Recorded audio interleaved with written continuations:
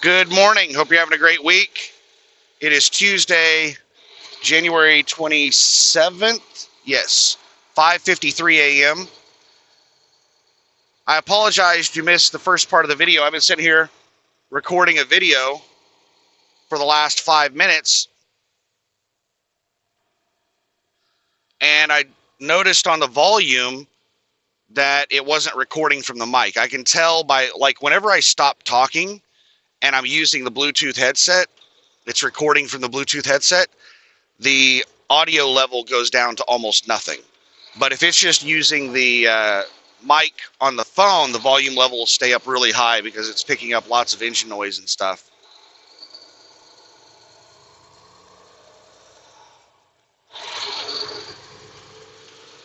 So it was not recording from the headset, so I had to restart the video. So you missed me pulling out of the Lowe's. So I just delivered to a Lowe's. I'm going to go ahead and get over in the right lane. I've been avoiding the right lane because, snow. Like right there where the side road has pushed a bunch of snow out into the roadway. But how did I deliver to Lowe's so early at 5:30 in the morning whenever their shipping and receiving hours are 7 a.m. to 4 p.m.? Well, I deliver to a lot of Lowe's, and I know that the shipping and receiving people show up for work at 6 a.m. And they load their local drivers from 6 to 7, and they don't start taking like regular deliveries, regular shipping and receiving stuff until 7 a.m. But they're there at 6. And I was planning on going up at 6 a.m. and trying to deliver the one window that I had to deliver for this place. I got there at 4:35 p.m. yesterday. So I missed their shipping and receiving by like 30 minutes. So I had to sit there overnight waiting for them to open back up. It was only one window. I just took it out of the back of the trailer and took it over to their side door. I didn't even deliver it through the dock. It was one 42-pound window.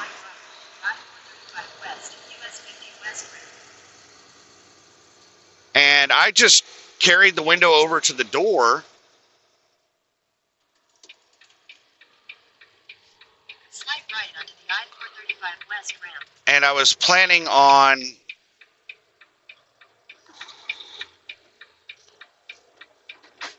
1,000 feet, merge onto I-435 West, US 50 West. All right, just a second here. Pretty sure all these people are turning, but they have the right of way, so I have to wait until they're all gone before I can make my right on the red. Excuse me.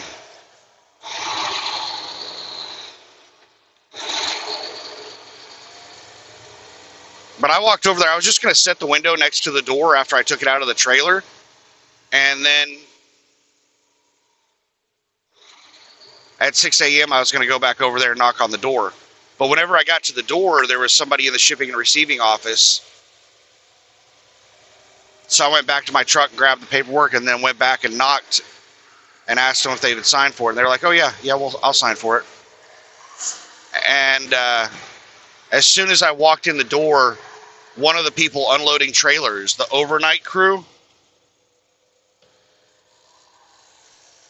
started ripping into me. Don't start doing this all the time. We don't normally take deliveries until after 7 a.m.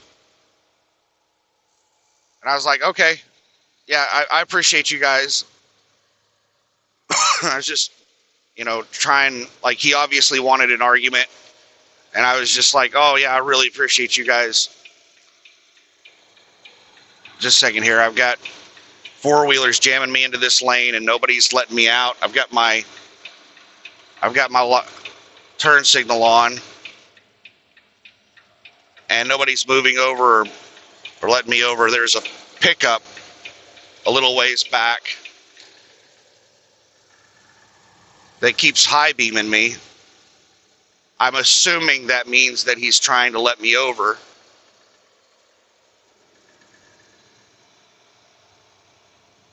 He's letting me know that it's okay to move over because he was staying pretty far back. But I appreciate him letting me over, but I don't appreciate him flashing his high beams at me really rapidly, just strobing them at me, blinding the hell out of me. Don't flash your high beams at people. But yeah, the shipping and receiving person, she was really cool. But the overnight crew, he just would not relent. Like, he had nothing to do with what we were doing. He was unloading a trailer, and I was dealing with the shipping and receiving person. And he just kept running his mouth about how normally they're not allowed to even open the door until, well, he started out at 7 a.m. And I was like, yeah, I really appreciate it. I know that the shipping and receiving people don't normally show up until 6, and they're usually really nice about taking shipments, early before 7. But, I got here last night. I missed you guys by 30 minutes. I just really appreciate you guys taking it so early so I can, get on with my route. Got like 26 deliveries across Kansas and Oklahoma. And I was hoping to make it to Tulsa today, but I don't think that's going to happen. I have a whole bunch of deliveries in Wichita. I said I'm running behind because of the weather. And then he's changed his tune from saying, they won't let me in until 7. And then he started saying, yeah, normally we're not allowed to open the door until 6 a.m.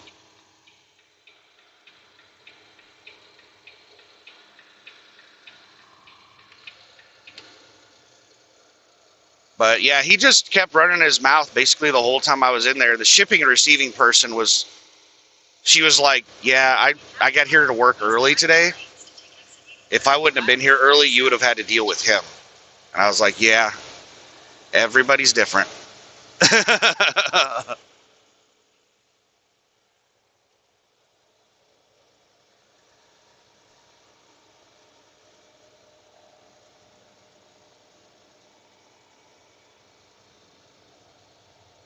right 2 lanes to take exit 83.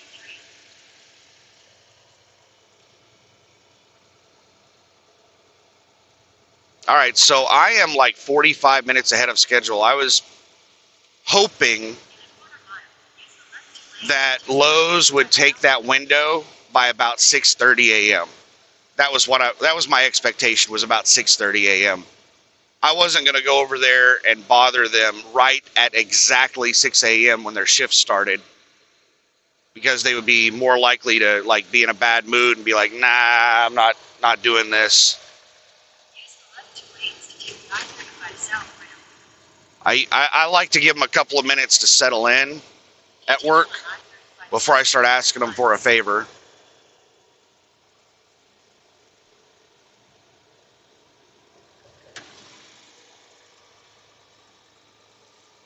So my next 3 deliveries, I have 3 deliveries in the Kansas City area. My next 3 deliveries are all in Olathe, Kansas. Just a second here. I've got a local driver merging on in front of me, and they're going to have to get over into my lane. They're going to have to jump a couple lanes, so I'm creating some space in front of me.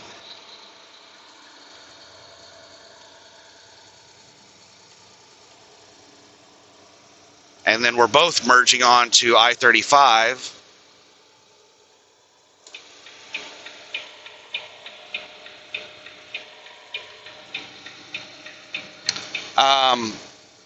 So I'm delivering to a Menards, a Lowe's, and a Home Depot. They all have different shipping and receiving hours. So Menards is anytime the store is open, and they open at 6 a.m. weekdays. So I'm doing Menards first. Lowe's is 7 a.m. I'm doing them second. And Home Depot is 8 a.m. I'm doing them last. And I'm hoping I'm at Home Depot right when they open up at 8 a.m. Home Depot will not take stuff early. Home Depot employees are like union workers. That's the mentality that they have. They have the mentality of union workers. They will not work a second earlier than they have to. They will not do, like, it's hard to get them to do what they're supposed to do. Like yesterday, Home Depot wouldn't open the door until like 10 minutes after 8.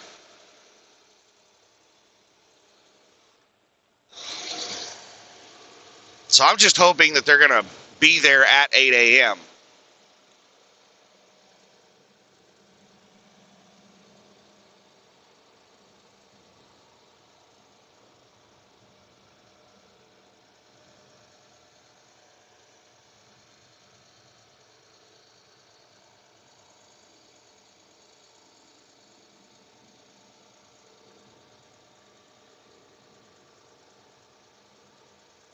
And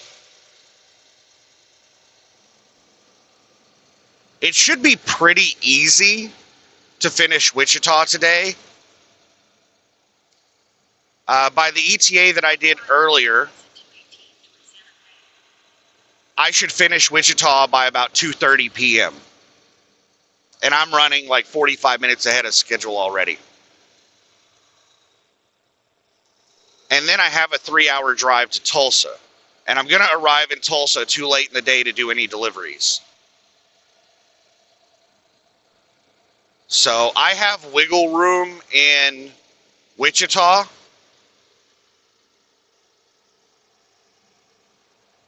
By an hour or two. I have a couple of hours of extra time in Wichita in case I hit delays.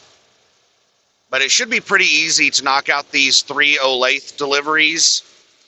And then I can't remember how many Wichita deliveries I have. And I'm including Derby in Wichita. Derby is just southeast of Wichita. I have one delivery to Lowe's there.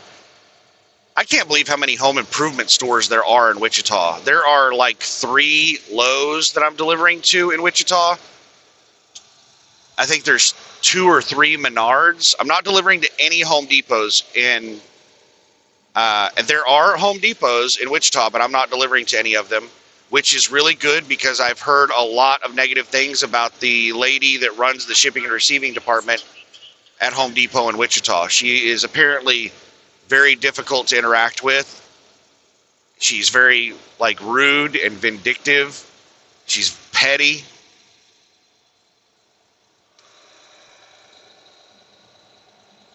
All right, we're exiting right here on Santa Fe.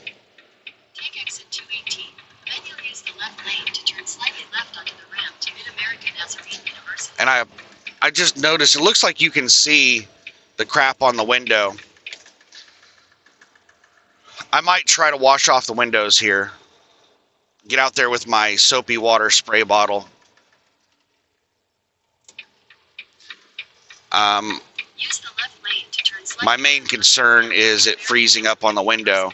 But if I run the defroster on the window while I'm parked, it should get the window warm. Oh, great. This is a Menards trailer, so this person's going the same damn place I'm going. That means I'm going to have to wait for them to go through the gate. And I might have to wait on them to get unloaded. Actually, you know what? They probably, I don't know. All right. It's really, I'm having to cut into the other lane. God, that four-wheeler was really disrespectful to that Menards truck. They just drove right alongside them through that whole turn. And the snow has got it to where you cannot make the turn in your own lane right there because you can't be far enough to the, you can't, like, I don't know. They did not plow all the way to the curb, let's put it that way. And Menards was pretty far over in the left lane, and that four-wheeler was just sitting right alongside of them. They wouldn't speed up, they wouldn't slow down, they just sat right alongside of them the whole turn. That was really stupid. So hopefully I don't have to wait on that Menards. Hopefully they're not going to the dock to get loaded or unloaded. But I suspect that they are. But luckily I can unload my own trailer. As long as they have another dock open, then I can just unload all of the windows and just have them sign the paperwork. You have arrived. Continue on West 135th Street for 2 miles. 2 miles, I make a right turn.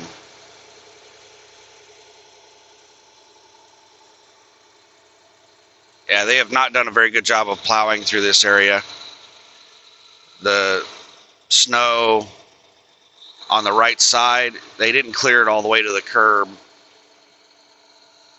Is this Menards in front of me? Did they get caught at that light?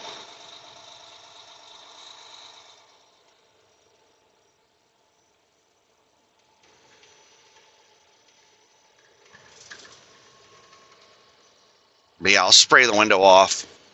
Planet Fitness. Who we got hanging out at Planet Fitness?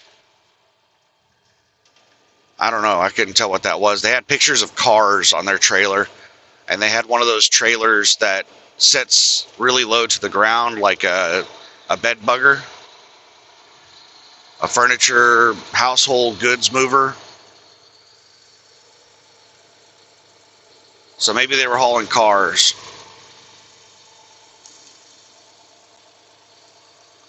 A lot of truck drivers take advantage of Planet Fitness and how nice they are. Planet Fitness won't run trucks out of their parking lot, so there's a lot of truck drivers that take that as, oh, they're okay with us parking there.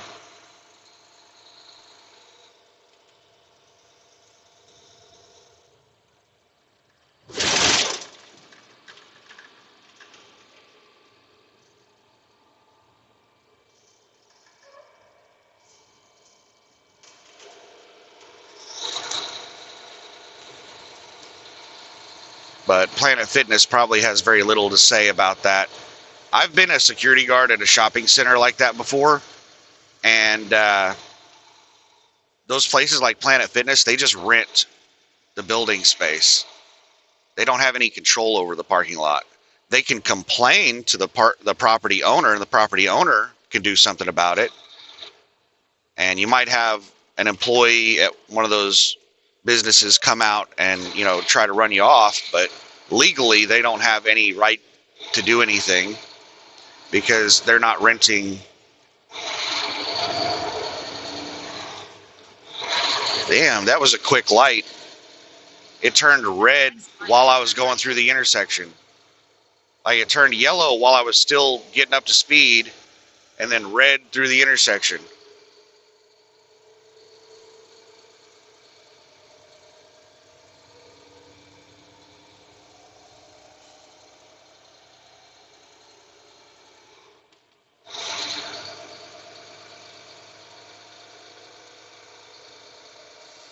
Yeah, they usually don't rent the parking lot space. The parking lot space is usually just considered like communal parking for all of the businesses. There's not one specific business that is in charge of any specific parking. At the light, turn right onto South Greenwood Street. Then you'll take your first left.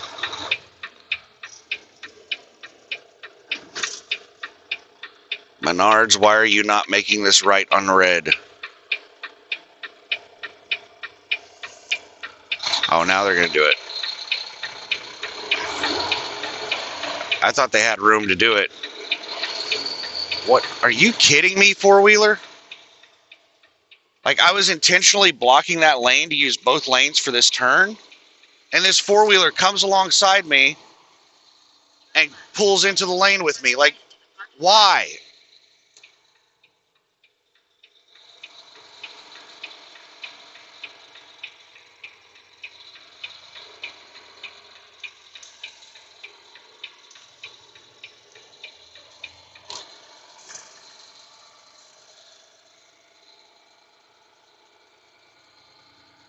What in the hell we got parked out here?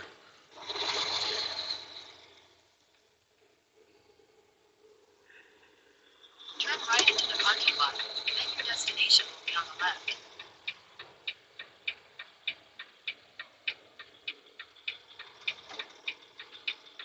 That's a Walmart. All right, they're just going to Whataburger. So there's a Walmart parked in the street so that he can go get food at Whataburger. He's walking across right now from Whataburger to his truck.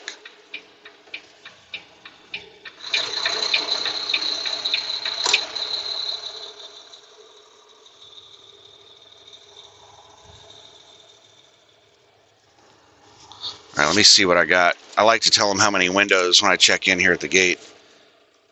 It is 6 windows.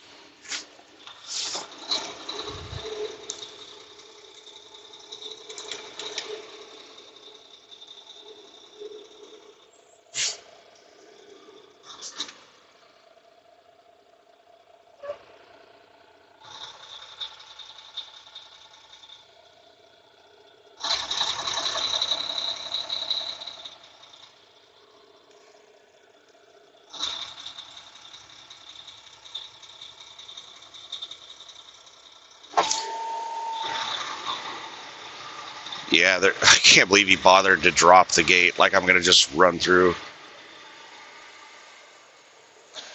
Good morning. Windows, 6 windows.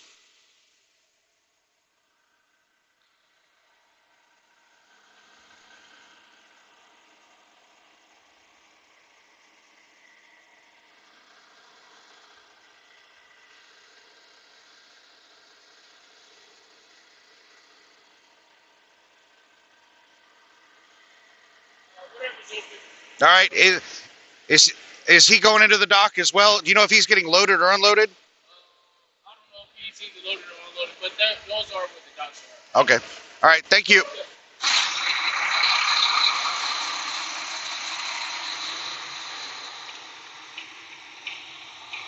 All right. They don't know anything about what that guy's doing.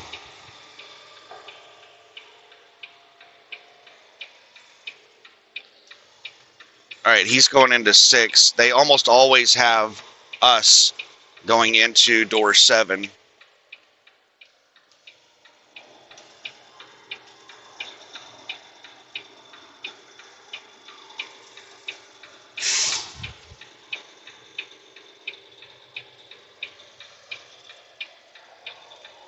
Let me take my seatbelt off.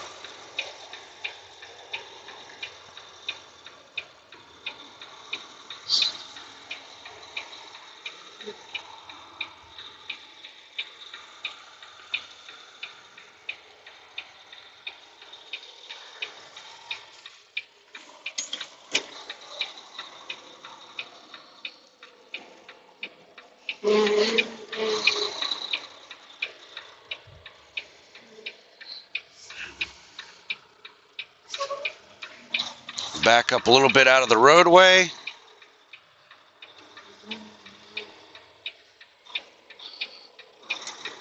And let me go pop my doors. I'll be right back.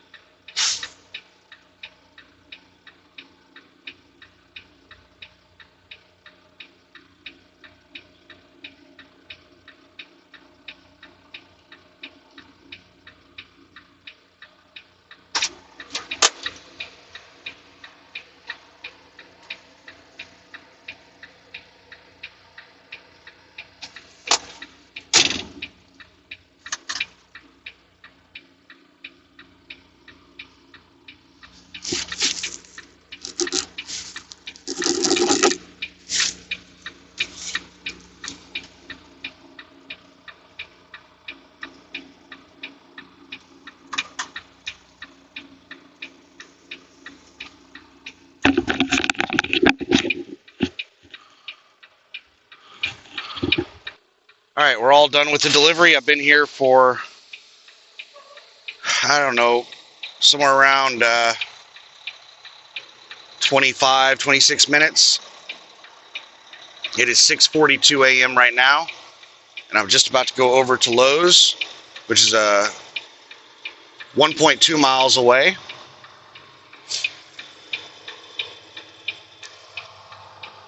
I don't normally like to drive with my doors open, but I don't feel like getting out there and closing the doors. Excuse me. So I'm just going to leave the doors open so that this guy can look in them, because I know they like to look in the damn doors.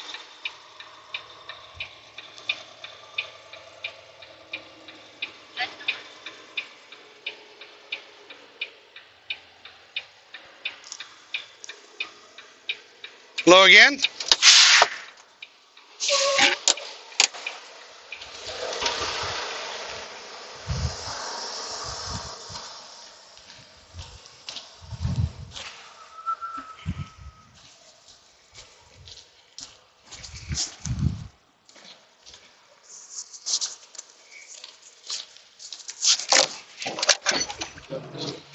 You can hop in and look in the truck if you need to.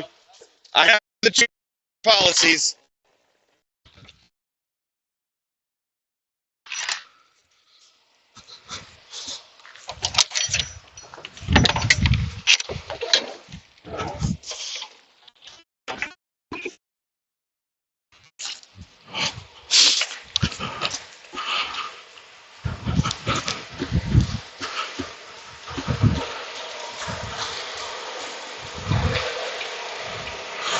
All right. Now let's get rolling.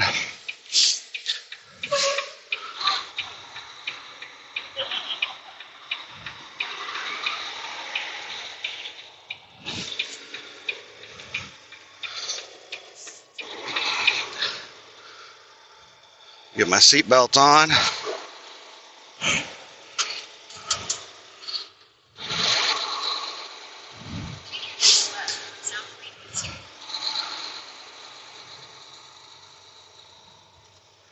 I'm not in an incredible rush because Home Depot doesn't open their shipping and receiving till 8.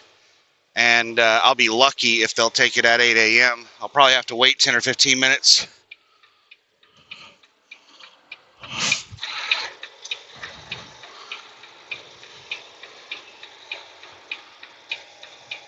And this is slushy ice that we're driving on.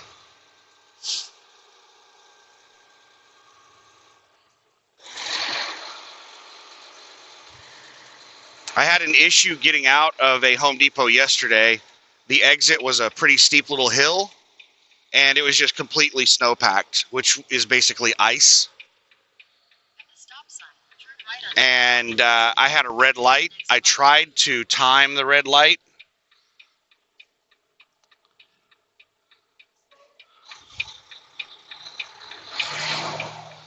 People are terrible at left turns.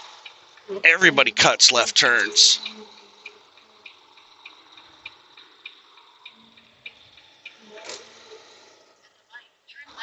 I tried to time the light so I wouldn't have to stop, but it was a really long red light, and I ended up having to come to a stop on the hill.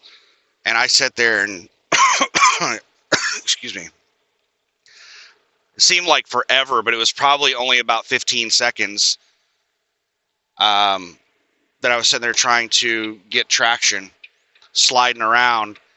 And then I finally got traction and started rolling, and the light turned red. And I just started honking my horn and just ran the red light because I wasn't going to stop and get stuck again.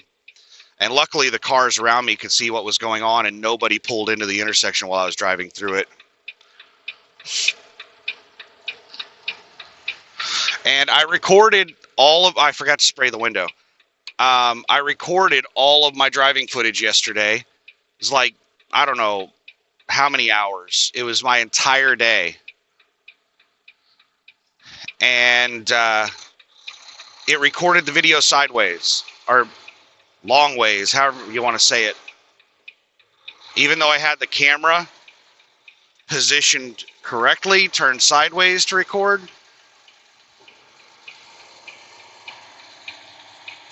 I don't know why I saw it send them coughing. It recorded the video like vertical. I don't know why it did that. I have no way of telling if it's recording vertical until after the video's over. And I tried to rotate the video, but in order for these applications to rotate the video, it basically has to create a new file. It has to go through and rotate every single image.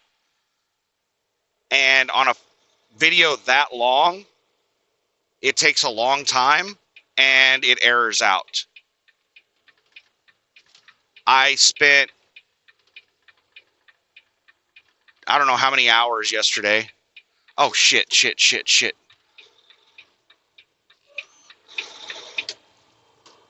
Oh, thank goodness. No four-wheelers got over in this lane. I'm sitting here talking. I'm not paying attention to where I'm going. I could have taken that. I could have taken that road. That road would have worked. This road takes me in the back entrance.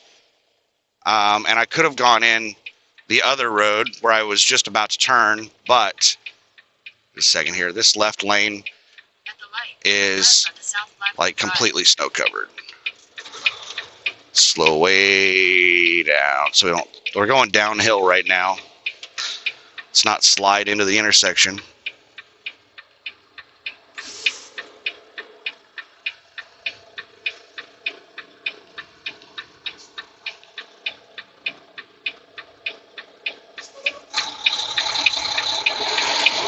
No. Slipped right there. It looks like snow, but it's melted and refrozen, so it only appears to be snow. Everything that looks like snow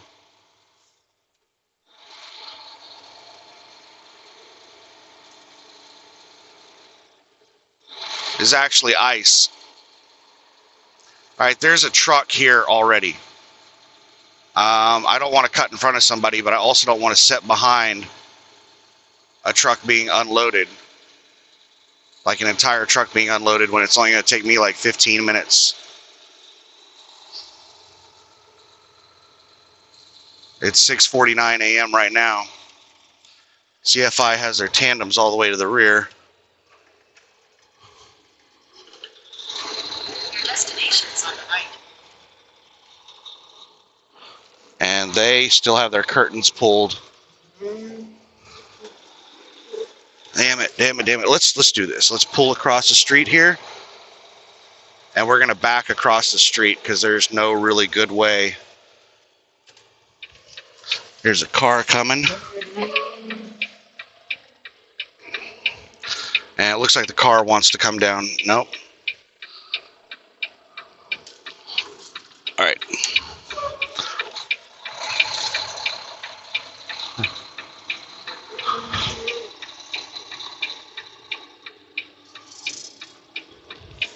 Let me see. Which I can't even remember which direction I'm wanting. Okay, I'm wanting to go way over to the left.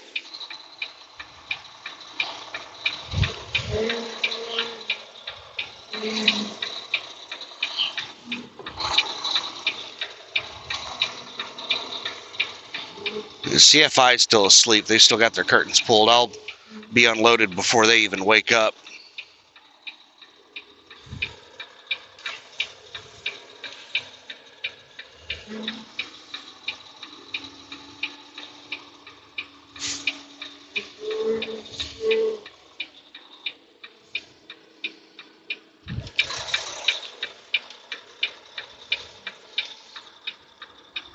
They've got stuff piled right here in front of the damn dock door. I can't get over to the right. Let me go open the doors. I'll be right back.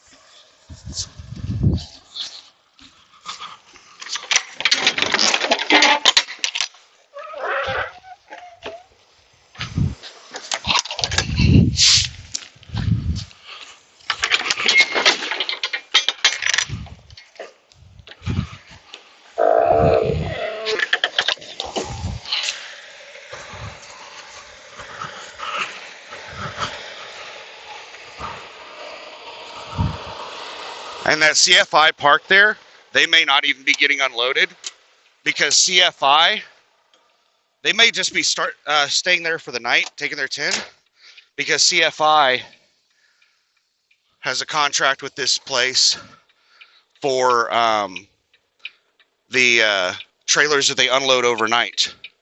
So what these CFI drivers typically do, you see that crap that I had to avoid right there, parked right in front of the dock? They do drop and hooks. And they're floor-loaded trailers that take all night to unload.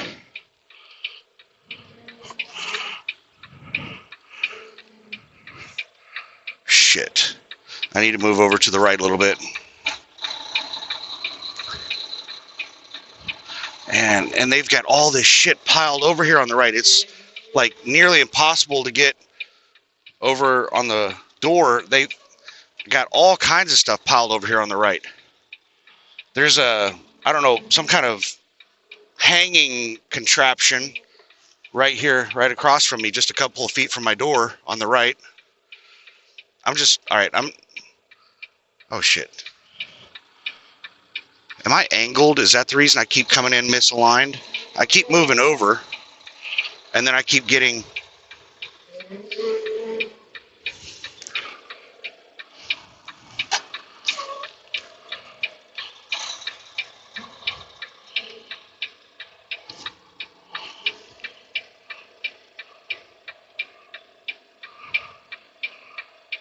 All right, we're just going with it right here.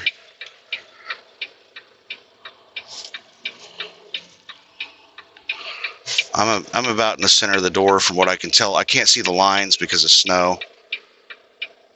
But yeah, CFI probably did a drop and hook, and then they just took their 10-hour break here. All right, we're bumped. All right, I'm gonna pause this, go unload.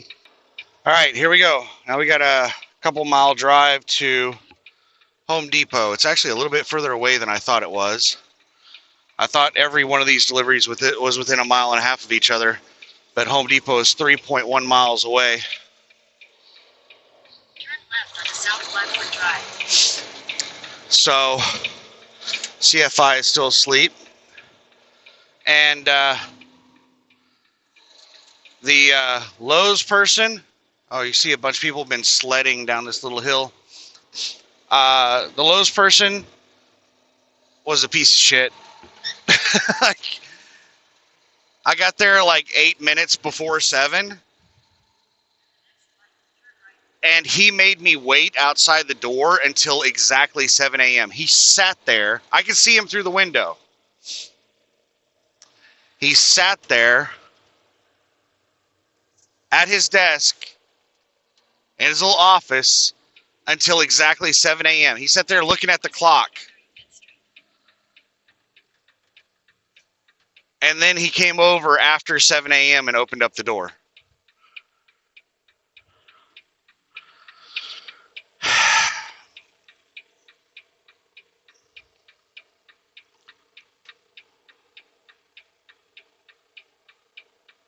Cars, if you couldn't tell, I was trying to block that lane so that you wouldn't get alongside me like you're doing right now. But these cars went into oncoming traffic to block me in.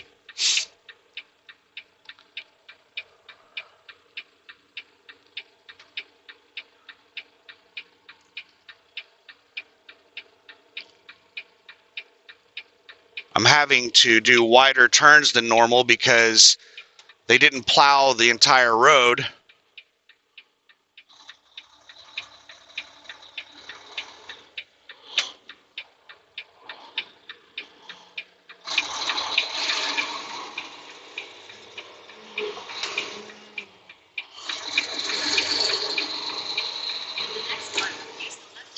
I can't tell where in the hell the curb is at. All I can see is the edge of the snow line. And I went over the edge of the snow line right there. I don't know how far the curb was from that.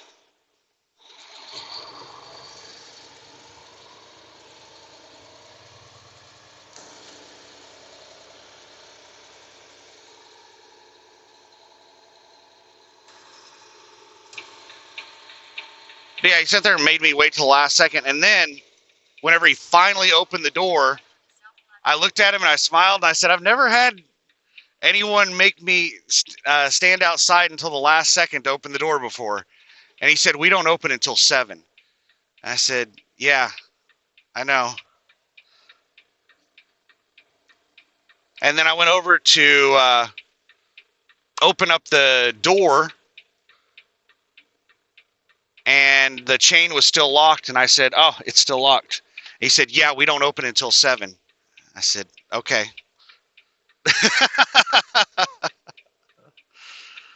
I don't get some people. Like, I can understand, like, if he's not there or if he's busy or something like that. But for somebody to just sit there in a chair while I'm standing outside the door and just sit and wait until exactly 7 a.m. to open the door, like, I don't understand that mentality. It's like the mentality of the people that whenever I get there, I'll have people that will stand at the back of the trailer and watch me unload. I can't understand somebody like that. Like somebody that's supposed to be working, supposed to be doing something, and they just sit there and watch a coworker do all the work and do nothing. I can't wrap my mind, like, even if I'm not supposed to be helping somebody do something and they're working and I'm just standing there doing nothing, it's hard for me to not help them if it's something that I can help with. Like if they're sitting there doing a report on a computer, that's not something I can help with. But if somebody is sitting there like trying to move a couch by themselves and I'm just standing there 10 feet away doing nothing and I'm not disabled or something, I'm fully capable of helping them, it's hard for me not to help them. So I can't understand why somebody that's supposed to be helping me, like, I don't understand how they can just sit there and not help me and watch me work. And that happens at almost every single delivery.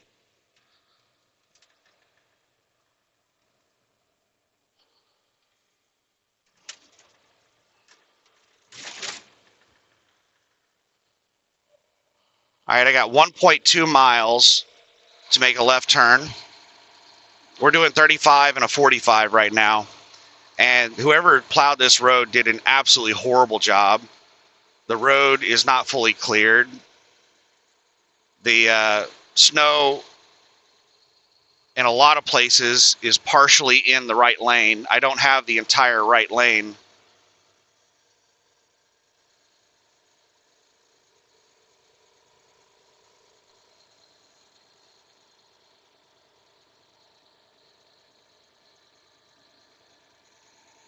I talked about this in the last video a lot because I experienced it a lot, but I may never end up uploading that last video because it was, did those two, oh, no, never mind. I thought this was a light here at this intersection, but it's a little bit further ahead. Little optical illusion right there. I was like, did those people just run that red? All right, I'm going to go ahead and get into the left lane, and a four-wheeler just popped up out of no damn where. I'm going to wait until after this light, and then I'll get in the left lane. I think it might be the next light that I need to make a left. Hopefully traffic doesn't stack up around me at this red light. But one of the things I experienced a lot throughout this snowstorm are snowplow drivers that are really bad at their jobs. Like, there's a huge difference between a good snowplow driver and a bad one. You can be, like, between Garden City, Kansas and Oakley, Kansas, there were obviously two different snowplow drivers working the road. There was a snowplow driver working the road.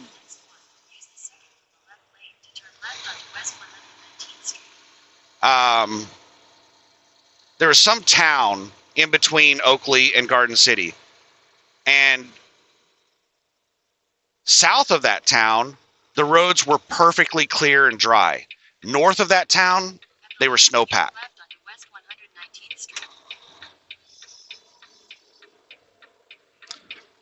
I think that was in my last, I think I uploaded that driving video. But I dealt with that throughout this entire drive. There'll be city streets that are perfectly clear, completely dry, and then city streets that are perfectly snowpack. There'll be sections of the interstate that are snowpack and other sections that are perfectly dry. And then it'll go back to, it'll go like dry, snowpack, dry. You can tell that like this is the line where there's a different snowplow working this section of the road. You can tell based off of like what kind of job they're doing on the road. And there are some snowplow drivers that are absolutely amazing. And there were roads that yesterday and the day before that were just and completely dry roads. They even, the shoulders were dry, everything. Just a second here.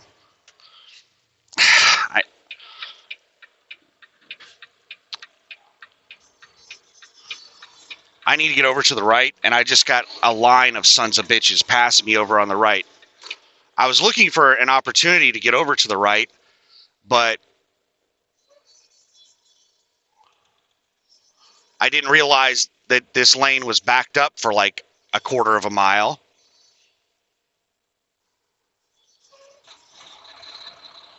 All these people are getting on the interstate. I need to turn before the interstate.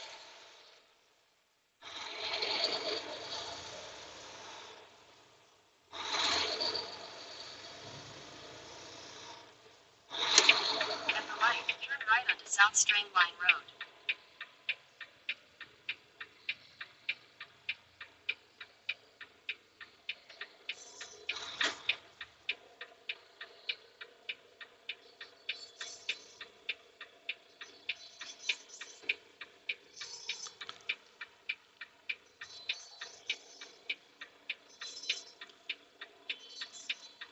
I'm not sure exactly how long I'm going to record, but I don't plan on recording the entire driving day because I haven't had much success uploading those videos.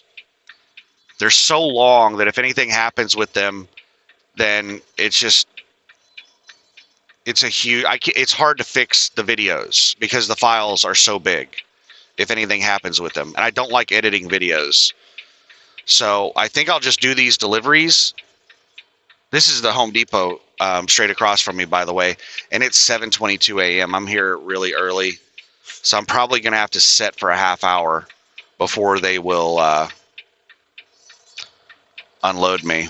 Well, sign the paperwork. Let's not get ahead of ourselves. They are not going to help me unload. Traffic is starting to stack up to the left of me because all these people are going to hop on I-35, but they're going to pass me on the left and then cut over. And I'm just going to have to drive up over the snow because I can't take up 2 lanes here.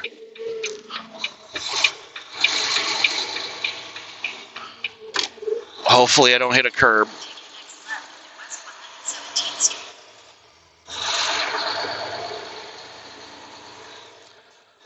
All right, we're going to go through the light, or we were going to go through the light.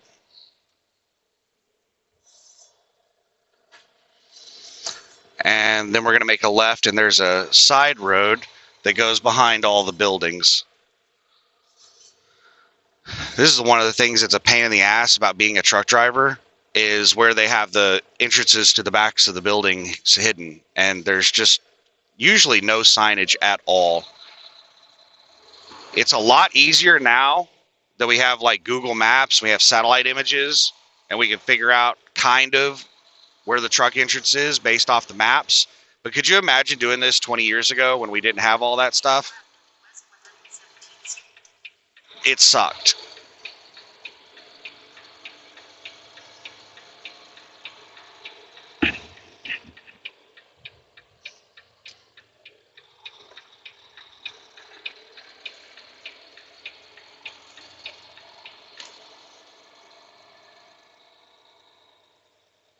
New vehicle transports. Park on street.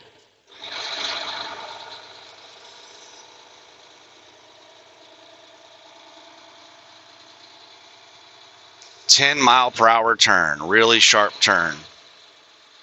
And right here is where I'm going to make a left to go to the back of the building here.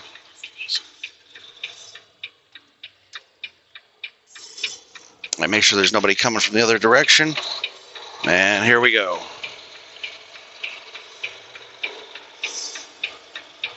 And right there is the dock.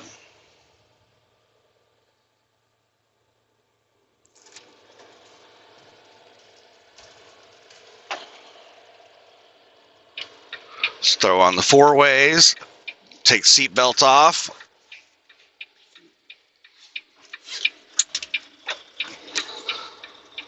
And spin.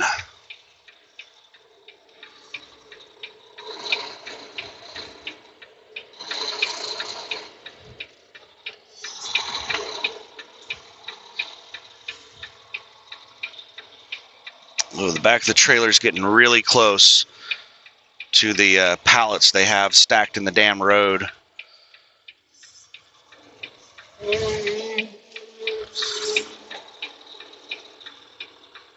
Got to be really careful about your trailer swing when you're pivoting like that, because your trailer will just pivot, and then you have like that 10 feet back there in the back of the trailer just swinging out. All right, I'm going to go open the doors, be right back.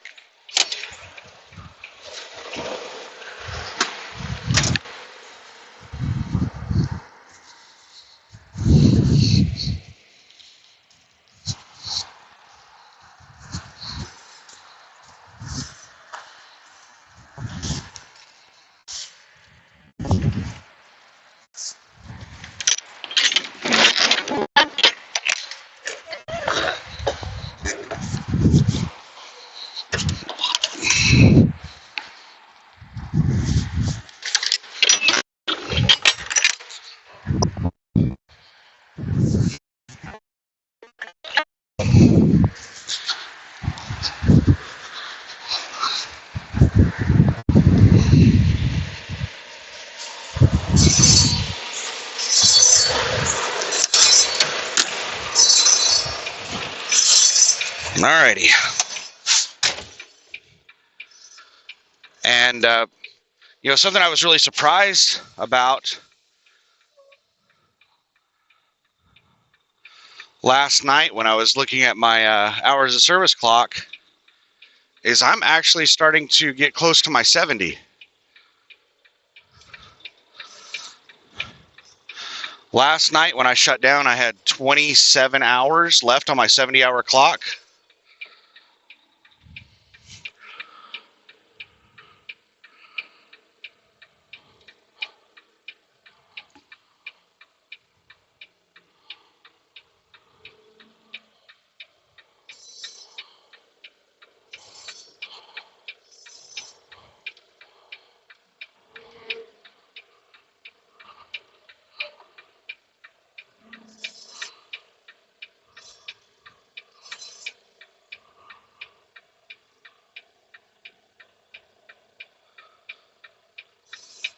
And for those of you not familiar with trucking,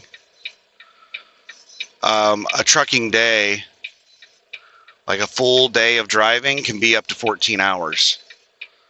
With you can only drive 11 in a drive shift, but if you include on-duty time and everything, you can do a 14-hour day. So I don't have enough hours to do, long days, 2 days in a row. I'm going to be doing deliveries for the next 2 days. But that shouldn't be an issue, because the limiting factor on my deliveries is not my hours of service. It is store hours. I have a short window every day that I can do the deliveries. All right, so I'm going to pause this and go and check and see if they'll deliver me, if they'll let me in early, or if they'll answer the door. Ask them like what time are you going to make me wait until exactly 8 a.m. or what's the deal? So I'm just going to go check and see. I'll be right back. All right, this guy was absolutely awesome. A rare one among Home Depot. He opened the door before I even made it to the door. He said he saw me coming in. He was in the garden center. And I was like, "You're going to let me in early?" And he said, "Yeah." I said, "Awesome." I was like, Home Depot is usually like, they won't let me in till like exactly 8 a.m. And I told him what the Lowe's guy just did to me. And he's like, no, I got here at 6 a.m. I was like, oh, that's so awesome. And he also got in the trailer and was like he was taking charge and he was going to do the unload all by himself. So stereotypes exist, but there are exceptions. Not everybody fits into that group or that category.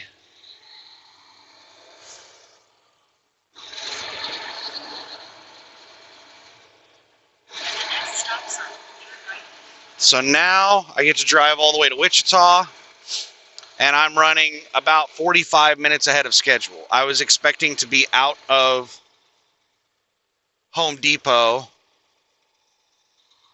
by about 8:30.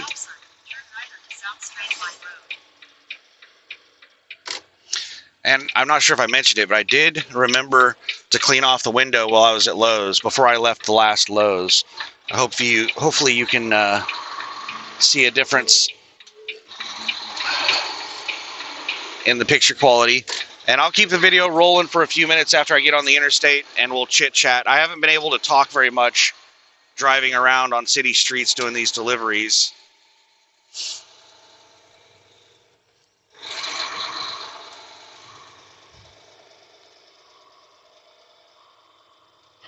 Turn right onto West 119th Street.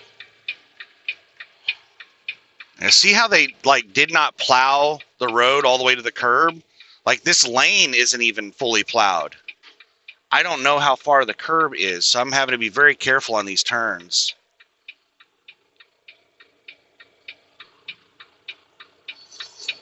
I can see a drainage on the curb right there. It looks like the curb's like 3 feet over from where they plowed.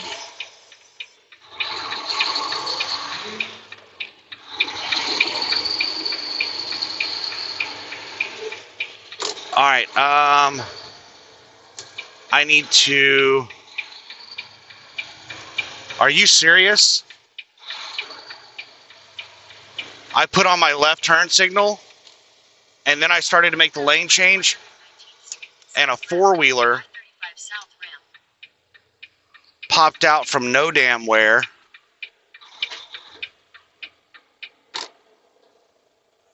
I don't know if it's a double left turn. It just says 35 south in this lane. It's going to piss me off if I get up there and it's a double left. Like, signage is so bad on these roads. They don't give you enough information. This is the reason we have so many people at the last second. Like, every time you get to, like, some kind of interchange or exit or something like that, that's the reason they're so, like, backed up, is because this, well, that's part of the reason, is because the signage is so bad. A lot of people just don't pay attention to the sign, so a lot of it is stupid people. But another big part of it is, all right, we're going uphill, and there's icy spots on the road, so I'm getting a little bit of traction loss. It's pretty steep grade.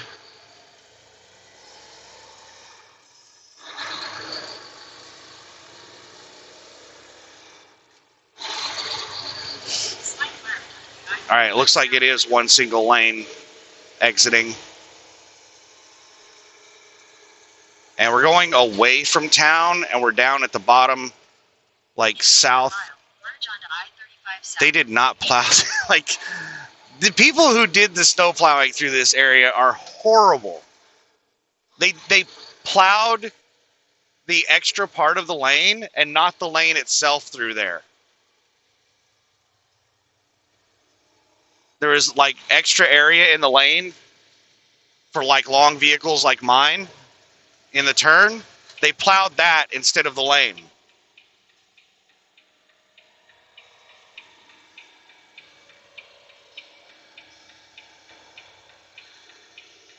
But yeah, traffic should clear up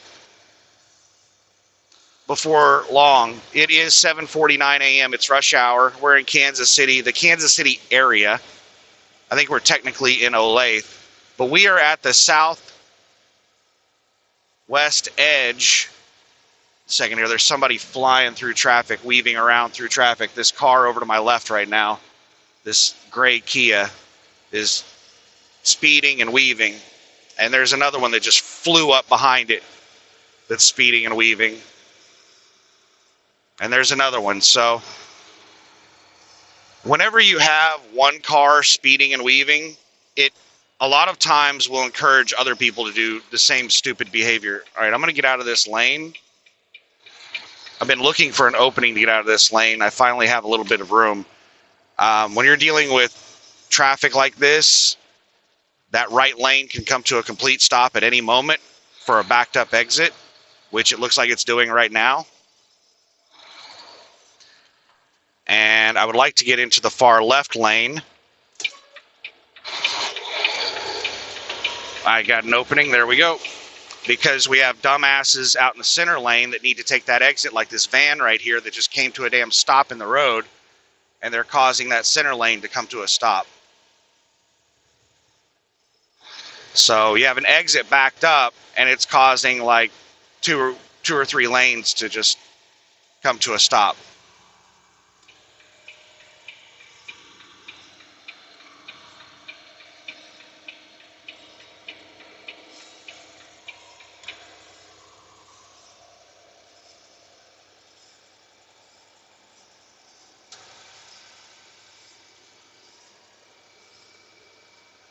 The traffic is clearing up going away from town. Going into town sucks. That's one of the reasons I wanted to get as far into my deliveries as I possibly could yesterday, so that I could get over here in the Olathe area. So I would be at the edge of town. So in the morning, during morning traffic, I wouldn't have to be driving around in the middle of town. I mean, there's lots of reasons why I wanted to get as many deliveries done yesterday as I could.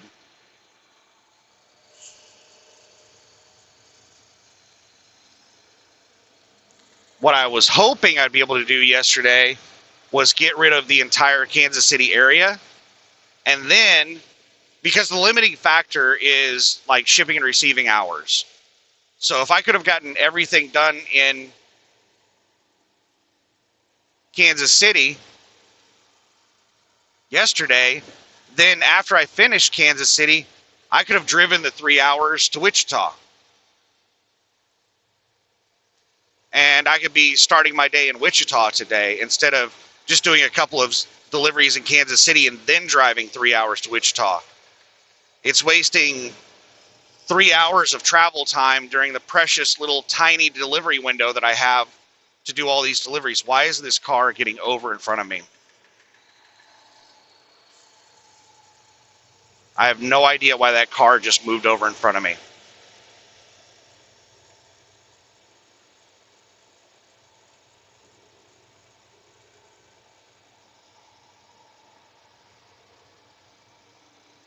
Maybe it's a local and that right lane is ending and they know it's about to end. I have no idea. There could be a good reason why they just moved over in front of me.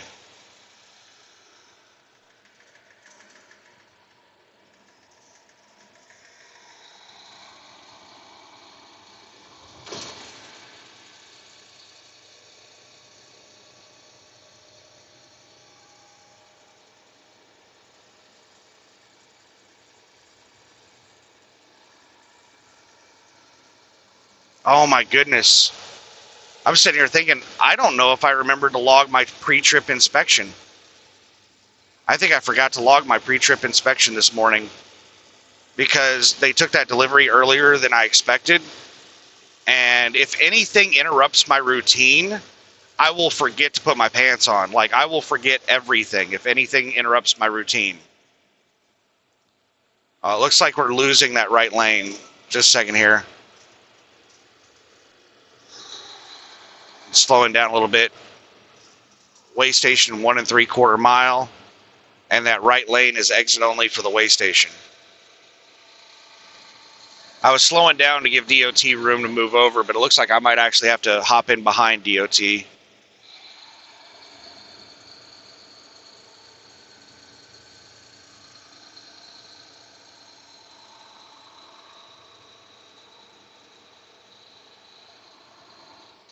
So I'm going to get over in the right lane so that I can get picked up by the transponder and any kind of weigh in motion stuff.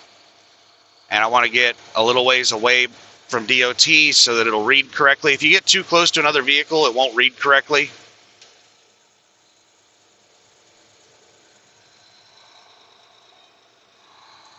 Pull in unless closed.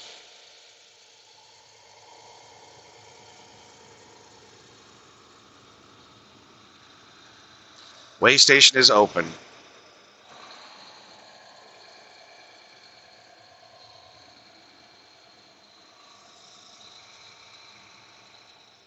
Just 5 minutes of my life wasted rolling through a damn way station.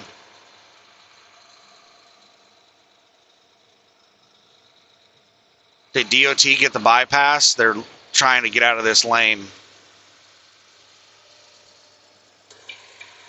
I'm going to put my signal on, letting people know that I'm not getting out of this lane. I'm taking the exit.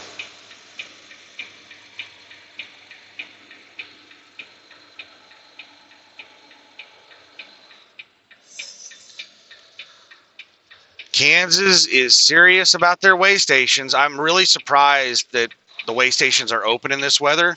The way station on I-70 was open as well outside Kansas City. I was surprised that it was open because that was like Sunday morning when the roads still weren't very clear.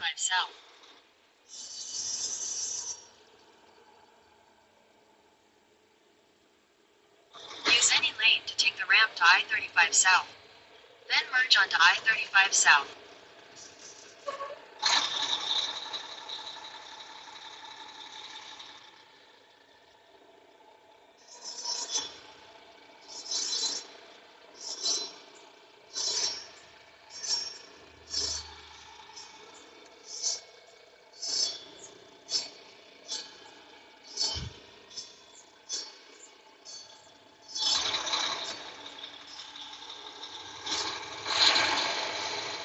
All right.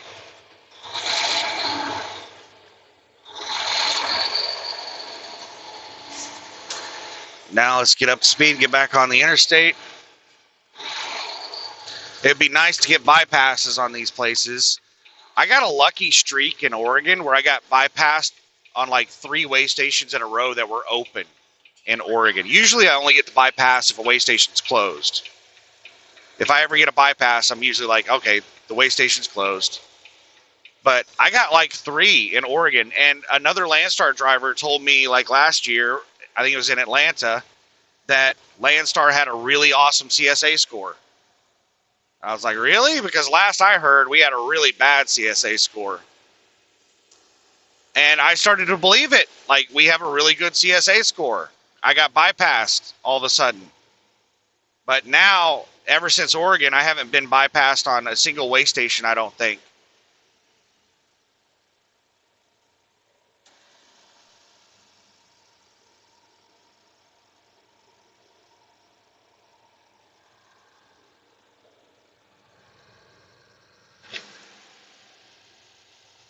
Still getting up to speed. 67, 68. Yeah, just start coming into my lane while you're still passing me there, Lexus. 69.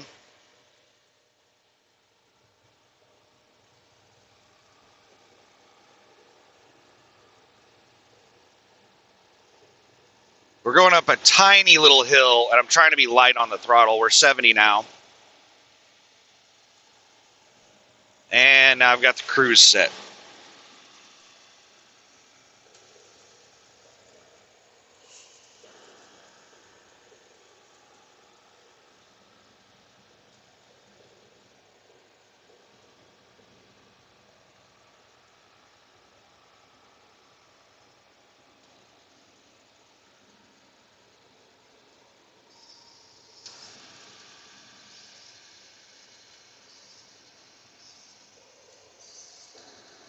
Traffic should drop down a lot once this becomes a toll road.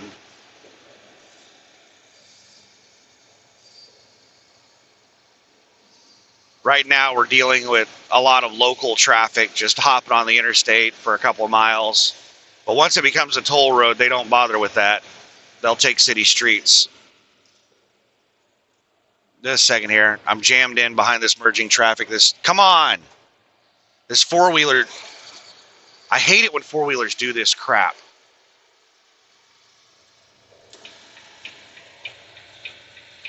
This four-wheeler, this little Kia Rio right here, flew up on me.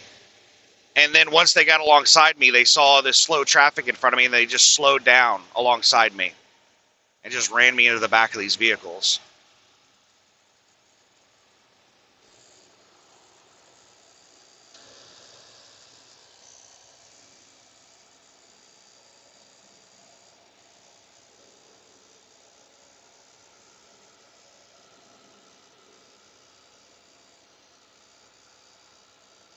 Oh, am I going to get to return the favor?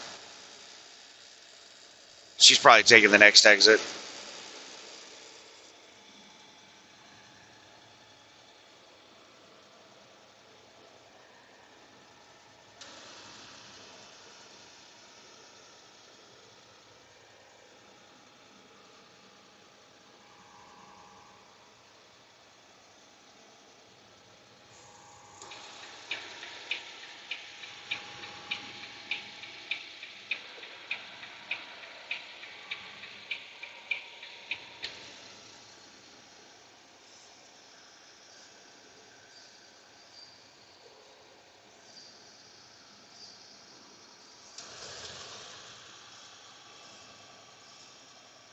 But yeah, I was pretty much, I think I finished saying everything I wanted to say about CSA scores. I have no idea what Landstar's current CSA score is. If anybody knows what it is, I am curious. I think satisfactory is 60%. And when I first leased on to Landstar, we were barely above satisfactory. We were like 62 or 65%. And whenever I went for my follow-up orientation, Landstar makes you do a 90-day orientation,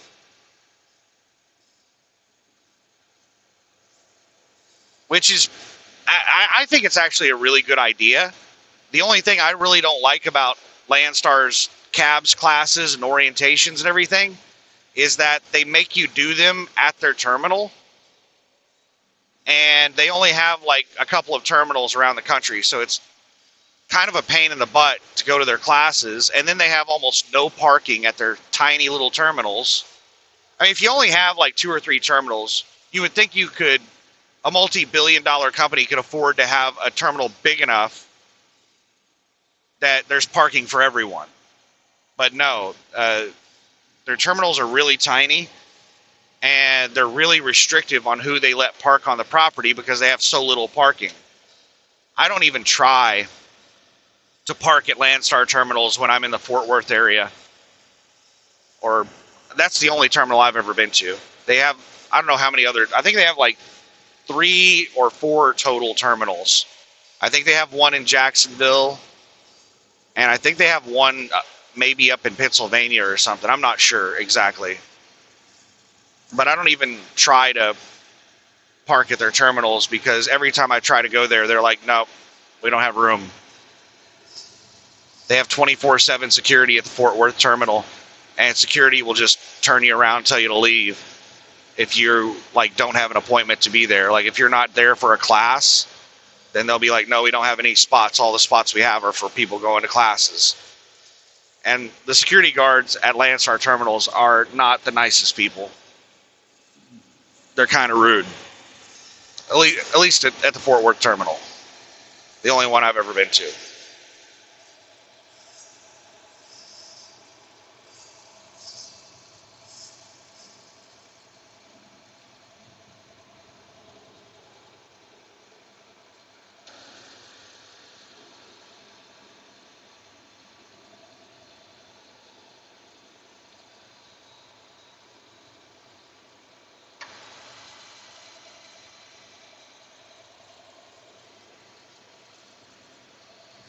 All right, just a second here. We got somebody merging on. I got a 4-wheeler coming by me.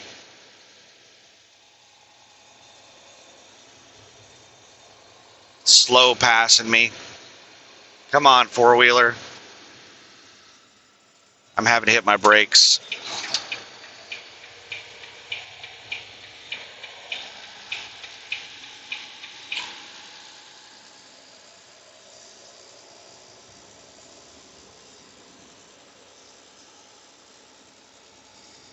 Every time I need to get in that left lane, I got some four-wheeler sitting over there camping out.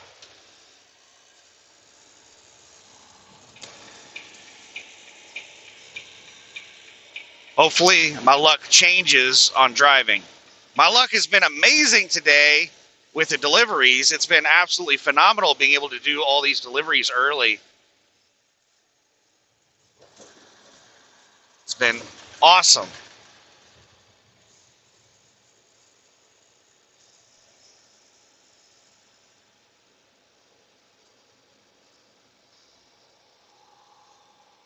Let me get a soda.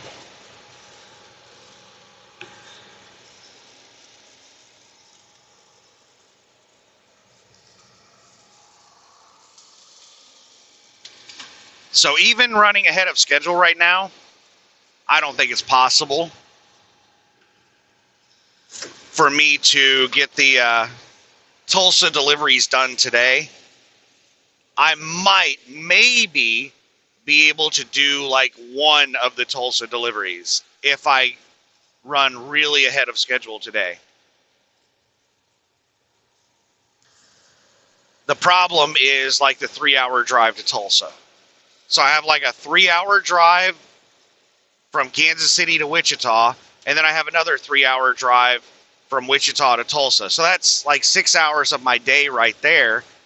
And I only have a window from 7 a.m. until 5 p.m. to do deliveries. So I have like, what is that? Is that 10 hours? I have a 10-hour delivery window, and I'm using 6 hours of that to drive today. So that only leaves 4 hours to do, I don't know how many deliveries. We just did 3 in Olathe. And then in Wichita, I think I have 6 or 7. Let me figure it out. So the last delivery in Olathe was number 15. It was 15 total deliveries to finish Kansas City. I have 26, just a second here. I've got a big truck riding my ass. All right, I'm not going to get run into the back of Butler. Butler's going really slow. I've got a big truck riding my ass that's wanting to pass any moment. They're way too close behind me. And then I had a four-wheeler that the truck behind me just cut off.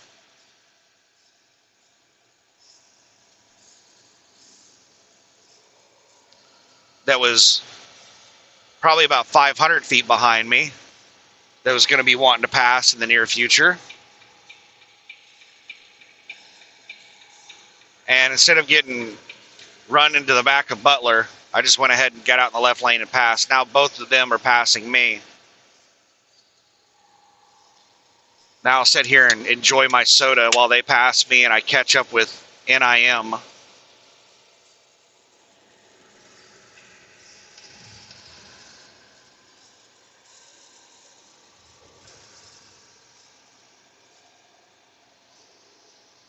I'm going to have to brake. These guys are taking a while to pass.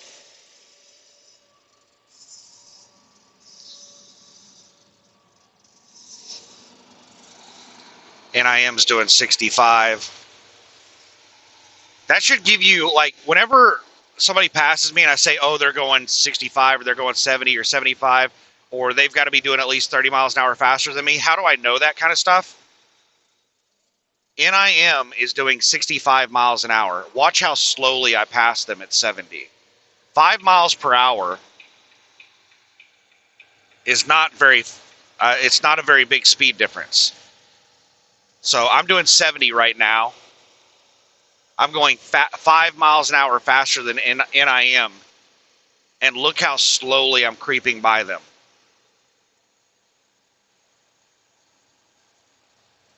I mean, it's a steady pass. I'm not snail racing, but I'm not flying by them either. When somebody flies by me, they have to be doing a minimum of 10 miles an hour faster than me.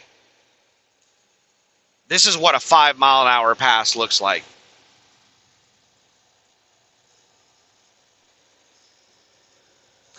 That's how I estimate speed. Is I know approximately what it what the passing, like how fast you pass someone based on the speed difference.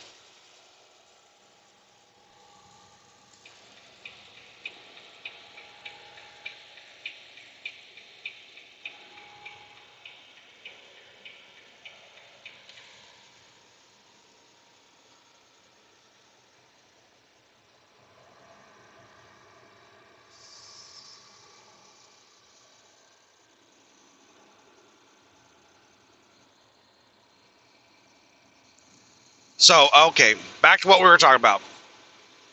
I remember that it was 15 total deliveries to make it through Kansas City. And I have 26 deliveries.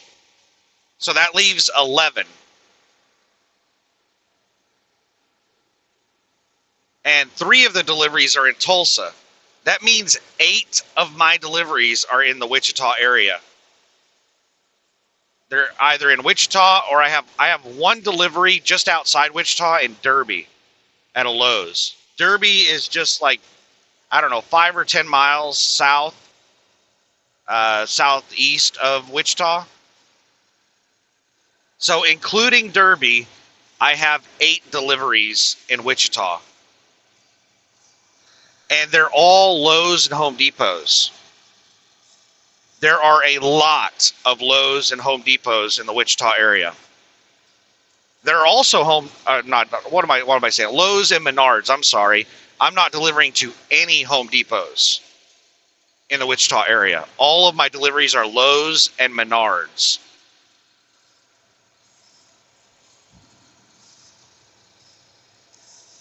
And I'm delivering to 8 stores across the Wichita area.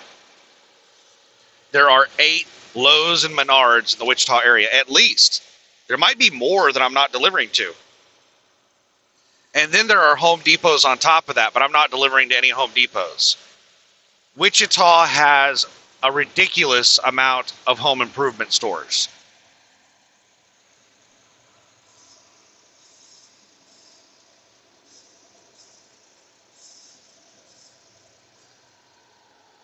Wichita is not a very big town, not a very high population city.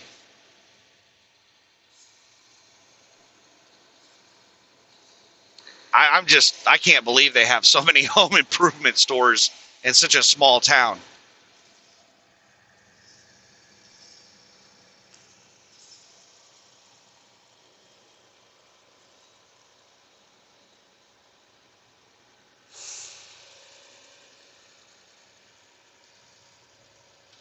Got 147 miles until I get to the Menards on Tobin Street.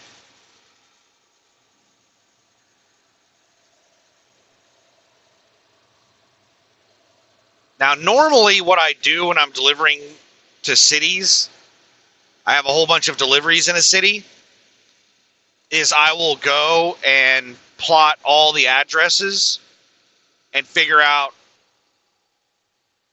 where I'm going to go. I'll do my own routing in cities. But for 2 reasons, I am not doing my own routing. I'm just going to follow the delivery schedule across Wichita. Number 1 reason is I just completely forgot to do it. I did not do it last night. And I don't want to spend 30 minutes to an hour doing it right now.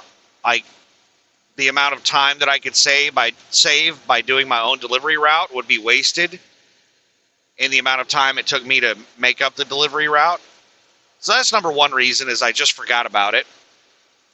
Number 2 reason is that I have some really big deliveries in Wichita. And the way the trailer is loaded is supposed to be according to the delivery schedule. So if I start going out of route whenever I have some big deliveries, then it can make it to where I have to move a lot of windows out of the way to get to that that particular delivery. So doing them in the correct order, it should make it a lot easier to unload.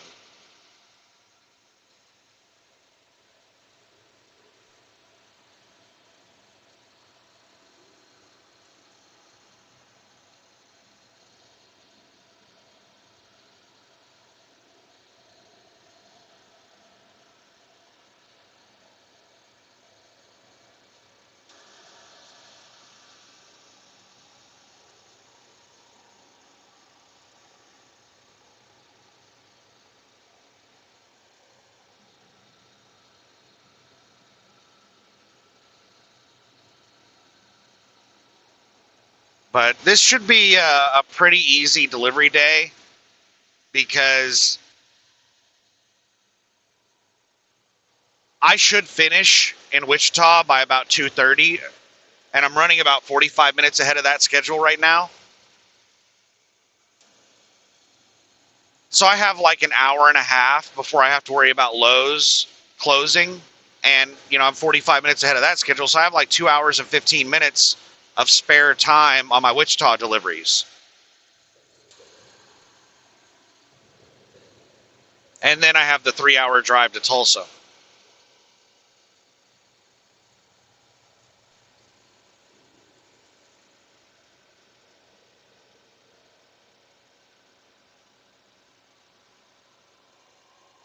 So I'll just be finishing out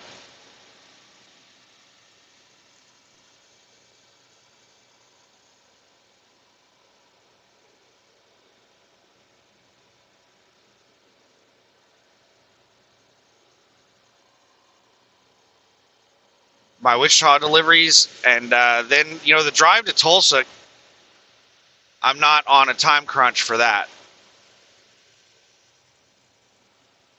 The only thing that really matters on the drive to Tulsa, aside from my 14-hour clock and my 11 o'clock, which should not be an issue, the only other thing that matters is being able to take a 10-hour break when I get there before I start deliveries in the morning. So in order for me to be able to take a 10-hour break, I need to be shut down by 9 p.m. And that means that I need to be leaving Wichita by 6 p.m. I should be out of Wichita long before 6 p.m.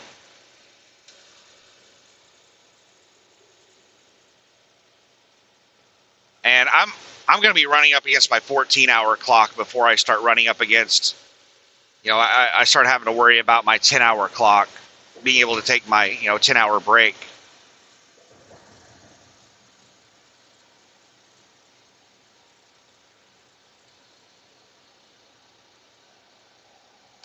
But yeah, I'm running way ahead of schedule. The appointment schedule has me doing 2 deliveries in Wichita today, and that's the end of my day. I should be able to finish all of Wichita today.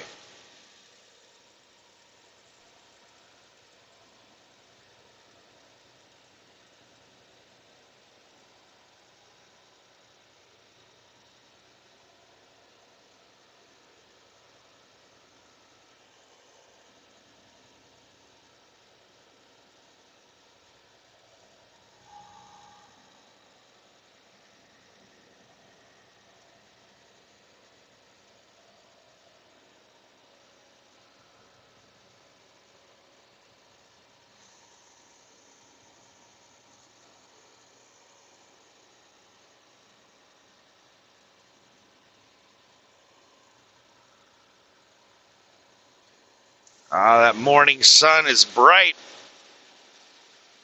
We're turning toward the south, and I'm getting that sun in my a lot more of that sun in my window.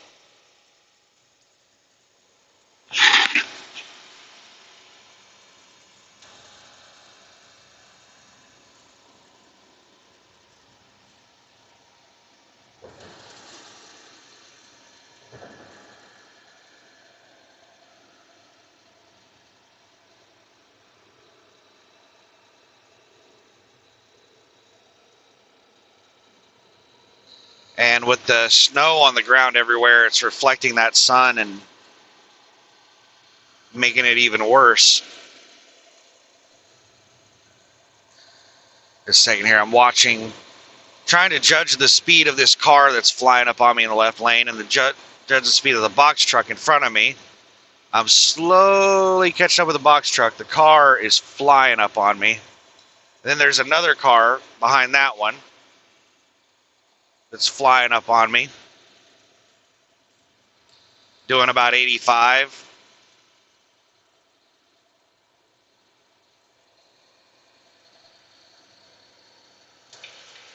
Speed limit is 75. I'm doing 70.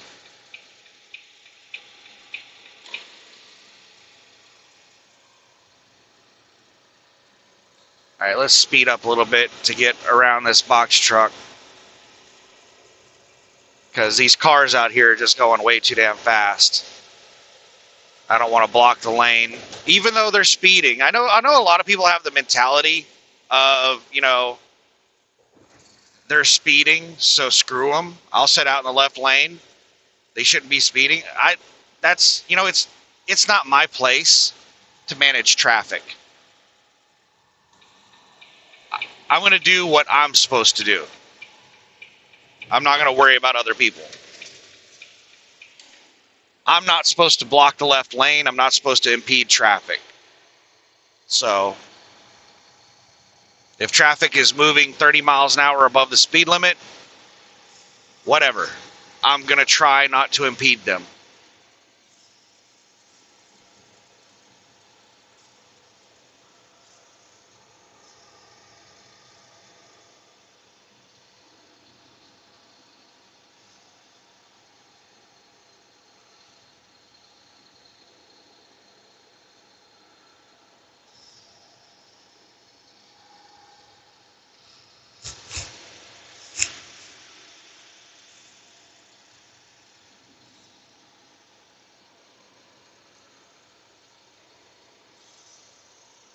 I think it might get above freezing today.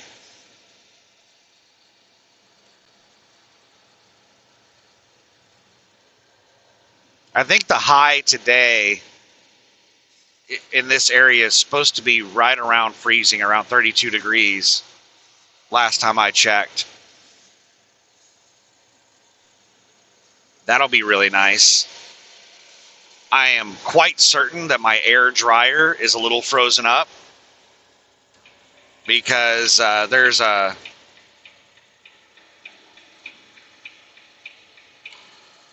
vibration and a noise coming from the area where the air dryer is at.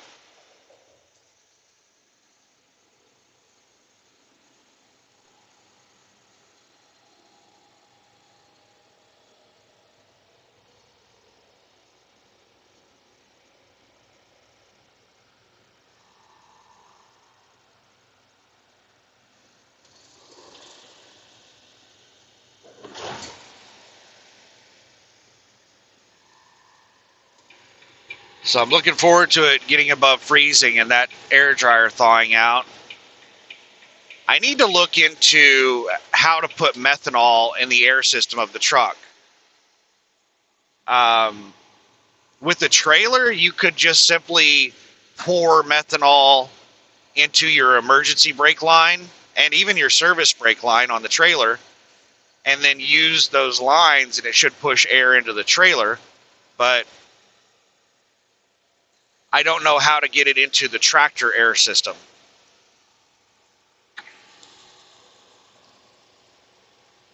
I think it requires some special equipment, and I think you also need an air line to push it in. So I think you hook up an air hose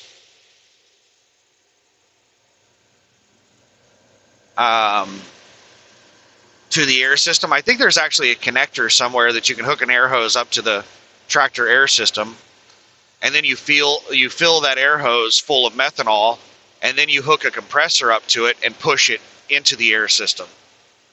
Like, I can't do that kind of crap. I could probably figure out a way to do that. I could hook up an air line to the emergency air. I do have an air line that I can hook up to the emergency air system. So if I got an air hose to hook up to that connector, then I could hook up my airline up to the emergency airline, release the trailer brakes, and use that to push air into the system. It basically just recirculate the air throughout the system. I need to look into doing that. I need to look at getting the equipment necessary to do that. The only other way I know to get methanol into the tractor air system is to take the air dryer apart and dump methanol straight into the air dryer and then put it back together. And I don't know what the process is. I don't know how difficult it is to open up the air dryer.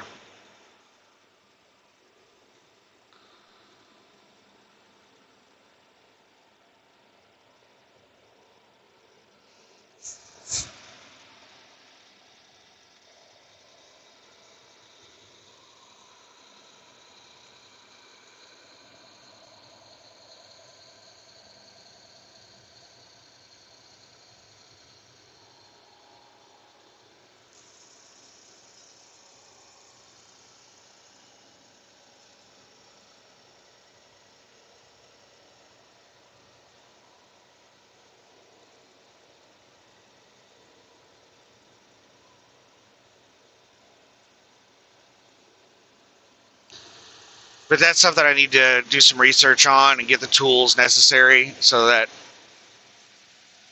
I don't have these issues with the air dryer freezing up anymore.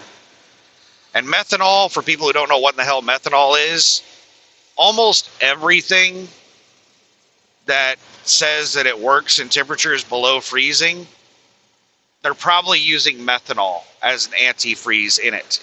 Methanol is probably the antifreeze ingredient in that.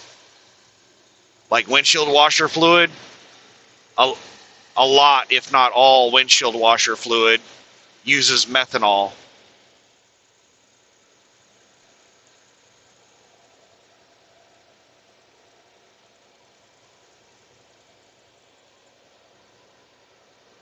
I don't know if your engine coolant uses methanol as the antifreeze component.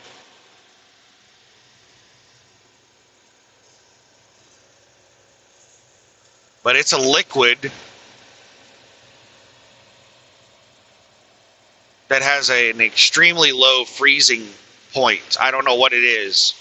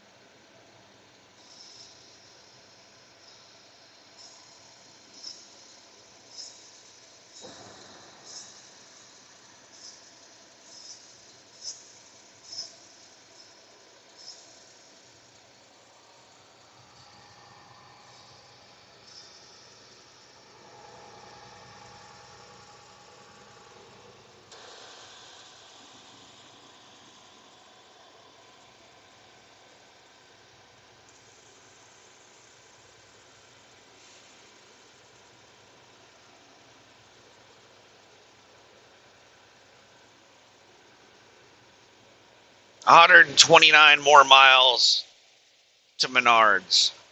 This very first delivery in Menards in Wichita, let me double check. I think it's 29. Yeah, 29 windows that weigh almost 1,200 pounds.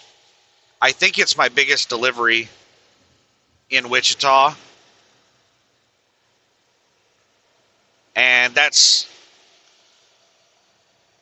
part of the reason that I'm doing them in the delivery order, is because I have some big deliveries.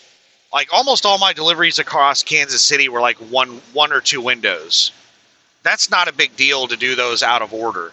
But to do deliveries out of order that are like 29, 15, 11 windows is a lot of windows. They take up quite a bit of space.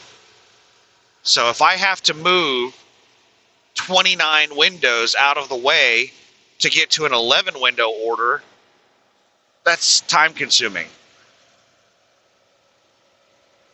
It can make it very difficult to find windows.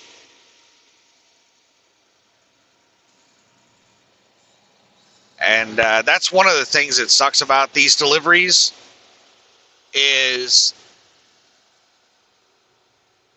finding the windows. Like I wasted around 5 or 10 minutes at one of the deliveries this morning. I can't remember which one it was. Was it? I think it was the Menards. I think it was my very first delivery at Menard. No, my first delivery was at Lowe's. Yeah, it was. I think it was my Menards delivery. Yeah, it was my Menards delivery this morning. So I found one of their. I think it was 8 windows I delivered to them, and I found one of their windows pretty quick.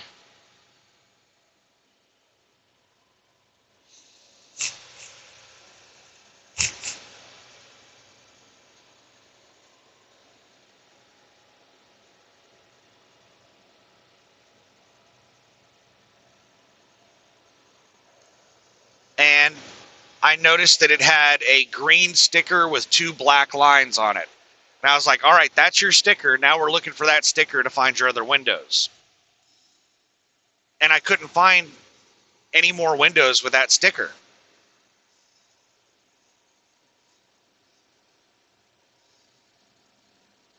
And we looked around for, like, I just started looking in stacks of windows and looking at all the addresses. And then I went to just unload that one window that we found, and I noticed that it had other stickers on the other side of it that were just solid yellow.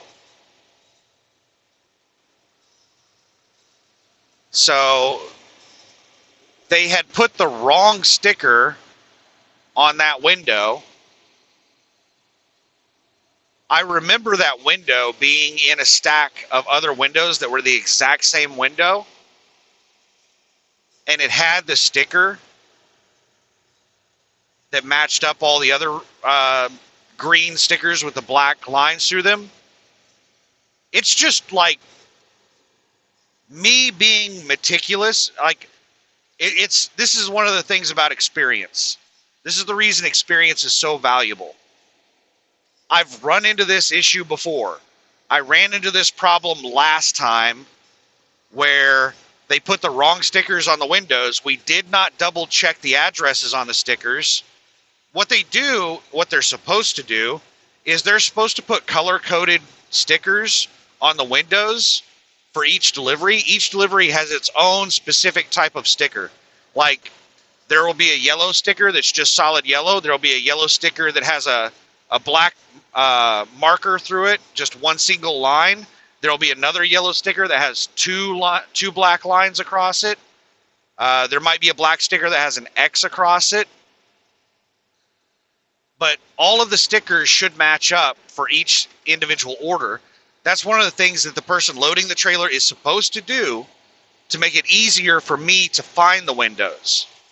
Because the little address labels, a lot of times they're on the back side of the window or they're on the top of the window. They're in a location that I can't easily get to.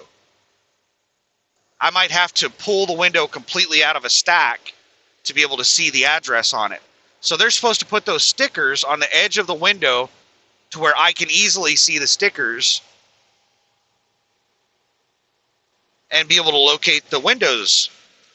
And the people that load these trailers don't do a very good job of it. And because they've screwed me over before by putting the wrong stickers on windows, and I've, delivered windows to places that they weren't supposed to be delivered, and then I ended up being short at the next delivery because, they got their windows because they had the wrong stickers on them. Because I know that they do a terrible job on the stickers, I always double check the addresses. I don't go by that little color-coded sticker. I check the actual addresses. I use the color-coded stickers to try to find the windows, but I always double check the addresses. And I can't remember what delivery it was, but they had like 8 windows.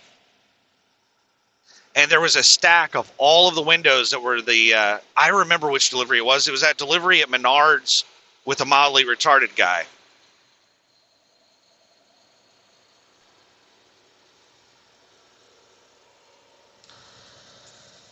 Because I remember that was one of the things that confused him. He got confused by a lot of things. He wasted a lot of my time. And I'm not sure if I uploaded that video with those deliveries. That might have been on the video yesterday it was a vertical video and I can't get it to flip over on its side every time I've tried to do it. Like, I've downloaded it to my computer and tried to do it on my computer, and like everything that I've used to try to rotate the video and save it again, the video is so long it errors out. I might try to do it again on my home computer once I get to the house.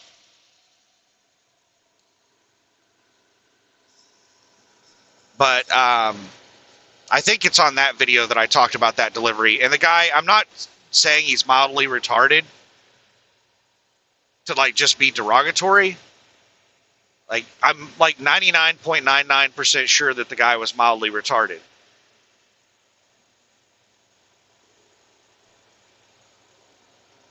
Even his manager made a comment about it because he called up his manager because he was confused about a bunch of stuff. And myself and the manager didn't think that any of it was confusing. And the manager said he's not the brightest. You know, the manager made a couple of comments about the guy's intelligence.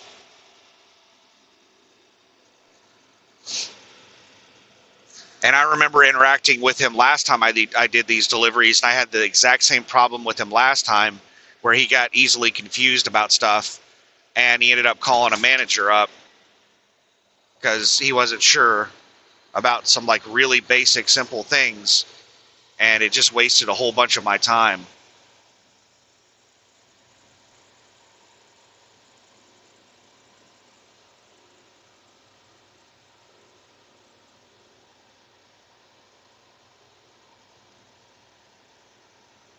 But anyway, yeah, I happened to notice in that stack of like 7 or 8 identical windows, they all had the same green sticker with 2 lines across them.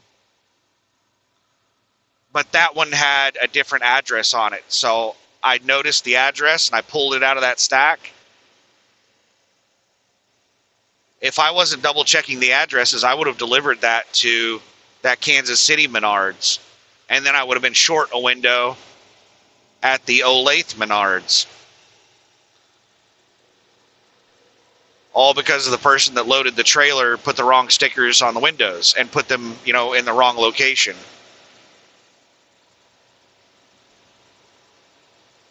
And it was the exact same window, so it could have easily gone to the wrong address. So luckily I caught it, but I forgot about it until after I realized it had another color sticker on it. And then I started remembering the story on that window.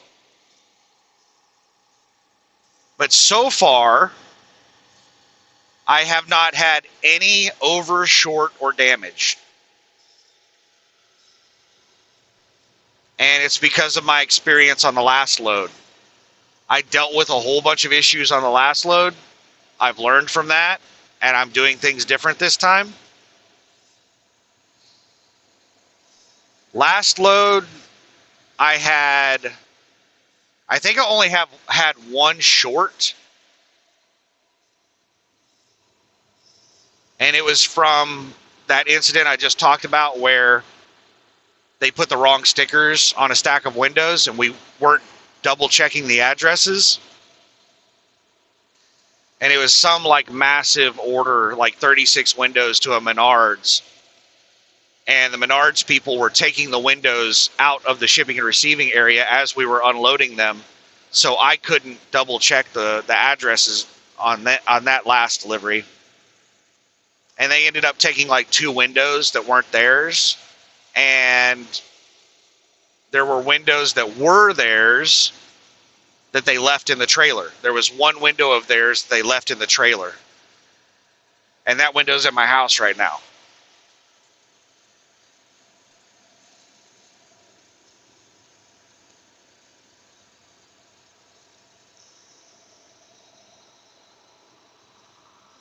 So, had one shortage last time, and I think I had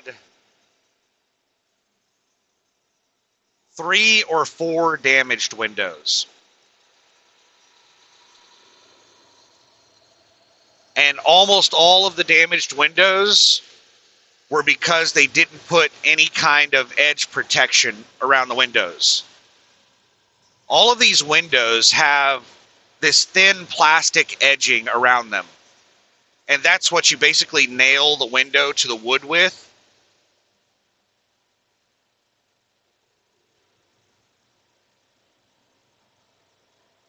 And it is really cheap, flimsy, hard plastic. It is not very flexible. If you bend it, it snaps. And the last delivery I did, they did a really terrible job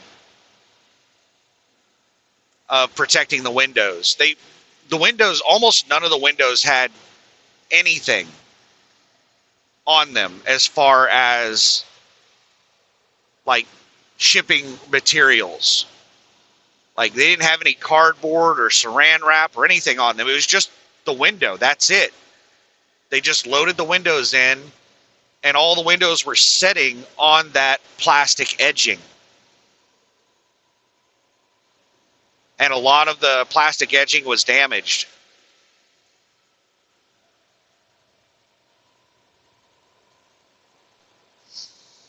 But this delivery, almost all of the windows have like cardboard around the corners. Almost all of the windows are saran wrapped. Almost all of the windows have either wood or cardboard at the bottom of them that they're setting on. Instead of setting on the edging, that little thin, flimsy plastic edging at the bottom, they either have wood or cardboard that they're setting on top of that's like taped to the bottom of the window. Wood, they used wood on the really heavy windows, and they just used cardboard on the lighter windows. So like the 200-pound windows, those typically have wood on the bottom protecting the edge. And then the lighter windows, like 50 pounds, they'll typically have cardboard down around the edge. So they did a really good job. It's not perfect. There's still quite a few windows in there that have nothing on them protecting them at all. But a lot of the windows in this load have edge protection.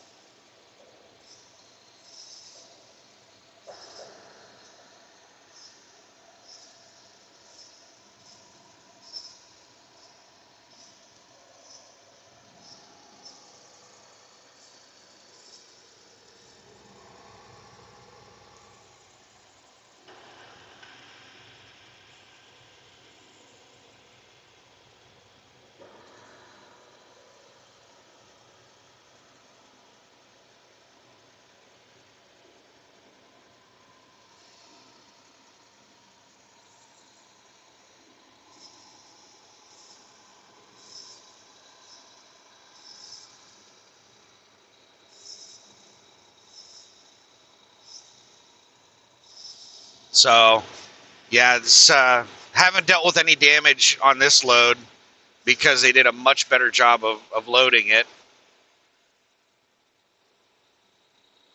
And haven't dealt with any over or short because I've done a better job of making sure that the correct windows get delivered.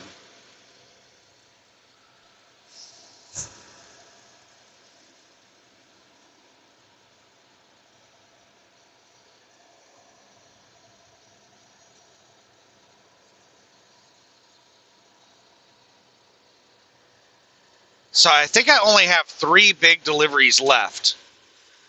I have this 29 delivery that I'm about to do in Wichita. And then I think I have an 11 and a 15 in Wichita. But my other two big deliveries, aside from this 29 delivery in Wichita, are in Tulsa. In Tulsa, I have two 36 window deliveries to two different Lowe's. And then the Home Depot that I'm delivering to in Tulsa, I think is 15 windows. So a lot of my windows are in my last few deliveries. I think the total number of windows that I'm delivering is a little over 600 across 26 deliveries.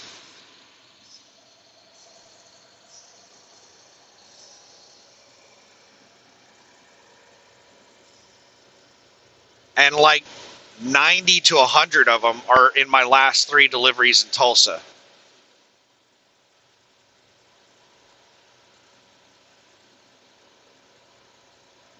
So I'm still going to have quite a few windows in the trailer after I finish Wichita.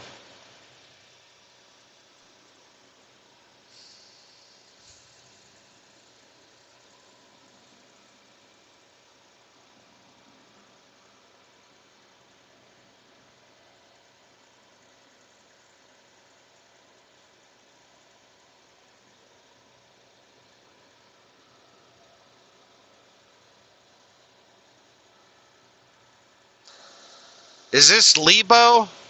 There's a TA in between Kansas City and Wichita on I-35, and I'm pretty sure it's in Lebo, Kansas.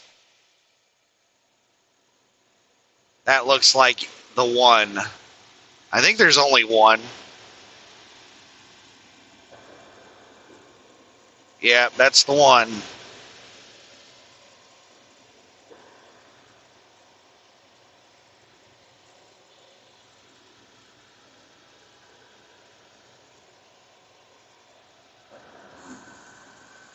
I remember putting the truck into the shop there right like when I first became an owner operator.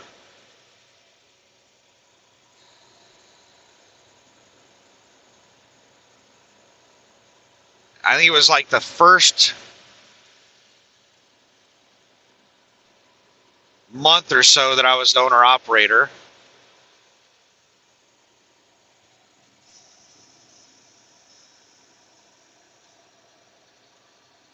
No, it couldn't have been the first month or so because I became an owner operator in the summer, and this was in the winter.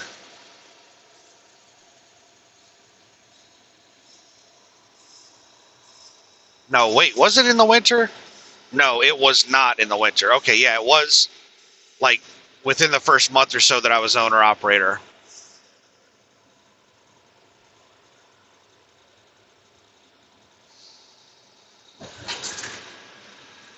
Actually, I think it was like my very first load as an owner operator.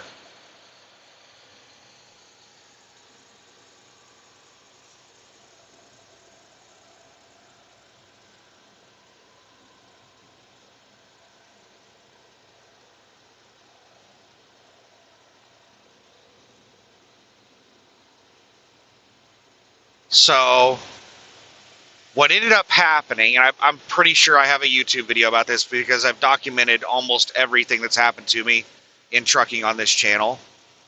I'm trying to remember the exact details. This would have been the summer of 2020.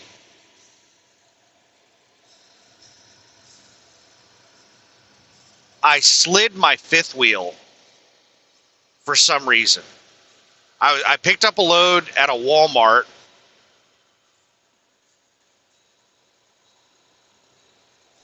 in the southwest Kansas City area.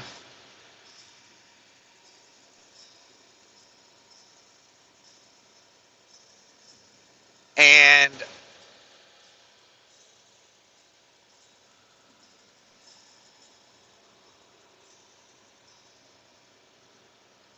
I went to slide my fifth wheel because I think my fifth wheel was like all the way forward.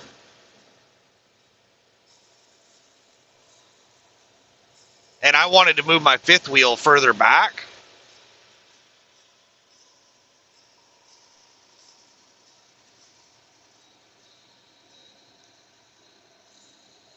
I think the Walmart might have had a scale or something like that. And like I was really heavy on my steers or something like that. I can't remember. But for some reason, I went to slide my fifth wheel back. And I could not get the fifth wheel locks to re-engage after I slid it. The fifth wheel was just like stuck open.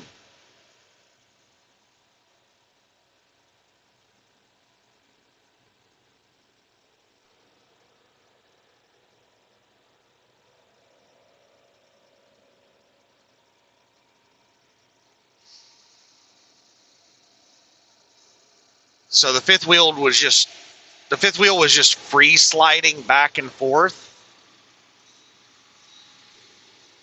without the locks engaged, which is really dangerous.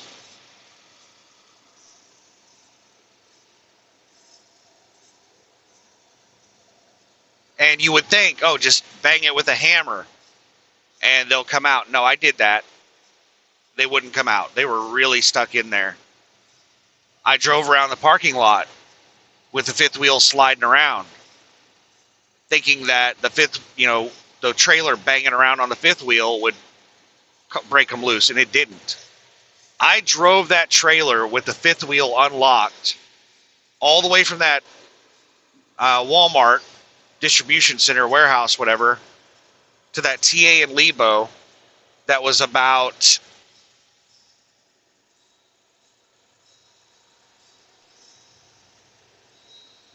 I think I drove like 20 miles or something like that. It might have been 50 miles.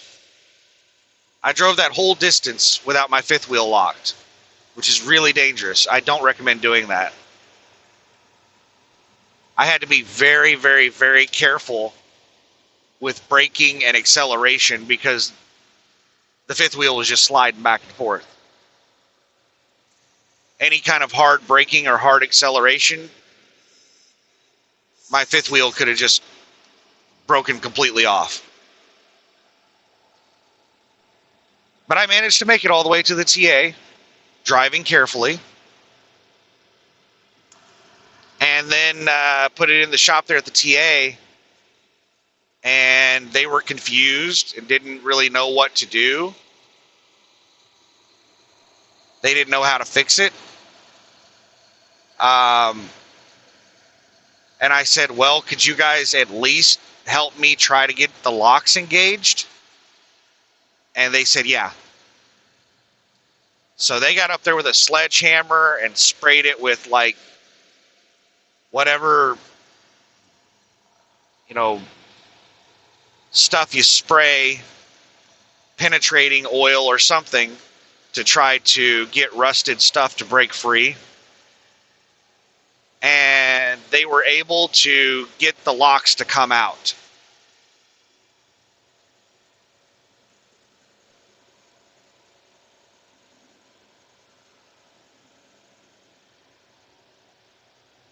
And then I did not mess with it again until I got home. And they didn't even charge me for that because they didn't know what the hell I was talking about at first. It took me a long time to explain to them what was going on. And then, they were like, we can't work on that here. That you need to take that to a dealer to work on the fifth wheel. And they didn't even charge me for getting the locks knocked out. It only took them maybe 5 minutes or so, but they had to get up there and bang the hell out of it with a sledgehammer and spray all kinds of penetrating oil and stuff on it.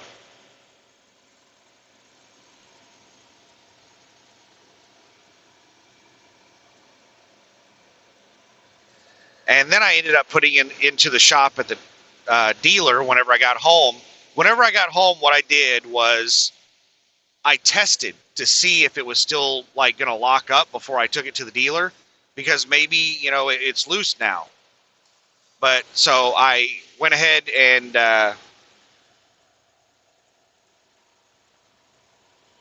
unlocked the fifth wheel, and then I released the lock and they didn't come back out. So then I took it to the dealer And the dealer charged me $400 to basically put a bunch of penetrating oil on it and bang on it with a sledgehammer until they got it moving back and forth freely. And then they just told me to keep it lubricated with silicone lubricant.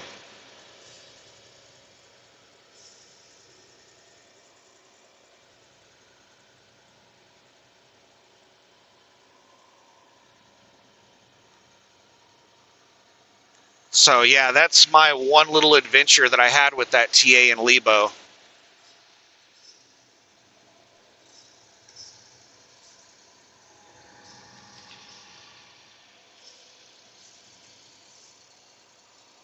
Damn, dump truck, you're hauling butt.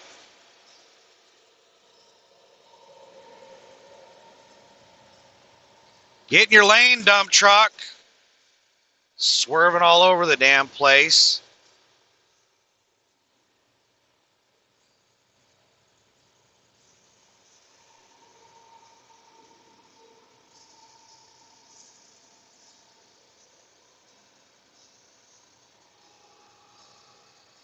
Well, at least they've got netting over top of the rocks that they're carrying, so that they're not bouncing all over the place.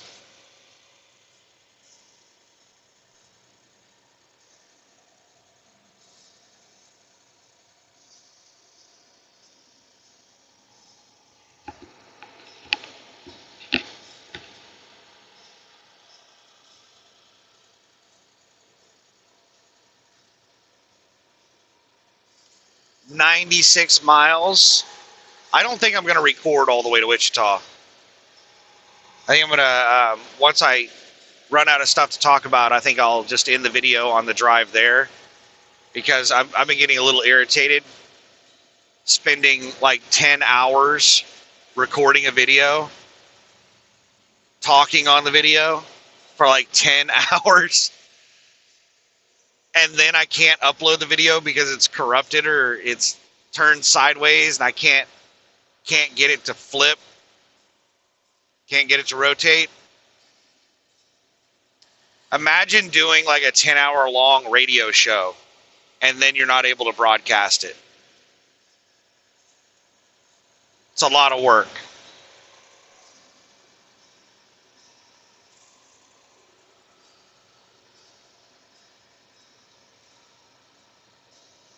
So yeah, I think I'll keep it. I think I'm going to try to, because for a long time, I wouldn't do driving videos over approximately 2 hours. I think I had a few driving videos that were 3, maybe 4 hours. But for the most part, I try to keep my driving videos under 2 hours. And then somebody commented, I had a couple of people comment, because I talked in my driving videos about keeping the videos under a couple of hours.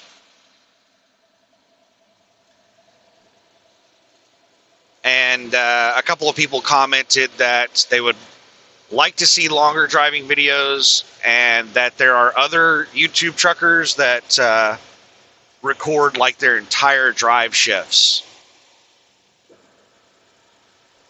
So then I started just making the entire drive shift videos, and it's great whenever there aren't any issues with the video, but it really, really sucks if there's something wrong with the video. It's hard to fix it because the file size is so big and the length of the video is so long.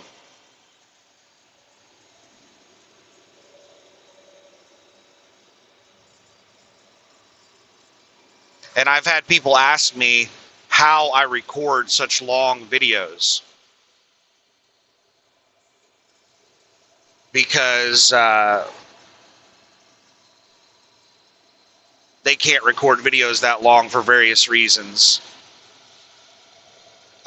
There's a couple of reasons that I'm aware of that you can't record long videos. One is a lot of video programs have a limit of video size, but usually video programs have an option where you can go in and change that limit.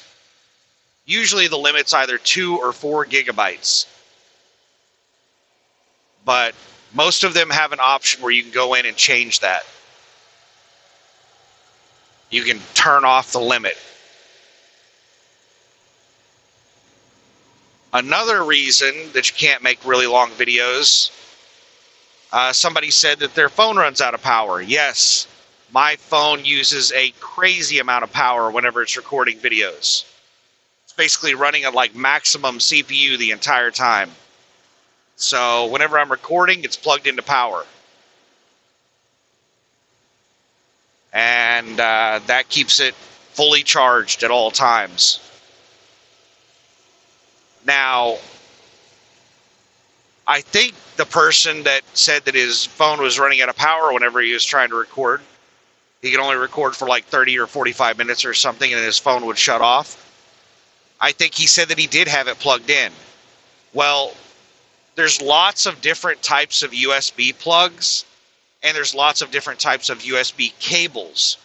And the amount of power that you can get from them is different. So if you're using like a low power cable or a low power source, then your phone is probably going to use more power than what it's getting from the charge. My phone is on rapid charge. It's using a USB-C to a USB-C, and the little power adapter that I have, I went out of my way to find one that can output the higher amperage.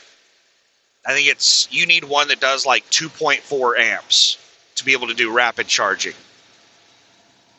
And a lot of these like cigarette lighter charger things for USB, a lot of them are just like bare minimum power. It's really slow charging. So you want to go out there and find, I can't remember what the specifications are for rapid charging. I think it's 2.4 amps. It might be 4 amps. I can't remember. But make sure that whatever power source you're using is rated for that. And also make sure the cable itself is rated for that. Because a lot of these USB cables use really cheap, thin cable that only does like 1.8 amps or 1.5 amps or something like that. Another thing that limits being able to make long videos is just simply file size. If you leave these video recording programs on default settings, then the file sizes are crazy. Like just like a 10-minute video will be like 2 gigabytes.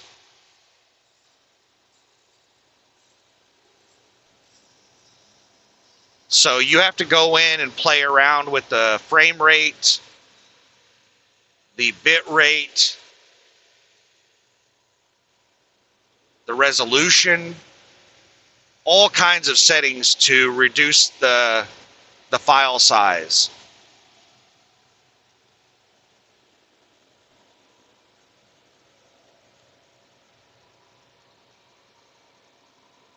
Like, I think I record my videos in 720 resolution on the phone. On my computer, I record in 1080 resolution. But on the phone, I think I only record in 720 resolution on my driving videos to save file size. Another thing is that instead of recording at 60 frames per second, I record at 30 frames per second. So that cuts the file size in half right there, because you have half the frames. And then something really big that reduces the file size is the bit rate. I turn my bit rate way down.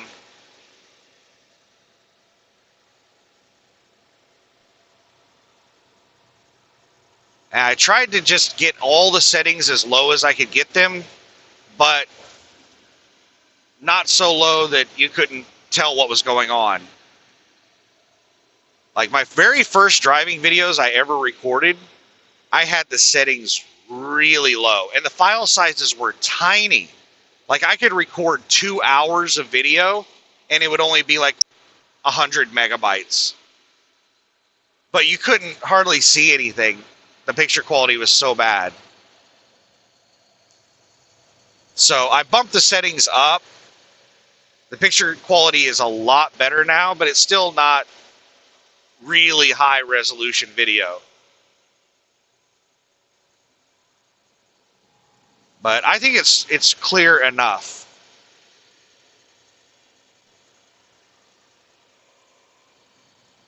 I think it's good enough. All right, I got a box truck coming up behind me. We'll be passing in a minute. I got some flashing lights down around the area of the exit. I don't know what in the hell's going down.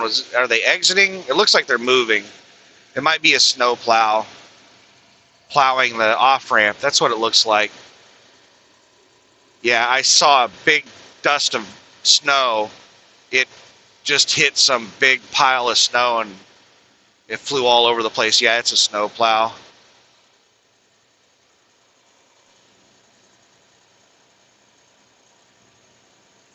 You're doing a good job out here, Mr. Snowplow. You're one of the good ones. The road is dry. You've even got most of the shoulders cleared. Doing a pretty good job. That off-ramp looks decent. Side roads look decent. The on-ramp looks decent. I've seen better, but this is still pretty good.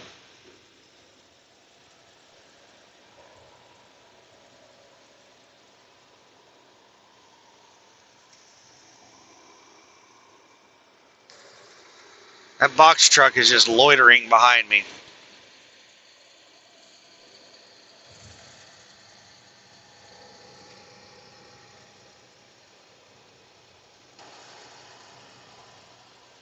All right, speed limit's dropping down to 70 because we're going through Emporia, Kansas. The Hornets.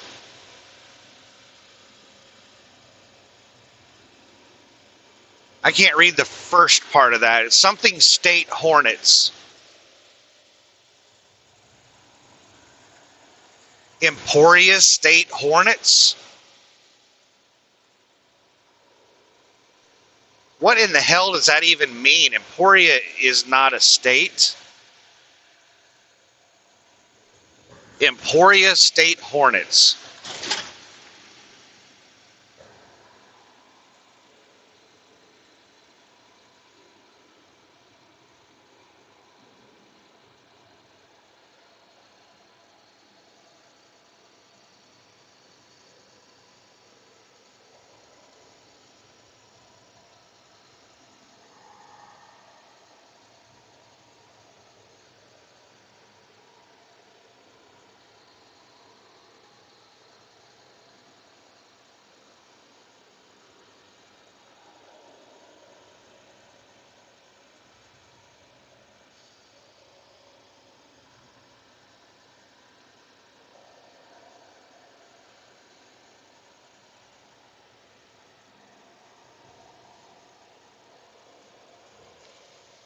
I wonder if I'm going to be able to do the scans for this load in a single upload. I found out last time I delivered one of these loads that you can only scan 100 pages in TransFlow at a time. It costs $2 to do a TransFlow upload, and you can only do 100 pages in a single upload. So the last time I did one of these loads, it took me 3 uploads. So it cost me $6 to upload the paperwork. There were 230 something pages, I think. I know it was over 200. I can't remember the exact number. But that was like 40 something deliveries. Let me think about how many pages I have right now. So I have 26 deliveries. So that's 26 bills of lading that I have to upload. And then I also have to upload the manifest. Every single page of the manifest that the the customer is required to sign. 2 miles. Use the left 2 lanes to take the I-35 south exit toward Kansas Turnpike in Wichita. There's another snowplow.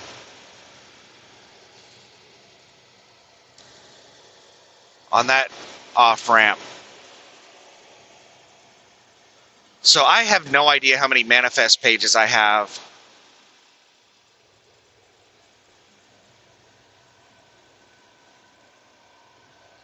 Just a second here.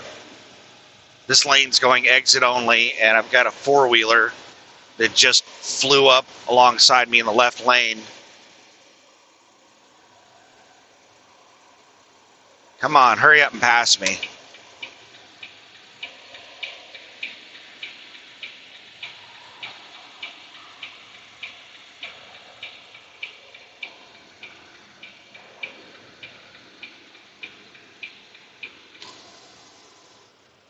All right, speed limit's dropping. We're probably going to have to go through a toll plaza.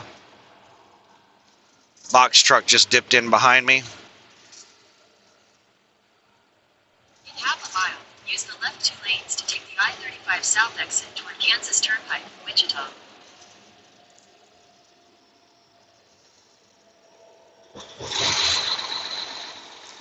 Oh, somebody got pulled over here at the toll plaza. Looks like a load shift. They're hauling a bunch of pipes. Use the left 2 lanes to take the I-35 south exit. No, I don't know. Their load may or may not have shifted. Maybe they ran the toll. It's hard to tell. It looked like their load had shifted, but I think maybe their truck was just pointed diagonally.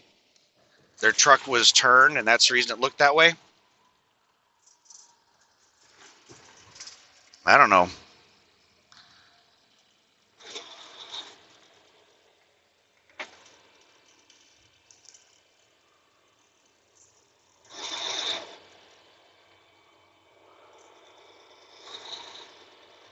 Who knows? Maybe they pulled them over for a load shift, or maybe they pulled them over for not paying the toll. There's no way that they pulled them over for not paying the toll, because we don't have people in the toll booths anymore. Oh, there's a car in my rearview mirror. There's a car that ran off the side of the road. Just 56 miles.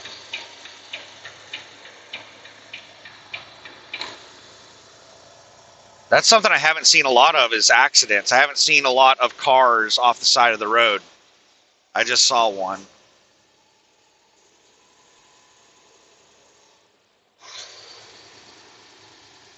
But yeah, I really doubt that person was pulled over for not paying the toll, because they don't have people at the tolls anymore. You can't pay cash anymore.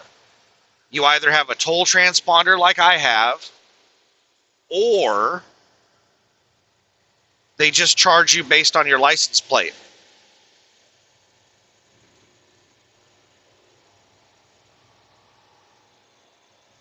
All right, the box truck that's been loitering behind me is now going for the pass.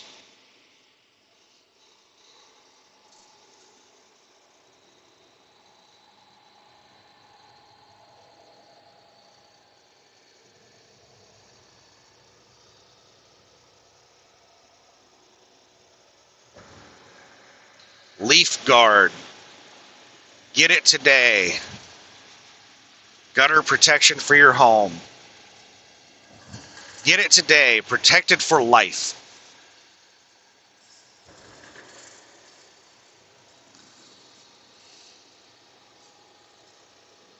That reminds me of an email that I got. So I had my gutters replaced. I don't know exactly when, like 5 or 10 years ago. I think it cost me $800 to get my gutters replaced. And that right there brings up an entirely new story. So I got my gutters replaced at the same time that I got my house repainted. And I talked with the guy that was painting the house, and I told him I'm going to have the gutters replaced. I said, so you can do whatever you want to the gutters that are on there right now, if you want to rip them off and paint behind them or whatever, once you guys are done, I'm going to get the gutters replaced. And he said, no, no, no, you can't do that. You have to have the gutters replaced before we paint. I was like, what? And he said, yeah, we need the gutters up there before we paint so that we can, paint around the gutters or something. I don't know what the hell he was trying to convey. But I was like, are you sure? Because if I replace the gutters before you paint and you damage them, you're going to pay to replace them again. And he was like, yeah. We won't damage them. So I went ahead and had the gutters replaced. And then I had to get out there and fight with the painters every day. They were only supposed to be out there for like 3 days painting the house. And they were out there for like a week and a half. And it was a bunch of like drug addicts. I had no idea. This goes into another story. It's like a story going into a story into another story.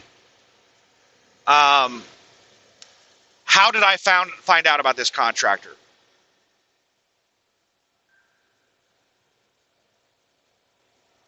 I just got a text message, some agent offering me a load from Tulsa to Baytown, which is Houston. These agents are not supposed to be calling or texting me. I have a do not call or text preference on my contact. Anyway, that's another story, which we're already like 3 stories deep. So the guy, the loan officer at the bank that I did my mortgage with, recommended this contractor. And I had them do some work on the house during the purchase so it could pass inspection. And so I decided to, get a quote from them on painting the house. And they came in with a reasonable quote. It was, not great, but it was okay. And I'd already worked with them before, so I was like, all right. Well, the thing that I had them do before was a really small job, so they weren't there for very long. I really didn't. And the main contractor guy was there doing the work. Well, on painting the house, he did not paint the house. He just had a crew come out to paint the house. And the crew that he had out at my house were a bunch of, like, meth heads. I'm pretty sure, based off what information I know, that my loan officer met this guy through church. The two of them went to church together. And the contractor works with recovering addicts to try to help them, like, get back on their feet. He helps people who are struggling in life. People getting out of prison, people that are dealing with drug addiction and stuff like that. So, like that, his entire crew was people he was trying to help out. That wasn't the kind of prices that I was getting, though. He was charging, like, full price. If I'm going to have a bunch of meth heads painting my house, these are not professional painters. These are just a bunch of meth heads that you taught how to paint.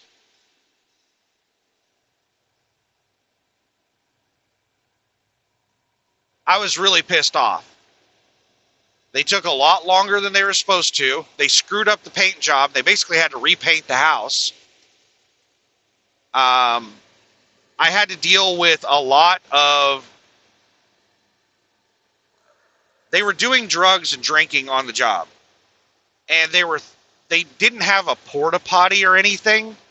They were crapping in the corner of my yard and using the water hose to, like, break up the crap. So they were peeing and crapping in my yard. None of them had vehicles. They were throwing beer cans and liquor bottles into the bushes all around my property. I was finding beer cans and liquor bottles for years after that.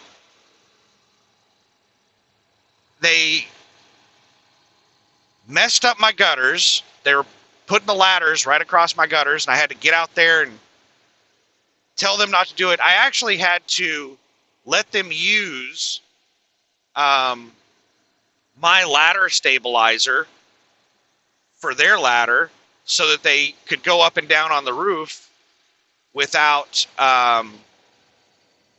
messing up my gutters.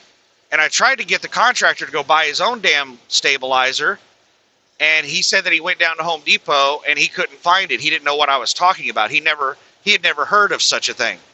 So I let him use mine, and they messed mine up. They got a whole bunch of paint all over it and like caused a bunch of wear and tear on it. They got paint all over everything. I had just replaced the water faucets on the outside, and they got paint all over those water faucets.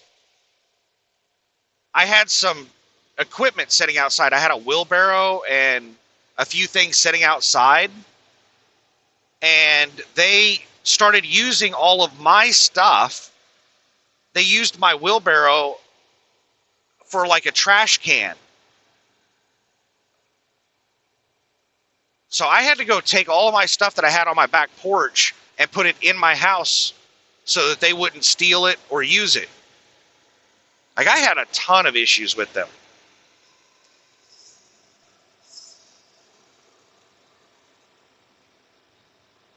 And he also asked for more money, and he asked me to pay him up front because he ran out of money to pay his people. He expected to be done with the job by Friday, and it ended up taking them, they weren't able to finish the job on Friday. They went into the next week, and because they were bad at their job and taking longer than expected because they weren't painters, they were just a bunch of meth heads that he had out there painting the house. He wanted me to pay extra. So I ended up paying him up front so that he could pay them their wages. I ended up paying him before they'd even did the damn job. And I ended up paying him like $1,000 extra, which put him as like the highest bid that I got out of all of the bids that I got for the job. Like, I I will never work with him again after that experience. And he actually contacted me 3 or 4 times after that, asking me if I had any other work for him. And I just told him no. Whenever I decide not to ever do business with somebody or interact with them ever again, I don't tell them that. I don't see the point in that. Like, I've made the decision that interacting with this person is not worth my time. So why bother having an argument with them? Why bother having a debate with them?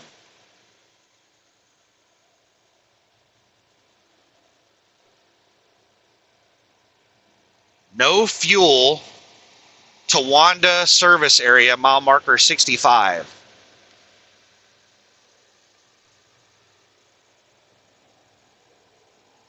So that sounds like the little rest area that's in the center of the toll road, which has typically a convenience store with fuel pumps and a couple of restaurants at it. Fast food places. Um,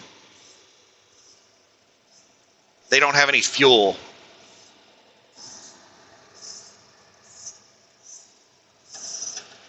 I wonder why they don't have any fuel.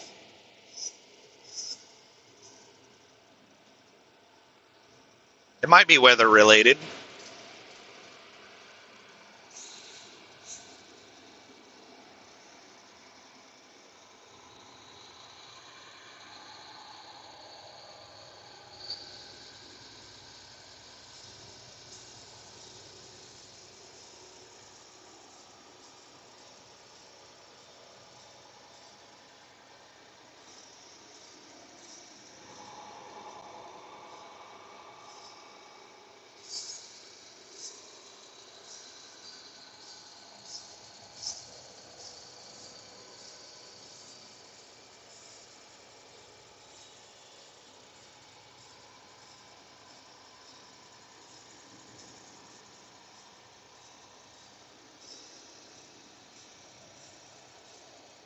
All right, we were like 3 stories in. So how did I get into the story about painting the house? The gutters. Oh, so yeah, that's the gutter story and the painting the house story. So how did all that start? Well, I was getting passed by that box truck that was Leaf Guard, and that reminded me about the company that I paid to install the gutters. I got emails occasionally from that company. They added me to their marketing list. They didn't spam me with emails, but I would occasionally get emails with some marketing crap. And then I remember a couple of years ago, I got an email from them talking about how the owner of the company died. Like, that sucks.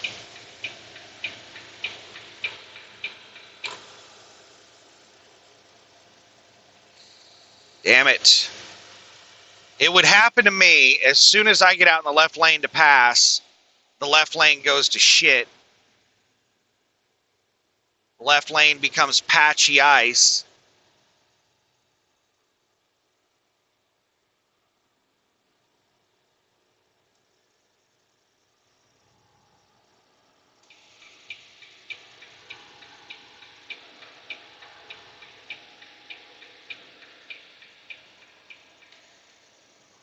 All right, whoever's plowing this section of road sucks. On and off ramps are snow packed. The road isn't fully plowed. The shoulders aren't plowed.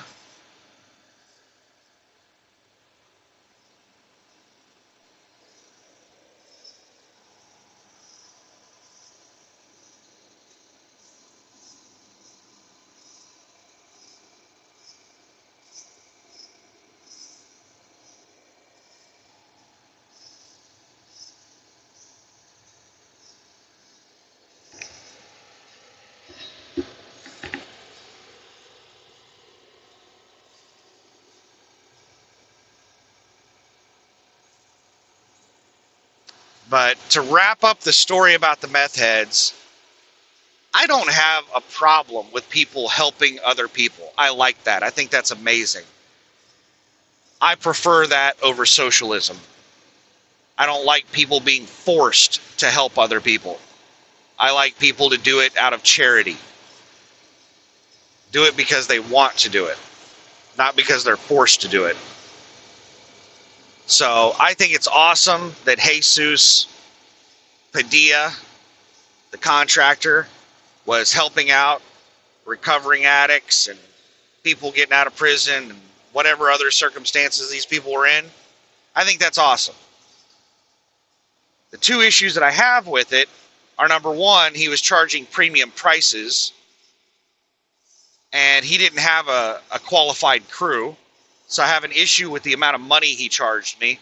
Like, if you go, I don't know how true this is anymore. As you can probably tell by my bald head, I haven't gotten a haircut. I haven't paid for a haircut in a long time. But I remember when I was a kid, you could go down to the barber school and you could get like a free haircut or a haircut that was really, really cheap, because it was a student that was doing your hair. So like, there was no guarantee you were going to get a decent haircut. You never knew what was going to happen. You might come out of there with a shaved head.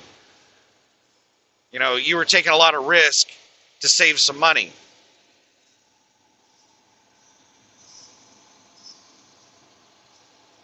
You don't charge like full price, premium rates whenever you have people performing the task that are not fully qualified for that task. They're students or they're journeymen or whatever you want to call them. They're trainees.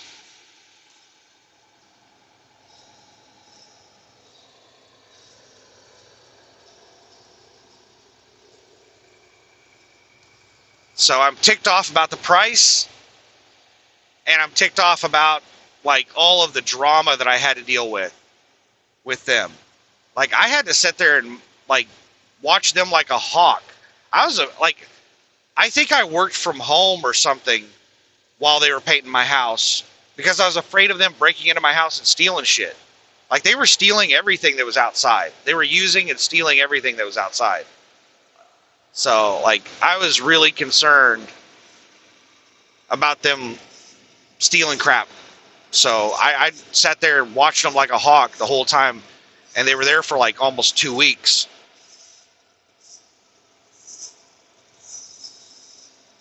So I should have been notified up front of the type of crew he was using if he wasn't going to be using a normal crew, and I would not have paid full rates. Cost me like $4,500, I think, and the initial price that we agreed on was like $3,000. And the reason they had to paint the house basically twice was because the first time they painted it, they were using a sprayer, and it was just putting like this really thin layer of paint on the house. You could see through the paint. You could still see the old paint on the house through the little tiny thin paint that they were spraying on. And he came out there and he's like, "What do you think? How do you like it?" And I was like, "I don't know. Like, are you guys going to put, like, how many times are you going to paint it? Like, are you going to put another layer?" And he's like, "No, that's it." And I'm like, "Well, there's no way that can be it. You can see through that paint. You can see the old paint. You can see the wood where you scraped off the old paint." And he was like, "Oh, they must be having a problem with a sprayer." So he didn't even inspect the job that they were doing. He wasn't paying attention to the job that they were doing. He had this meth head crew out there that didn't know what the hell they were doing, and he wasn't managing them. Like, if I wasn't out there watching what the hell they were doing and calling it out the crappy job that they were doing, then they would have just left it like that. And what ended up happening was they tried to adjust their sprayer, and they couldn't get their sprayer to work properly and put out the adequate amount of paint. So they ended up painting my house by hand with like brushes. And the people in my neighborhood saw them painting my house with brushes. And I had people stopping by and they were like, "Oh my God, they're painting your house with brushes. Can I get their number? I want them to paint my house." Like, whenever my neighbors saw them painting the house by brush, everybody wanted them to come paint their houses. And Jesus told me that he got a whole bunch of jobs in my neighborhood from painting my house.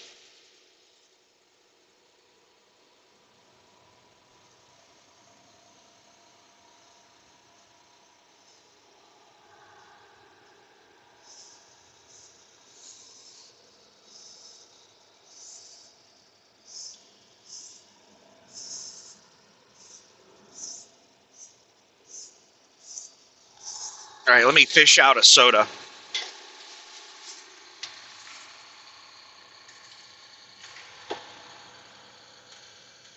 Do I have enough soda to last me? Let me see here. I'm down to 2 cases of soda, two 12-packs. And I've drank maybe, I think, not including the soda that I just pulled out of there, I think there's 8 sodas left in one, and the other is a full 12-pack, so I have about 20 sodas left. That should be more than enough. The main reason I get soda is to have something to drink while I'm driving. It's just something that I can easily grab and drink while I'm driving. I try to avoid drinking soda whenever I'm parked.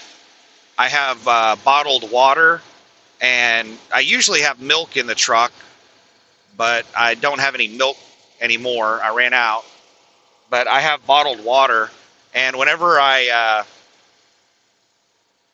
finish a gallon of bottled water, I keep 3 gallons of bottled water in the truck. Whenever I finish a gallon, I'll go into the truck stop and ask the cashier if it's okay if I fill my water bottle in their sink. I've never had one of them say no. I've never had one of them try to charge me anything. and I'll just go over there and fill up my water bottle in their sink over in the coffee area. And let's talk about water storage.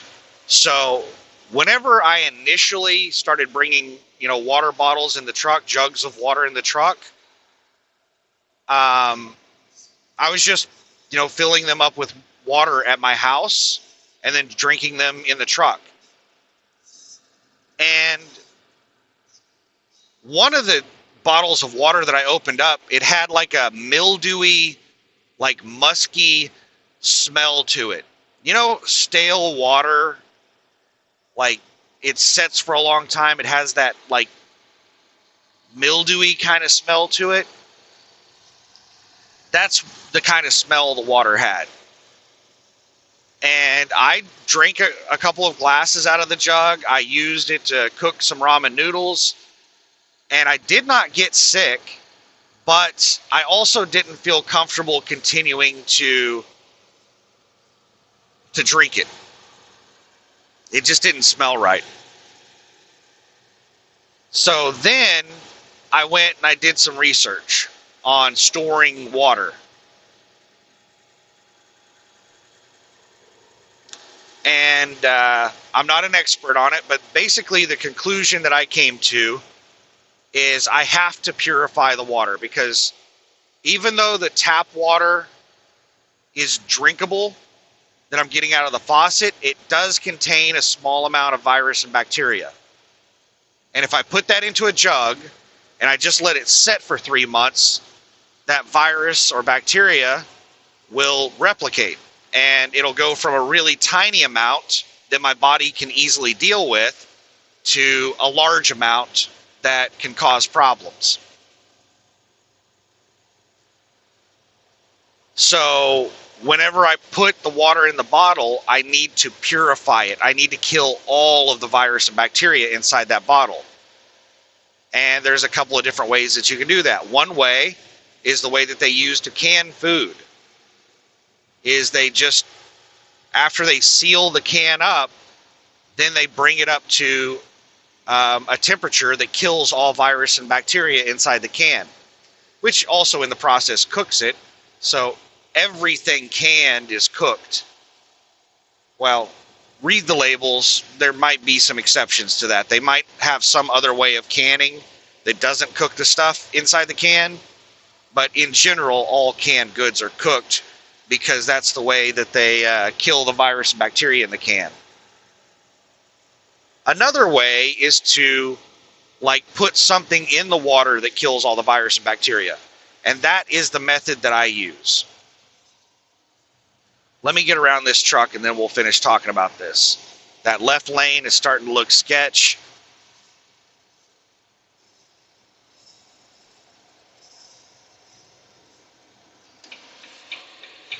So Amazon container.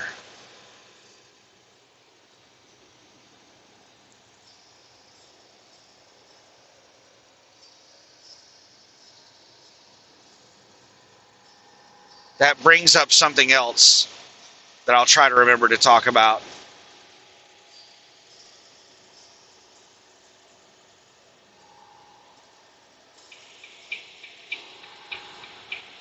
I just forgot what I was talking about.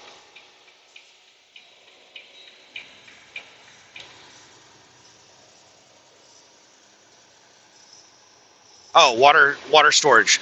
So the method that I use is chlorine bleach.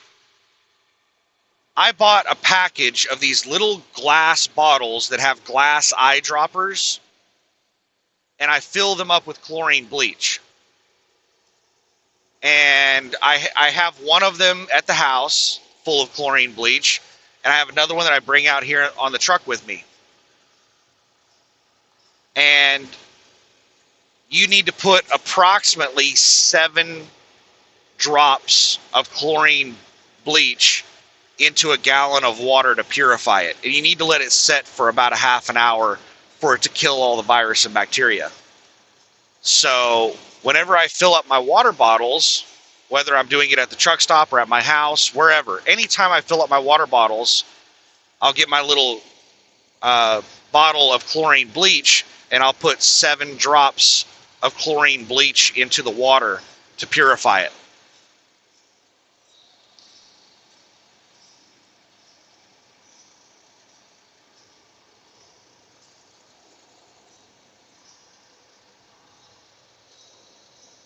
Now, Amazon. So somebody replied to a recent video and told me that some of the information I was giving out on Amazon was incorrect. One of the things that I was saying is that Amazon, the reason they have such crappy people driving for them is they are about the only place that people with new authority can get loads, because most brokers will not work with new authority. And somebody replied and said that that's not true. Amazon requires 6 months of authority before they'll work with anyone. So they don't work with new authority. And I checked online, and that appears to be true. I don't know if that is something that Amazon changed, because I'm pretty sure whenever I got back into trucking like 5 years ago, and I was trying to decide whether to lease or get my own authority, I think Amazon is one of the things I looked into, and they worked with brand new authority. And it was like the only place that would work with brand new authority.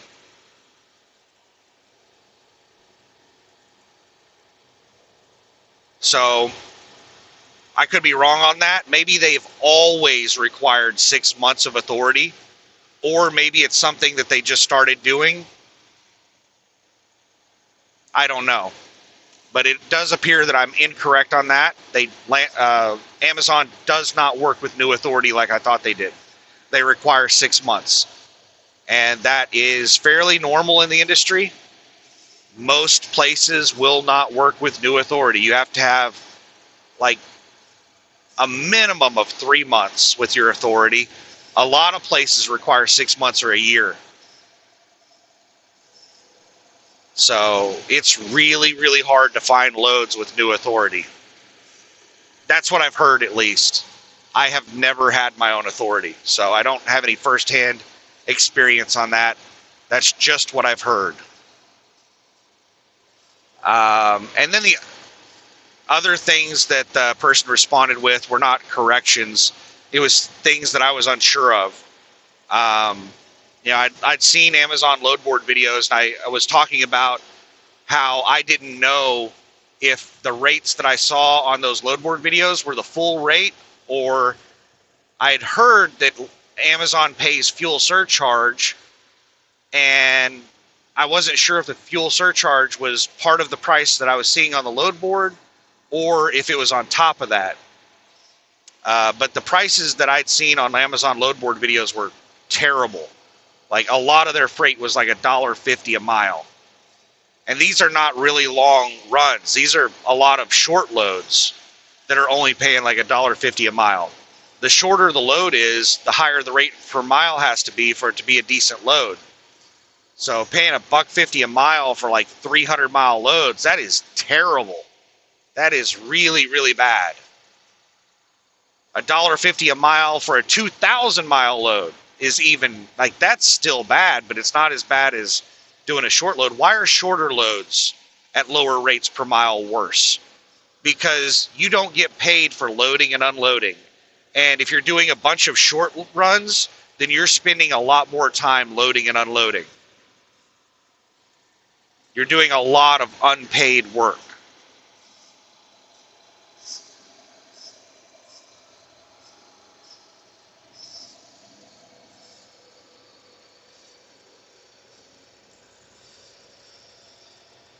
But he said that the rates that you see on load board videos are the full rates. It includes fuel surcharge, which that is horrible.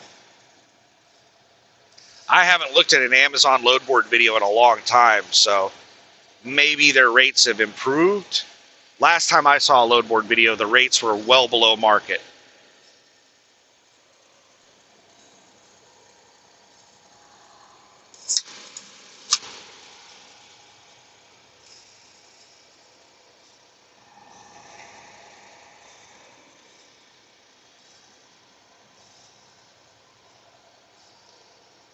I might not even finish this 112 pack before I get home.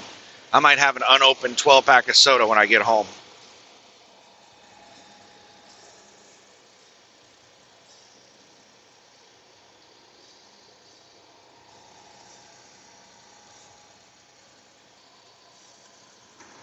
Oh my goodness. We've almost made it to Wichita. Let me block the sun so I can see the GPS. 41 miles until I get to Menards. And Google is trying to get me to exit early.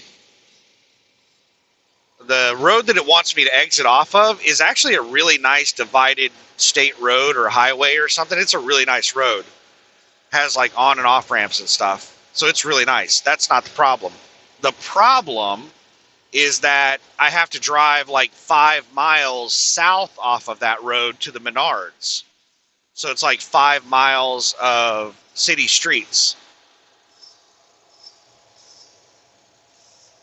Whereas if I just stay on I-35 and exit closer to Menards off I-35, then I've only got like a half a mile of city streets to drive on. But a lot of the Google routing doesn't make any sense. I think the only thing that Google takes into consideration on the routes that it suggests is time. The amount of time that it thinks it's going to take you to go that route. I think that's the only thing it really considers. I don't think it has much of any consideration for how easy the route is. Just a second, I'm slowly catching up with U.S. Foods. And I've got a truck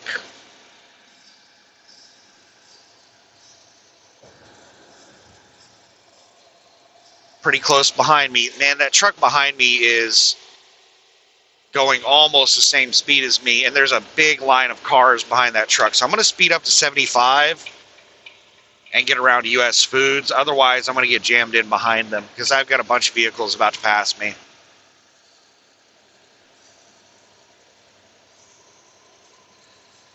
Speaking of U.S. Foods, that reminds me of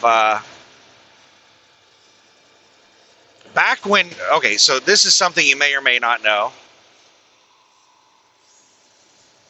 It is difficult to get a job in trucking whenever the freight market is bad. And it is easy to get a job in trucking whenever the freight market is good. To put it into some kind of context, now, let's use an LTL as an example. And I'm not going to say any specific LTL, but let's just LTLs in general. Line haul jobs are typically something that a lot of truck drivers want. A lot of people that are over-the-road truck drivers are only doing over-the-road trucking so that they can get the experience required to get a line haul job. Because once they get a line haul job, then they're home daily, they make much better money, like working conditions are significantly improved. Line haul jobs are much better than over-the-road jobs in general. It's like, it might as well be two different professions. They're so different between over-the-road and line haul. Like, it's just so different. But anyway, we're going to talk about line haul. So, whenever the freight market is really good, the standards for hiring at line haul jobs drop dramatically. There were people, whenever the freight market was booming, there were people bragging on social media about getting jobs at line haul companies with like less than 3 months of experience driving.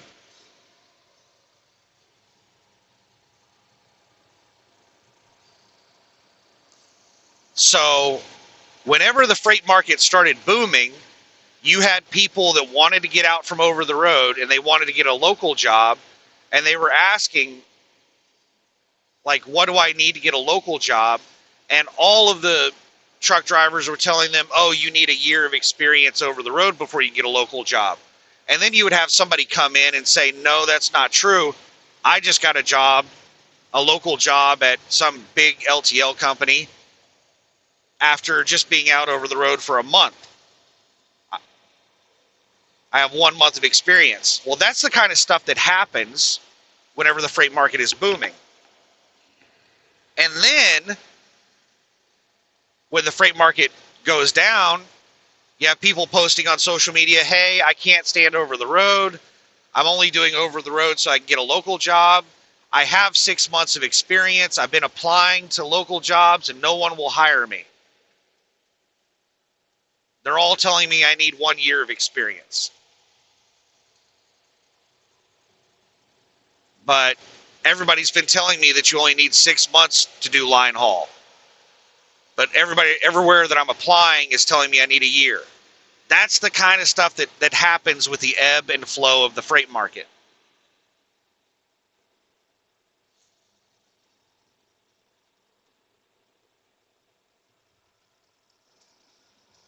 So why are we talking about all this?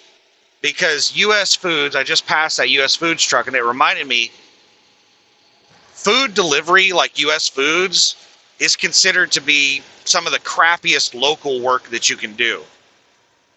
So if you are really sick and tired of over the road and you can't get LTLs to hire you, then food delivery is like the bottom of the barrel local job that is the easiest to get. They have really high turnover at food delivery because it's a very hard job. I don't know how bad the pay is. I think the pay is mediocre. I think food delivery pay is similar to line haul pay. So I don't think it's a pay issue. I think the pay is actually decent in food delivery. I'm not 100% on that. But the main reason they have turnover is because it's a really hard job. Like, it is manual labor.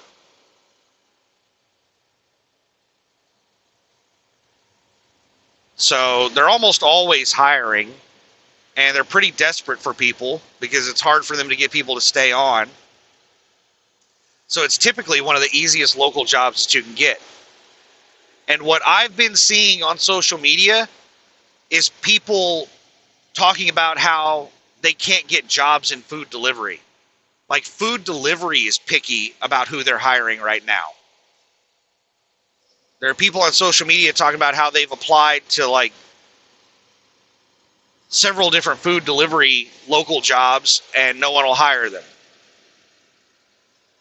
They can't even get an interview.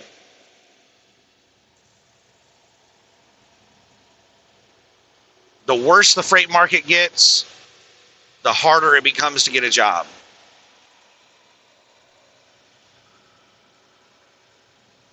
Even like crappy mega carriers will start getting more picky.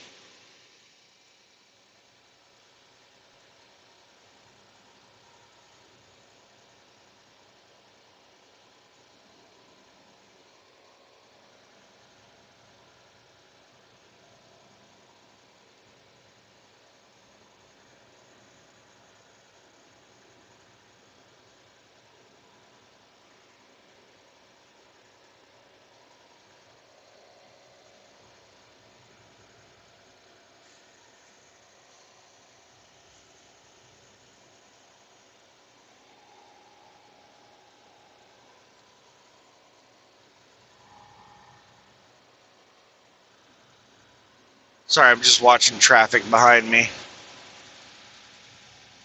Two Brothers Barbecue. Man, some barbecue sounds really good right now. I can't afford to like buy meat at a restaurant, so I'll buy some. I can't even afford to buy beef at the grocery store. So when I get home, I'll probably.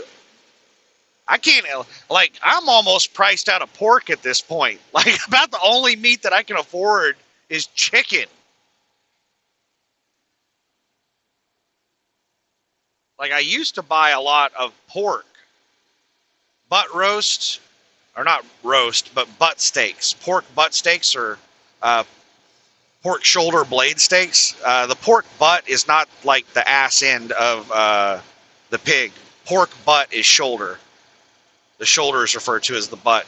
So some places call it butt steaks, and some places call them shoulder blade steaks.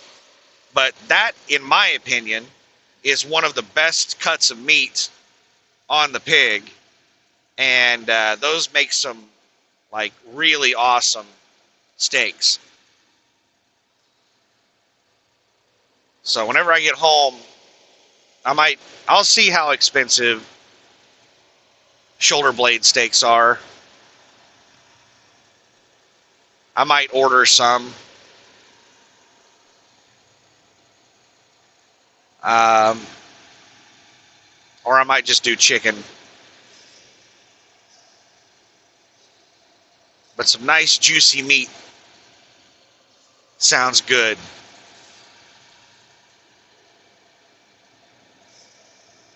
Looking forward to getting home and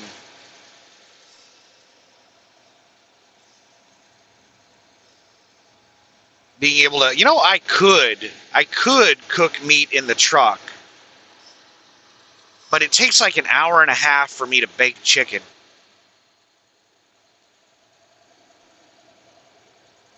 And I really don't want to be cooking for a long time in the truck. It's something that I might try next time I go out over the road, because I have the pan, I have pots and pans in the truck. I do have that induction cooktop. I and that's the exact same thing that I use when I cook at home. Whenever I cook chicken at home, I use the induction cooktop that I have in the truck. I bring it home with me, and I use the exact same pan that I have in the truck. So I could cook chicken in the truck.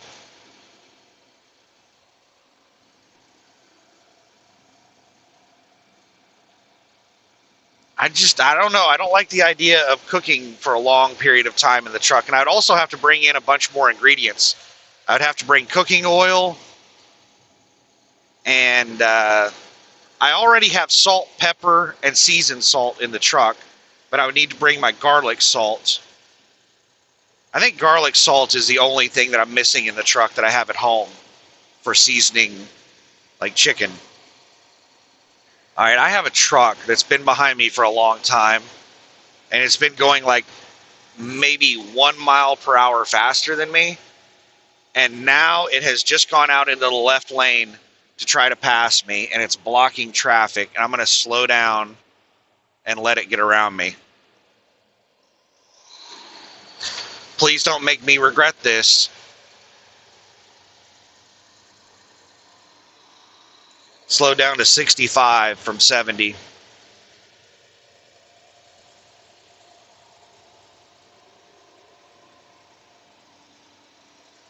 German Trucking Incorporated.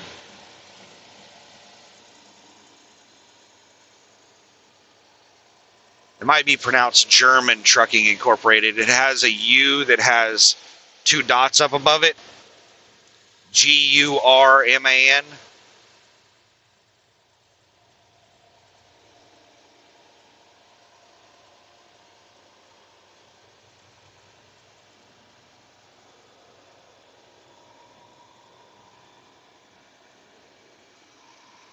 All right. Now let's turn the cruise back on.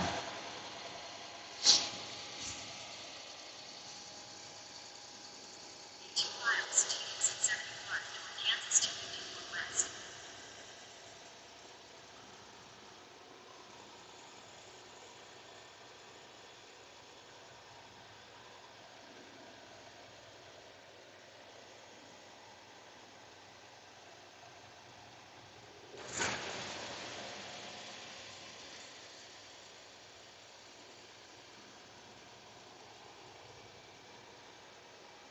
All right, so they're a little bit slower than me up the hill.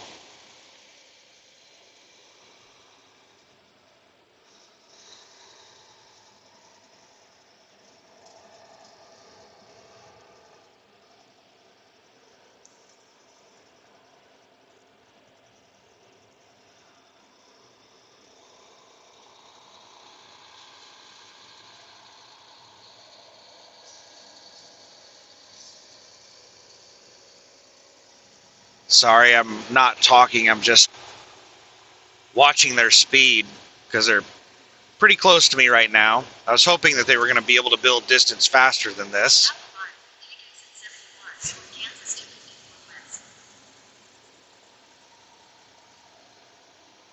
Got a Walmart merging on.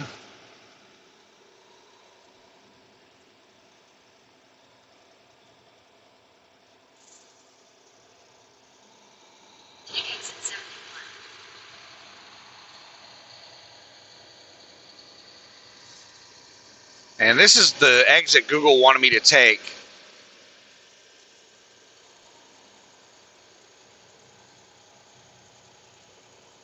But no, we're not going to do that.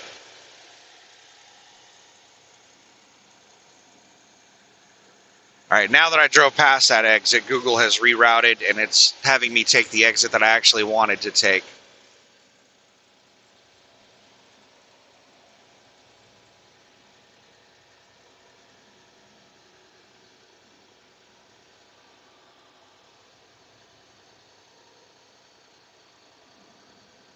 I hope my air dryer is not damaged from being frozen up for the last 3 days and making weird noises. We'll see whenever it thaws out if it keeps making weird noises or if I have any issues in the air system. I have never replaced the air dryer filter. That's probably something that I should replace. I didn't even know there was an air dryer filter until I was crawling underneath the truck last week. What was I crawling underneath the truck for? Oh, I was cleaning off the starter. You cannot reach the starter from the top of the engine. You have to come in from the bottom. And I had that coolant leak, which it's not leaking coolant anymore. But I had that coolant leak for a while, and the coolant was leaking across the starter. And I was having issues where whenever I went to start the truck, it wasn't like the starter wasn't working very well. It was using a lot of power. It was causing like my electronics in the truck to shut off whenever it was starting because it was drawing so much power, and it was taking more to crank the engine than it normally does. So I crawled up underneath there with some brake cleaner and some soapy water and some isopropyl alcohol, and was trying to clean the coolant off of the electrical lines going to the starter. And whenever I was crawling underneath there, I saw an orange filter. I was like, what in the hell is that? And it said air dryer filter on it.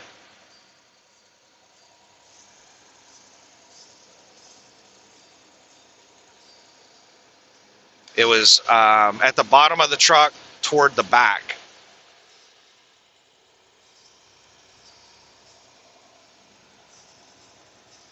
It was around the drive tire area.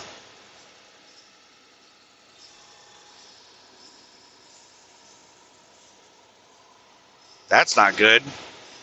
That car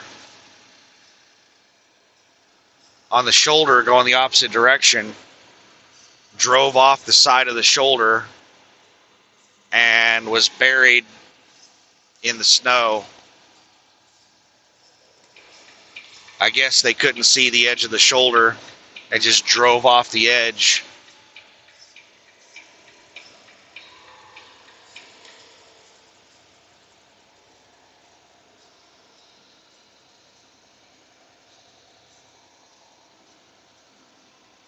Now they're probably going to have difficulty getting off the shoulder because they're parked on packed snow, which is basically ice. So they're going to have traction issues trying to pull their car back onto the roadway. It looked like only their front right tire, their right side steer, was off the side of the road. Snow plow up ahead. Looks like it's on the left shoulder. I got 13 miles until my exit.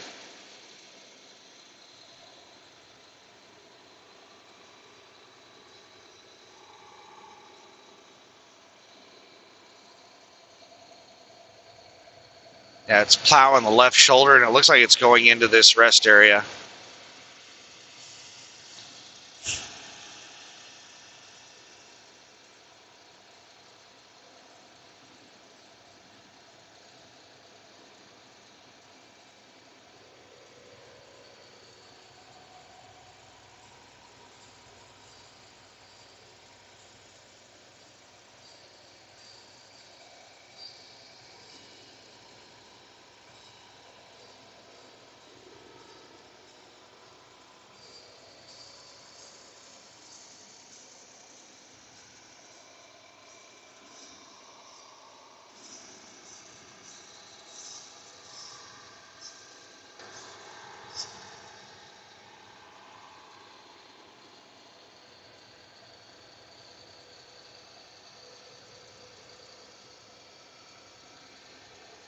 Now I have to decide when to stop recording.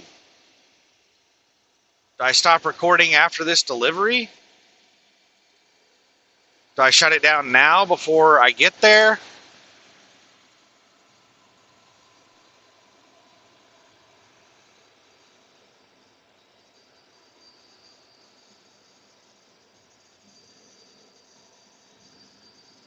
Looks like we got something up on the right shoulder.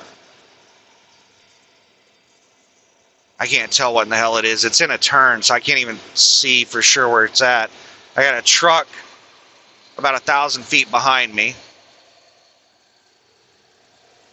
What in the hell is that? Is it on the right shoulder? It looks like it's on the right shoulder.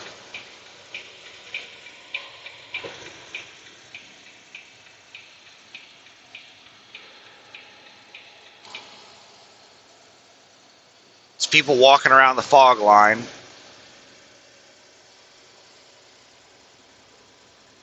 No, that person's walking in the damn road. That's not on the fog line.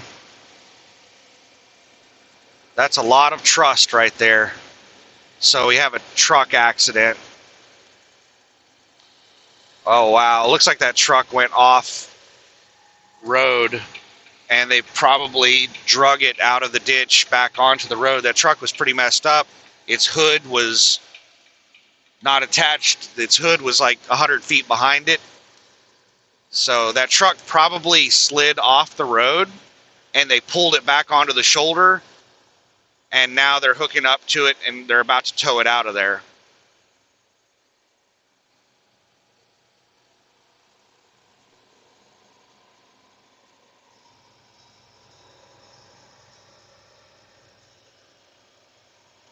But that's just a guess based on the damage that I saw of the truck. It had a lot of damage on its left side. It looked like it had jackknifed.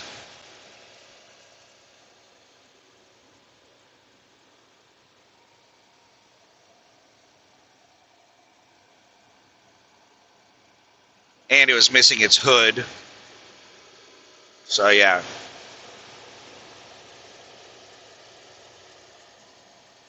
I've heard that these hoods are up to like $20,000.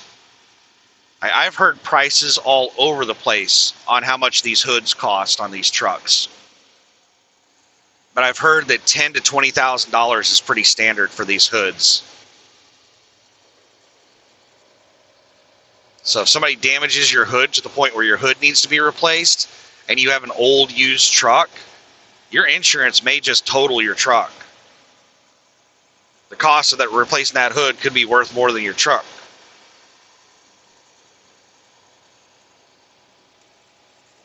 And that's the reason that the Landstar driver that I recovered the trailer in Blackwell, Oklahoma, I think it was, north central Oklahoma off I-35, he got hit at the truck stop, and it caused, just a second here, this person was passing me at a decent rate, and then they slowed down, but we were going up a little hill. Now they're passing me at a good rate again.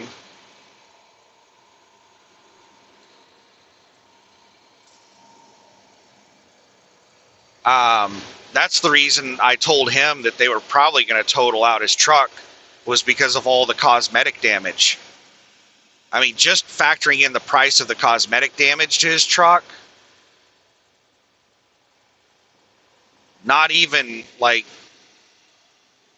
he thought that his frame might have possibly been bent and that like his engine might have been damaged because like his engine wasn't setting straight in the truck anymore.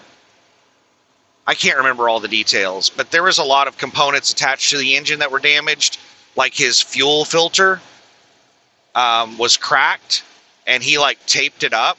It was still leaking fuel, but he taped it up to the point where it was barely leaking fuel, and he was able to run the truck. But just cosmetic damage alone, his hood was messed up really bad. Um, the mounting points for the hood were like ripped out. Just the plastics around his truck was probably going to be $20,000-$30,000 or more to replace or repair. And he had a used Freightliner that was probably valued at like 50 or 60 grand, maybe. So that's the reason I told him that they were probably going to total the truck out, was because just in cosmetic stuff alone, which the cosmetic stuff on these trucks is so expensive. Everything on these trucks is crazy expensive.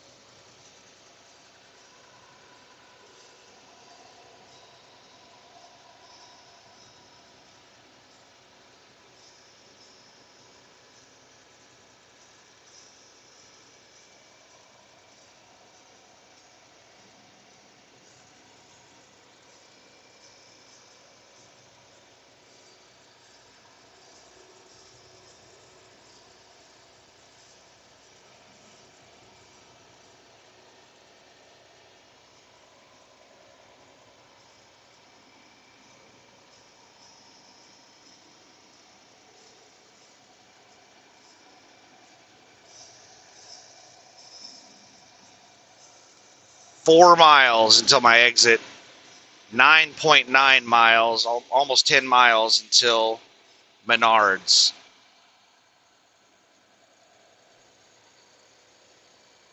What are they doing? They're working on the sign on the other side? Looks like they're working on the light. Or maybe the camera or something. I don't know if it's a light or a camera, but that is where they read your license plate and your toll transponder. And it has lights and cameras and all kinds of crap mounted up there. And he is working on something.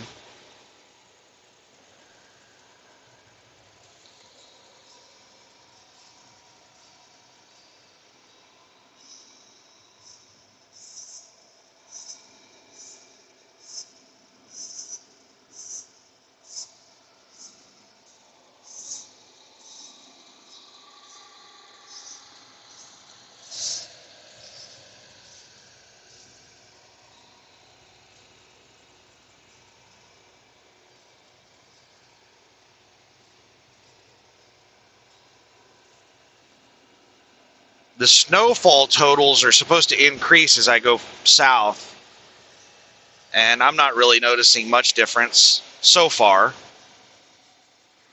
When I was delivering to some store, I can't remember where it was at. I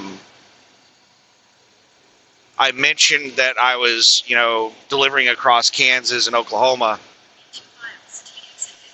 and the person at the store told me, they were making it out like Oklahoma got a lot of snow. They were saying, "Oh, you're going to Oklahoma. Oklahoma got a lot more snow than us," or something like that. I forgot exactly how he worded it, but he was basically saying that Oklahoma got a lot more snow than Kansas. And I haven't really been paying much attention to Oklahoma weather. because all of this storm is supposed to be over with. I expect the roads to be cleared by the time I make it to Oklahoma, so I haven't really been concerned with Oklahoma weather because the Arctic blast and the snow and everything should basically be gone by the time I get there. So hopefully it's not too crazy when I get to Oklahoma.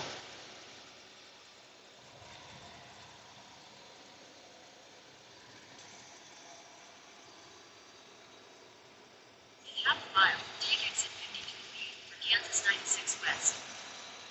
All right, half mile until my exit, 6.3 miles to Menards.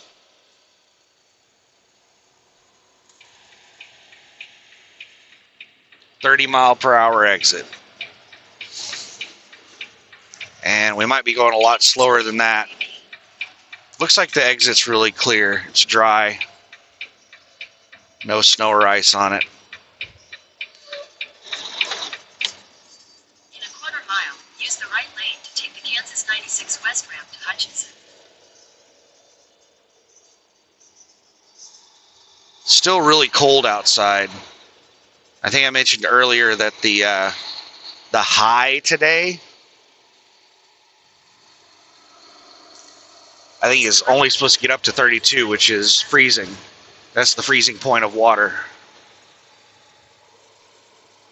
Continue on Kansas 96 West for 5 miles.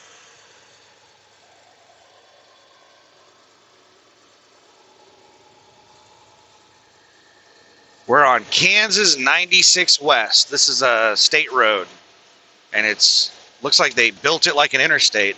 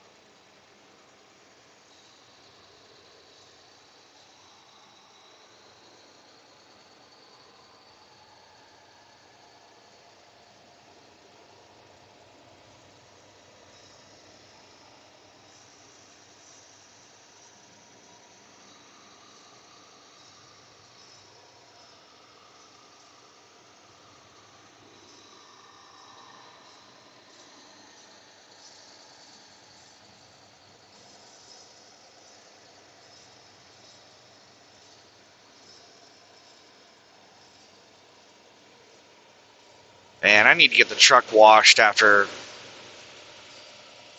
all this crap is over with. The truck is just covered in treatment. Sand and slush and road treatment.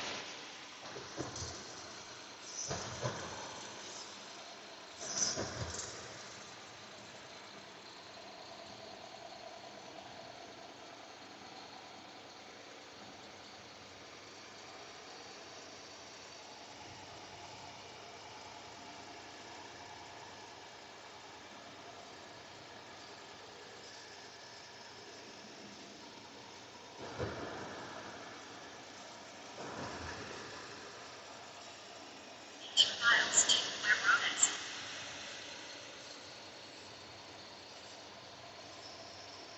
Ooh, it's starting to get cool in here.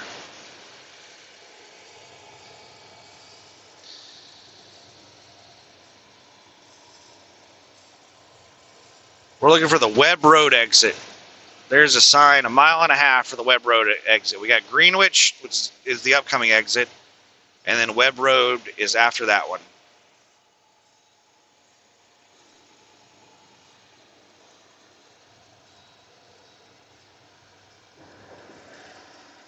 It is 10:20 a.m. I'm almost an hour early.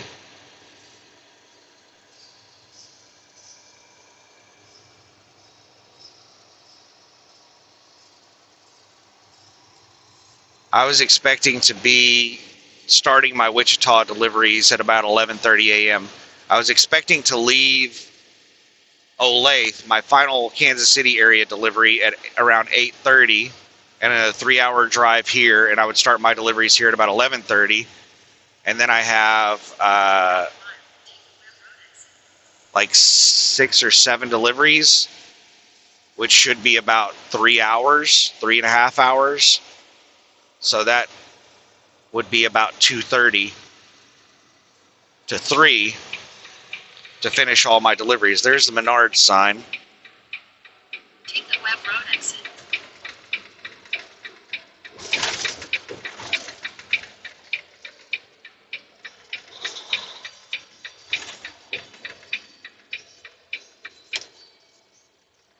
At the next light, turn left.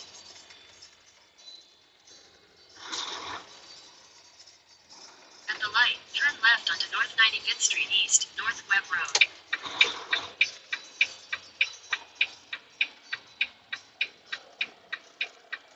True Cut Tree Service. Somebody just getting some free advertisement by throwing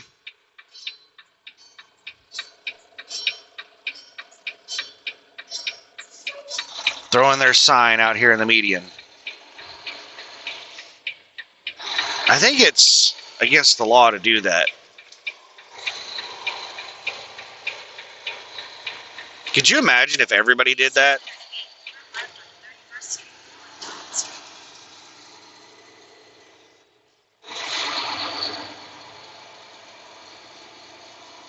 Turn left onto 31st Street, North Street. Turn left onto 31st Street, North Tobin Street.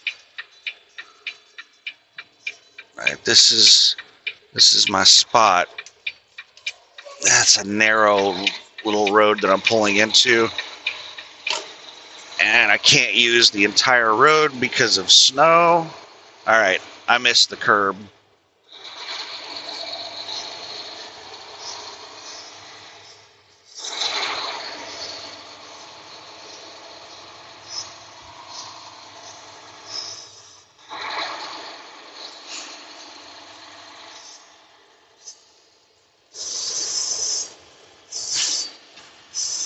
I don't know if you can hear that, but the belt tensioner is making a bunch of rattling noise.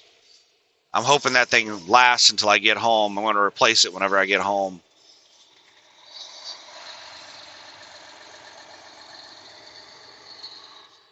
And this is some windy road here.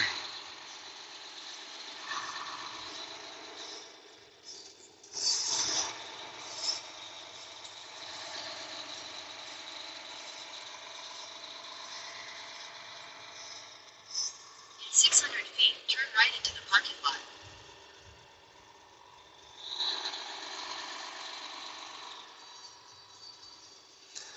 All right, so here we go.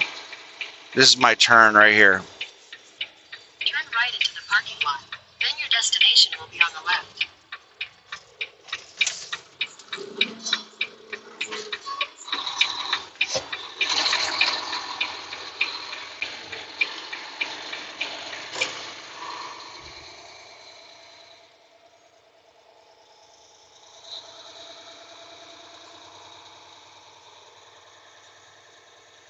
All right, now we are at the Wichita Menards on Tobin Street. Let me see how many. 29.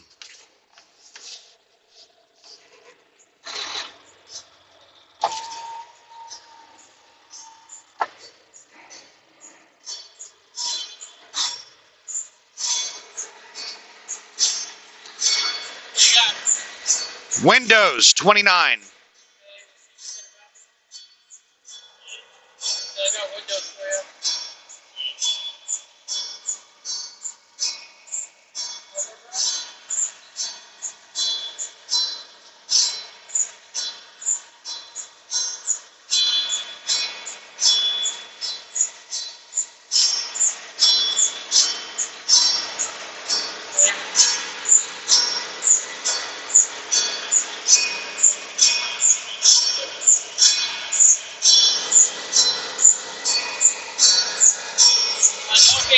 All right, thanks.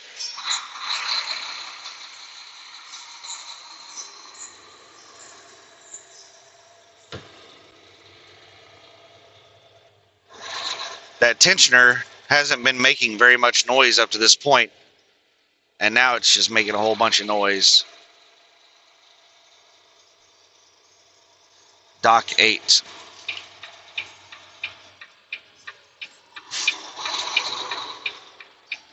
Oh crap. We've got a crete in there right now in dock 7. So this might take a while if they're unloading someone else.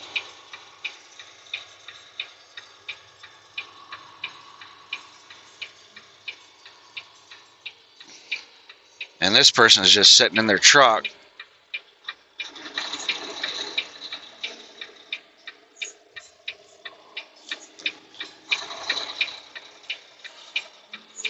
Get the seatbelt off.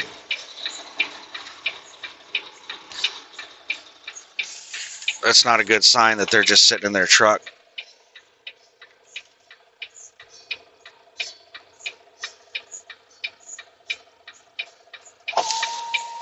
One second here. Trying to wave this pickup around me. I guess they couldn't see my hand. I had to roll the window down.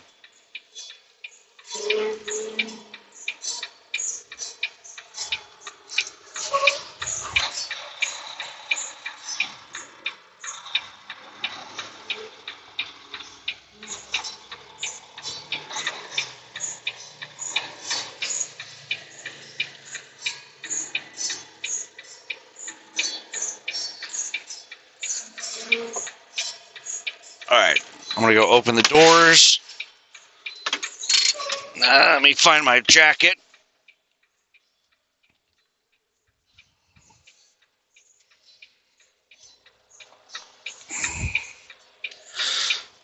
Alright, I'll be back in a minute. Alright, I might end up recording all of my Wichita deliveries. I have 2 less deliveries than I thought I had.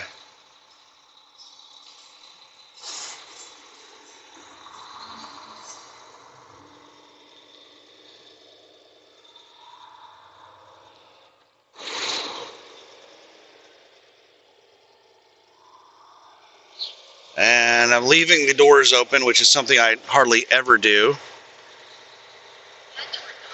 I don't drive even short distance with the doors open typically, because the doors are part of the structure of the trailer, and with the doors open, it allows the trailer to flex more, and it could cause damage to the trailer.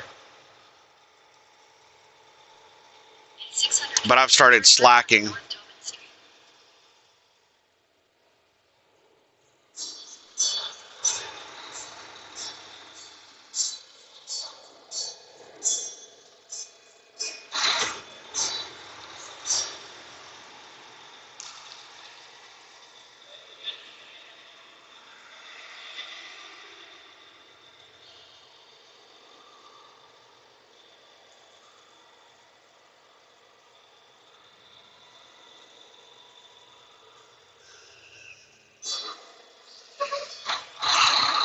All right, I'm just going to pull out of his gate area, and then I'm going to go close the doors.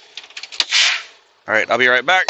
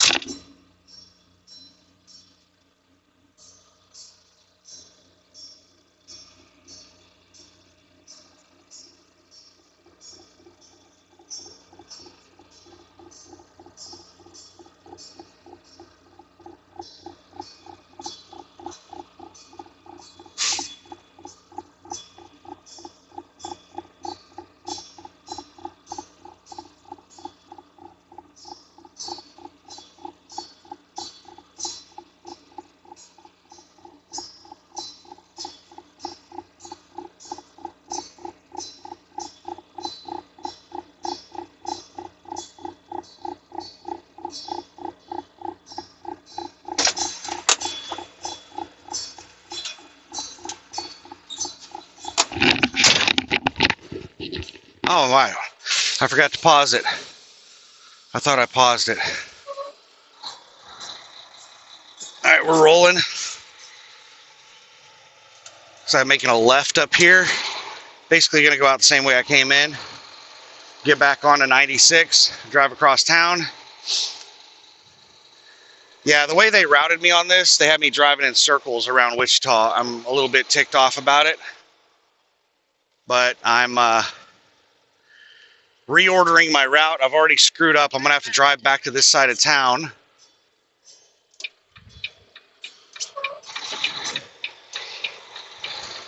So you may be thinking, well, if I'm already on this side of town, why don't I go ahead and knock it out now? Well, I need to go to Derby, Kansas, which is southeast. And there was a delivery right at the 96 exit where I exited to get on 96. So in order for me to backtrack back to that, it would take me quite a ways out of route. And I'm going to be coming near that area whenever I'm coming to Derby.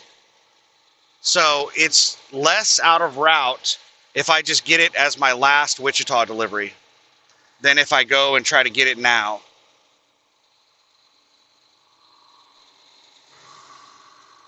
Oh my goodness. I went up over some snow and it really grabbed a hold of the tires.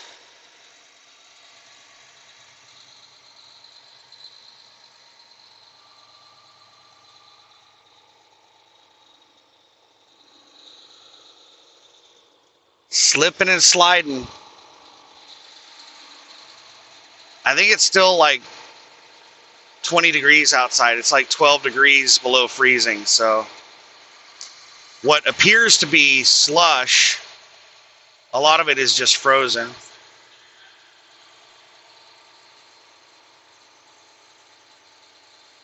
So you have to be really, really careful with what appears to be snow. You may be like running up over it thinking it's going to compact down like snow, and it's just a solid block of ice. At the stop sign, turn right onto North 95th Street East, North Webb Road. Then at the next light, you'll turn right onto the Kansas 96. If you've been following for a long time, you remember during one of the Arctic blasts when they got snow down in Louisiana, there was only one lane on whatever interstate that I was driving north in Louisiana on.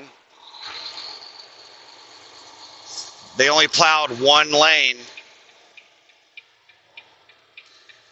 and the left lane looked like it was snow, but it was just a solid block of ice. And there were people going out into the left lane to pass, and they would hit that ice and just start bouncing all over the place because it was uneven.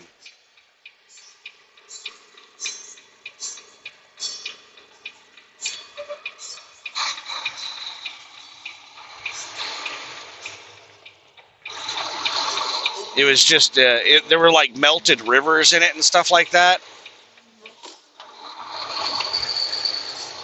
So it was just all uneven, undulating and stuff. And they, oh my goodness, they would get over there and nearly wreck. And then they would just dip back in behind me.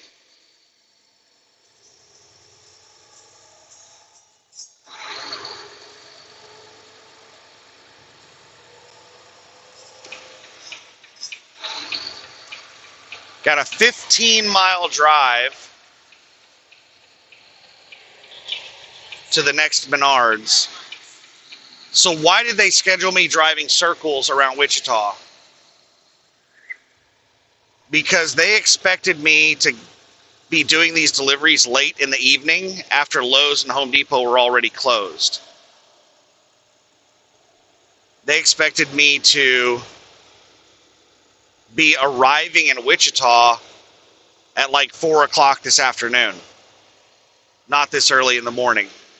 So Menards receives up until like 10 p.m. So they scheduled all my Menards deliveries for whenever they thought I was going to be here.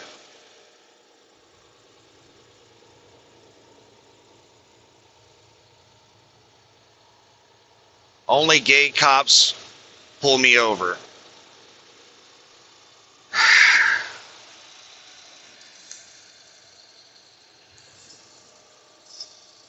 People and their personalities.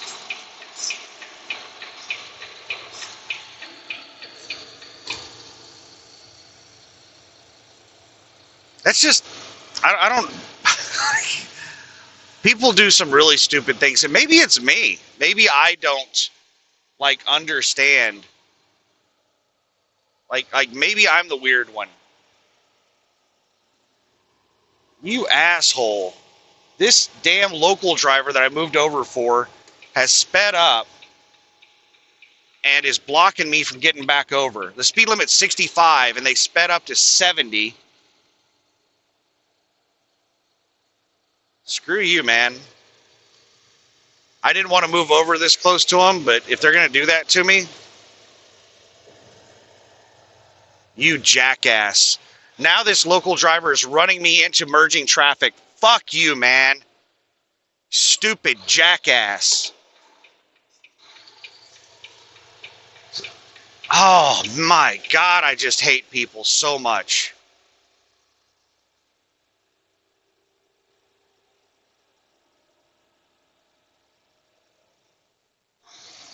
He saw that merging traffic and he just blocked me in and ran me into the back of it.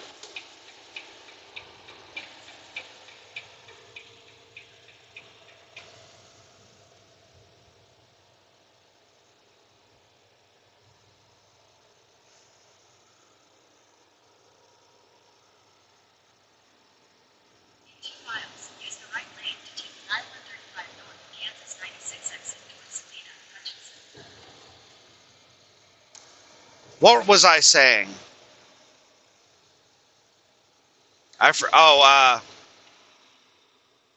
Yeah, so they were scheduling me to do all the Menards and then Lowe's and the following morning. I don't have any Home Depots until Tulsa. No Home Depots. And I have 2 less deliveries. I somehow miscounted my deliveries. Now this jackass is slowed back down to 65.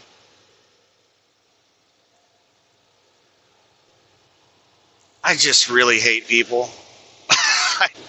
I don't understand why people are so incredibly aggressive.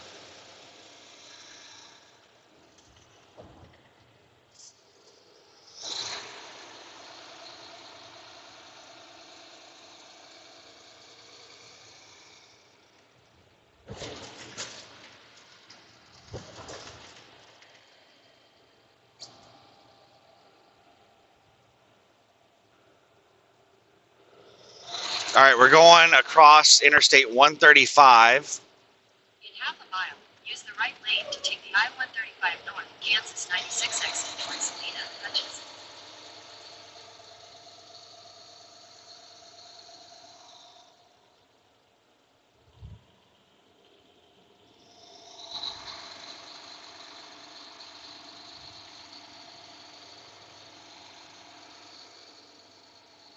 We're going to stay on 96, but The I-135 north exit.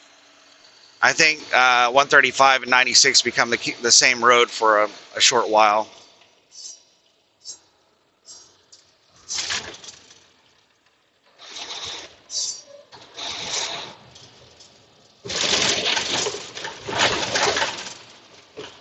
Oh my goodness, brake checking me.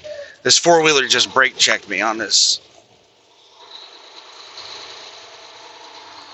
This four-wheeler was already going slow and then they just slammed their brakes down to like 20 miles an hour.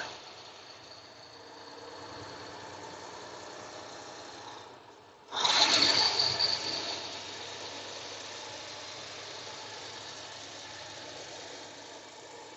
half a mile, use the right 2 lanes to take exit 11A, ride 235 south, Kansas 96 west.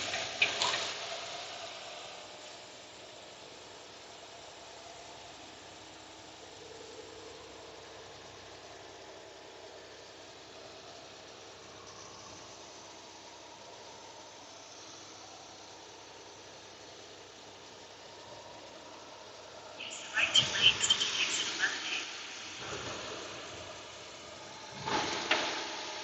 I'm trying to get around this dumbass, but they keep speeding up. While I was behind them, they were going incredibly slow, and now they're speeding. The speed limit is 60, and I'm doing 60, and they're all right. Now they slowed back down. I this is the kind of bullshit you deal with all day, every day out here over the road. Like, I'm behind them and they're doing like 10, 15 under the speed limit. I go to pass them and they start speeding.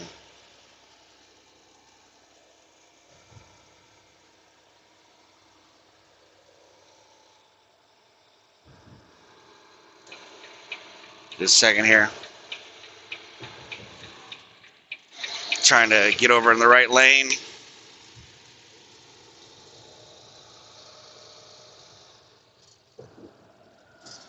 Come on, four-wheeler. Shit or get off the pot. Don't just sit there speed matching me. Oh, great. Right lane's going exit only.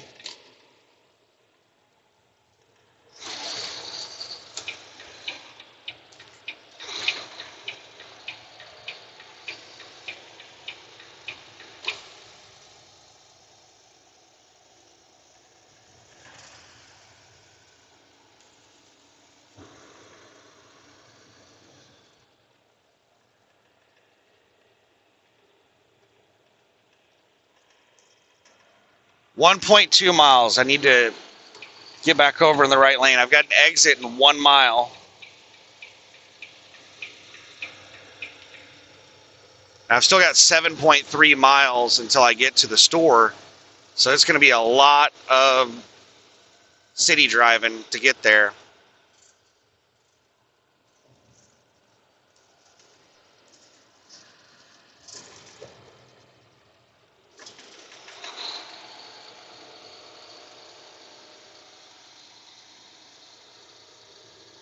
It's amazing how casual people drive when I'm behind them and how crazy they drive when I'm in front of them. They're like race car drivers when they're behind me, but once they get in front of me, they're like old people on a Sunday stroll.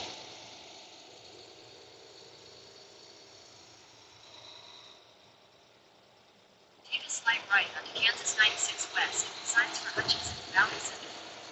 Then keep left to stay on Kansas 96 West. Keep left to stay on Kansas 96 West. Okay, so this is not my exit to get on side streets. This is my exit where 135 and 96 are splitting back apart. Good. I didn't want to do 6 miles on city streets. That'll take forever.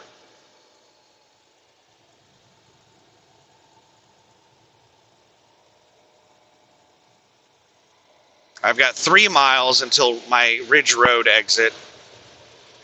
So I'll have 3.7 miles, or no, 2.7 miles of city streets. That's still a lot of city streets. A mile on the interstate versus a mile on city streets, big difference.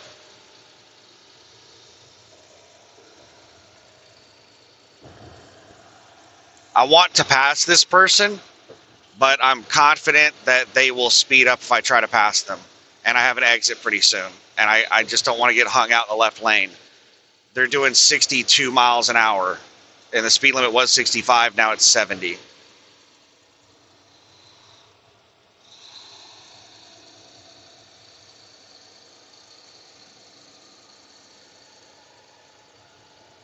2 miles, take the exit toward Ridge Road. So the tensioner has started making a lot of noise, a lot of clanking around. The gate person at Menards even gave me some side eye about it because it was making so much noise. What the tensioner is doing is it's moving back and forth a lot. So I think whatever spring mechanism is supposed to allow it to move a little bit back and forth.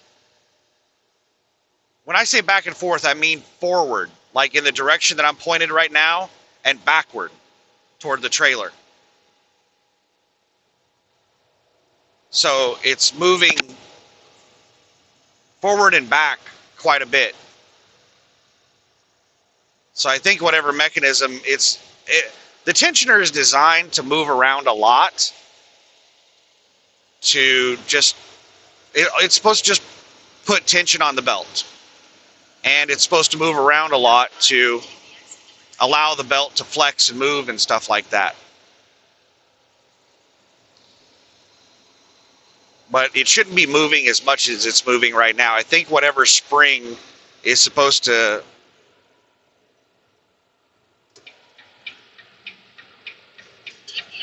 allow it to move back and forth a little bit, I think that spring is basically broken. It's doing almost nothing, and it's allowing it to just go back and forth like crazy. All right, double left turn. I wish that all of these turns would have signs further back to let you know, like, what the lanes are doing. Because it really sucks to get all the way up here to the light to find out it's a double left and you're in the far left turn. I had that happen to me yesterday at the TA, and I had some asshole in a truck get over in the outside lane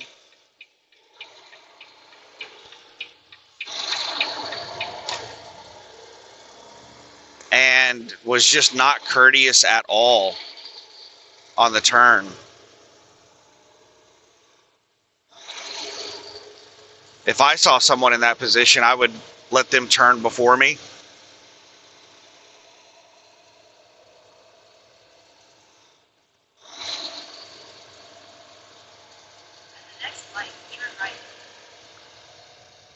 Or I would give them a lot of extra room.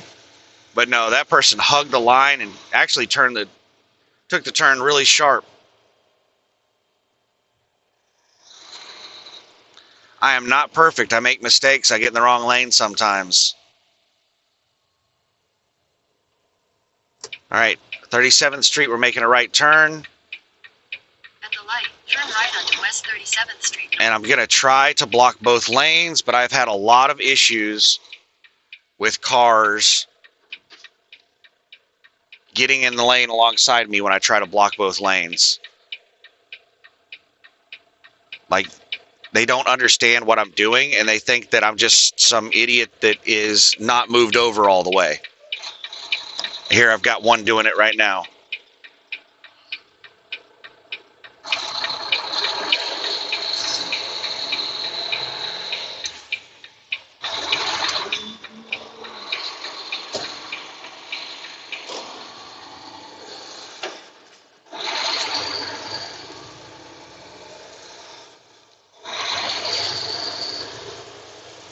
He got to the back of my trailer on the left side, or she, I don't know which it was, I couldn't tell, and started to come alongside me on the left lane, and then realized that they couldn't do it and stay in the lane. So they started like throwing their hands up in the air like, "You idiot, you're in my lane."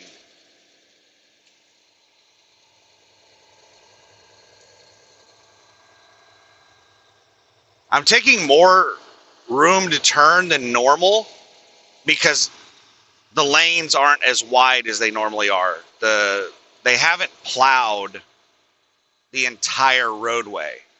I can't tell where exactly the curb is at because it's covered in snow, and a lot of times the snow is a couple of feet away from the curb, so I have a couple of feet less room to turn. And a lot of this, like I said earlier, is not snow. It is solid ice.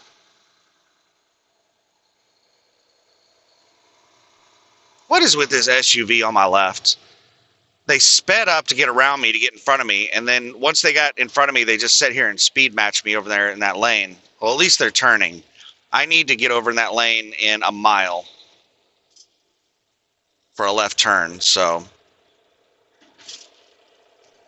Do these cars not know where the lines are at? That's the pedestrian crossing that you pulled all the way up to. The white line that's behind you is the line you were supposed to stop behind.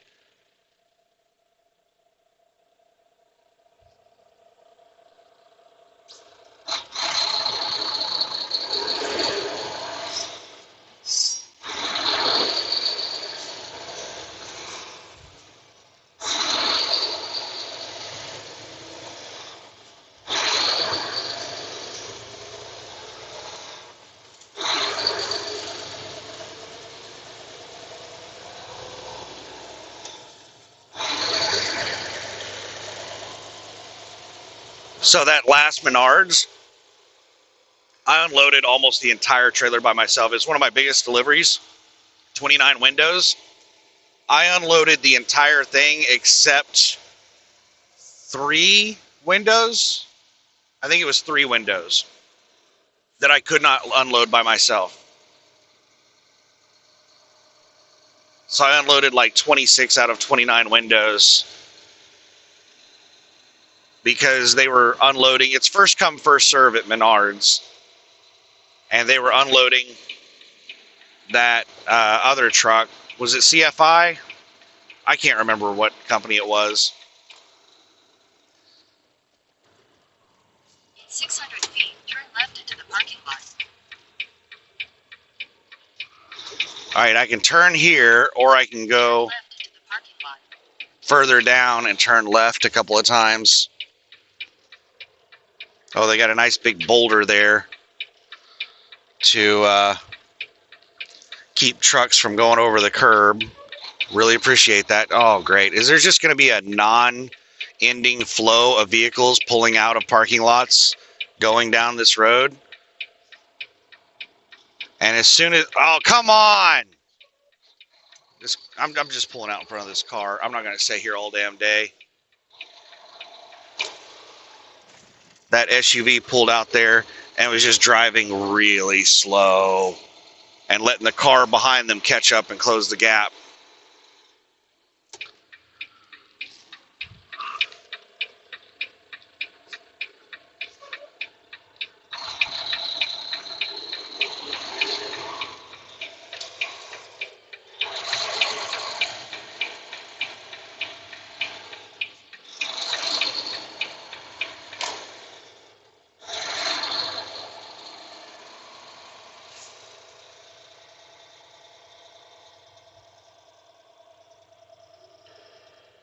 You have arrived.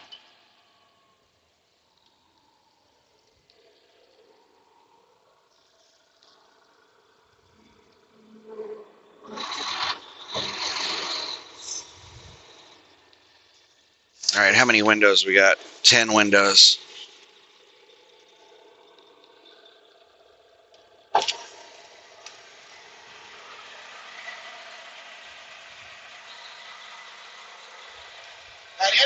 Windows, 10 of them. 3660 North Mains. Yeah, I've got 2 Maze deliveries. Yeah, you're 3660. So apparently they have people coming to the wrong address, so he just verified that I'm at the correct Maze address.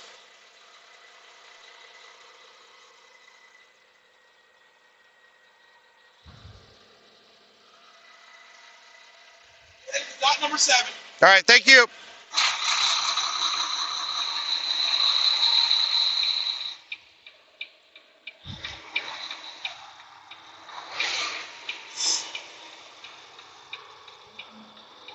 The docks are right here.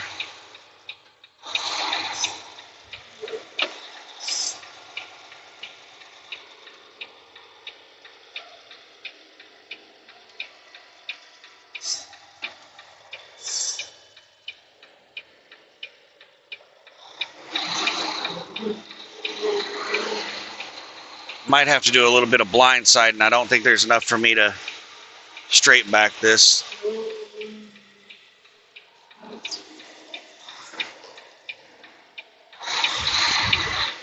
Now they've got this damn cart right here.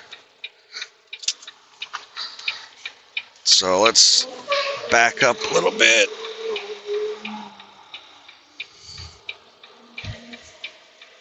All right, I'm almost lined up perfect.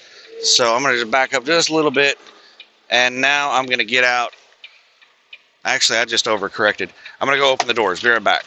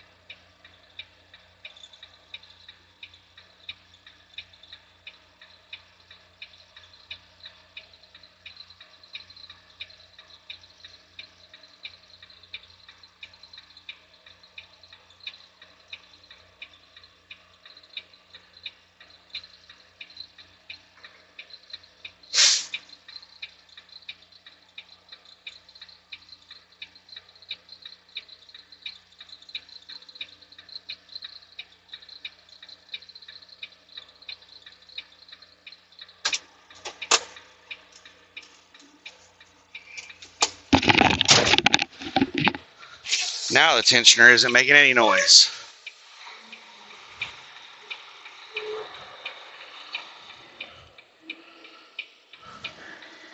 It's been intermittent on noise making, but here this morning it was making consistent noise.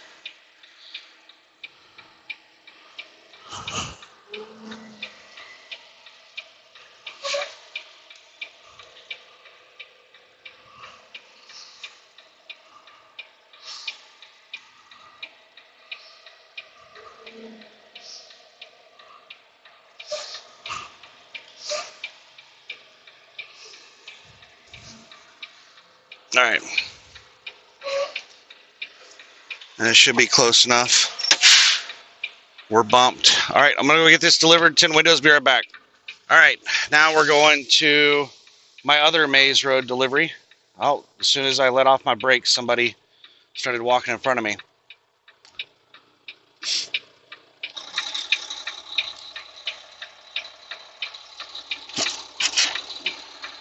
What the hell? Truck wasn't moving. I had to give it more throttle than I thought I needed to. I'm going to leave the doors open until I exit.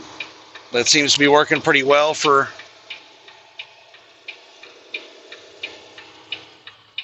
these Menards. I think I have one more Menards to deliver to and 2 Lowe's. My next one is a Lowe's, and then I think I have a Menards, and then I'm done with Wichita, and then I have a Lowe's in Derby, and then I'm driving to Tulsa.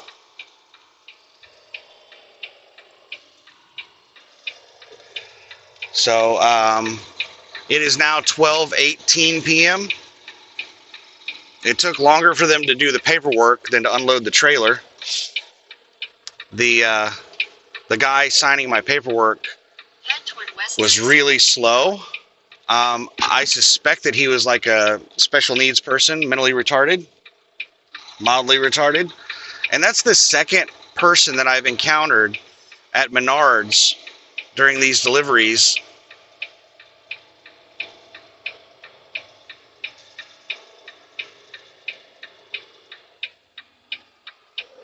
All right, I'll be right back. I'm going to go close the door.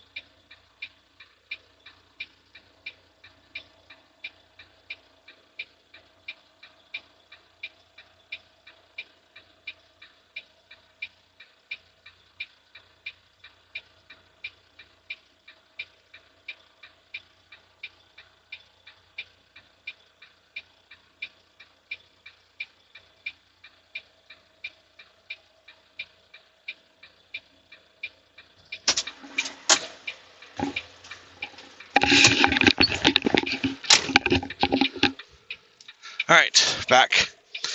But what I was saying, I seem to be encountering them fairly often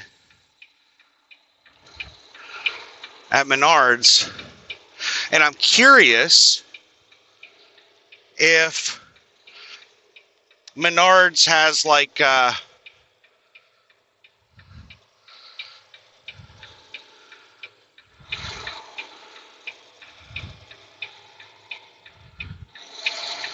oh, what am I going to do here? What am I going to do here? Can I even make a left turn right there? Which road would be easier to make a left turn on? Yes, I can make a left turn here. This will probably be easier to make a left turn on. This road's probably slower. I need to make a left and then another left. Turn left onto West 37th Street.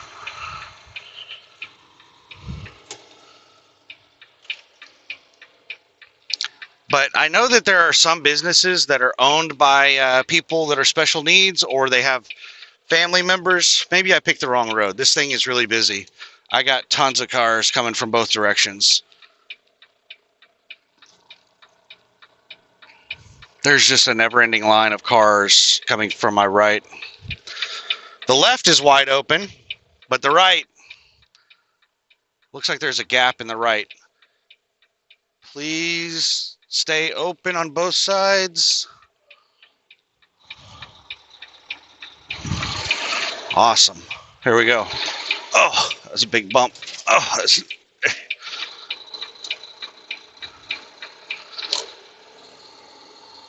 All right. Now we need to make a left at the light and drive down a mile. But yeah, I know that there are businesses that are either owned by special needs people or they have friends, family, children, whatever that are special needs. So, like, they go out of their way to hire special needs people into positions that they think they can perform. I'm wondering if maybe Menards is like that. Is Menards one of those businesses? I don't know.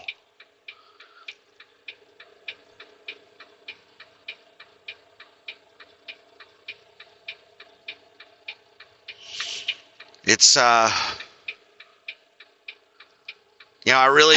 like people helping people out, but it's wasting my time to have to deal with these people.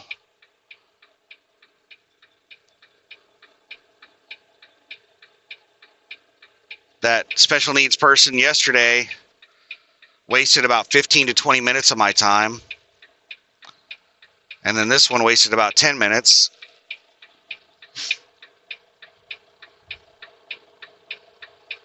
And all that time adds up.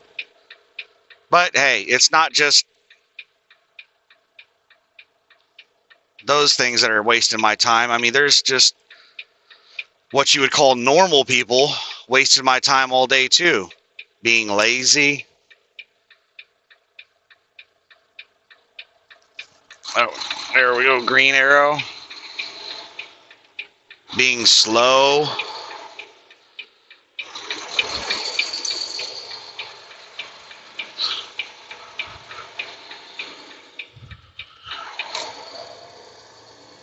I'm just going to stay in the left lane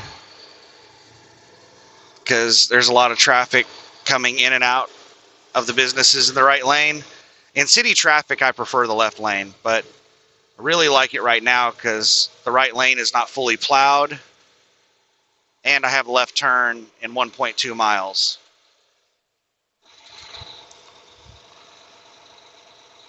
Another reason that I like the left lane in cities is because of trees.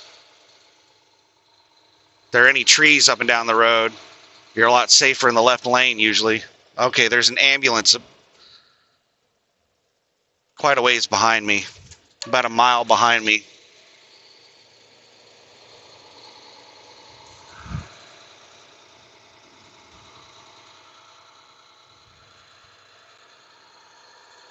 Is it turning? It's going through an intersection and all right, no, it looks like it's still coming in this direction behind me. It looks like it just weaved through traffic through the intersection.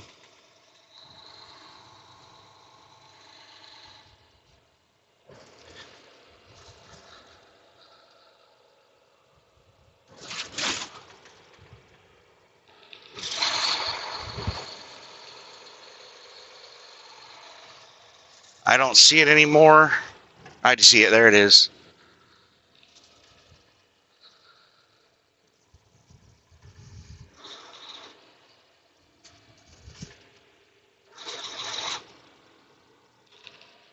It's probably going to end up going into opposing traffic through this intersection to go around everybody. I would get over in the right lane, but it'd be pointless because there's so many people stacked up in this lane.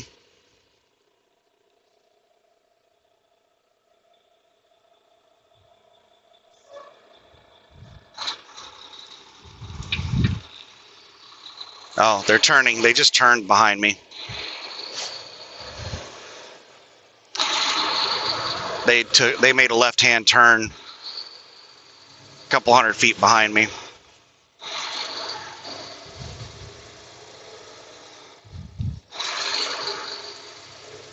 the next light, turn left into the parking lot. All right, we're making a left at this light.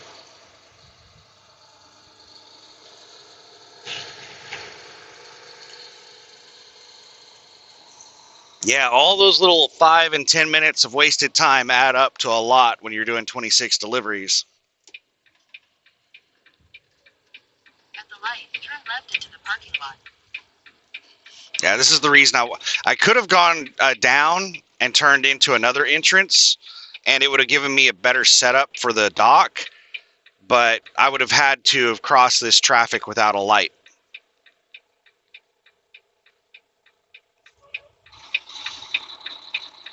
And as you can see, this traffic sucks. To try to cross this traffic without a light would be a pain in the ass.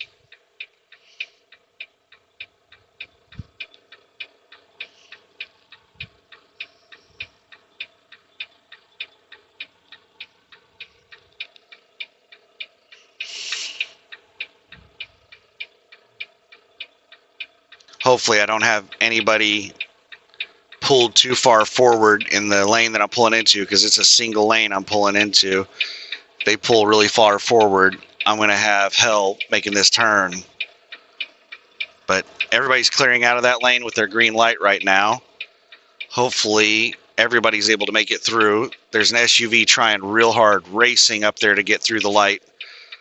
Hopefully they don't get caught in the red at the last second, way past the line. All right, it looks clear. You son of a...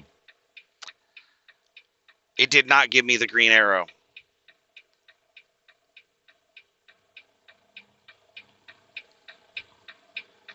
Is it going to stop traffic from the other direction to give... You son of a... It's not giving me... Okay, I have an opening.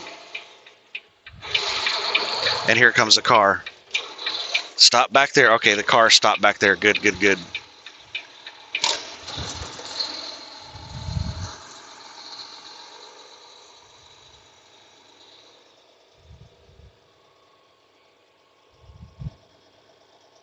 Here comes a pickup. They're not going to notice me, and they're just going to pull right out in front of me, most likely.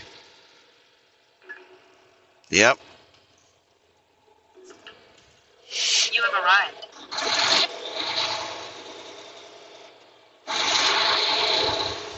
Slow down, car. About had a second car pull out in front of me.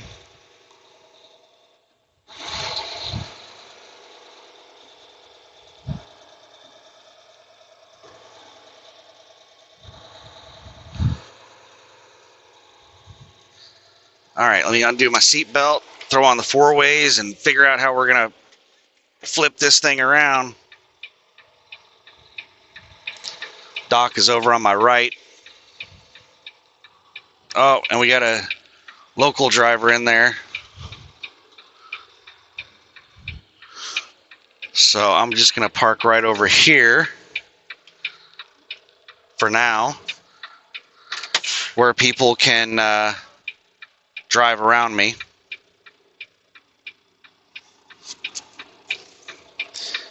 Three windows.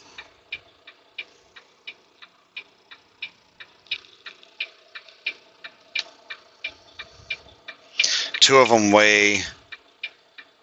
So two of them are 123 pounds. So I don't know if that's 100-pound window and a 20-pound window or what it is, but this looks like the local driver coming out right now, probably. So this guy is probably about to leave.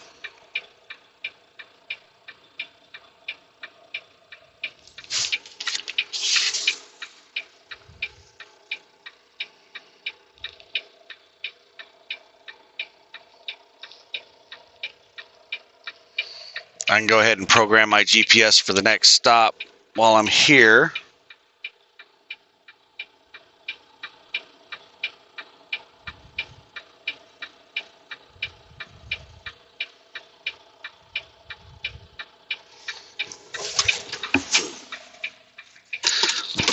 Grab the paperwork and see what the address is.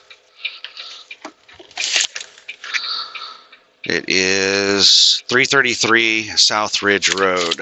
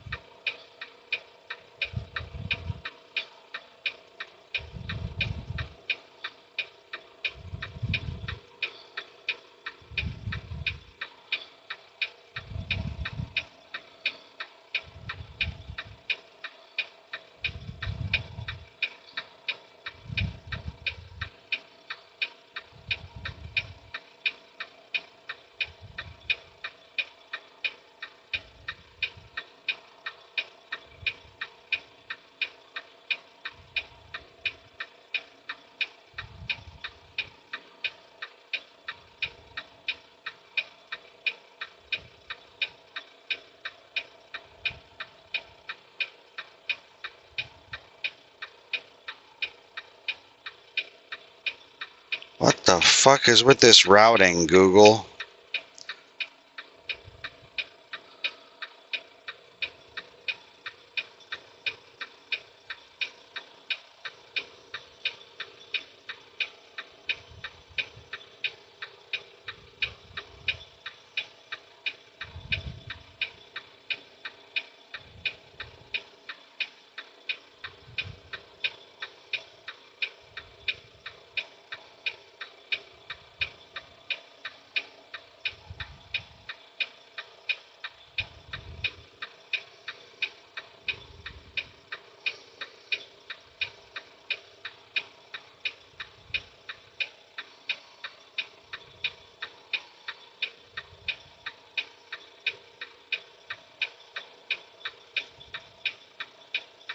Alright, we got the new route plugged in. We're just going to hop back out on Maze Road and take it south.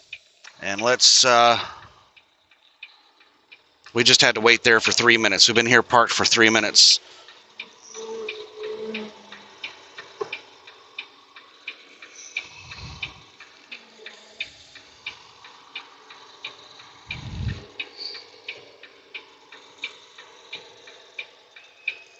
And it would be the most difficult one to back into.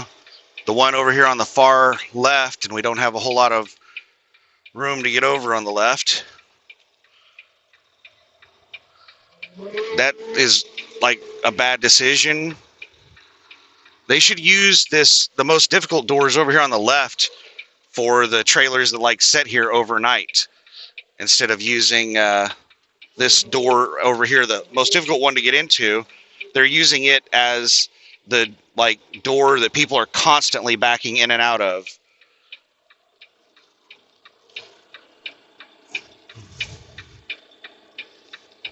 Head toward North Maze Road. I'm having to blindside it. Like I've been doing it a lot of these damn lows. There's not enough room to do side backs on most of these lows. Just a second, I gotta go open the doors.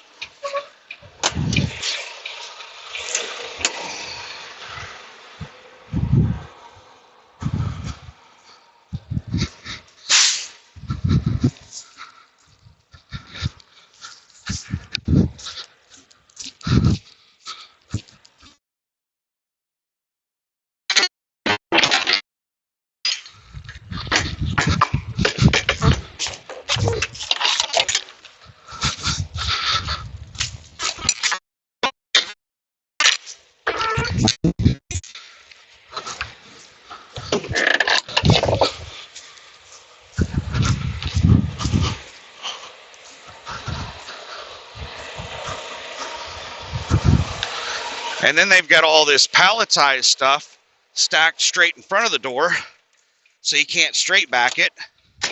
So you can't sight side back it, and you also can't straight back it.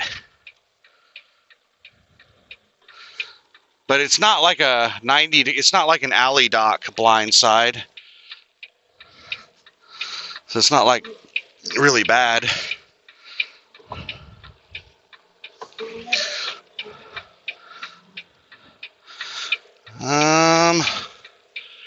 How am I lined up? I'm lined up pretty good. Let's do a pull up to straighten out a little bit.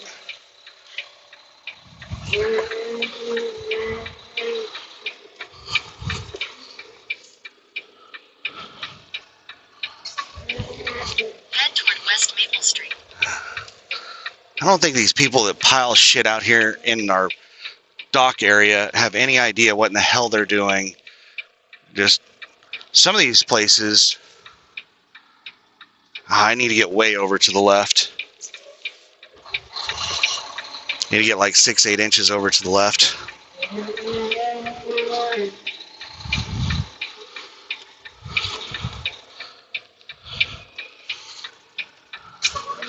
Some of these places are much worse than this. But I suspect what happens with this kind of crap is they ask a truck driver, they're like, Is it going to be that big of a deal if we put pallets over here and you get some super trucker? It's like, oh no, anybody who can't make that back is a moron.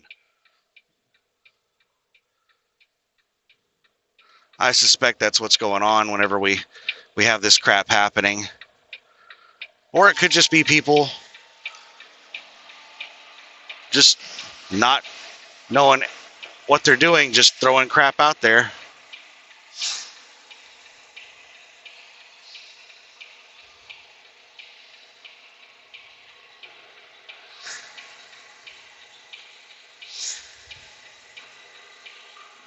All right, we're bumped. I'll be back in a minute. All right, 24 minutes that I've been here total. 3 minutes was waiting on that local driver, and then a big chunk of time was waiting on the shipping and receiving person to show up. There was somebody back there, but they didn't have the ability, they didn't have the key to open the door, so they had to wait on somebody with a key.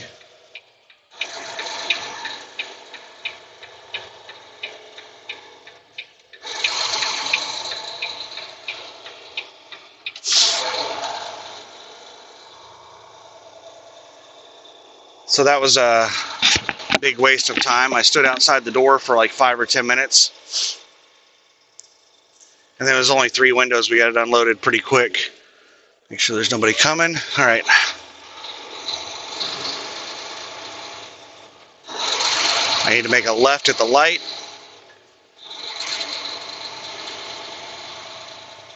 At the next light, take a sharp left.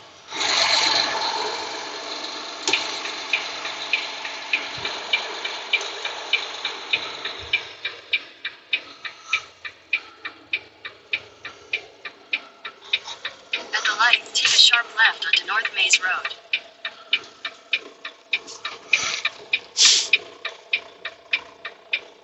I'm not sure how far forward I need to pull to trigger this light.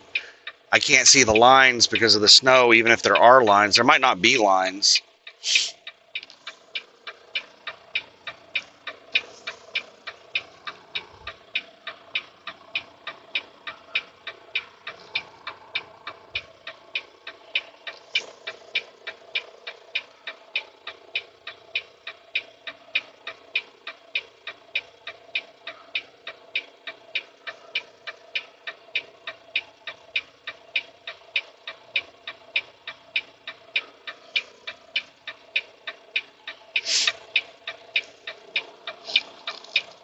I should clean off the windows again. I've got that treatment spritzed all over the windshield again. So there's just like this sprinkling of white stuff, like a drizzle all over the road. Sorry, I was looking at there is a line on the other side. So there probably is a line here somewhere.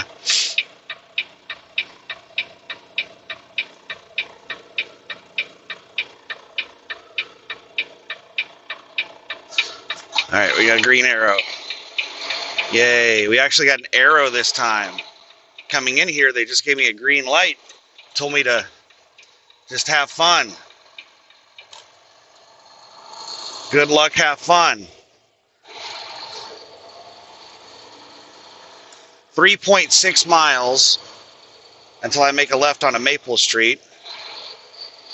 And I drive a couple miles down Maple Street, make a right into the Lowe's.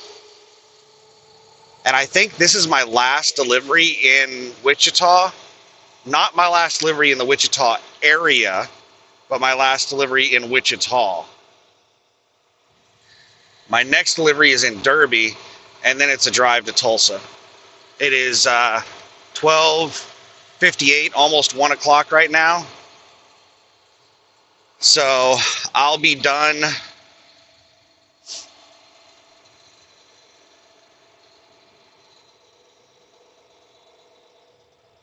in Wichita probably around 2 or 2:30, which is pretty much the time that I initially estimated that I would be done.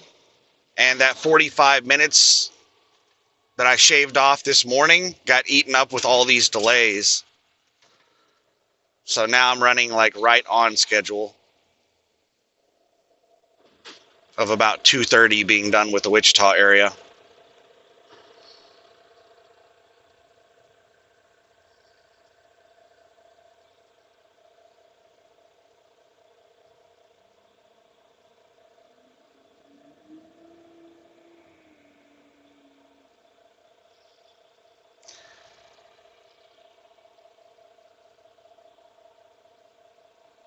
They have the stop lines at these intersections really far back.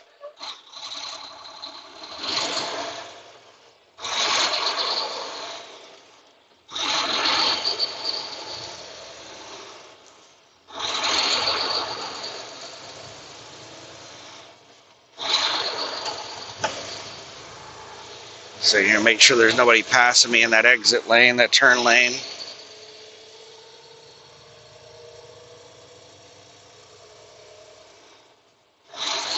Oh, we got some trees overhanging the road. I want to get out of this lane, but I got a line of four-wheelers passing me.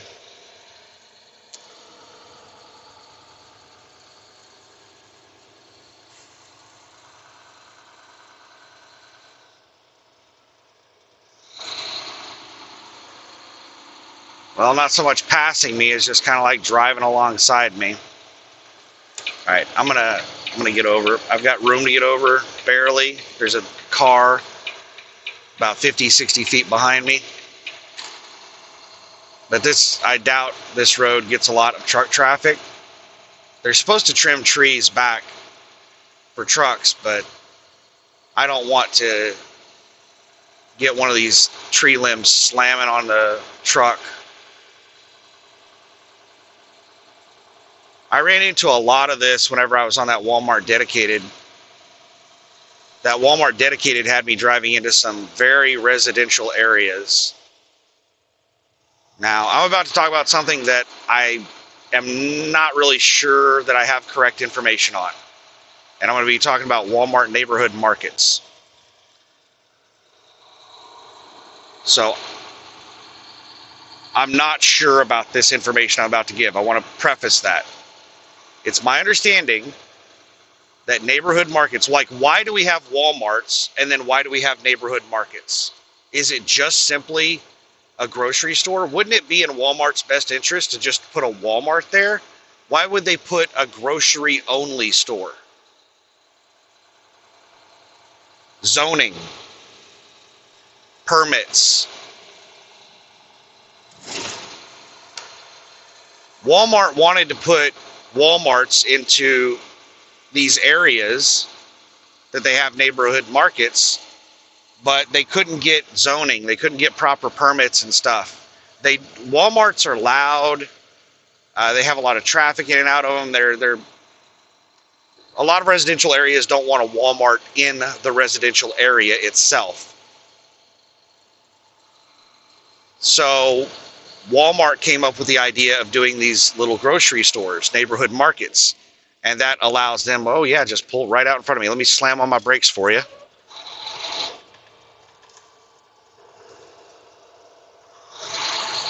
That's fine. I needed to slow down for that intersection anyway.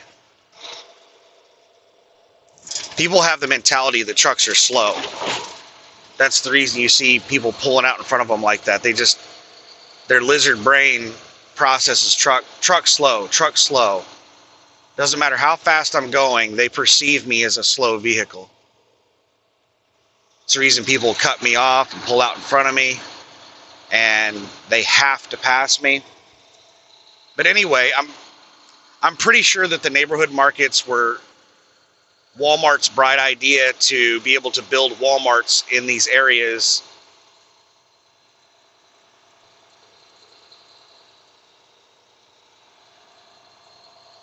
and get around the zoning and permits that they couldn't get to put full-scale Walmarts in.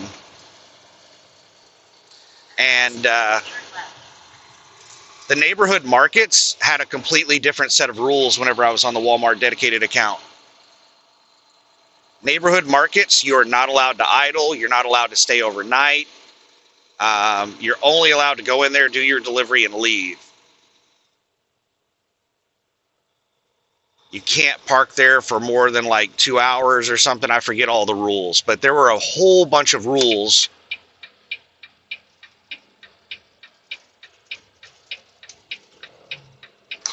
on neighborhood markets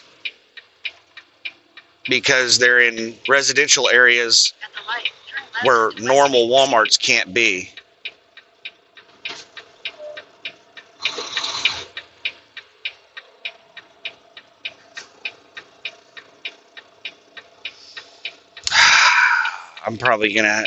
It's probably gonna turn red before I get an opening to make a left. All right, I got an opening. We're gonna make it. We're making it. It's happening.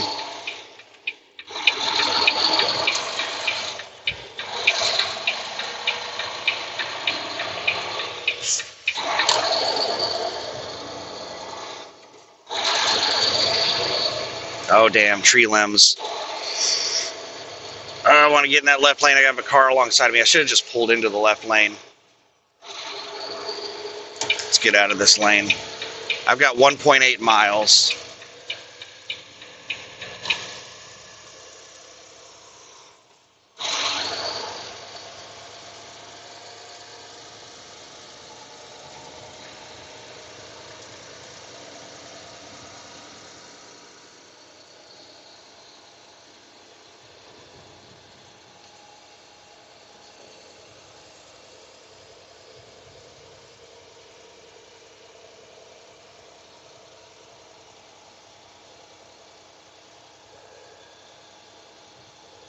Oh, wow, look at that tree.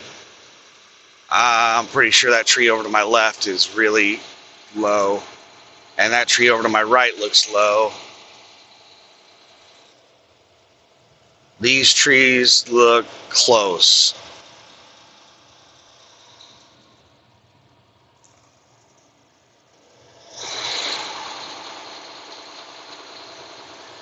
.1 miles. Hello there, Mr. Red Light. Let me see how many I got on this. This is 4 windows that weigh 228 pounds. Now, when I say 4 windows, I don't know that they're windows. It's 4 items that I'm assuming are windows. The total weight is 228 pounds. But to give you an idea of what else might be in the trailer besides windows, there's display, like just, I don't know if they're like pieces of cardboard or if they're posters, but there are display items that are they're encased in cardboard. I don't know what the display item looks like. They're just really light. They weigh less than a pound. And they're usually pretty big. But they can be varying sizes.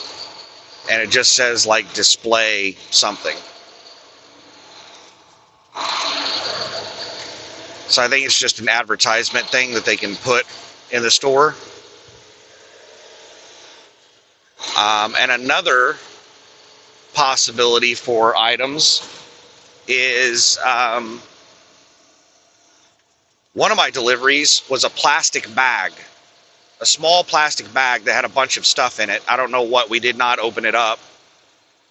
But like 10 of the items were just the stuff in that plastic bag. They did not count that plastic bag as one single item. Everything in that plastic bag was counted as an item. And it was like a 21 item delivery. And I thought it was going to be 21 windows. It ended up being like 11 windows plus that bag.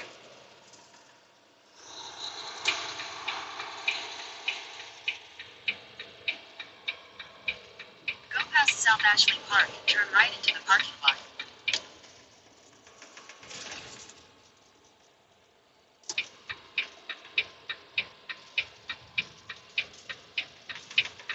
All right, we're going to make a right turn. And I don't have the full right lane. And if I remember correctly, it's a really narrow turn-in that has like a concrete barrier to where you can't use both lanes. So I'm going to, yeah, oh my God, that is so narrow. All right, I'm going to swing way out here.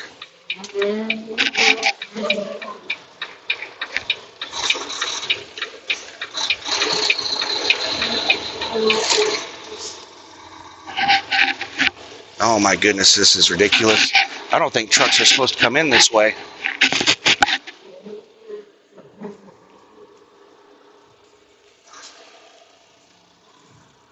Yeah, that was an impossible turn. Why would they put that median in between the lanes there? Let's go back a little bit more.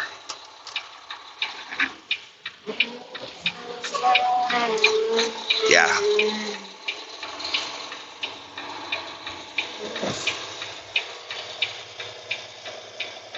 That big, did you hear that big crunching sound? I don't know if you did. That was some of the snow that I ran over that was actually ice. And it just cracked whenever I drove over it. So maybe that's a lot easier to get into whenever, like, you have the full width of the lanes. But based off what I just had to do to get in there, I have a feeling that that is not where the trucks are supposed to be coming in at.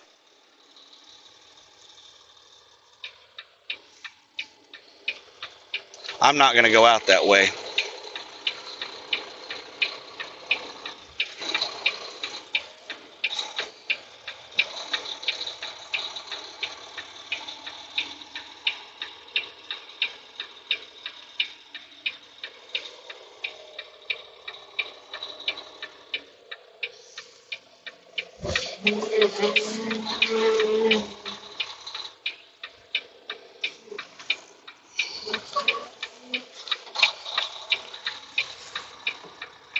You know, if they didn't have all this crap piled up everywhere, this would be a lot easier. I'm going to have to do the same thing I did last time at Lowe's.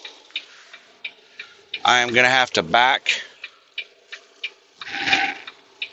Let me take my seatbelt off for this. I'm going to have to back down the road and then pull up here in blindside to get set up for the dock.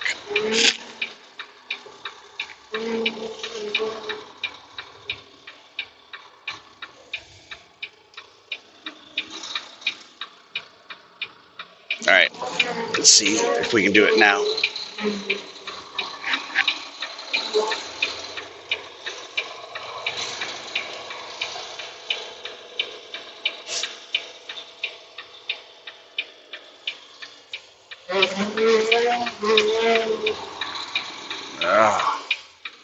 Lots of spinning of the wheel.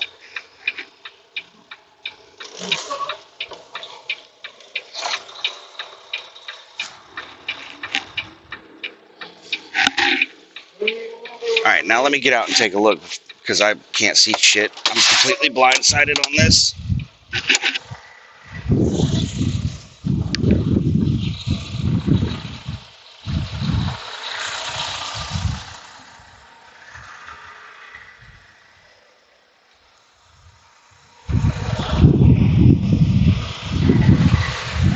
Well, I'm set up pretty good.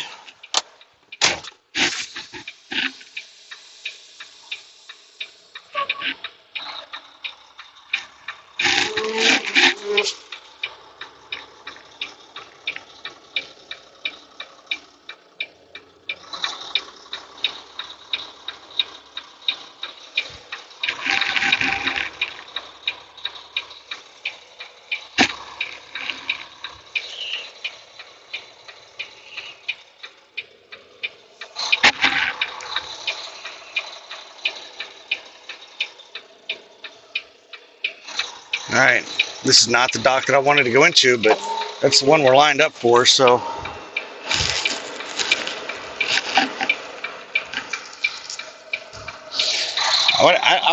I do want to get the middle dock, so we're just going to go into here and use this to get just kind of like lined up for the dock. And then I'm going to pull forward.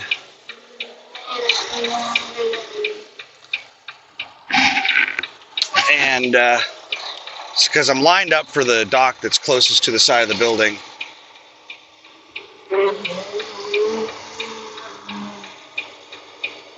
This would have been a lot easier had I come in the other direction, which is probably what I was supposed to do. I don't think trucks are supposed to come in that entrance.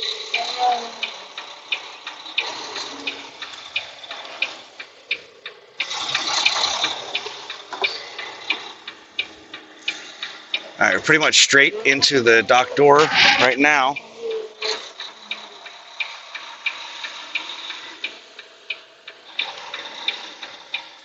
And that's about far enough. If I go much further, I might not be able to open the doors. Just be right back.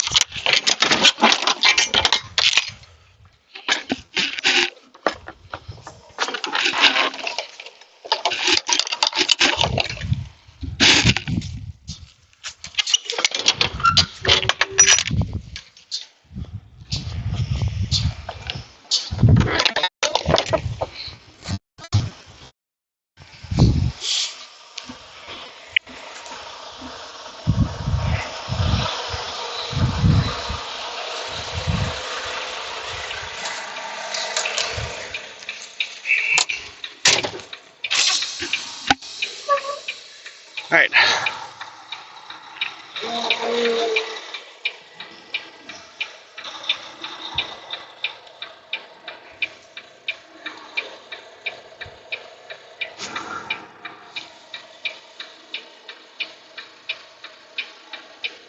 Almost done with Wichita. Wait a second. No, I've got one more Wichita delivery on the other side of town I forgot about.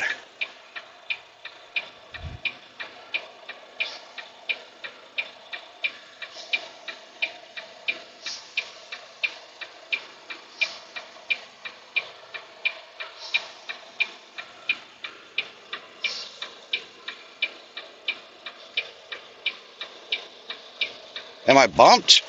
Oh my goodness, that was perfect. Like,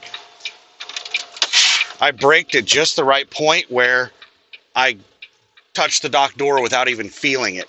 I braked, I came to a stop, and then I let off the brake to keep rolling back a little bit more, and I was already touching. So I timed the brakes perfectly. It was not intentional. I just back up really slow to docks. I don't want to slam the dock, piss the shipping and receiving department off before I even get in there. All right, be right back. All right, all done. Got the paperwork put away. Got my next GPS plotted. I was here for 17 minutes total. It's 1:29 p.m. Doors are closed. No traffic coming from either direction. And we're going to go around this side of the building. Head toward 10th Street. I should have... It's really hard to tell on satellite images how wide an opening is without... I mean, I guess you could break out the measurement thing. I didn't do that. If I'd have known how narrow that was, I would have driven around the building and entered through Taft Street. All right, what side to pass this person on? I can't see what's on the right side, so I'm just going to pass on the left.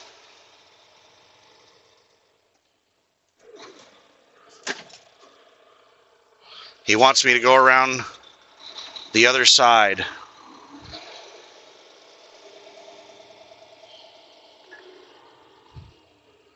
All right, we'll go around the other side.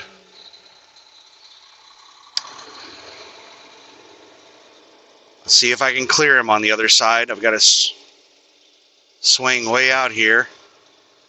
Head toward West Maple Street. Looks like they're doing something with the fire hoses or something. He didn't want me driving over Take your next left onto 10th the Street. fire hoses. Turn left onto 10th Street.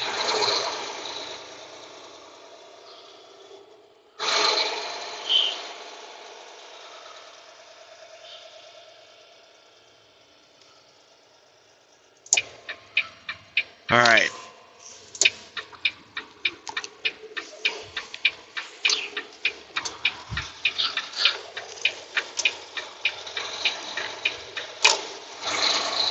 We're just about to get on to I think Highway 400, and it goes straight across town right to the next Lowe's.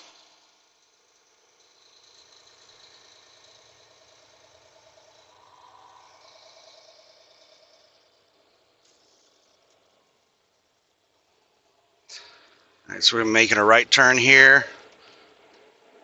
I don't want to block this entrance, but it looks like there's enough room for my truck on the other side now.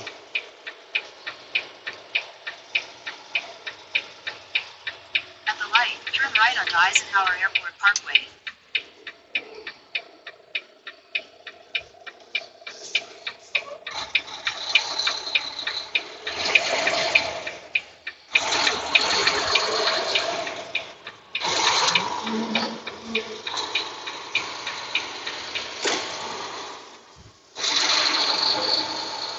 Doberman puppies for sale. Left lane east, right lane west. So we want to go east.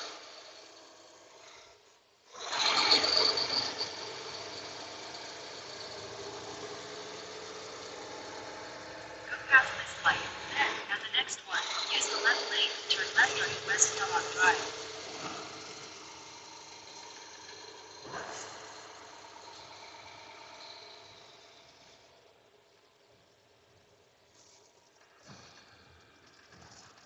All right, looks like it's a double left.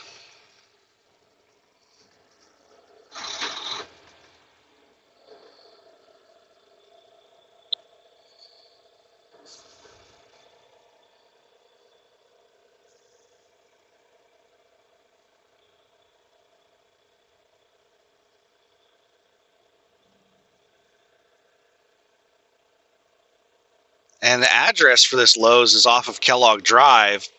And apparently this Highway 400 or whatever it is also Kellogg Drive.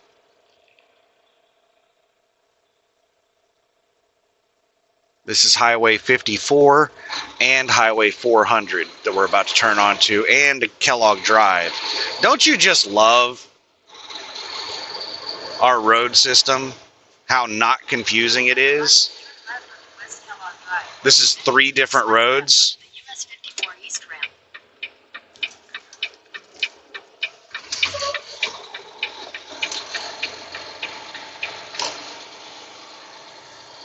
Make sure there's nobody, because that's impossible for me to make that turn without using that other lane. Make sure there's nobody along there with me. Swipe left onto the US 54 East ramp, then merge onto US 400 East. The car behind me is blocking traffic for me.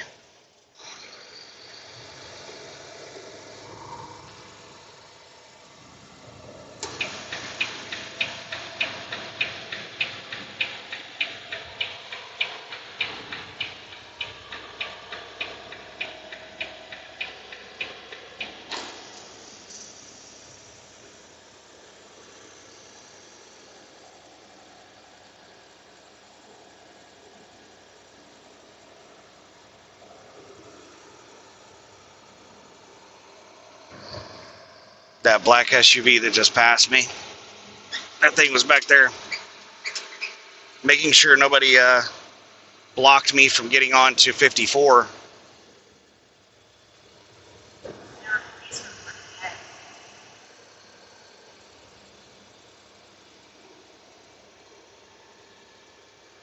Yeah, so this should have been my first delivery, the one I'm headed to right now.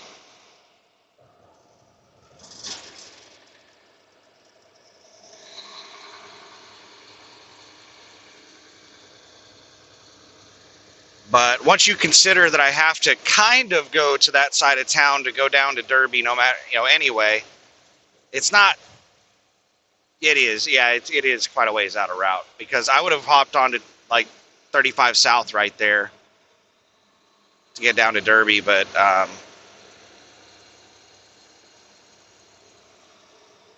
we got a cop coming in the other direction, all lit up. Sheriff.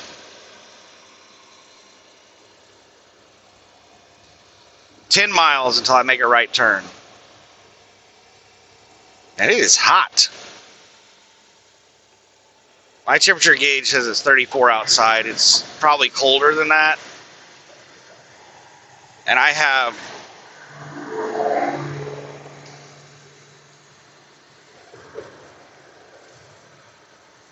the fans turned off.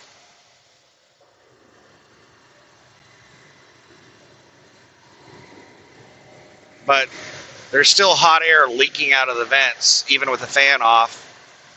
So I'm going to have to turn the temperature knob over to cold, because it's got it 80 degrees inside here.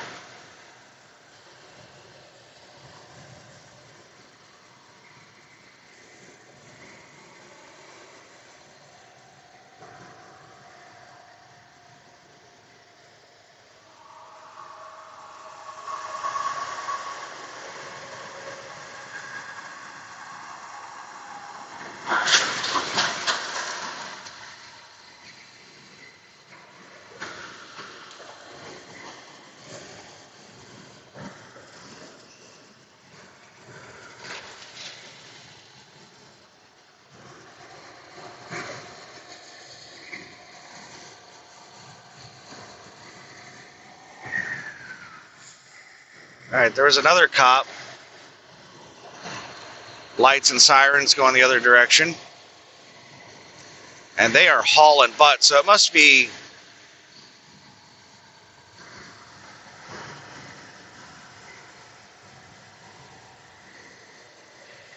a pretty big deal to have that many cops headed toward it.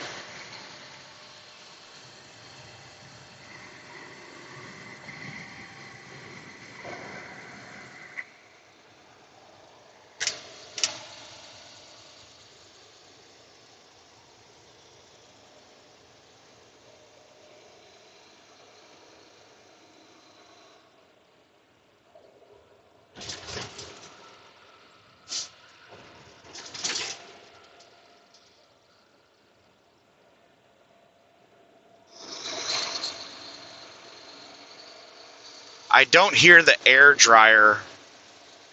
Oh, and the tensioner has stopped making noise. Hasn't made noise in a while. Are you going to take the exit or just stop in front of me? What's going on here? Why did you just brake check me? Why are you stopping here in the middle of the damn road?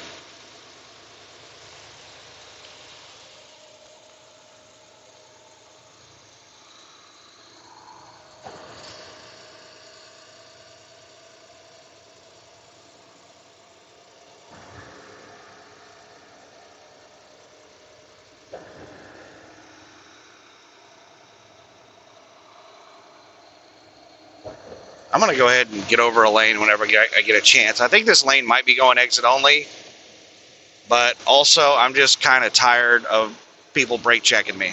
This lane is stacked up.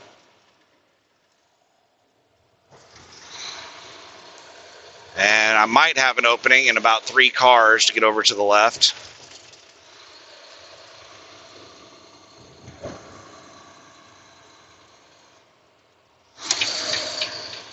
There we go.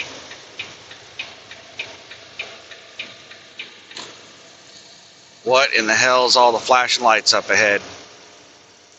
The construction looks like yellow and white flashing lights. Traffic seems to be moving pretty good past it, whatever it is.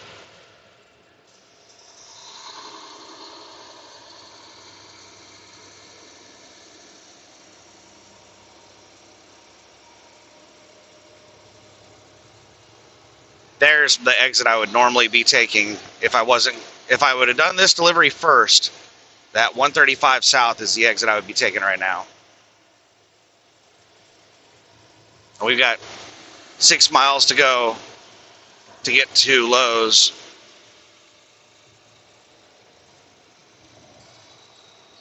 All right, looks like whatever it is over on the right side of the road. Let me slow down and give room for these four-wheelers to move over. Are you going to move over, van? There you go.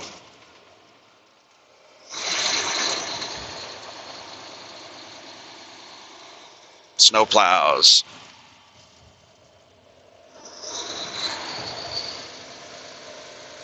Oh my goodness, all the snow plows.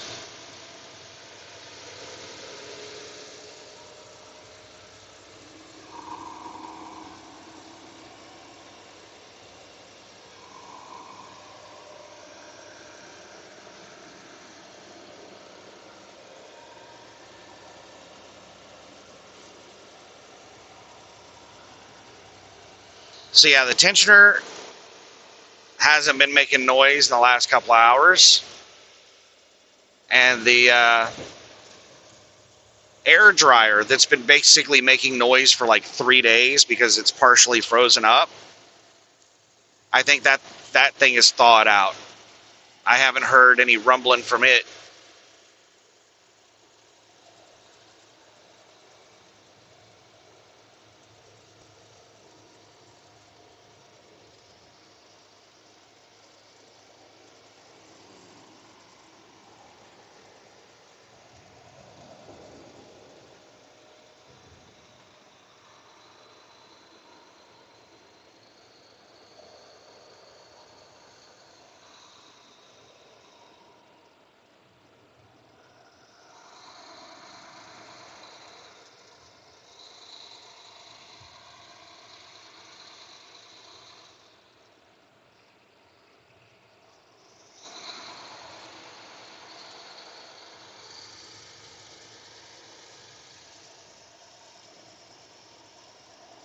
Three and a half miles until I turn off this road, and 4.5 miles until I get there.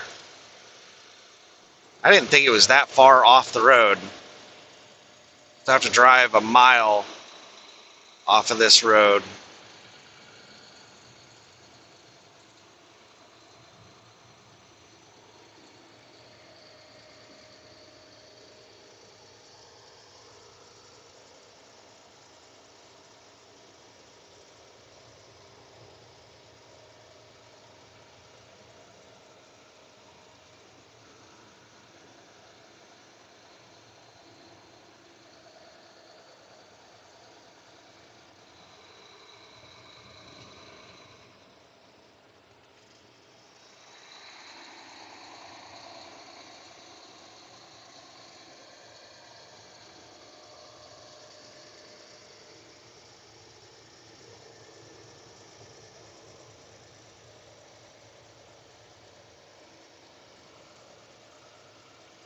If that Lowe's is off Kellogg and I'm driving a mile off of this thing to get to it, how in the hell is that Lowe's off Kellogg if it's a mile away? Maybe this isn't Kellogg. Google told me it was Kellogg.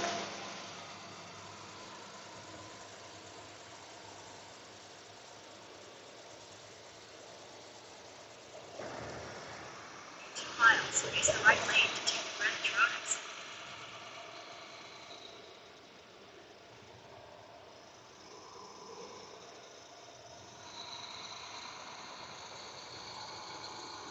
Great. Got some car just sitting beside me, speed matching me. I'm not sure if it's a car that I passed that sped up or a car that just like caught up with me. I got 1.5 miles until I turn.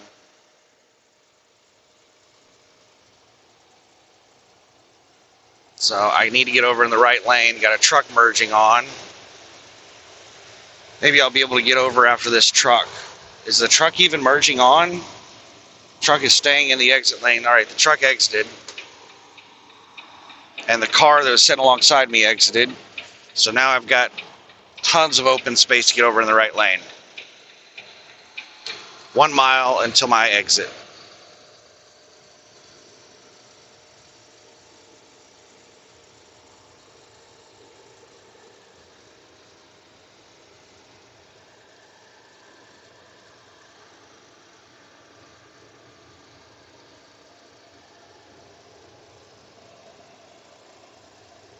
Half a mile, use the right lane to take the Greenwich Road exit.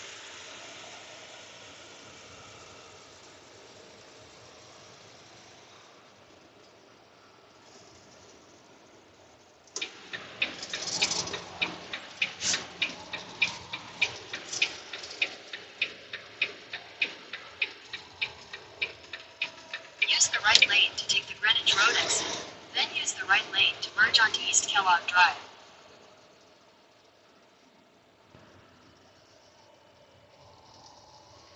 Let's see, and here I'm trying to look for traffic to my right that I'm merging on with. There's a car that was in my blind spot. In a quarter mile, use the right lane to Come on, car. Drive. All right, the car needs to get over to the left. I need to get over to the right. We were both hitting our brakes.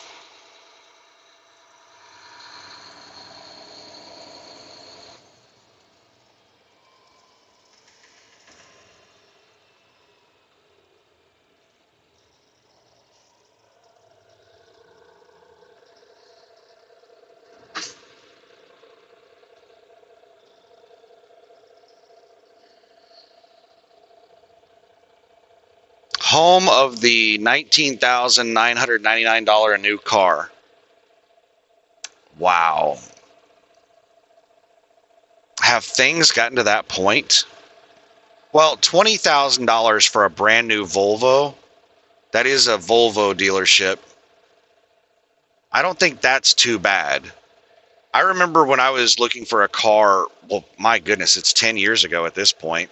Time flies. Like a really cheap Kia, a brand new Kia, you could get one sticker price for like $12,500 or something like that. And that was about the cheapest brand new car that I could find.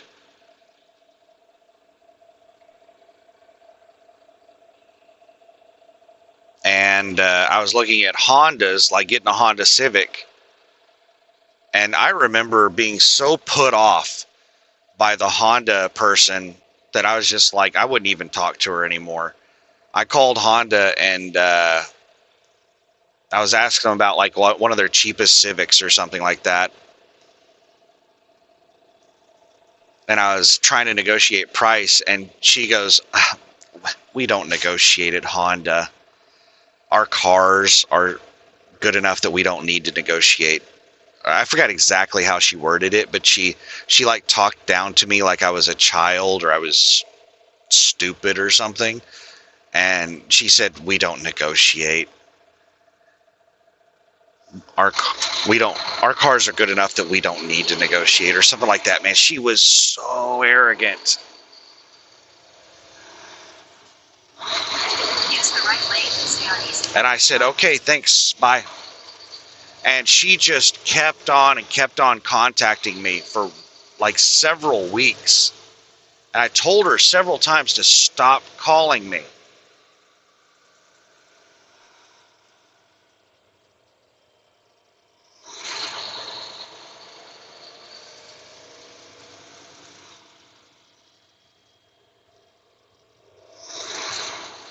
And after like a month, I told her, I said to stop calling me. I bought a car already. I bought a Nissan. And I got it for $10,000 under sticker. At the next light, turn right.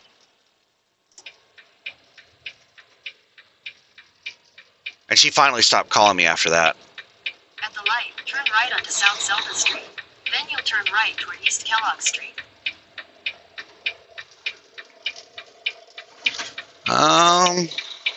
Wow, this is a slow road. There's like nobody coming. All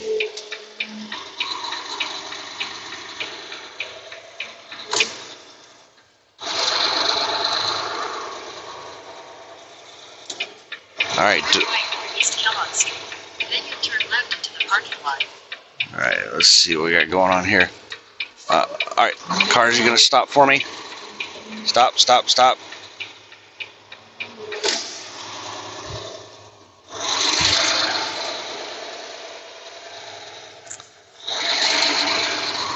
All right, now we got a left turn right here Into the parking lot. Then you will arrive at your destination. into the truck area.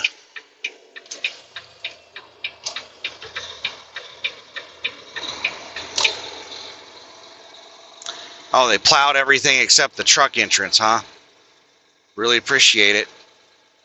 Is this no man's land? There's this one little section that's not plowed. Both parking lots and all the streets around it are plowed. Let's make sure there's no cars coming before we just rip across the roadway here.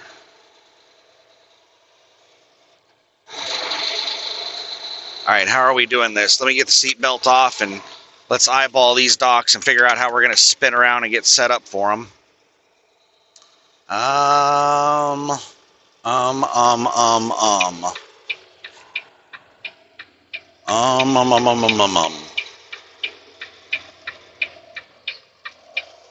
Oh, wow, they got somebody in there. Hopefully this is a small delivery. I forget how many it is. I think it's actually a decent sized delivery.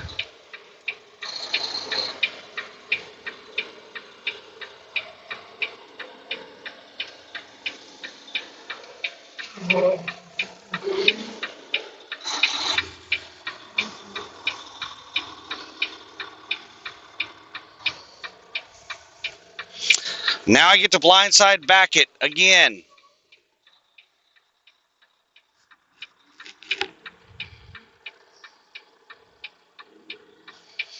All right, I got to get out and look. I'm not just going to blindly back up. I got to see what's going on, see how I'm set up.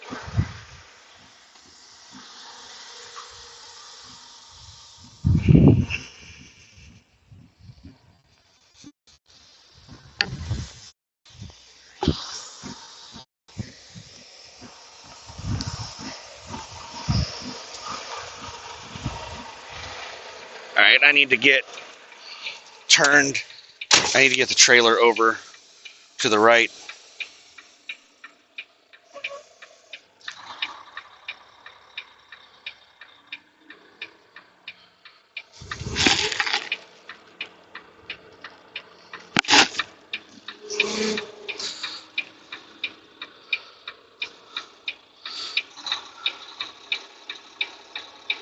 Holy crap. That is like perfect. I'm lined up straight into the spot. Looks like I know what I'm doing sometimes. All right, I'm going to go open the doors. Be right back.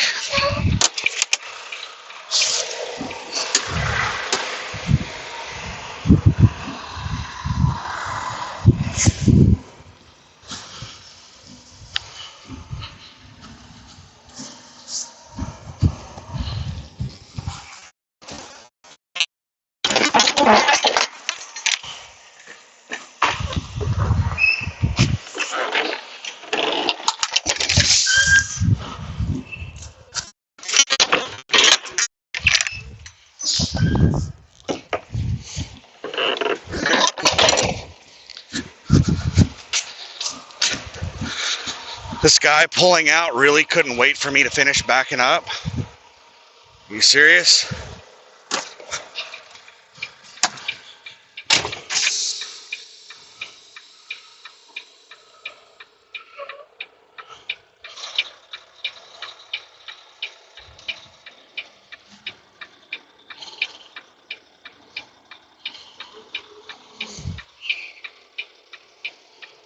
Did I say this guy backing up? The guy pulling out? The driver that was here before me? Whatever. Sorry, I'm thinking about like a dozen things all at once.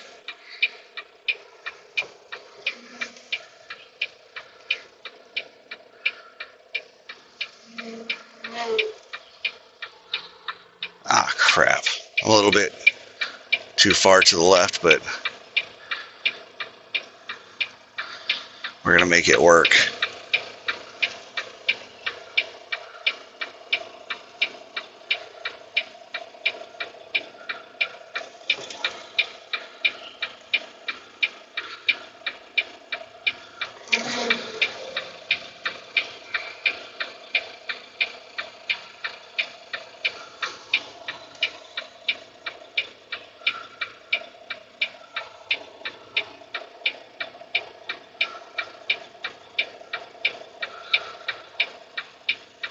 Oh, sweet. Oh, I thought we were there, but we're not. We started rolling again. Are we there? Let me give it a little bit of reverse. We're there. We're there. Didn't even feel it touch. I'll be back in a minute. All right. Finally done. We had our first overshort damage. We had a shortage of a window. And I'm quite confident that it wasn't one of the other places that accidentally took the window out.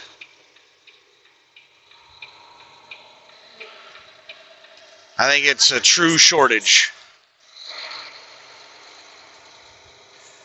Or it might be up in the very front of the trailer, and I told the people, I was like, I'm not going to unload and restack everything to get up to the very front to see if it's one of those in the very front of the trailer. We'll just mark it short.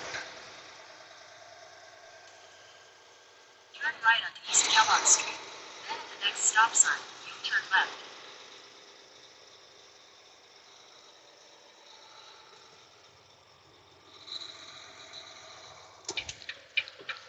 All right, just a second here.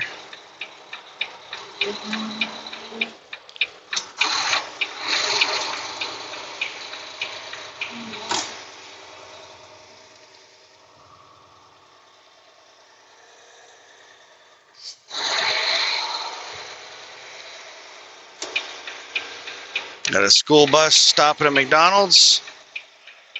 It looks like it's not a bus full of kids. It looks like it's just a single bus driver stopped to grab something to eat. There's the bus driver walking back out to the bus.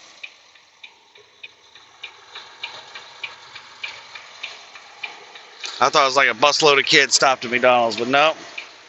Turn right onto East Kellogg Drive. Then you'll turn right onto the ramp to I-35 South.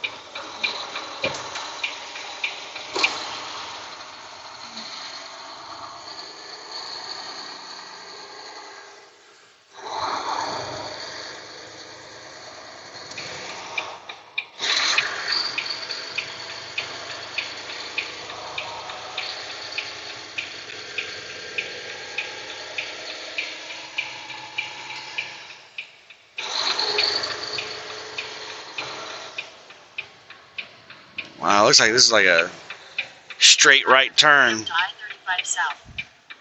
And it is hot in here. It's like, I think it's like 30 degrees outside, and I've got the windows open,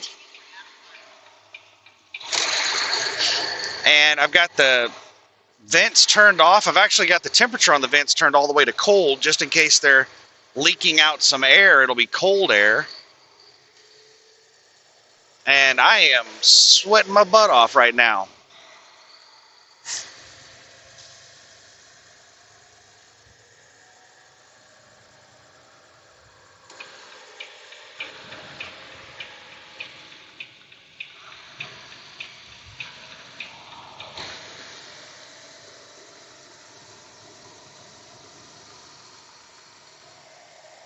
I freaked some people out the other day when I was taking a shower down in Garden City.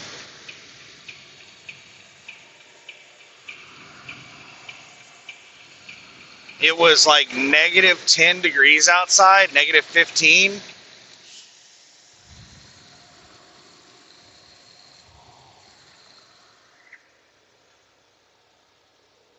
And after I took a shower, like, for me, a shower is like a workout.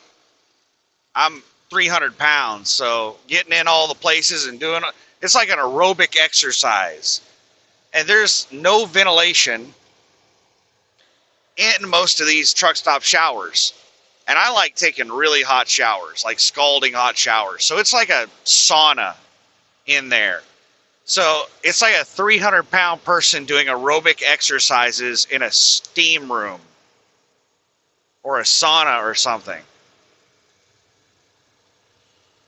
So I get to sweating like crazy, and it takes me like 30 minutes to an hour to stop sweating.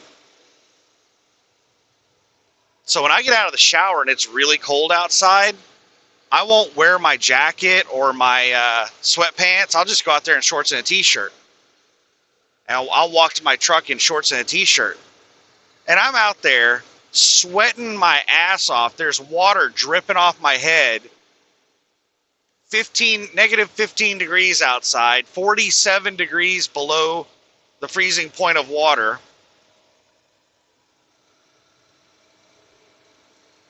And I'm walking around outside, like holding my arms out to get some ventilation underneath my, in my shirt and my armpits,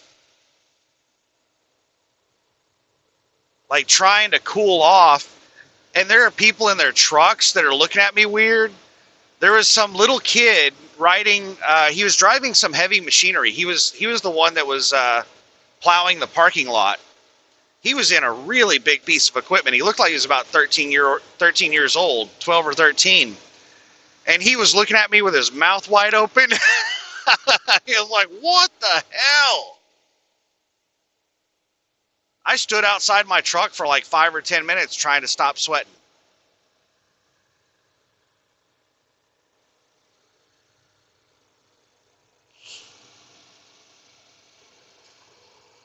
I'm getting so hot, like outside. It's not cold outside to me right now because I'm doing all these windows. It's hot to me outside.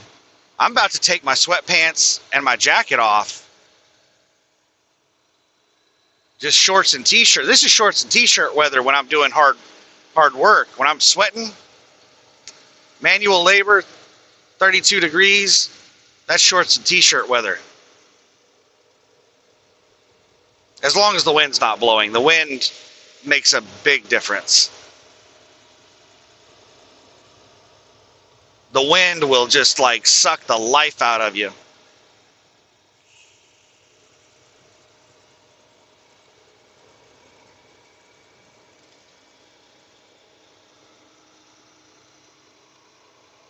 I got to figure out how I'm going to get back on the interstate. I remember last time I delivered in Derby, I had to drive down some country bumpkin roads to get back to the interstate without backtracking to Wichita. In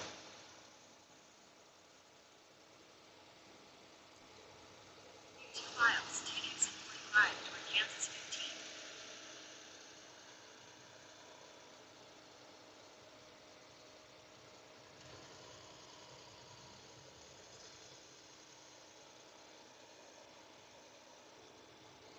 So this is my last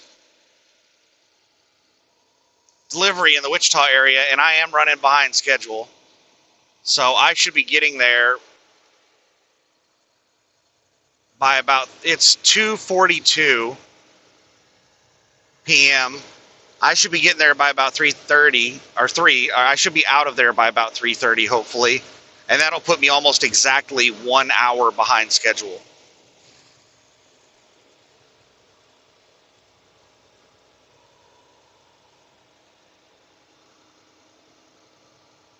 So I started the day 45 minutes ahead of schedule. And I'm ending an hour behind schedule because of all the delays. Running into a shortage, that creates a hell of a delay. In half a mile, take exit 45 toward Kansas 15.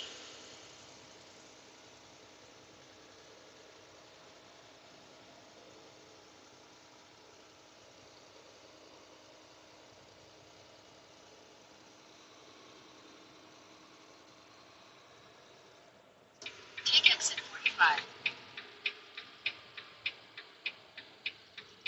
They don't even have a sign like this way to Derby.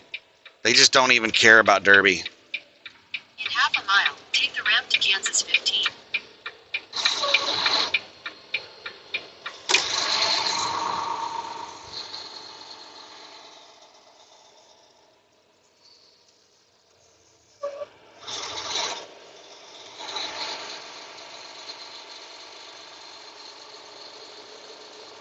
I am thirsty. Been sweating a lot.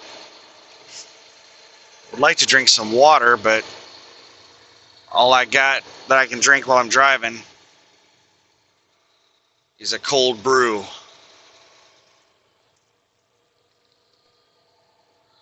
What in the hell is this? Take the ramp to Kansas 15. Then merge onto Turnpike Drive.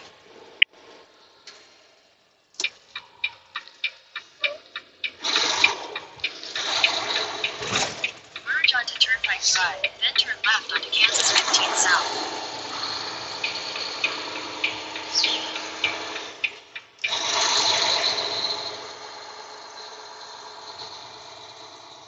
This is confusing. Turn left onto Kansas 15 South. Wow. That pickup almost got hit.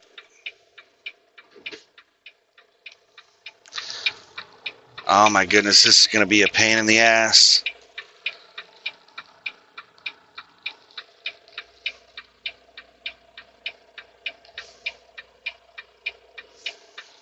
Come on, come on, come on. Whoa. Go, go, go.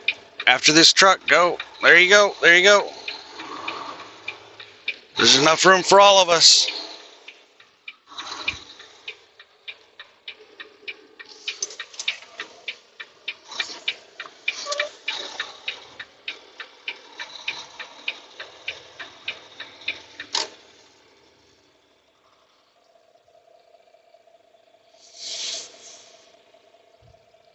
I am parked across the roadway. Good thing. I feel a lot safer now that traffic behind me is stopped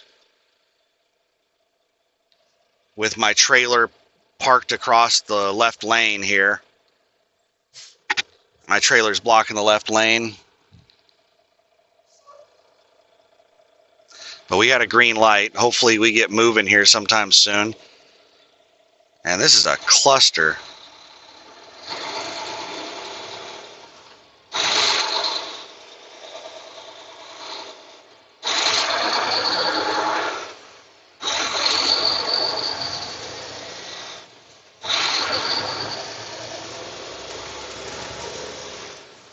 Please make the green light. Please make the green light.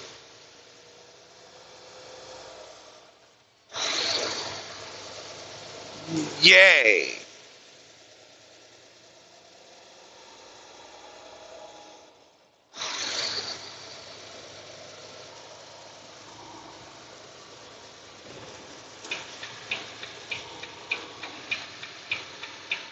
I don't know if this stays multiple lanes, but we'll hop over here in the right lane and see how long it lasts.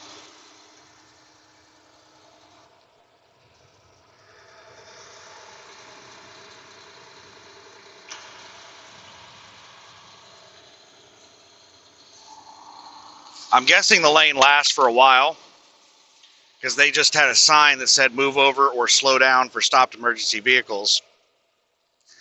They usually don't put that on like single lane roads. What the hell? I could have swore I saw the light just turn like yellow. It's green right now. You know what it might have been? There, it just now turned yellow.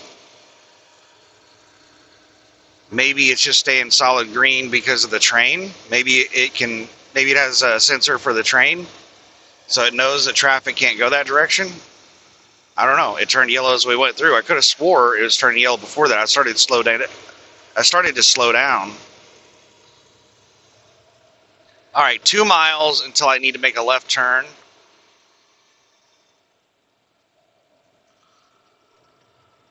I'm going to slow down. I got a pickup trying to pass me, and I'm going to slow down and let him around so that I don't have issues getting over in the left lane.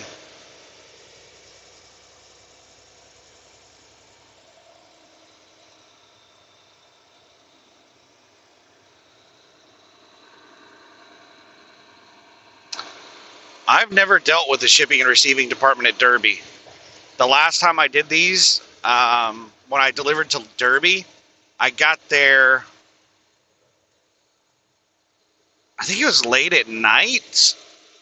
Yeah, it was late at night. It was like 5 or 6 p.m. It was an hour or two, I think, after their shipping and receiving closed. So I just went into the store and I found an employee and I asked them if there was a manager that I could chat with. And they got me a manager. And I asked the manager, I said, I'm delivering a window, just one single window. And I know that it's outside your shipping and receiving hours, but I was wondering if there was somebody here that could sign for the window. I can just bring it in through the side door.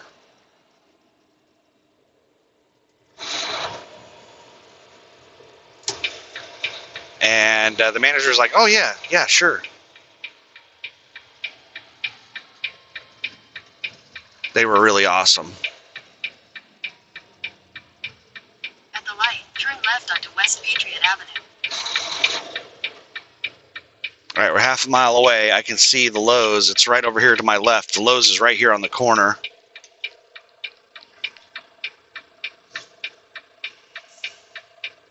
And this is a pretty big delivery. All of the rest of my deliveries are pretty big. Let's see how many this one is. This one is 5 windows, but one of them is a massive window. And then after this, I just have 3 deliveries in Tulsa. And it's 2 Lowe's that are each 36 windows, and then a Home Depot that is 15 windows. And I need to look in the trailer and see roughly where the windows are at to make sure that they scheduled the order correctly.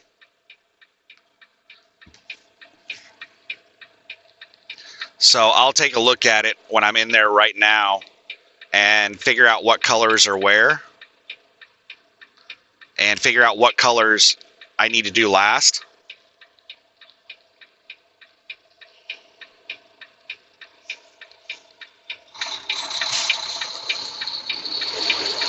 Because the way that they load the trailer and the way that they schedule it are 2 different things.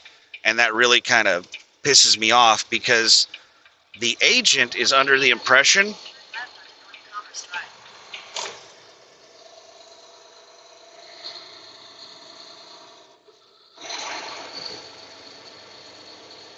that the way these trailers are loaded is that there's a walkway down the center and you can access any of the windows on any stop.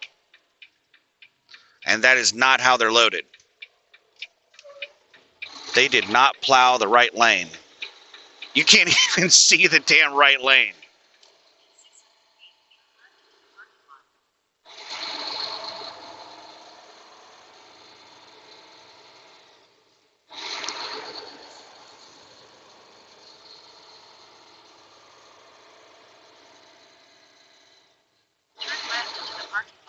All right. Destination will be on the right. There we go.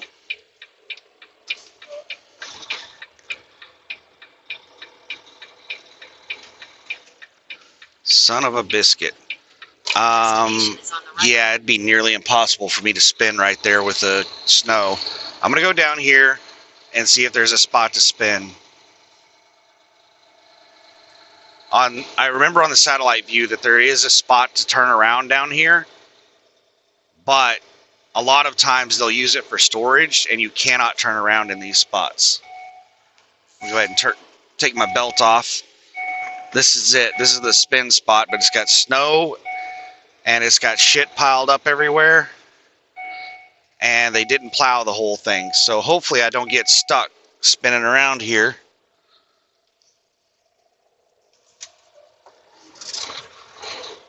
All right, I'm already sliding around all over the place. All right, we made it off of the snow, so traction shouldn't be a problem now. I took that a lot sharper than I would like, but I didn't want to get too far off into that snow. These trucks are absolutely horrible on slick surfaces. It is really, really easy to lose traction. There's another CFI Heartland camped out at a Lowe's. I think I explained this earlier. They have the contract for the trailers that they leave overnight that are like floor loaded.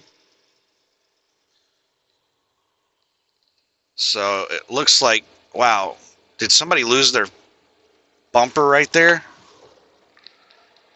There's a bumper, a piece of a bumper at the edge of that pile of snow. Ugh. I've got to cut pretty sharp to get over there. If that big pile of snow wasn't there, it'd be a lot easier. I remember this place being a pain in the ass to back in, even without this snow. Damn it, damn it, damn it. All right, now I got room I can turn.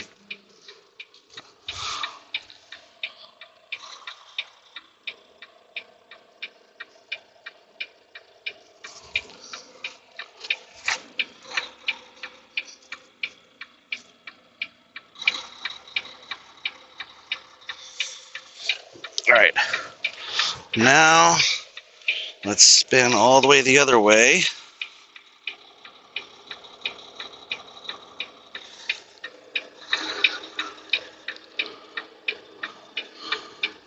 All right, I'm basically straight into the spot. Park Hill Elementary is what it says on the front of that snowplow. All right, I'm going to go open the doors. I'll be right back.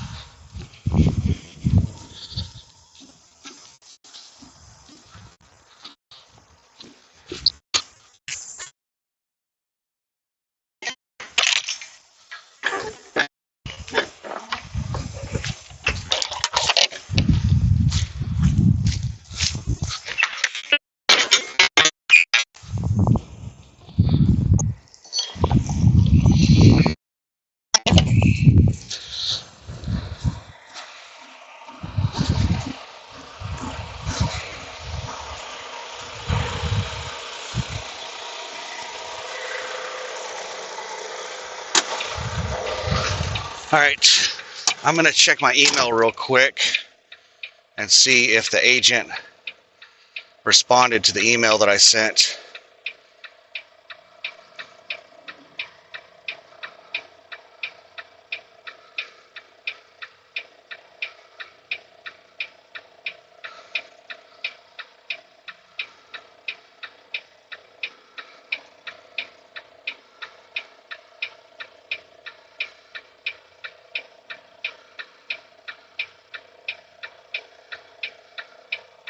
All right, they did not respond to the email.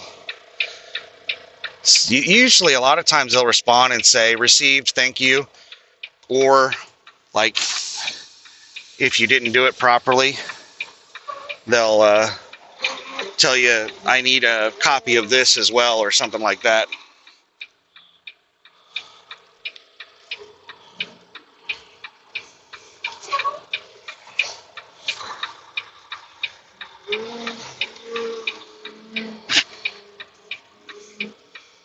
Just a second here. Let me get off the drive line.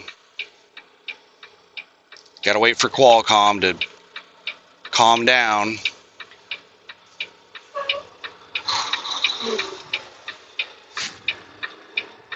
It takes it like 5 seconds after I stop moving before it will go back to the normal screen.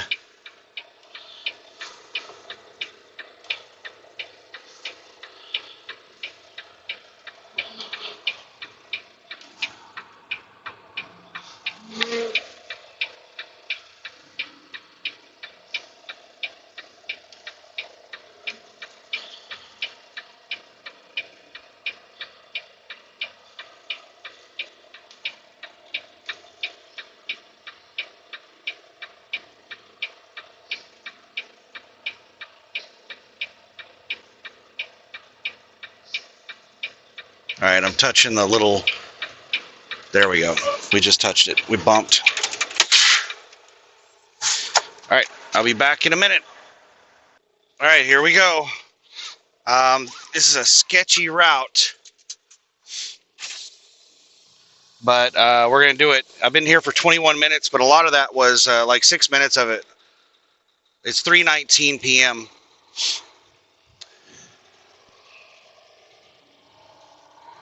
A lot of that time was spent trip planning.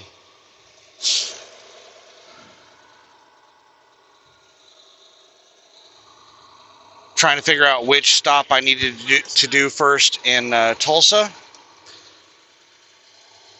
next stop sign, turn right. So I need to do my two Lowe's first. My Home Depot is underneath and behind all of the Lowe's. I forgot to wash off the window. It'll get dirty in 5 minutes again anyway.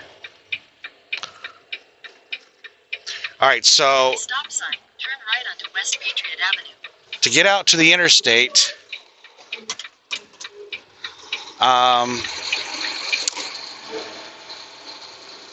there is some pretty sketchy roads I'm going to be driving on. I don't know if this is the route that I took last time. It might be the route that I took last time. But I think that I drove south to Mulvaney last time and then drove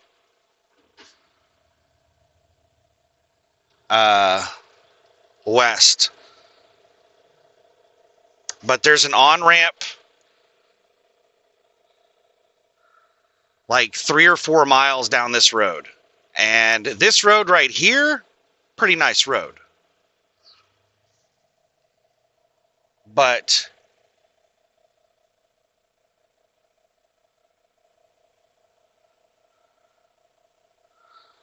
there's some sketch roads toward the end that I'm going to be driving on, really close to the on-ramp.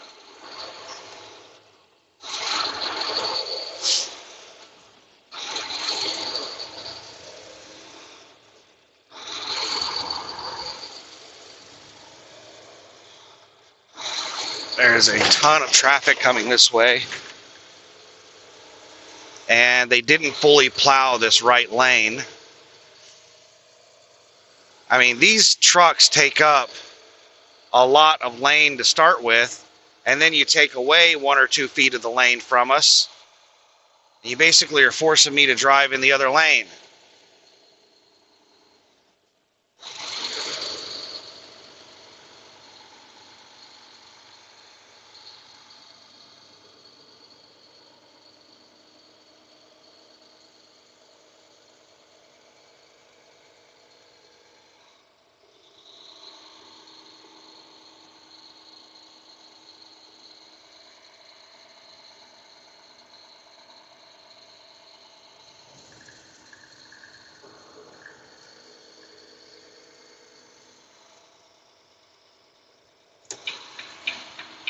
And I need to make a left turn in a mile. Got somebody making a right turn in front of me, so I'll go ahead and get over to the left lane now. And now I'll probably have somebody making a left turn in front of me.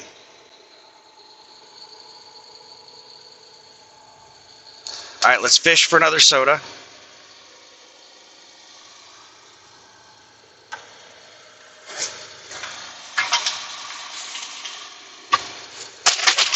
What in the hell? Damn it.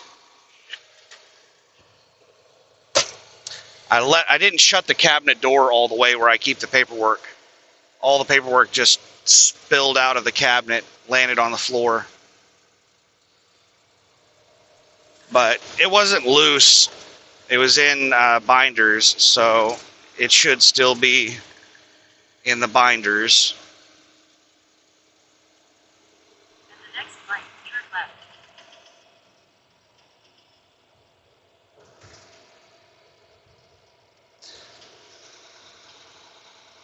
All right, here comes the sketch.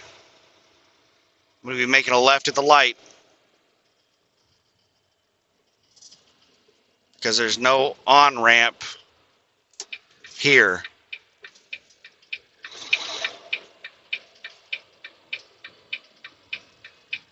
At the light, turn left. Right there's the interstate. Avenue, treat. I can see traffic driving across the bridge on the interstate up ahead.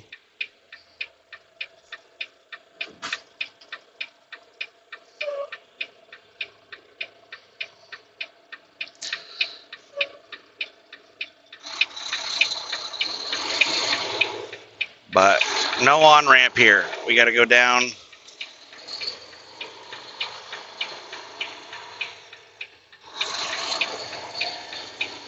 This road.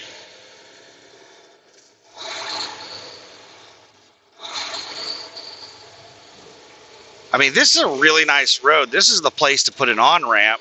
I don't know why they put the on-ramp on this sketchy-ass road.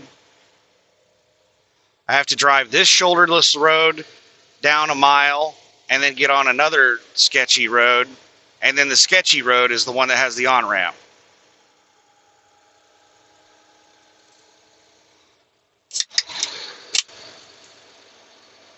Trucks entering highway. You know, it's always a good sign whenever you're on some sketchy road like this. You're thinking, man, should trucks really be on this road? And then you start seeing signs for trucks.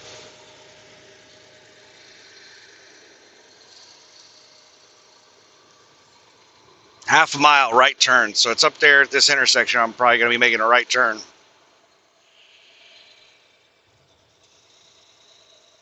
and there's cars at the intersection. I might have difficulty making this right turn. It's a really narrow road. Go past South Hydraulic Court and turn right onto East 71st Street South. So I'm trying to slow down. I got my signal on. All right, the car is left. Turn right onto East 71st Street South. This is a really, really narrow, sketchy road.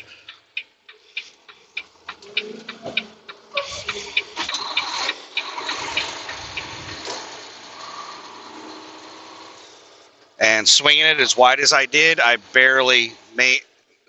was barely staying on the roadway. These are shoulderless roads, so, and I can't see exactly where the edge of the road is because of the snow. So, got to be super careful coming around these corners.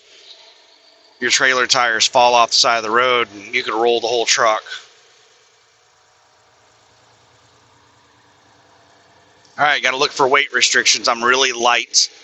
I'm probably about 38,000 gross vehicular weight. I'm 35 empty, and the total load was only a little over 10,000 pounds.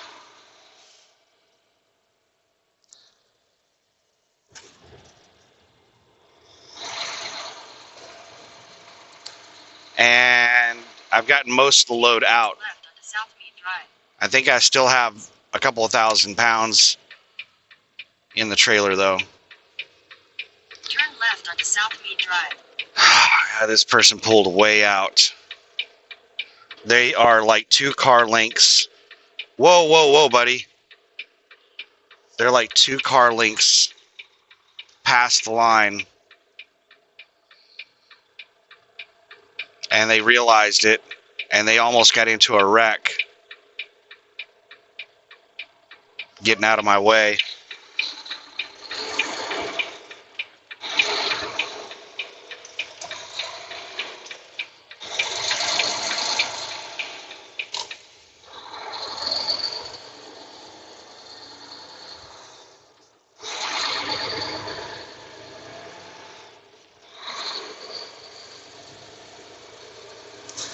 Those are the reasons those lines are there. Those lines are there so that other traffic can, they make turns and stuff like that. Looks like a cop right here. State trooper.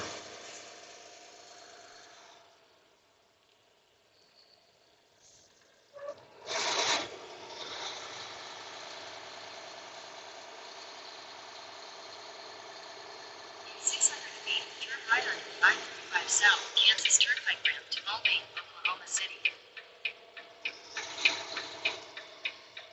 Turn right onto the I-35 South ramp.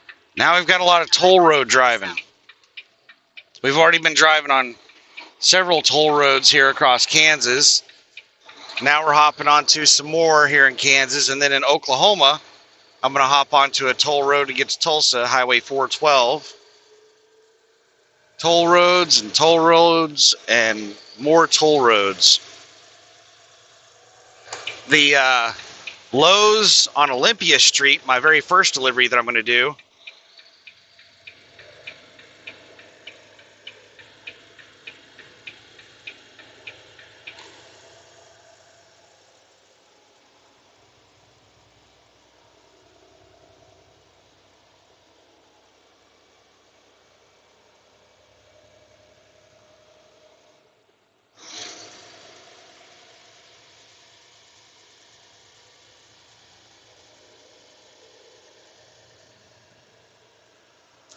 The one I'm going to be camped out overnight at is in like a little shopping center. There's tons of little stores there. I didn't look at all of them, but sounds like another opportunity to treat myself to some restaurant food. This will be 2 days in a row.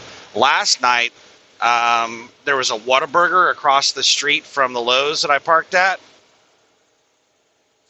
And I got the number 4 meal, the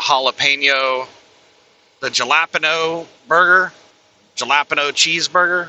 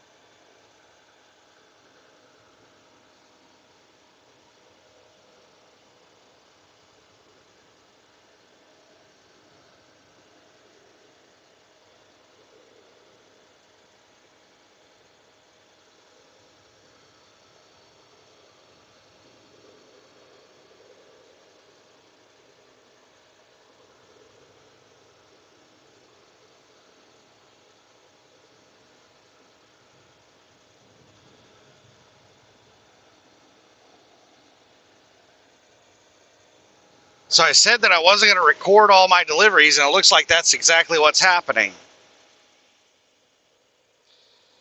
It's 3:32 p.m., almost exactly an hour behind schedule.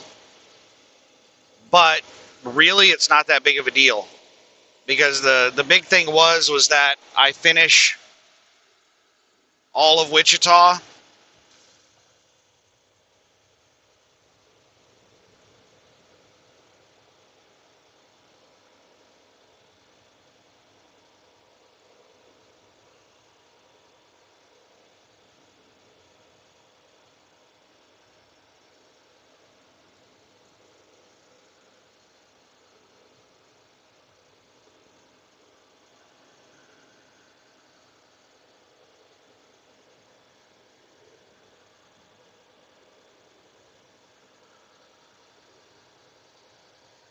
So that I can drive to Tulsa today, and then tomorrow I just knock out the 3 Tulsa deliveries early in the morning.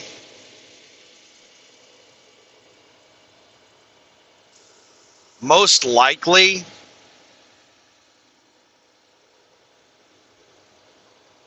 I'm not going to be able to get done with the deliveries too terribly early because they're so big. They're such big deliveries.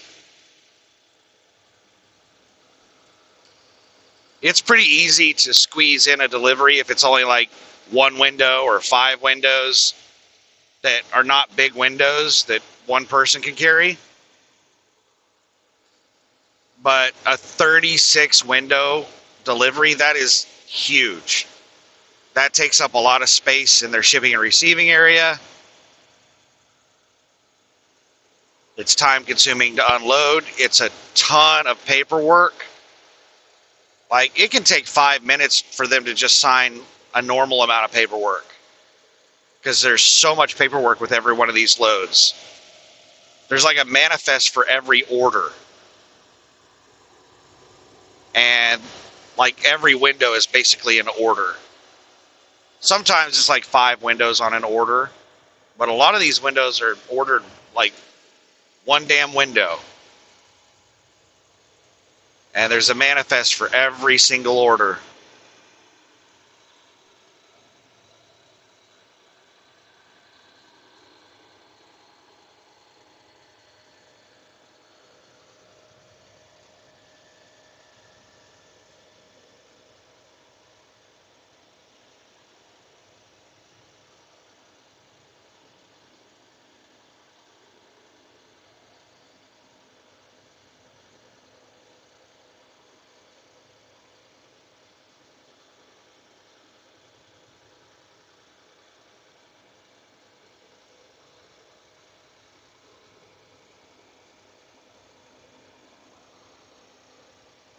My temperature gauge says 37. I don't think it's that warm.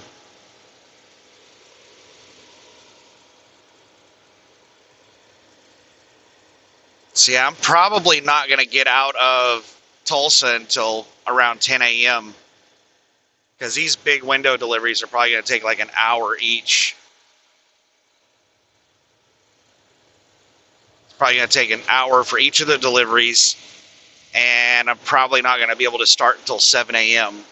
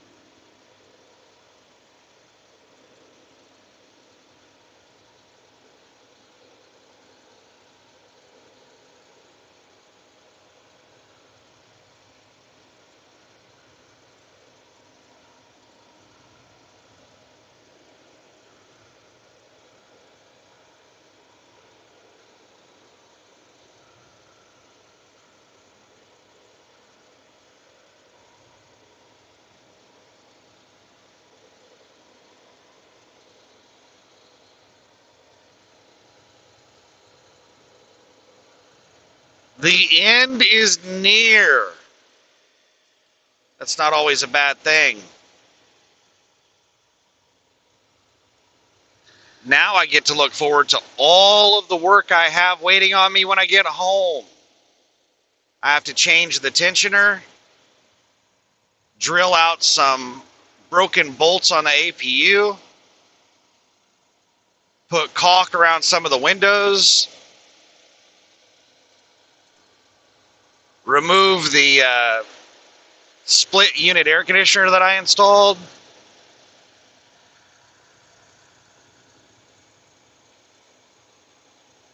I can't remember I've been making a list so that I don't forget. I have a list.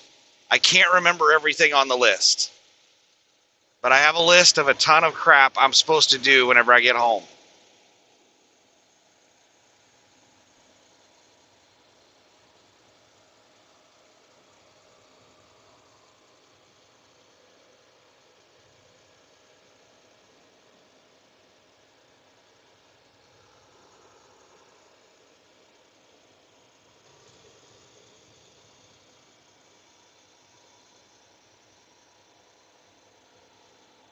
Looks like another, yep, that's another Super Trooper.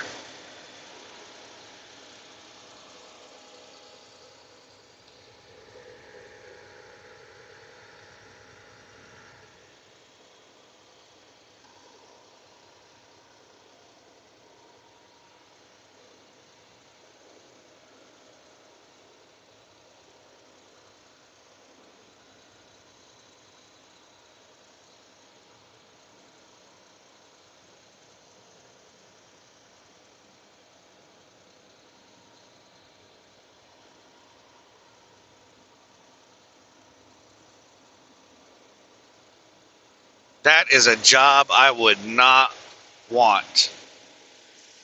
There was a point in my life a long time ago when I knew a lot less than I know right now, when I wanted to be a cop.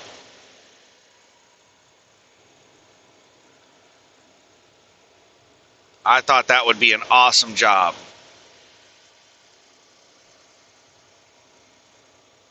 But then, after dealing with people for several years, I think that would be one of the worst jobs in the world. Because not only are you dealing with drama all day, every day, that's what your job is to deal with drama. You are dealing with a lot of people that are at like the lowest point of their life. So it's not normal drama, it's like really, really bad drama.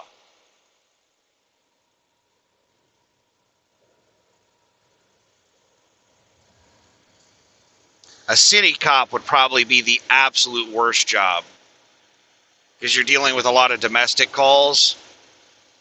Highway patrol, state patrol, you're probably dealing with mainly. Just a second here. This tanker in front of me is I don't know if they're swerving or if they're intentionally moving to the left lane for the exit. Looks like they intentionally moved to the left lane for the exit.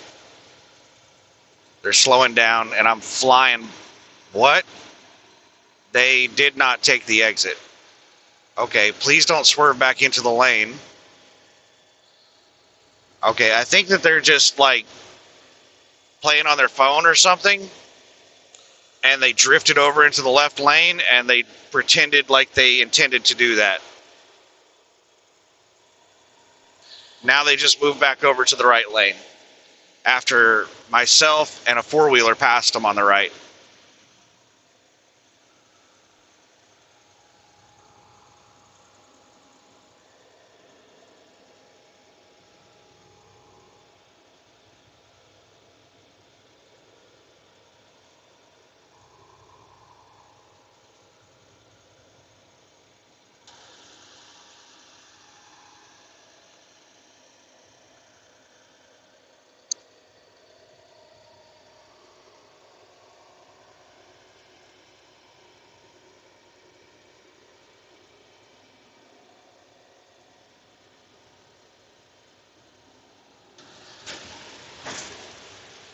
always wonder like what's going on when weird stuff like that happens. But I would put my money on distracted driving and just trying to act like they did it on purpose.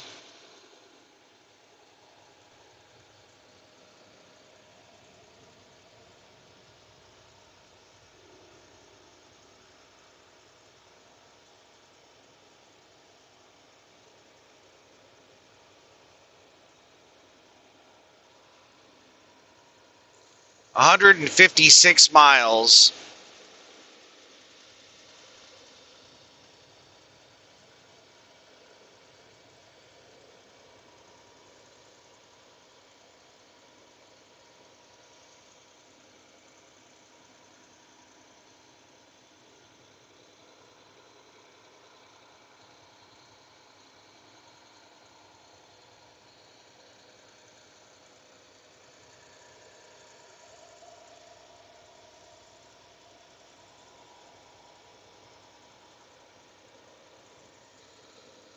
Until I get to the Lowe's. I am worn out. I'm not tired. My muscles. You know how your muscles get fatigued from working out, and you get to the point where you can't lift as much. That's where I'm at with my muscles, and it's because of some of these big deliveries, especially that Lowe's on Tobin, or not Lowe's, the Menards on Tobin Street, where I unloaded pretty much the whole trailer by myself on that like 29 window delivery.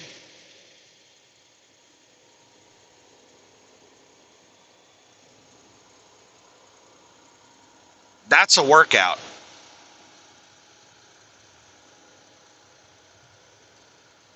The normal sized windows weigh about 42 pounds. And then there's very few windows smaller than that in the trailer. There are some windows that are only like 5 or 10 pounds. Tiny little windows, but there are not many tiny windows in the trailer. Most of the windows are 40 pounds or more. So unloading like 20 windows, you're picking up 40 pounds. It's like picking up a bag of dog food. Dog food weighs about 50 pounds, right? A big bag of dog food weighs about 50 pounds. It's like picking up a big bag of dog food and carrying it about 50 or 60 feet and just doing that over and over 20 times, 20 to 30 times.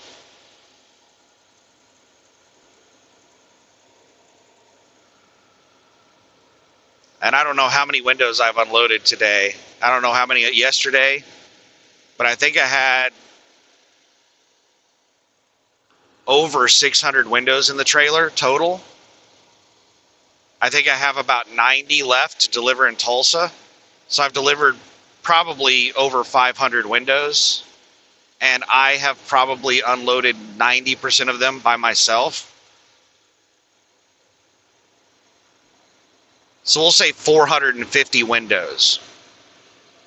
We'll be conservative and say that I've unloaded 450 windows in the last like couple of days that I've been doing this load. 450 50-pound bags of dog food over a couple of days. That would be a hell of a workout routine. You get in some pretty good shape doing that.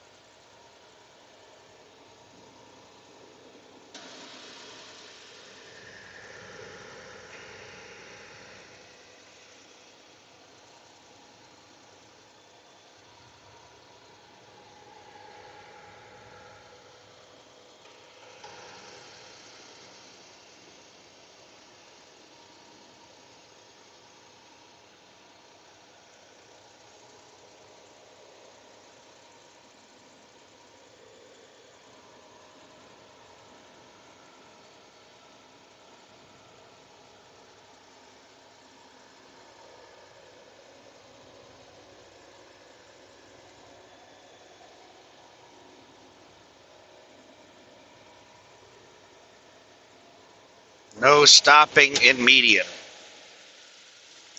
Texas, here we come. And it looks like they have a Minnesota license plate.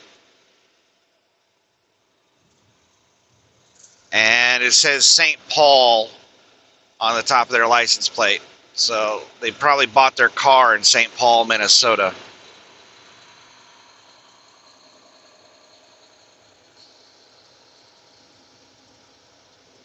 Are they moving to Texas or visiting? Texas, here we come. In half a mile, keep left to continue on I-35.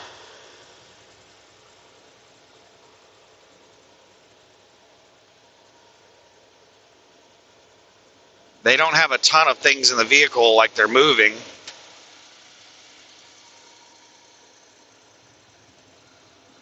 Keep left to continue on I-35. That's a hell of a drive for a vacation. You would most likely fly if it was a vacation. It's a hell of a drive for just about anything. Unless you were, say, going for like some kind of event where you needed to bring a whole bunch of gear with you. A bunch of equipment that you didn't want to deal with the airlines. Like instruments or like football gear or whatever.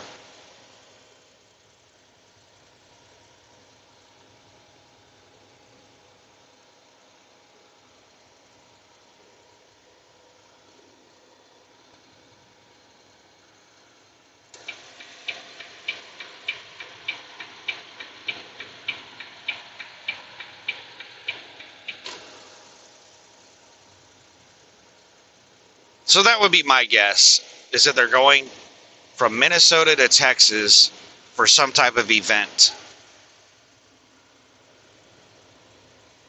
16 miles to the state line.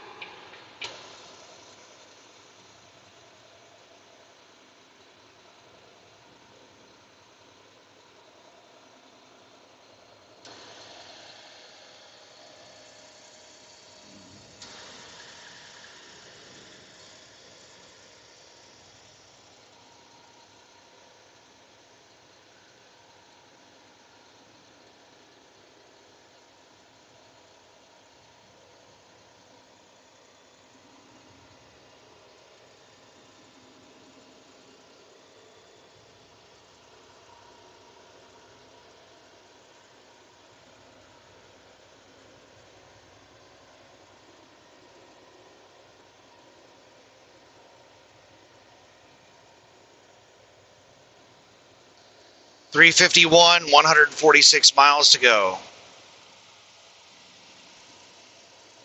Yeah, I should be done by about 10 a.m. Around a 2-hour drive to the place where I parked the truck. So I should be there about noon, 12 or 12:30. It's actually probably going to take me more than 2 hours because I'm not going to take the interstate. I'm going to take highways to avoid paying tolls.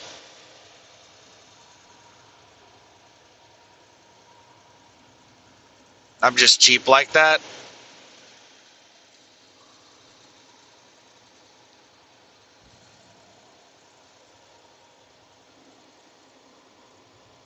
I don't know. I might take the interstate.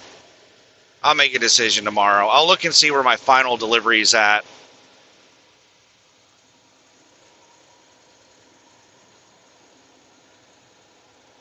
I don't know. Just the thought of spending like $40 driving on the interstate.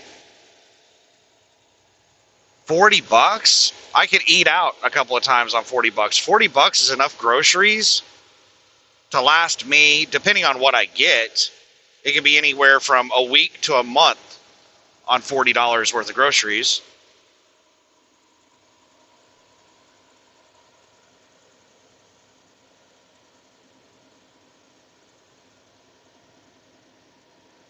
I think rather than pay $40 in tolls to drive home, I would rather have $40 in frozen pizza from Walmart. Those little market fresh pizzas or whatever they are really good if you heat them up properly. And you can also go in and buy some. What I like to do is I like to buy some. What the hell is it called? Is it salami? No, it's pepperoni slices. Just buy some pepperoni slices. It's not very expensive. You can get a ton of pepperoni for like $5. You can get enough pepperoni for like 10 or 15, 20 pizzas for like $5. Just buy a thing of pepperoni slices, buy some shredded cheese, buy some marinara, some onions, and then get those market fresh pizzas, and I just add more toppings onto them. Onion, pepperoni, and cheese, marinara. Oh my goodness, man.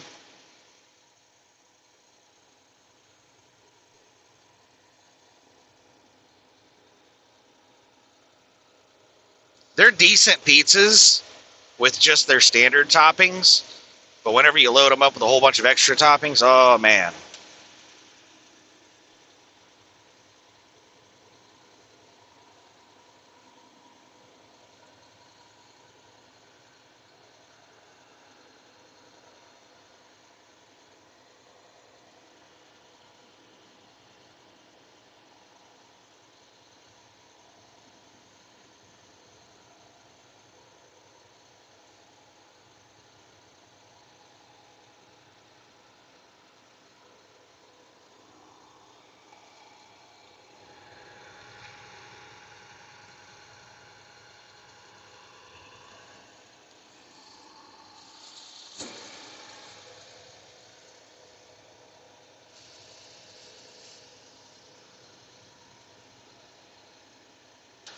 Santiago Express. That would be a trucking job that I would not want. Well, I guess it's not technically trucking. I don't know. Maybe. Is driving a passenger bus, is that trucking? No. It requires basically the same licensing. I guess it depends on what kind of passenger bus. I think to drive a school bus, you don't need a Class A. I think you need like a Class B with passenger for a school bus. God, that would be a horrible job. To be a school bus driver? Okay, I don't know what it is about me, but even things that I think would suck,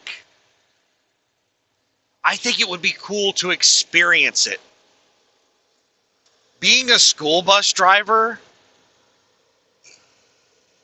even though that is one of the worst jobs I can think of, for some reason I'm sitting here thinking, you know what?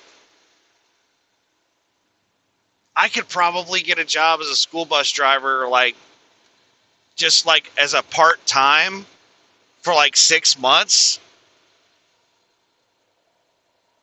Just to experience it, not do it as a career, but just like take 6 months off from trucking and just go be a school bus driver for like 6 months.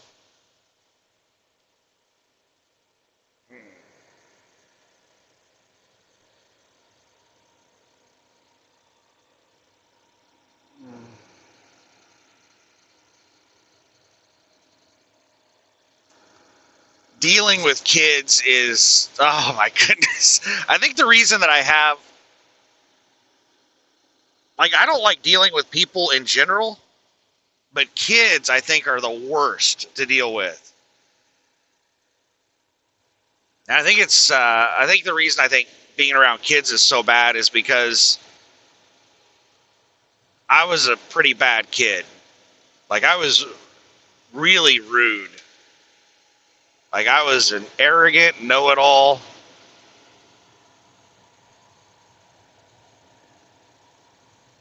And I'm sure I was a pain in the ass to deal with teachers and bus drivers and all that stuff. I remember one of the things I would do on the school bus. I can't I can't remember the number of times I went to the principal's office over this, and the principal would just ask me to please stop doing it. And my bus driver was notorious for being horrible at her job. She had to constantly have, like, anytime we had bad weather days, they would have to send the janitor out to um, get her unstuck. Like, the route that I lived on was a lot of dirt roads, and if we had any rain, she would get stuck in the mud, and the janitor would have to come out there and get the bus unstuck out of the mud. He would just drive it out of the mud. Like, she couldn't get it out of the mud. She couldn't drive worth a damn. She had a lot of issues going up over curbs and stuff like that. We arrived to school late quite often whenever there was any kind of bad weather.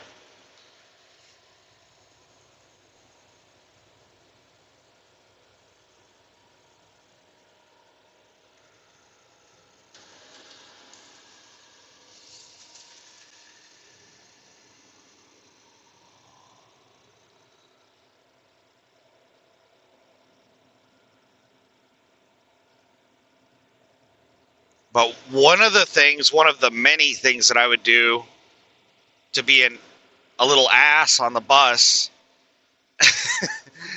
is I would get paper and I would like roll it up, wrap it around the end of my pencil, and then twist it. And then I would use my pencil to flick it. And I got really good at it. I was very accurate, and I could get it going really fast. And I knew how to twist it and, you know, make it in just a way where it would hit hard.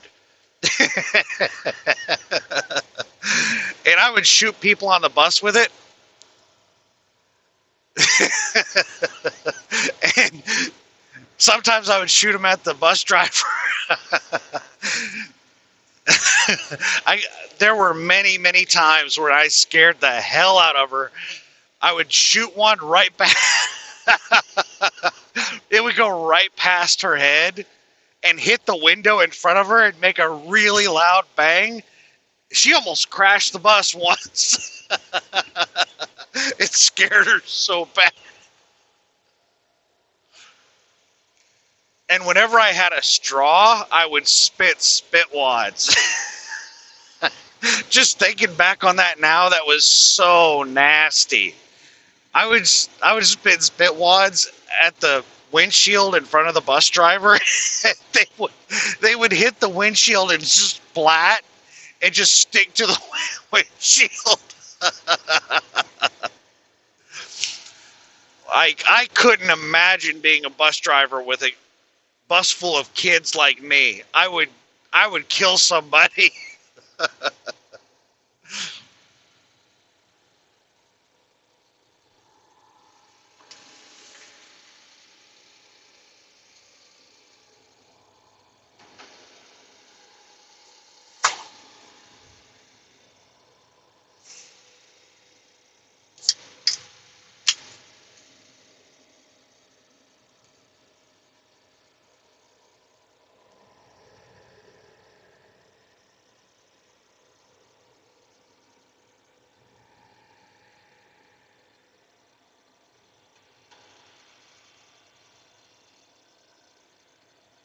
But there's a lot of things that I would like to experience in life. I keep thinking about these things, like, even though I would hate to be a cop, it would be cool to like be a cop for like 6 months just to experience it. Be cool to be like a school bus driver for 6 months to experience it.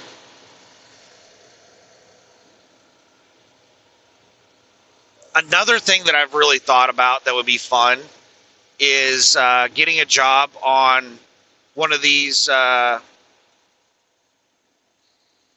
ships, that like a container ship, Way station 1.5 miles. Oklahoma way stations almost always pull me in. And I don't think I've ever seen an Oklahoma way station closed, unless it's one that they don't use anymore. There's a bunch of old way stations they don't use, but the brand new way stations, I've never seen one of them closed.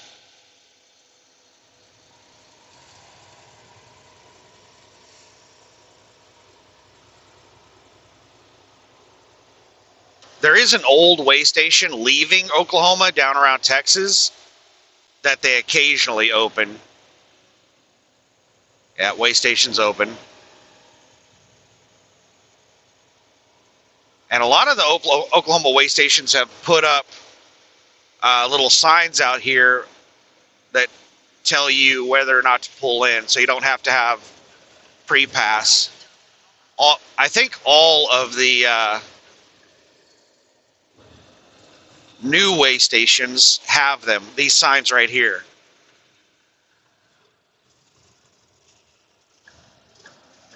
Truck must exit to way station.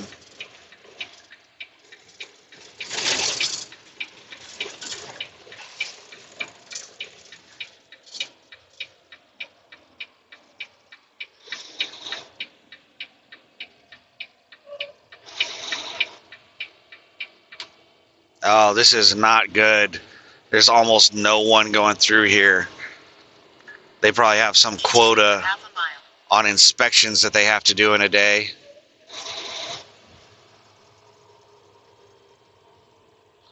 And I don't want to get caught up in their damn quota.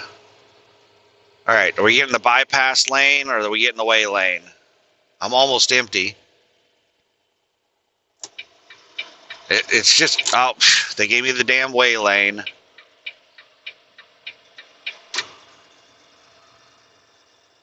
It was sitting there on bypass, and then once I got close to it, it switched over to way. So we'll roll the window down.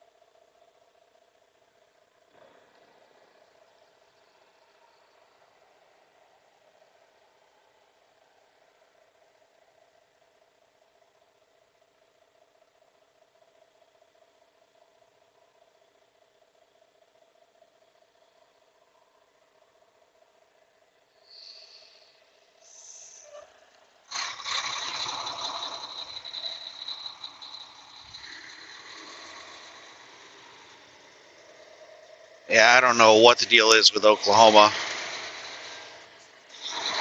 Make you stop on the scale for a long time while they're looking at everything about you. And then they eventually give you either the exit to interstate or pull in for an inspection. I can't believe how few inspections I've had.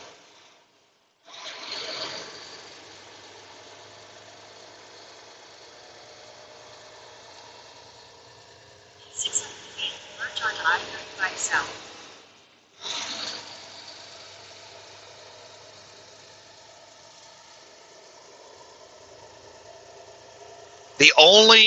I've had 2 inspections. Since I've gotten into trucking a second time, I can't remember how many inspections I had when I was trucking 20 years ago. But since I got my license a second time, like it was in like February of 2020 when I got my license this second time. How long is that? 6 years at this point?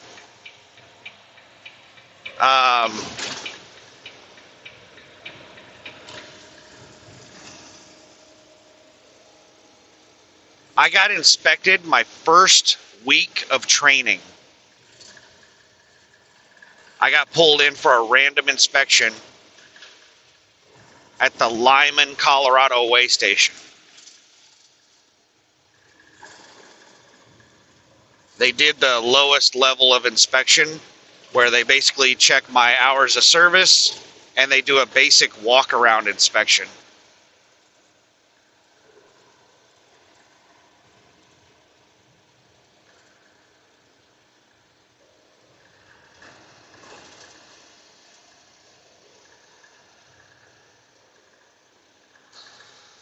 And I passed. And then the second inspection I got was the same thing, hours of service and a basic walk around inspection. And that was the incident where some lunatic over in Virginia passed me on the shoulder and claimed that I ran them into the shoulder and claimed that I hit them. And the DOT at the way station, I pulled into a way station because the guy was acting. If you haven't heard the story, after the guy tried to pass me on the shoulder, he followed me for a long time, like 20 miles, getting over in the left lane and like flashing his lights at me and waving his hand at me and stuff like that. Oh,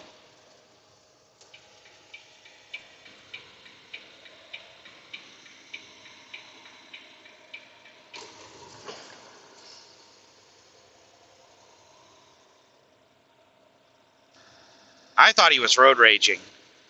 So I pulled into a way station and he followed me in there. And then he claimed that I ran him into the shoulder and I hit his car. And the DOT person did a report on it. And they said that they couldn't find any proof that I hit their vehicle. There was no scratches, no damage on their vehicle, no damage on my vehicle. And they couldn't confirm either one of us, our stories. They didn't know which one of us was lying.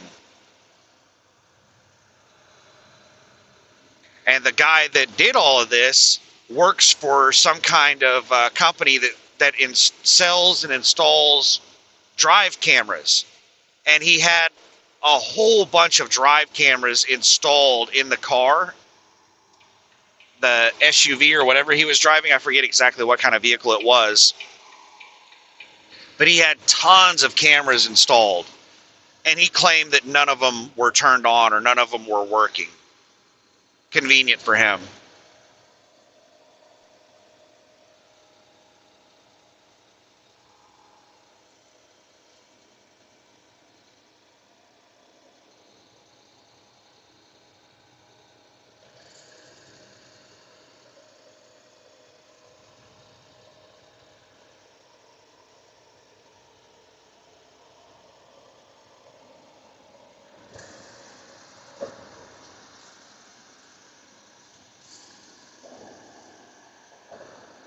But the DOT guy did a random inspection on me because of the claim, the accusation. He said that it was for my own benefit or some crap like that. He said it's best that we do an inspection like this whenever there's this kind of report against you to, CYA that there was nothing wrong with your vehicle.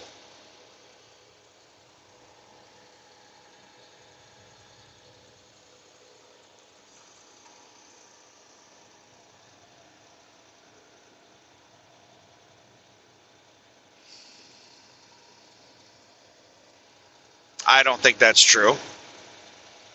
Because had he found something wrong, then that would have looked really bad on me. But the report that he did, if you're interested in whether or not I have something against my driving record, I don't. He said that he can do two types of reports. He can do a report that's just purely like informational. This person said this person said this, and here is where that is documented. It's basically all it is. It doesn't go against anybody's driving record. It doesn't go against anybody or anything. It's just, he said this, he said that, and I wrote it down. And he said there's another type of report that he could write that does go against both of our driving records. And he offered both of us what type of report we wanted. And I said I didn't want anything on my record. And so did the other guy. So he wrote the report that doesn't show up on anybody's record.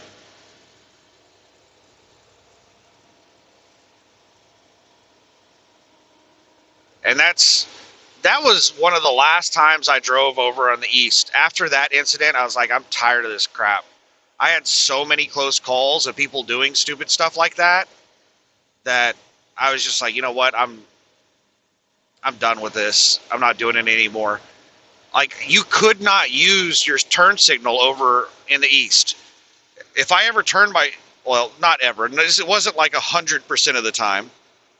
It still happens it happens all across the country, but it's a lot worse in denser populated areas. And the East Coast is the densest population across the country.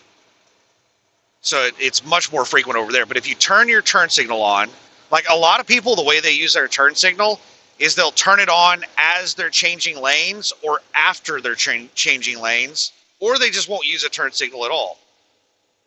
The way I use a turn signal is I turn the turn signal on. I try to do it for at least 3 seconds before I change lanes. And people will take it as like a challenge. And they will try to block me from changing lanes. So when I get into dense populations, especially during like rush hour or something like that, like it can be impossible for me to change lanes. I'll just end up having to stop using my turn signal, cut somebody off. Because if I turn my turn signal on, people will floor it and try to block me. And that's what this guy did. There was a UPS truck and a second vehicle, I can't remember what it was, that was merging on to the interstate. And I put my turn signal on, waited for like 3 seconds, and then started the lane change. And this guy was probably 500 to 1,000 feet behind me whenever I turned my turn signal on. And he caught up to me by the time I was halfway through the lane change. Like the front of my truck was almost completely in the lane, and the trailer was like halfway across the lane. And this guy he caught up with the back of me. He got up to the back of me, and then he just kept accelerating and came into the lane with me, got alongside my trailer, and then as my trailer followed the tractor into the lane, he went over onto the shoulder, and he just kept trying to pass me on the shoulder. He got halfway up my trailer on the shoulder, and then we came to an area where the shoulder narrowed, and he slammed on his brakes and got in behind me, and that's when he claimed that I hit him. Blackwell, Oklahoma, half a mile. I think this is where the Pilot Flying J is at. That I picked up that trailer from, where the guy got hit while he was taking a shower. Somebody basically totaled his truck while he was taking a shower.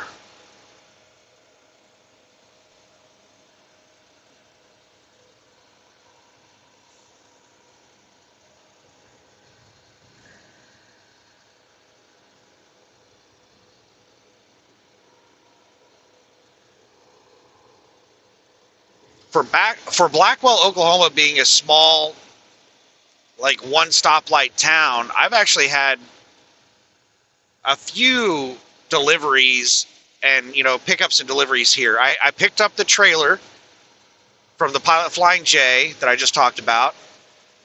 I also delivered to an airport around here. There's an airport over on the right side around here somewhere. I think it's Blackwell. And I did a Department of Energy load hauling their camping equipment for some air survey that they were doing,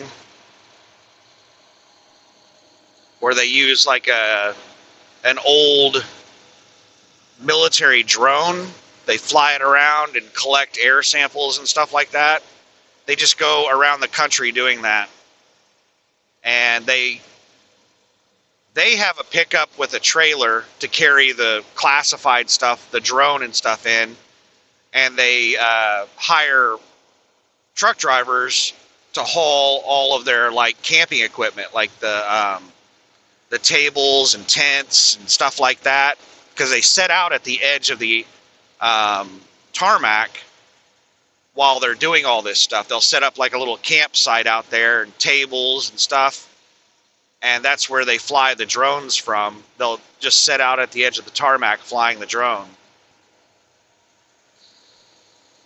And I think there's another one. There was another delivery that I did here in Blackwell.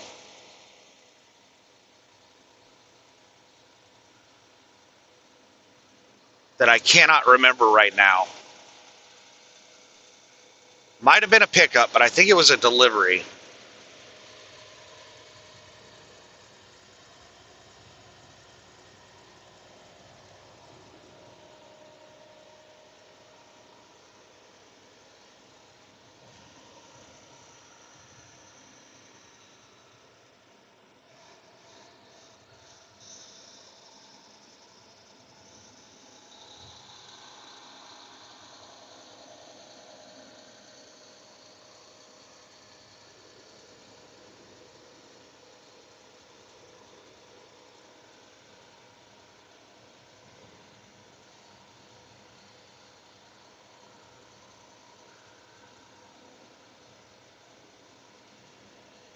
Airport, next right.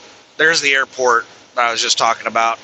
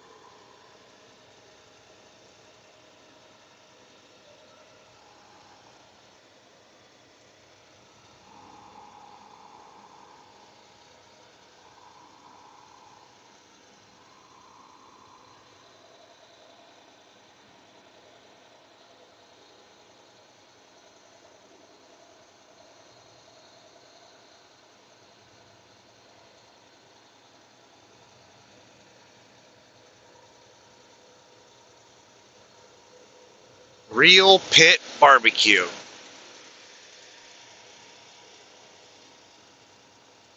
Cowboy Travel Plaza, exit 174.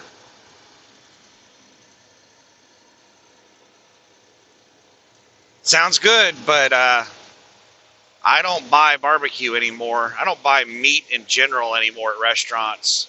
It's just way too expensive.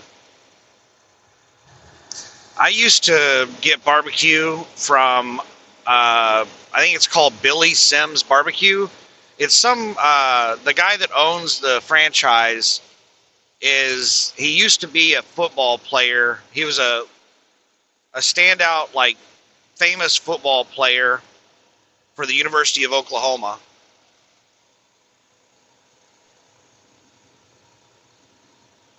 And he has a chain of barbecue restaurants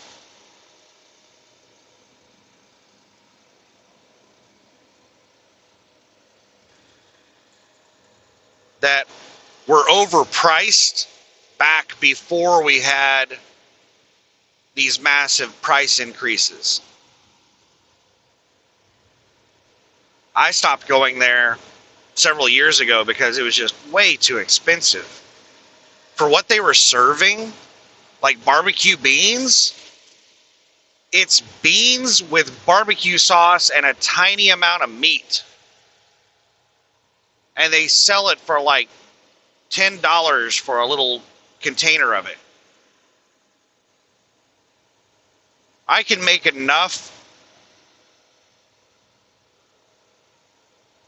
to last me like a couple of days on $10.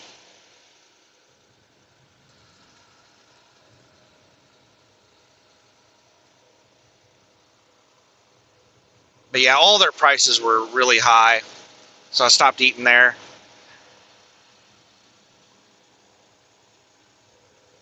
Their prices are probably really, really crazy now. And there was a barbecue place. Okay, so right next to my house, there was a 7-Eleven convenience store at a very busy corner right next to my house. Very busy intersection. And that 7-Eleven, that same building, rented out to somebody that just started up a barbecue restaurant. They just like started it up. Wasn't a franchise or anything. It was just like, Jeff's Barbecue or something like that. And I was like, oh, I'm going to support a local business. Somebody started up a brand new, little restaurant. I'm going to go in there and support them. So I went in there, and things were a little bit pricey for some hole-in-the-wall, no-name restaurant. It was quite pricey, but I went ahead and ordered like $50 worth of food. I was like, I'll just put it in the refrigerator and eat it over the course of a week or two. And I got home, and most of it was like not edible. Like it was the meat, the barbecue was so dried out, and it had like the barbecue flavor, it tasted like somebody had just poured barbecue sauce on it. Like it didn't taste like it was properly barbecued. It was like somebody that had no idea what they're doing was making barbecue and just like heating up meat and pouring barbecue sauce on it. That's what it tasted like. And it was nasty and dried out. And the beans had almost no flavor to them. It was just like eating straight pork and beans is what it tasted like. Like generic brand pork and beans, not even the name brand stuff.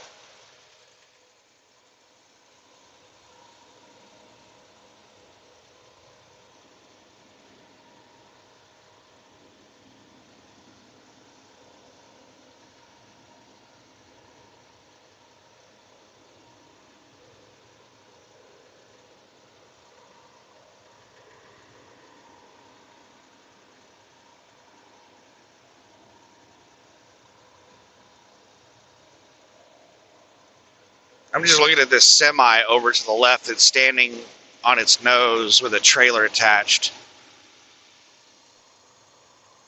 There's no way that is an actual semi. It's got to be like a piece of cardboard or something. It's a sign. But just weight alone, you wouldn't be able to do that.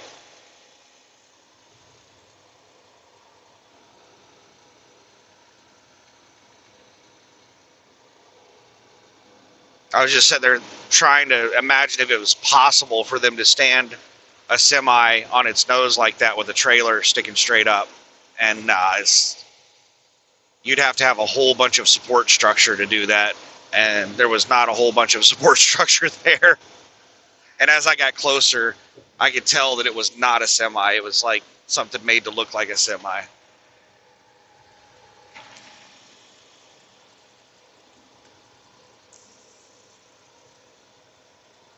But yeah, I think I gave them a second chance because I went there shortly after they opened. I was like, maybe they just had some growing pains whenever they first opened up. So after a couple of months, I went back and I gave them another shot, and it tasted exactly the same. It was horrible.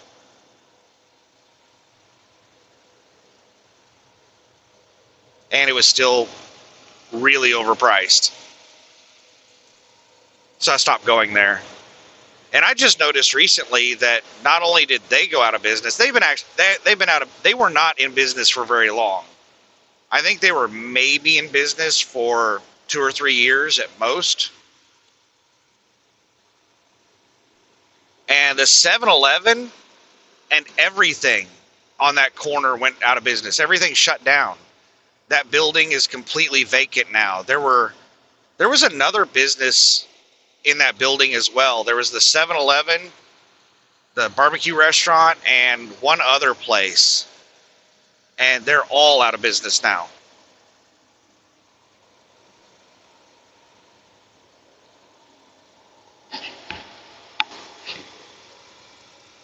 I can't imagine a 7-Eleven going out of business, especially in a premium spot like that, a really busy intersection. But that 7-Eleven was a pain in the butt to get in and out of at that intersection. The entrances to the 7-Eleven were like right at the intersection. It was almost impossible to make a left turn into the place. And it was almost impossible to get out of the place because of traffic being backed up at the light all the time. It was just really difficult to get in and out of there. I think a lot of people probably avoided it because of that. And there was an apartment complex within walking distance of it, pretty close. And there were always a bunch of kids from that apartment complex in and out of that 7-Eleven, and I think they were probably stealing a lot of stuff.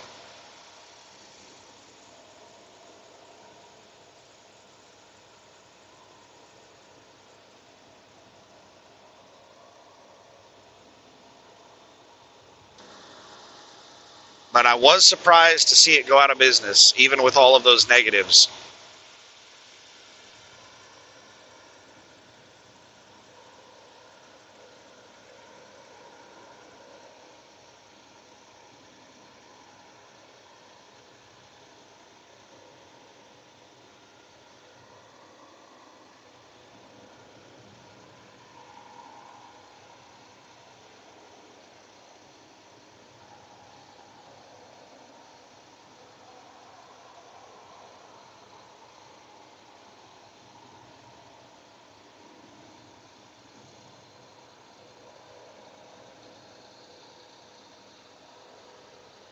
I need to look into AM Best again.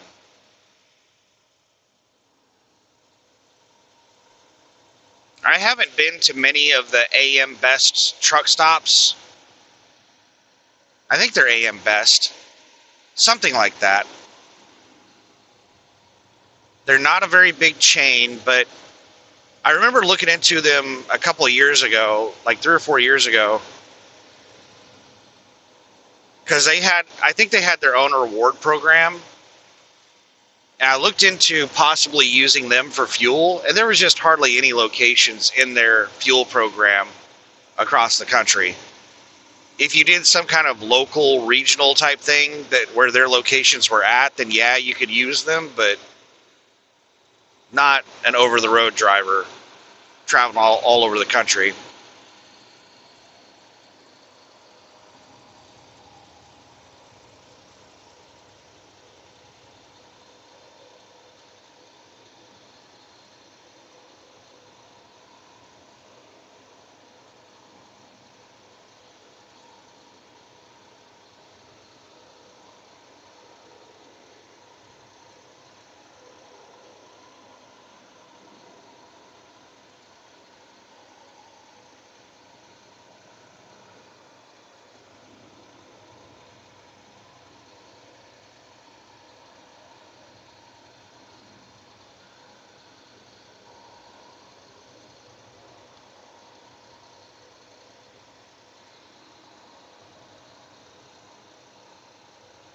But I might need to look into them again, see if they've added more places to their fuel network, see what kind of prices they have. Because I really liked their parking lot and their showers, and they were People that worked there were super nice, really clean facilities.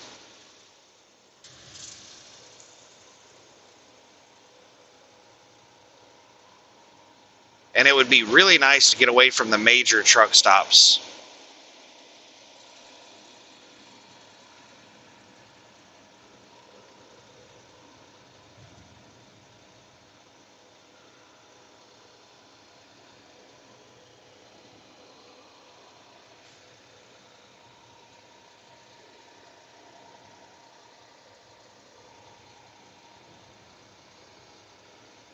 But I don't think it's going to happen.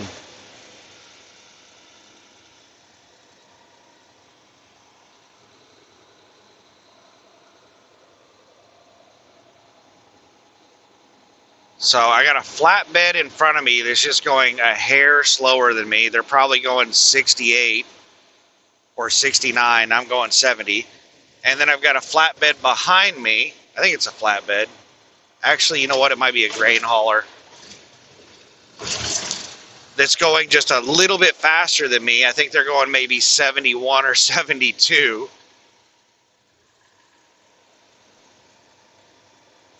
And the truck behind me just got out in the left lane, and they're still quite a ways behind me. I don't know why slow vehicles get out so early to pass like that. Yeah, it's a grain hauler.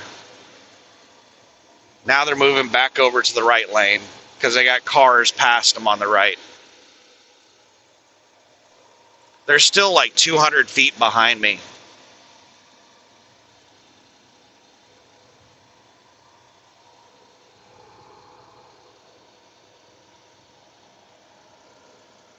I've got 8 miles until I get off of this interstate and get onto Highway 412 headed to Tulsa.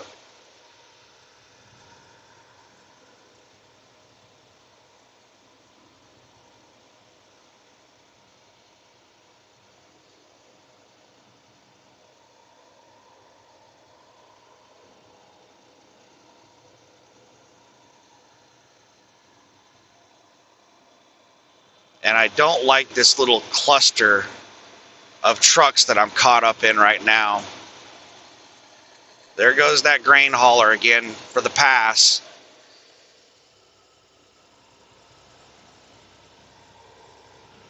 And I am going to pass this flatbed. Grain hauler is still like 150 feet behind me. But there's a really slow dry van that we're catching up with.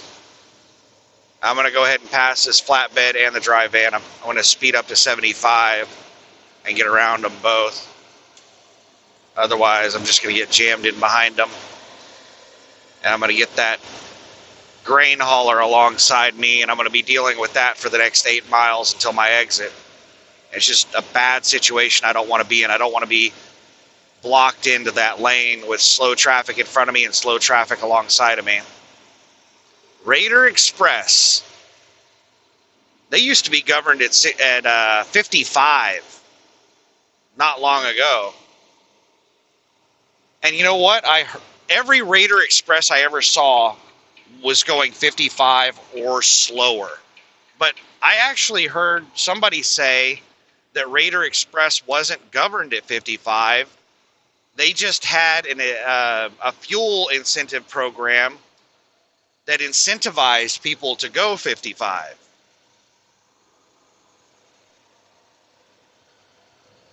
Ah! That grain hauler got stuck back there behind the flatbed. The flatbed that I passed jumped out and passed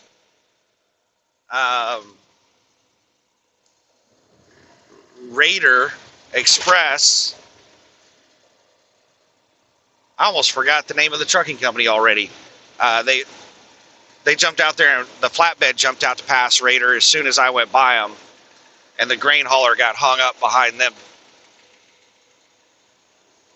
So now the grain hauler is about a quarter mile behind me.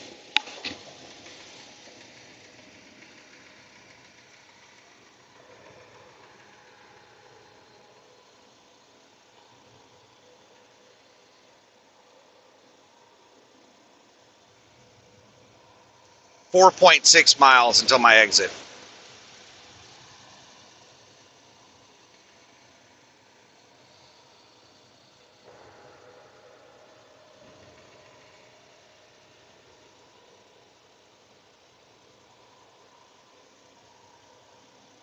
Get your money for your trade.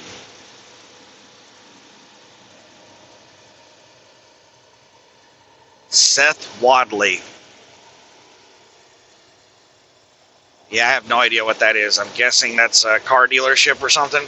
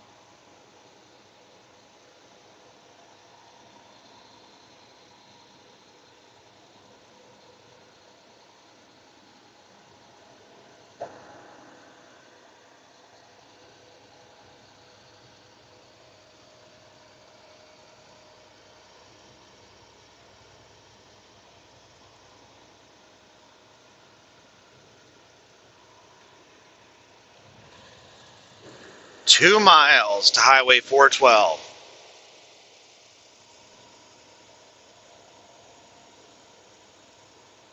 I can see the bridge.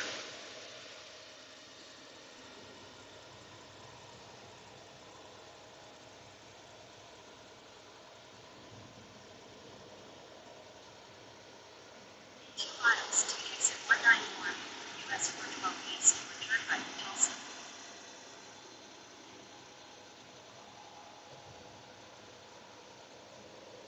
Got to be careful. It's the on ramp from Highway 412. I don't know why,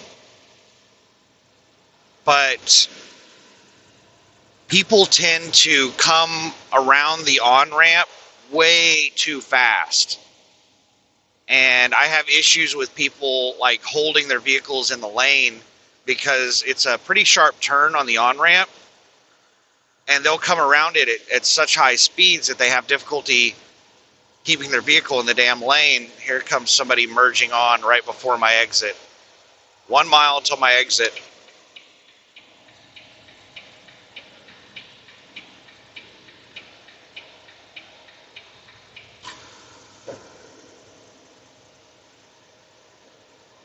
All right, they're going really slow, so I should be able to get back over without issue.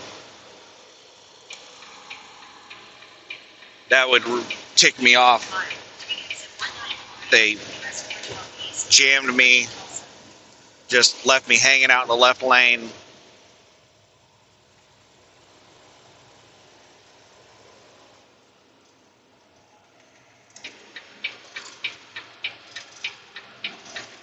All right, here it is. It's a shared merge lane, and this on-ramp right here, if there's anybody coming up this on-ramp, it can get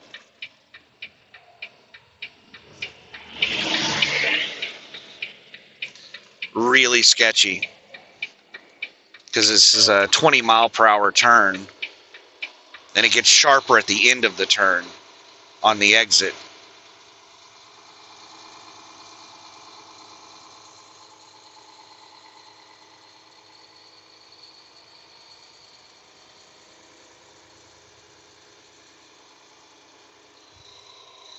All right, there's a tanker about a half mile back.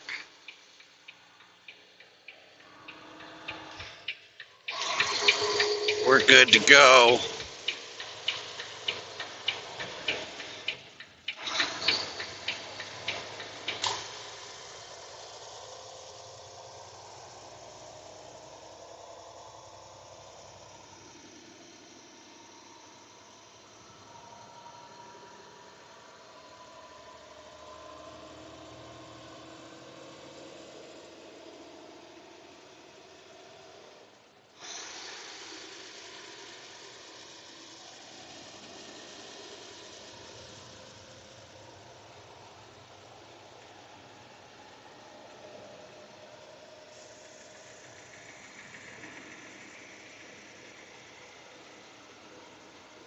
Speed limit 80, minimum speed 60.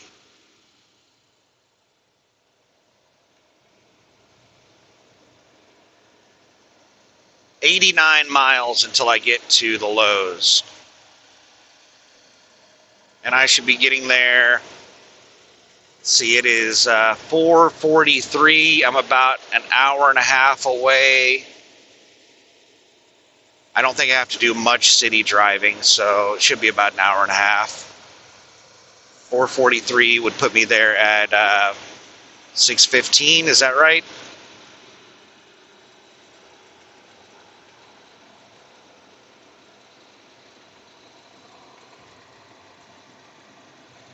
Tankers coming around me right now.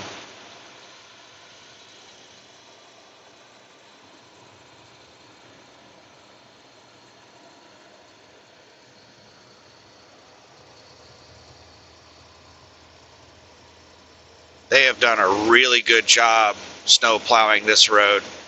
They've got the shoulders completely dried out. Like, everything is really nice.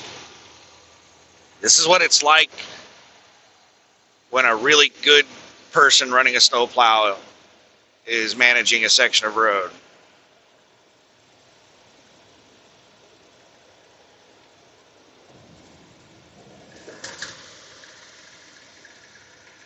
Just had to be a little wet section of road that this person passes me on and sprays my window down with all kinds of crap.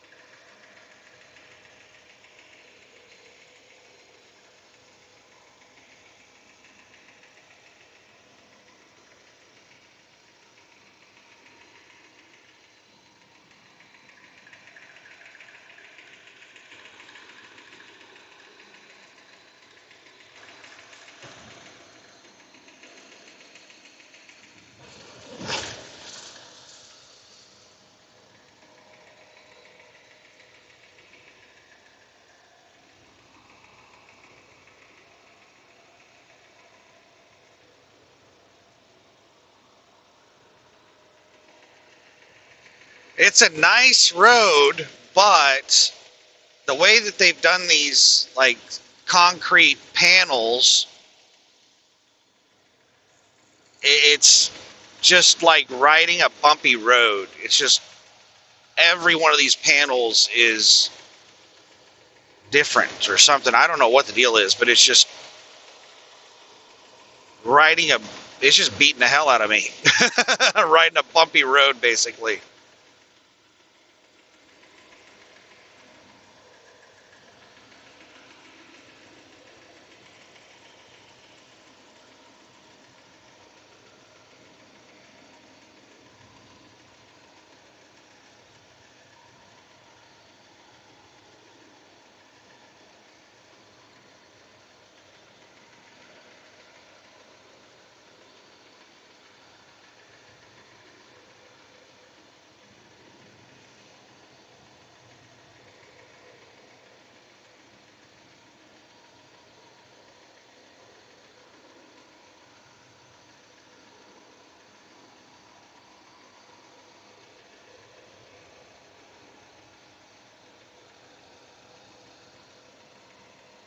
They got almost all of the windmills turned off.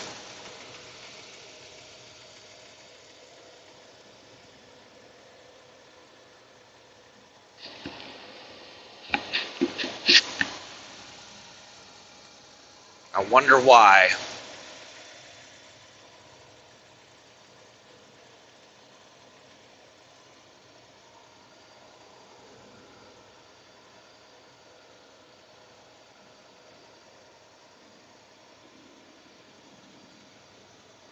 I remember them advertising for jobs to work on these windmills I can't remember, like, I want to say it was 5 years ago, but it could be 15 years ago. It's, like, as I get older and older, things that I thought happened recently actually happened like 5 or 10 years ago. But I remember them advertising for these windmill jobs, like maintaining the equipment or something. And in the job description, they were talking about how you would be required to climb, several hundred feet up to, the whatever the mechanisms are up in the windmill up the top. I think there's a ladder on the inside of that tube. I don't think the ladder is on the outside. I think there's a ladder on the inside that you crawl up on.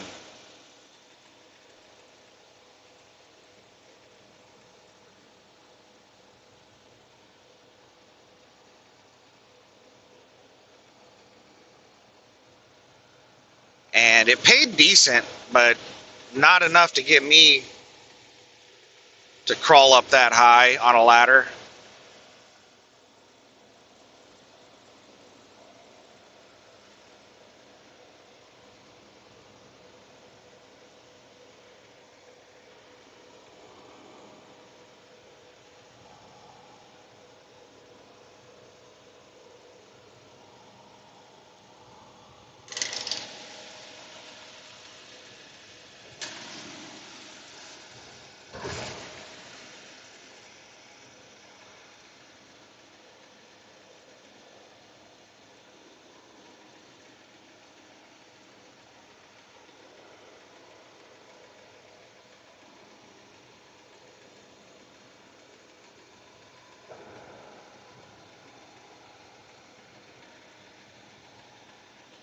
This is nice. There's hardly any traffic on this road.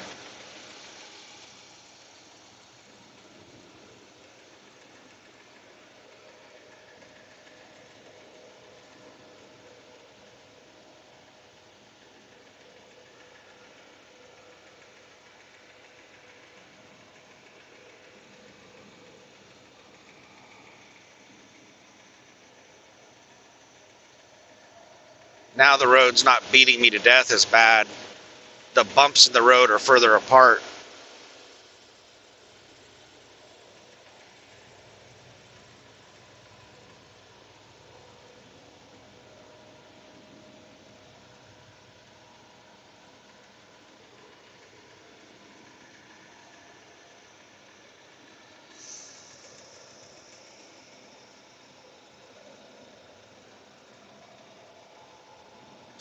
And this section is grooved. I was reading or watching a YouTube video or something recently where they were talking about grooved roads. I think it might have been airports.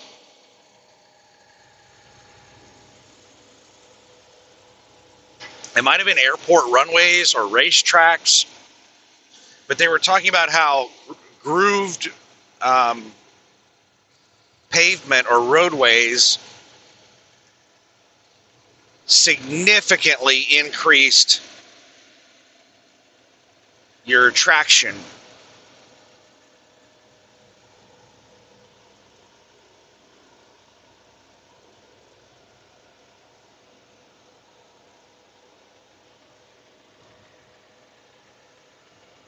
You had a lot less slip.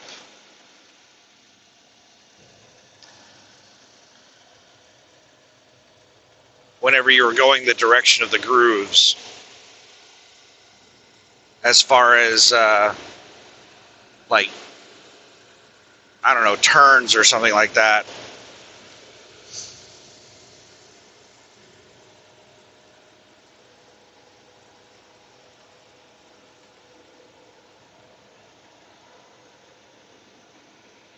So you'd think that all roadways would be grooved for that reason, if it has that big of an impact.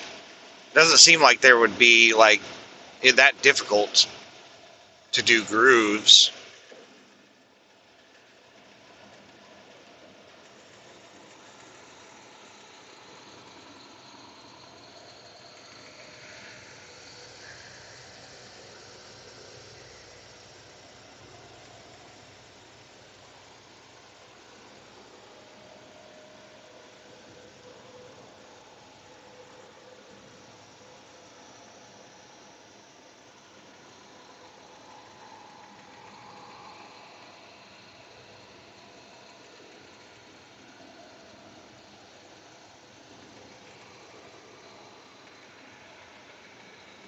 Now it looks like most of the windmills over in this area are running. So maybe it's like certain sections of windmills are shut off.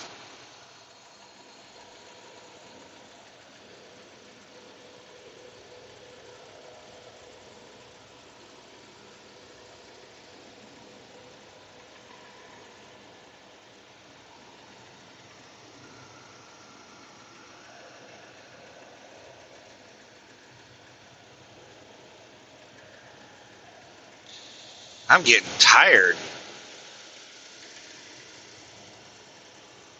I just yawned. I shouldn't be tired. I woke up at 5 a.m. and it's 5 p.m. right now. Been awake for 12 hours and I slept so good last night.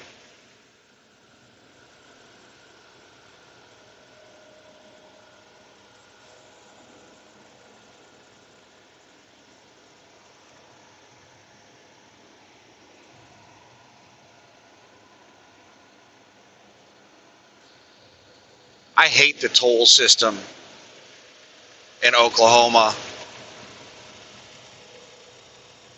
This was not supposed to be like a permanent thing. They talked people into doing toll roads as a short-term solution to pay for the roads. And then after the roads were paid for, they were supposed to stop charging tolls. And they didn't. Once a government gets used to revenue, it's really hard to give them to give it up. They'll just repurpose it. Once it's paid for whatever it is that it was supposed to pay for, then they'll use it for something else. That is really messed up. But one of the things I hate, aside from just toll roads in general, is that Oklahoma switched over to cashless tolls. You cannot pay for tolls at like a toll booth anymore in Oklahoma. And I think most states have gone that way. So they just charge you based on your license plate.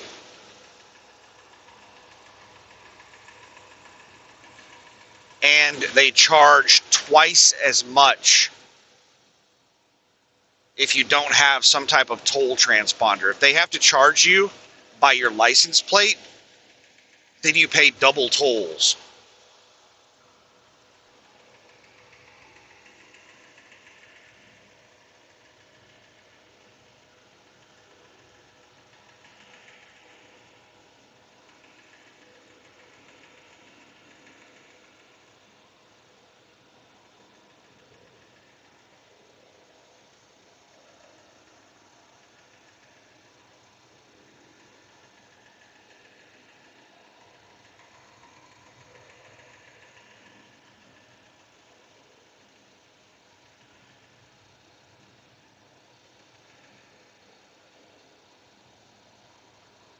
And back there, that sign was actually more than double.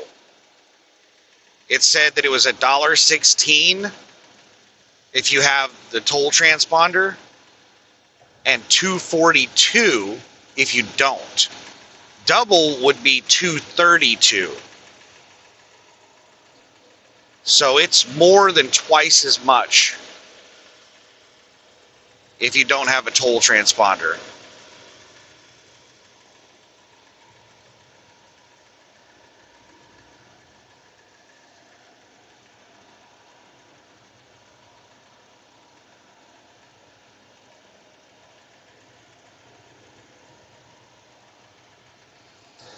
You know what? Instead of going to a restaurant, I think I'm just going to eat chicken nuggets.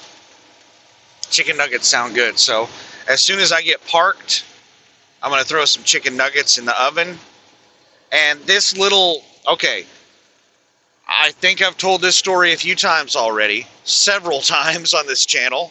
So I apologize to people who have heard this, like a dozen times, but let me tell it again.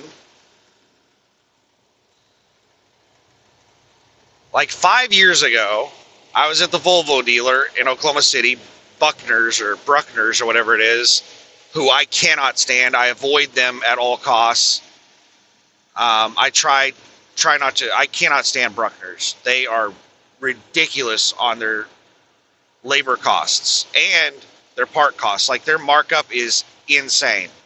And then, like, they're just, I cannot stand them. They overcharge for everything. And it's not just a dealer thing, because I've dealt with Tech in Portland, which is another Volvo dealer, and they were reasonable on their prices. But the dealer, the Bruckner's, is absolutely crazy on their prices. But anyway, I was sitting there waiting on something to be done. I forget the reason I was there.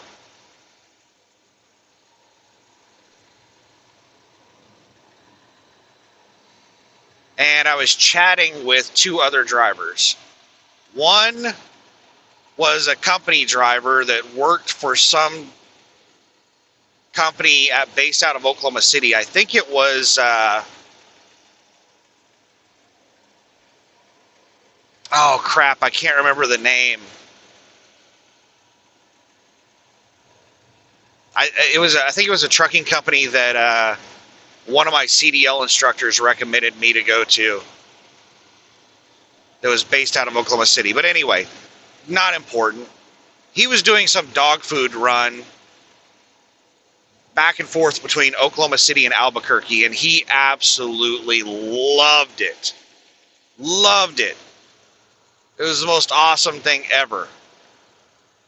So he was sitting there talking about his dog food run, talking about how happy he was with it, and, you know, his schedule and how he's able to do a bunch of home time, and his girlfriend meets up with him when he's in town to, you know, bring him food and stuff like that whenever he can't stay in town. And anyway, he's talking about all that stuff. And then the other guy, I cannot remember if he was an owner. I think he was a company driver, because I remembered getting irritated whenever he didn't seem to care about damage he was doing to the truck. Now, if it was an owner-operator, I don't think that wouldn't bother me at all. It's his equipment. He can do whatever the hell he wants with it. If he wants to, you know, destroy it, so be it.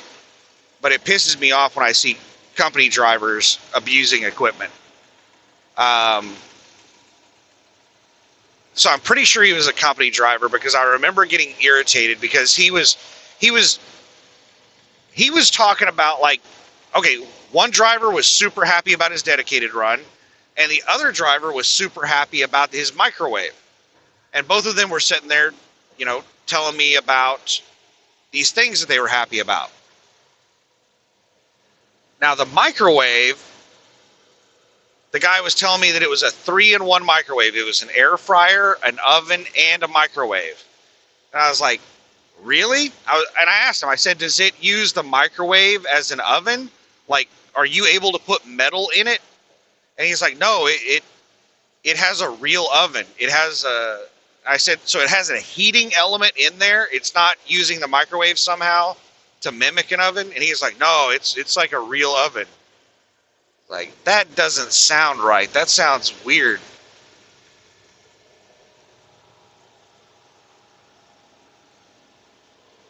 And, you know, he's sitting there talking about how amazing it is. And I said, well, if it's using a heating element, then it gets really hot. And I said, I have a little Wolfgang Puck oven in my kitchen, and it gets really hot on the outside of that thing. It's like the exact same size as a microwave. And that sounds like what you're describing is a little microwave-sized oven. And he's like, yeah. And I said, it does not get hot on the outside? He said, no.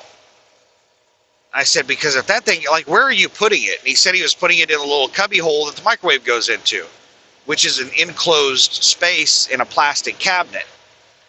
And I was like, wow. If that was a real oven, that would melt the plastic. And it doesn't melt the plastic? He's like, no, it doesn't get hot at all.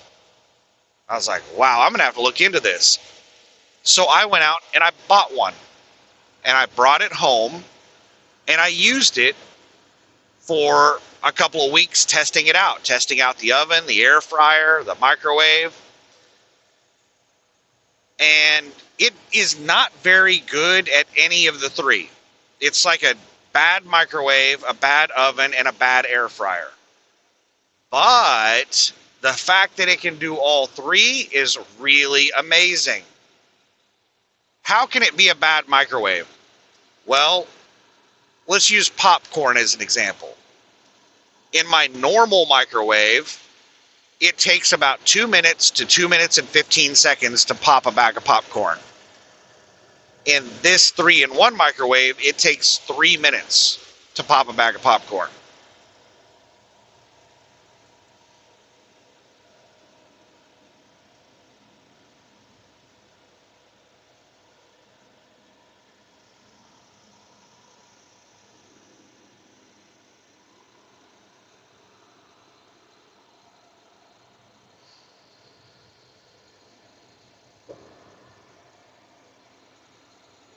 And the oven and the air fryer are basically the same. Whatever time it tells you that you need to do, you're going to need to do more time than that.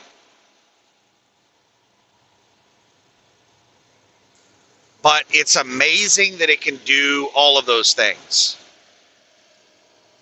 So cooking corn dogs on that thing, awesome. They come out nice and crispy on the outside.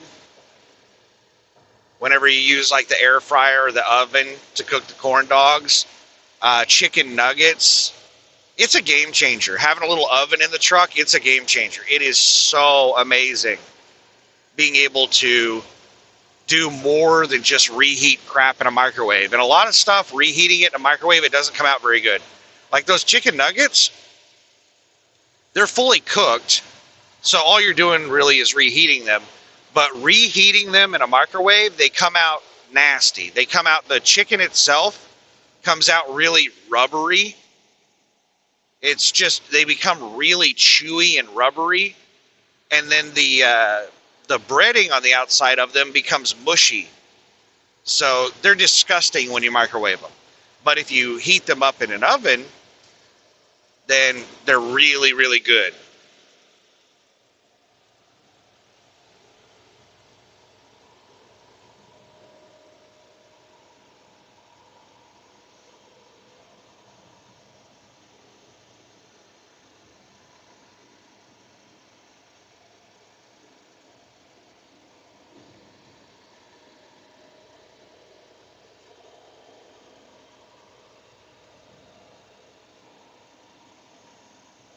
So yeah, it's really opened up options in the truck. Now, those chicken nuggets, every time I go out over the road, I have to bring those chicken nuggets. The corn dogs, same thing. I have to bring corn dogs with me every time I go out over the road. Corn dogs and chicken nuggets in that oven, amazing.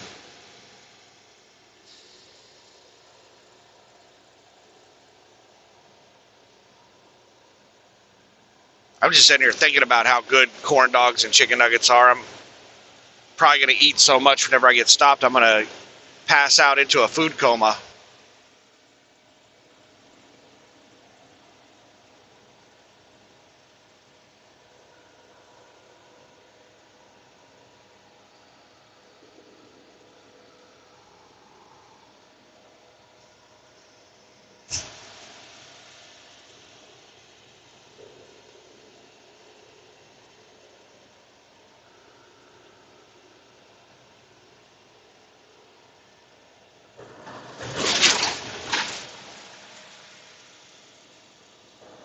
But yeah, I would highly recommend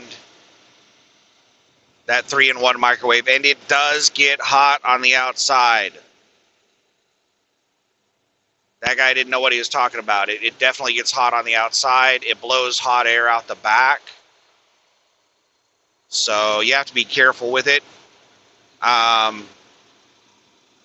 the back side of that cubby hole, I put this like foil insulation, the same type of foil insulation that I use for the windshield. I have a big roll of it.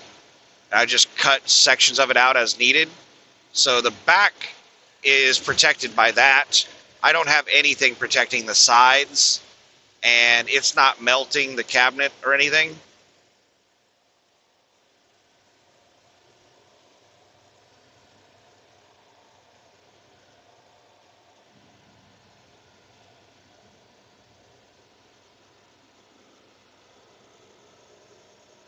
Is this the time of year to burn stuff? I've seen several piles of cut down trees on fire across Oklahoma on this drive.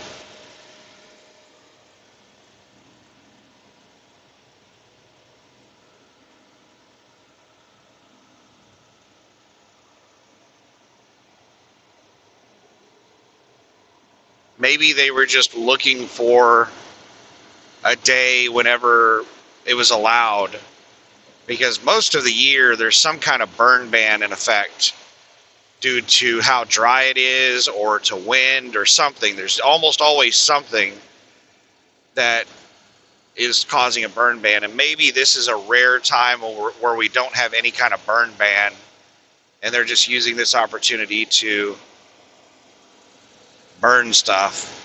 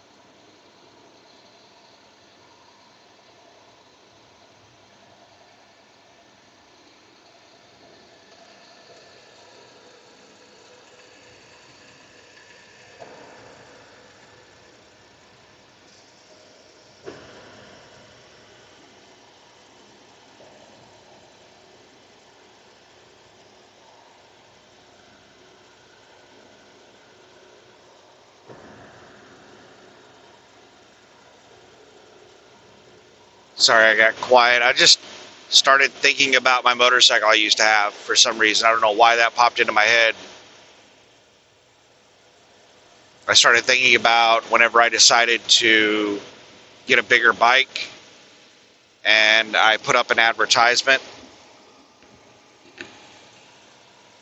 for my bike on Craigslist, because I started out with a Ninja 300, which is like a kid's bike. It's a small 300cc bike. It has hardly any power. Like, it can barely, like, if you have a strong headwind, you can't really go over 70 miles an hour on the thing. Like, wind affects how fast it can go. That's how little power it has.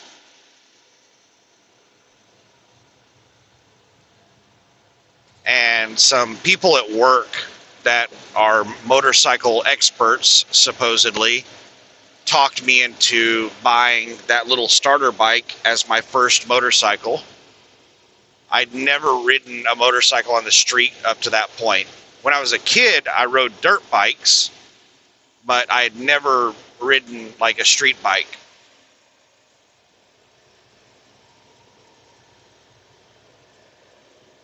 And that was a really bad decision, to buy that little bike as a grown man, like 30 years old. So within 3 to 6 months of having it, I put it up for sale on Craigslist. I was going to buy a bigger bike.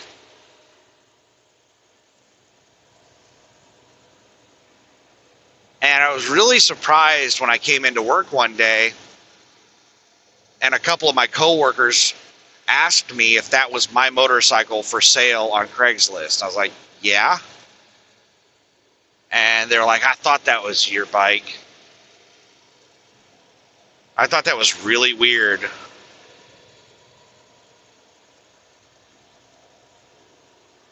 was like, why in the world would, like, how would they find my motorcycle listing on Craigslist? And the only thing I could think of is that whenever I got my shortly after I got my motorcycle, one of my coworkers got a motorcycle. And I think me talking about getting a motorcycle and me eventually getting a motorcycle, it like made him want to get a motorcycle. So I think maybe he was searching Craigslist for a motorcycle, and that's how they came across my listing. But I thought that was really weird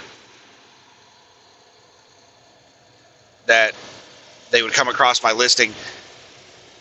I think people, like, social media has skewed people's view of reality. Like, if I put out a YouTube video and 1,500 people watch it, like, people look at that as a really low view count. Like, almost no one watched my video. 1,500 views?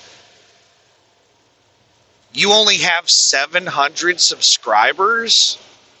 That's not even enough to get monetized. But if you take a step back and forget that social media exists, and you look at it from a different perspective, and you tell somebody that you gave a speech and there were 1,500 people that listened to your speech. You gave a speech in front of 1,500 people. Now, that's completely different. But looking at it from the social media perspective, it seems minuscule. And the number of subscribers, 700 subscribers, even 50 subscribers.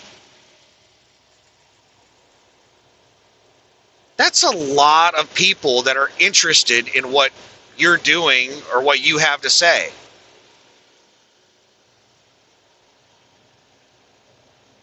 But that's not the way people think of it in social media terms. If you don't have tens of thousands of people subscribing or viewing whatever you're posting on social media, you're seen as, like, irrelevant. Like, I remember, I'm not sure. Do I want to tell this story? How personal do I want to get? All right, I'll tell it. So I have pretty much sworn off dating. I swore off dating a long time ago. I just don't want to deal with other people's drama. But at one point, about 10 to 15 years ago, I think it was, 10 to 15 years ago, somewhere in that ballpark, about 12 years ago, probably 13. Actually, no. Yeah, it was about closer to 15 years ago at this point, probably. Time flies. It was around when I was like 30 years old. I decided, okay, we have these dating apps now. I will give dating a try. One more time. With the dating apps, I can sift through the bullshit. I can be brutally honest on my profile. And I can get someone that actually matches up with me. And hindsight's 2020. People lie like crazy on, like, hookups, meetup sites like that. Like, a lot of people don't even realize they're lying. They just don't understand themselves. They're living in a false reality. So, but I decided to give it another try. I'm starting to forget the reason I'm telling this story. Let me make sure I remember the reason before I tell it. Oh, I remember why I was going to tell it. Because of my number of friends on Facebook. Okay, so I talked with lots of girls on this little meetup site, this dating site, and I just wasn't interested, like, in any of them. They had nice profiles, but whenever you started interacting with them, they were just childish, immature, just really annoying to talk to. But there was one that like seemed okay enough to ask on a date. And she was some girl that was here from China, and she was really, really smart. She was like some award-winning person in China. I forget what kind of stuff she won in China, but like really smart person. And she was going to the University of Oklahoma. She was like a graduate student that was teaching a class. I don't know what that is called whenever you have somebody who's graduated that's still going to college and they're helping the professor by teaching their classes and assisting with their classes and stuff like that. But really smart girl. She's like 25. And I ended up asking her out. She agreed. We went out. And I did not like the date at all. We didn't get along. Like, there was really nothing I could talk to her about. She wanted to talk about really stupid crap. And I didn't think the date went well at all. I was surprised that she contacted me again after the date. And we went to a Starbucks. I think it's the only time I've ever been to a Starbucks.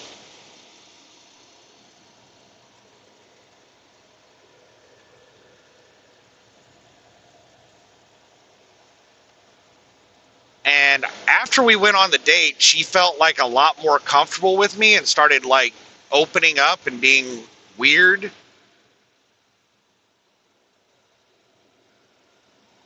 And she started teasing me.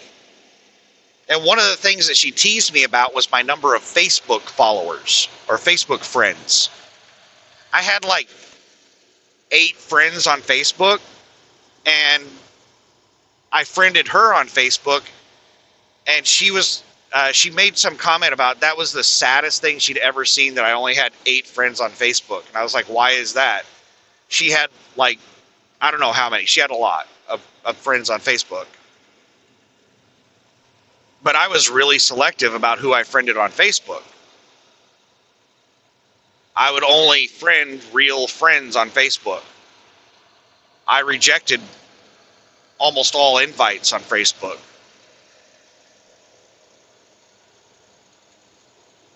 And that's just... Anyway, I stopped talking to her shortly after that. But that is the type of mentality that people have now because of social media. Is that, like, before social media, if I had 8 friends, that's a lot of friends. Because if you're friends with somebody, they want to, you're going to hang out with them, you're going to talk with them. And to find the time to hang out and talk with 8 people, that's difficult to do. Usually, like 2 or 3 friends, maybe even 1 friend is plenty. But because of social media, because of Facebook and places like that, people think that you need to have hundreds or thousands of friends.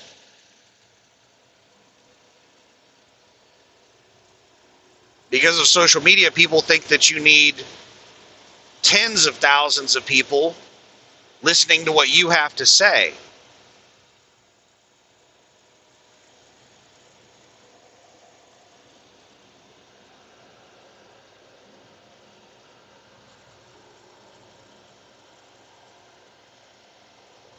I don't really hang out with the younger generation, so I'm not really sure what they're like, but I'm curious as to what impact it's having on people.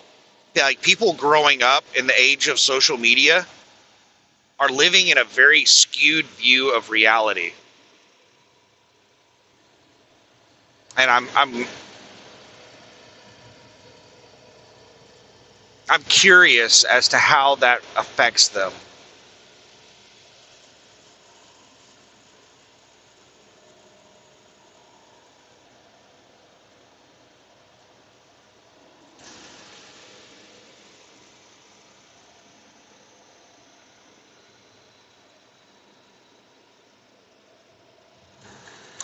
If we take a step further back, think about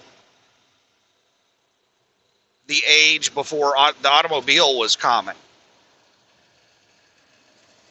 People who grew up before everybody had cars, they had horses and they walked places, versus the generation that grew up with where everybody had personal vehicles. I think that the people who grew up with personal vehicles had a skewed view of reality. They don't really understand distances very well. You tell them that they're going to have to walk 15 miles to get somewhere, and they're like, that's going to suck. I don't want to walk. But they're like, okay, I'll do it. They don't understand how long and how hard it is to walk that far because they've never done it. They've never walked a long distance. They've never traveled that, distance without a vehicle.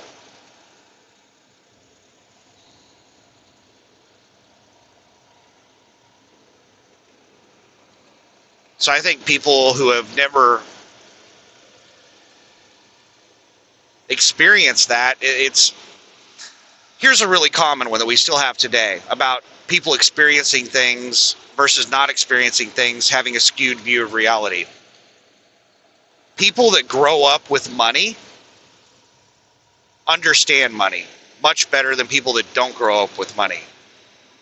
If you grow up around money, you're slowly introduced to money, and you deal with it over time, you have a better understanding of money. And when I say a better understanding, I don't mean like how to spend it, how to do finance, and like you're smarter financially or economically or whatever. That's not what I'm talking about. I'm talking about you have a better understanding of how much money you have and what its buying power is. If you take somebody who's never made any money in their life, say you take some 30-year-old guy that has lived with his parents his entire life and he's never had a job. His parents have paid for everything for him his entire life. If you were to give him a job making like $30 an hour, he would think he was rich because his parents up to this point have only been giving him like $50 here and there. Like, it's a really big deal for him to be able to get $100 to buy a video game or something like that. And now he's making $30 an hour. Like, he makes enough in a week that he could buy a console. He could buy a gaming console every week. Like, he thinks he's rich. He doesn't understand how little money he has. He thinks he has enough money to, like, buy a car and buy a house and buy anything he wants. Because he's never dealt with money before. He's never paid bills before. He's never had an income before. He doesn't understand taxes. He doesn't understand like how much he loses in taxes. Whenever he's told that he's, paid $30 an hour, like he's sitting there crunching numbers in his head and he's like, man, if I work 40 hours a week, that's $1,200 a week. So I could, $1,200, with $1,200 I could do this, this, and this, and he thinks he has all of that $1,200. He doesn't realize how much of it's going to go to taxes. He's only going to see like maybe $850, maybe $900 of that. Maybe $950, depending on his tax situation. Depends on a lot of things.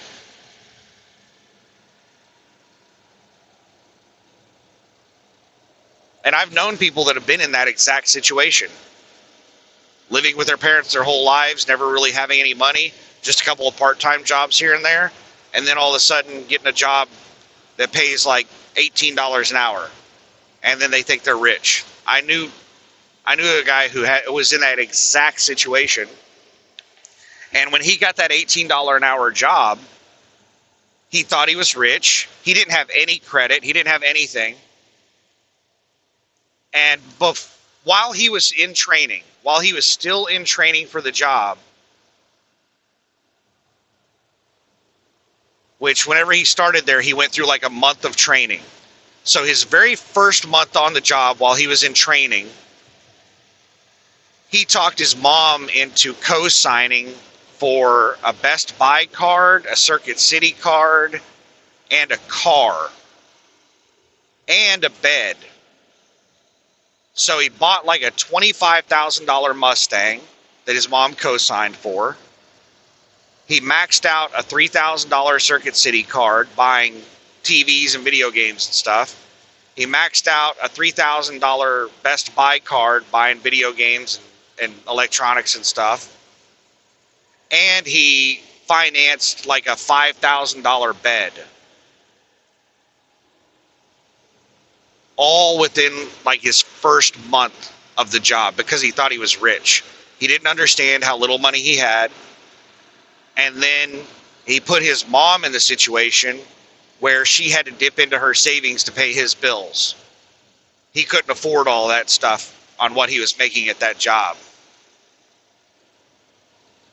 He didn't factor in how much money he was going to be using to commute back and forth to work, and he lived like 60 miles away from the job.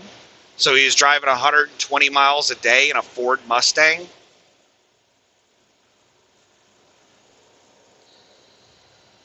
And he had an eating problem.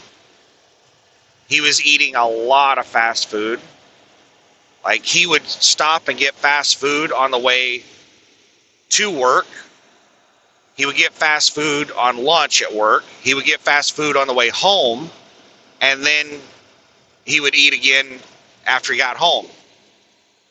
So he was eating out fast food like 3 times a day. So he was spending, $30 to $50 a day on fast food alone. That's like $150 a week just in eating out. Yeah, he just didn't he didn't have any kind of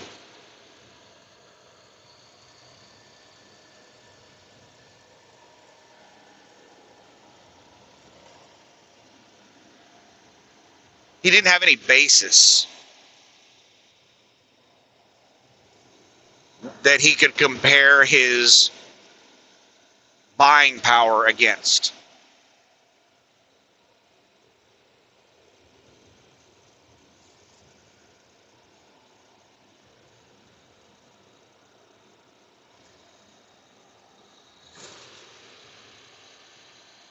I think that's the reason experience is so valuable, because human beings are kind of like terrible at guessing at what something is going to be like that they haven't experienced themselves.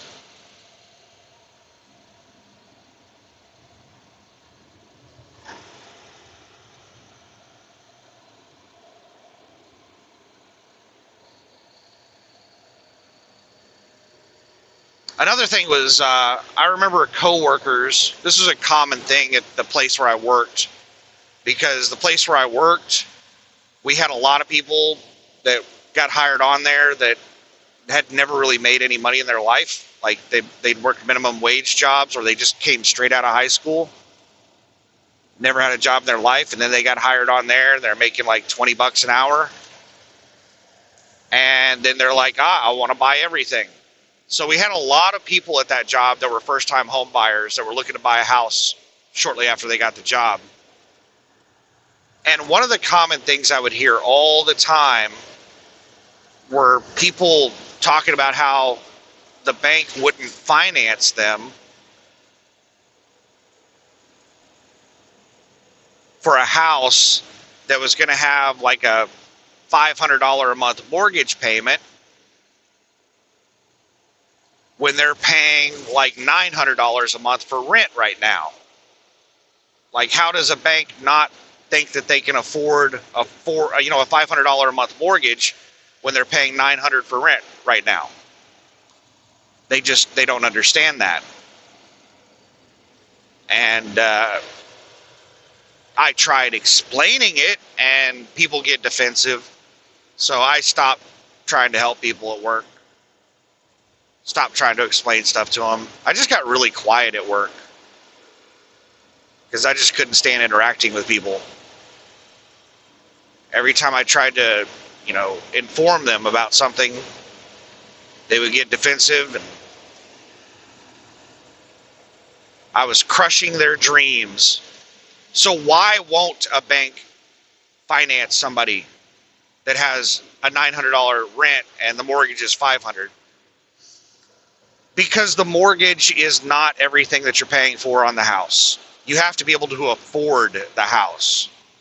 And just because you're paying $900 rent doesn't mean that you can afford a $500 a month mortgage. Let me put it into some kind of context for you.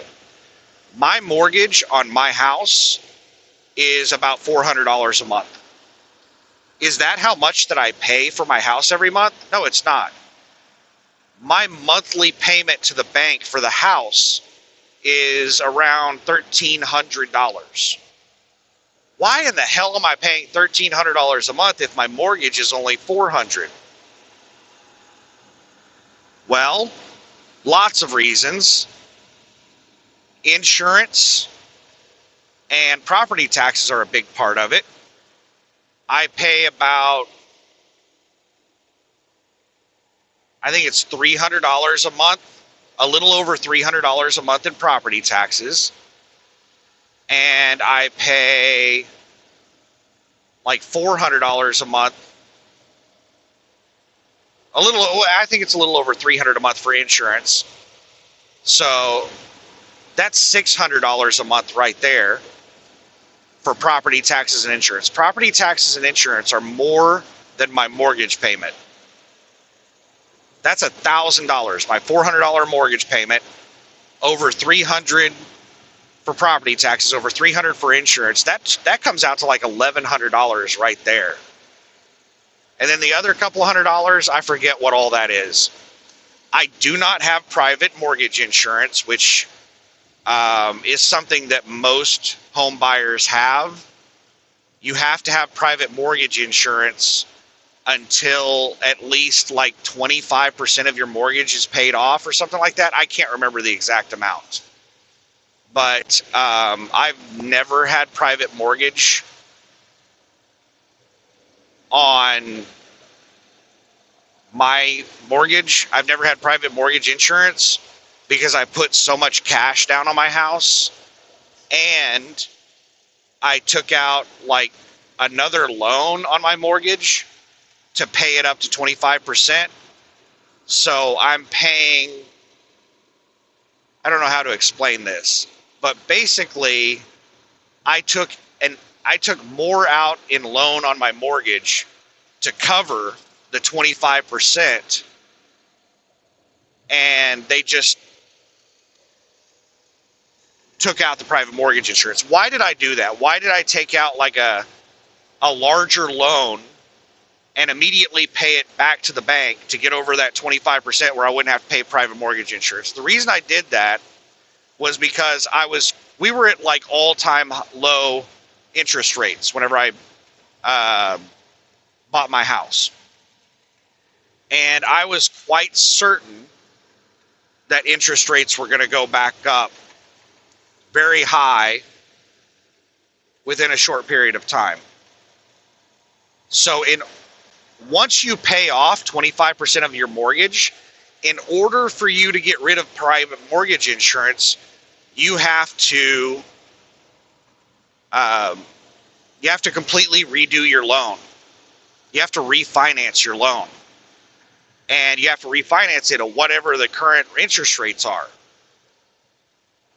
So I never wanted to have to redo my interest rates because there was no way I was ever going to get an interest rate lower than what I got.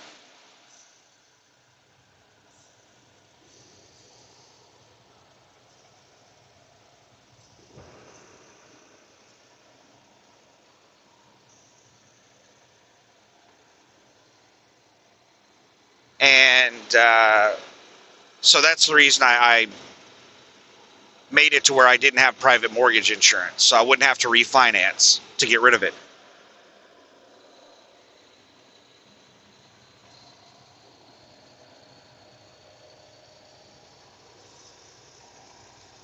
But that is just part of the cost of home ownership.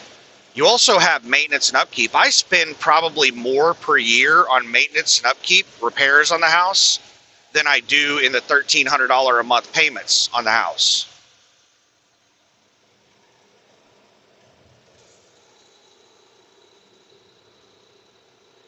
So just kind of put that into context. I tried to explain this to the guy at work. Like, putting that into context, he's thinking he's only spending, the $500 a month on the mortgage, which is very close. It's similar to what my mortgage payment is. Mine's about $400 a month. But my total cost that I'm spending on the house per month is closer to $2,600, which is almost 3 times more than he's paying for rent.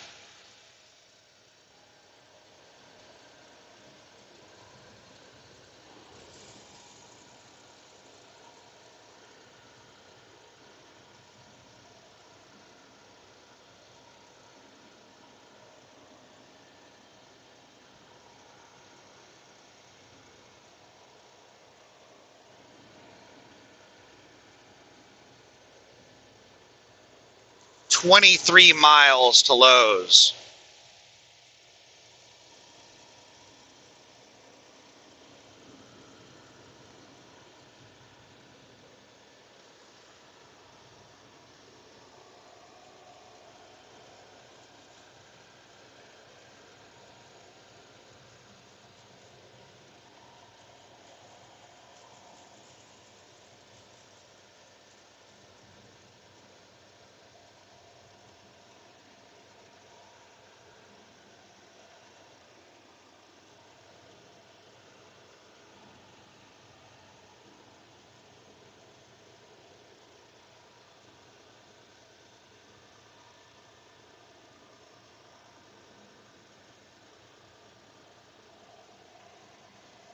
I've got 12 more miles on this toll road, and then I exit this toll road onto another toll road.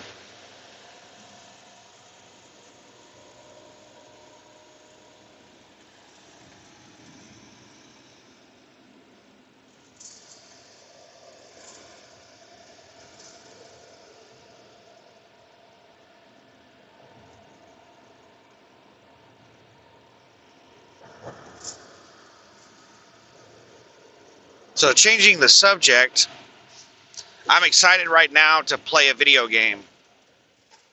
It's a really old video game that's been shut down. It's a 23-year-old video game. I think it came out in 2003. And it's been shut down by the company that ran the game. But there are private servers.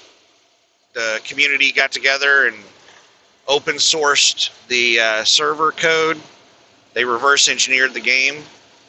So now people can run private servers at Star Wars Galaxies.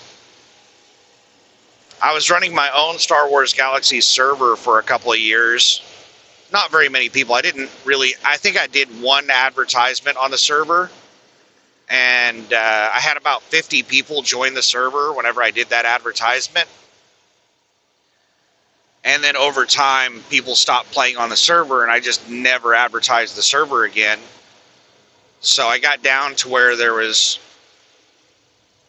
only about maybe 10 to 15 people that were occasionally playing the server. I would have 1 to 3 people online at a time. And I eventually shut the server down because of the fear of a lawsuit, because the company that had the rights to the game, one of the companies that had the rights to the game, there are like at least three companies that have rights to that game. One of them started suing private servers and shut a whole bunch of them down, and I just didn't want to risk getting sued by them, so I shut my server down. And one of the people that was playing on my server is a web developer. He's a professional programmer, and he actually helped me with some of the code on the server. He started up his own server, and he's been developing it for like the last year.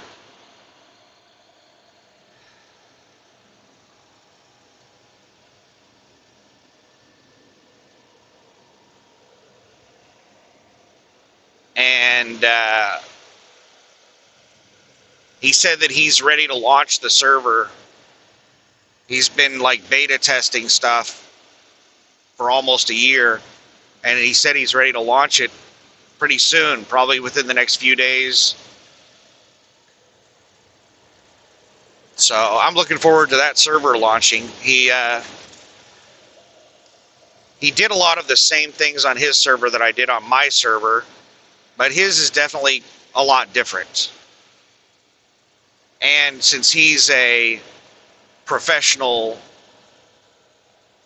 programmer, and he is willing to do more modifications on the game than I was willing to do, I didn't want to manage a launcher and modify client files. I was only willing to modify server files.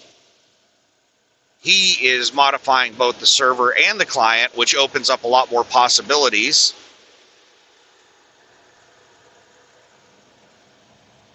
But another thing that it opens up is a pain in the butt with your internet provider, which he's already had issues with. And he has hardly anybody playing on the server, but he's already had issues with his internet provider with the amount of downloads he's been getting,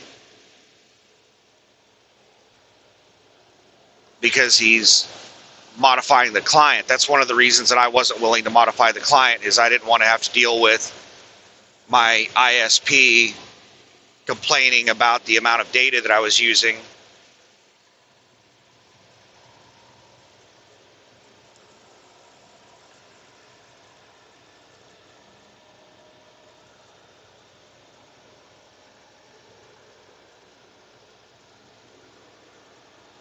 But I am excited and looking forward to him launching that server. That's probably what I'll be doing in my free time.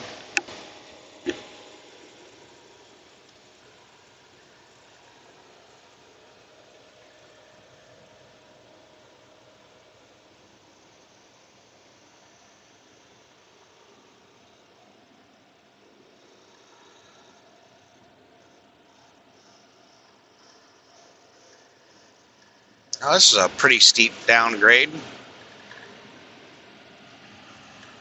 There's been like a petroleum smell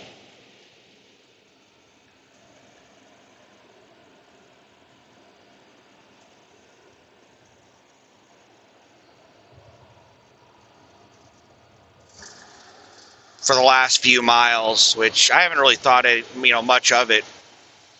Anytime I hear something or smell something, I always, is it my truck? But Tulsa is known as like an oil town. So it's probably not strange to be smelling something that smells like some kind of petroleum product near Tulsa.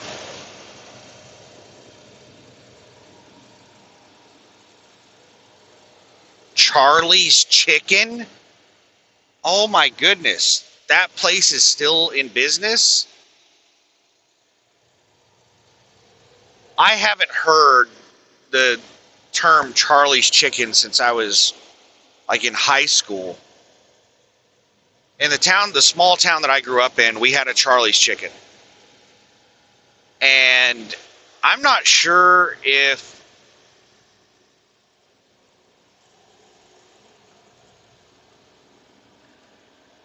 some kid's family that I went to school with owned the Charlie's Chicken, or if like his whole family just worked there. But like he worked there in high school, and I think one of his parents or both of his parents worked there.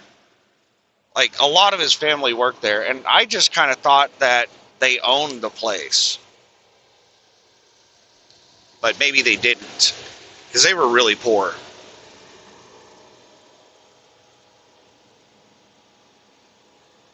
Yeah, but Charlie's Chicken was like a really cheap chicken place that had terrible food, but it was so cheap that it was a pretty good value. Like, it was worth it. You know, you come in there spending like $3 for some chicken and beans, you're not expecting really amazing food.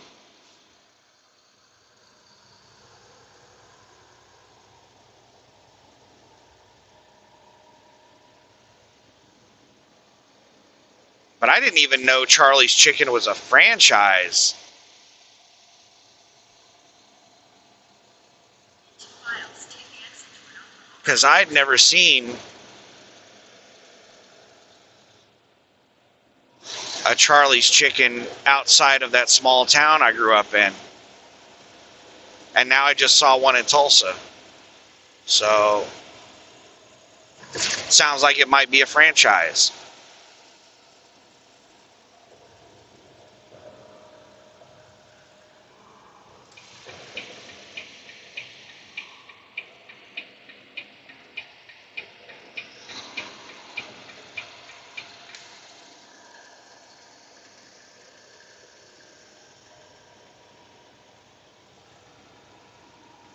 Maybe they've completely changed. Maybe it's really awesome there now.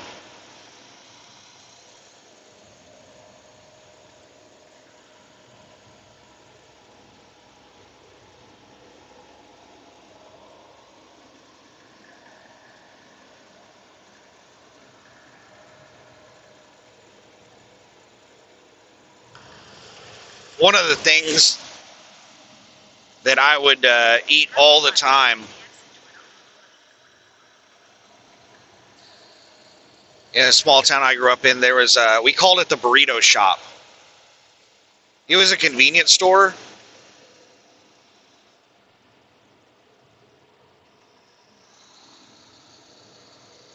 Take the exit toward Oklahoma 344. Then you'll take a slight right onto the ramp to Oklahoma 344. Sorry, I'm trying to watch these exits, see where I'm going. All right, where? Slight right onto the ramp to Oklahoma 344. The signage is not very good here. Continue for 7 miles. And this road is kind of snow covered. That little turn, at least.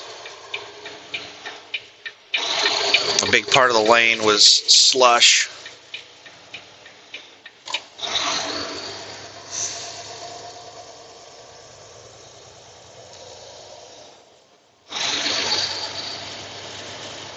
But the burrito shop, they sold burritos for like 50 cents a piece. And we would go to the burrito shop all the time. It was just like everybody went to the burrito shop. And they had these little containers of ketchup that they would give away with the burritos that you could dip the burritos in. So they basically bought cheap frozen burritos and deep fried them and then sold them.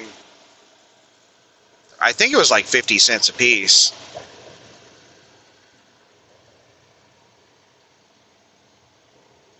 And gave away little plastic containers of ketchup with them that you could dip in.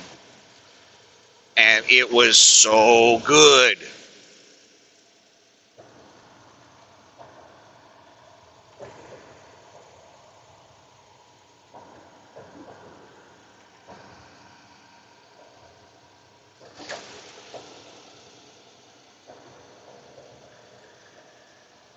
Really cheap, really good. And we go in there and order like a dozen burritos. It might not have been 50 cents. It might have been $1 burrito. Whatever it was a good deal.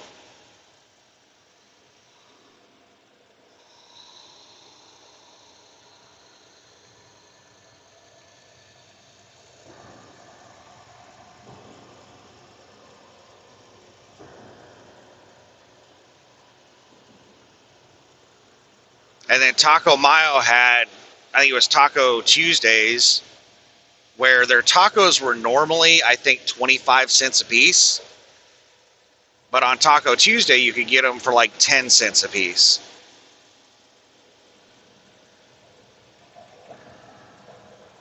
People would come in there and order like 50 tacos.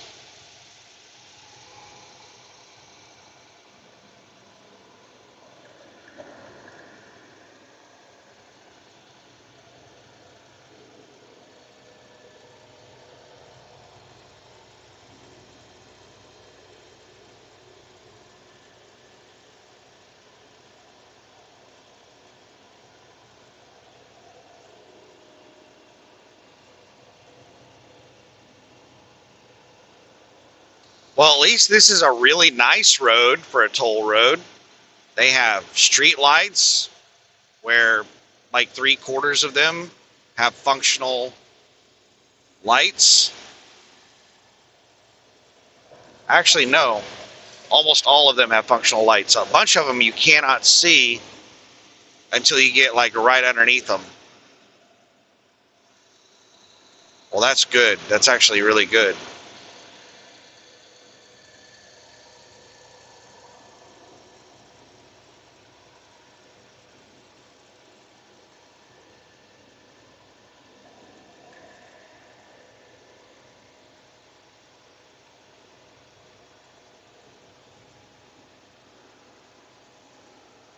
It's probably going to cost me $5 to $10 just for this short little cut across to I-44. That's the end of the toll road.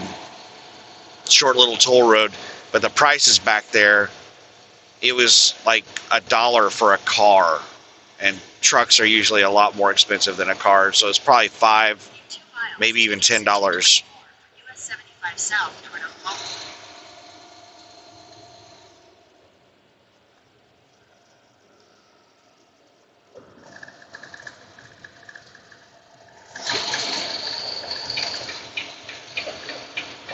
Oh.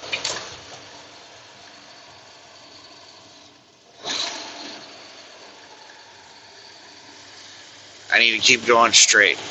So we're going to go east.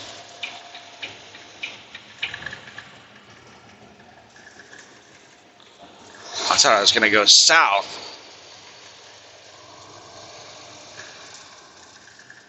Luckily, there's nobody around me, and I'm able to do last-second lane changes.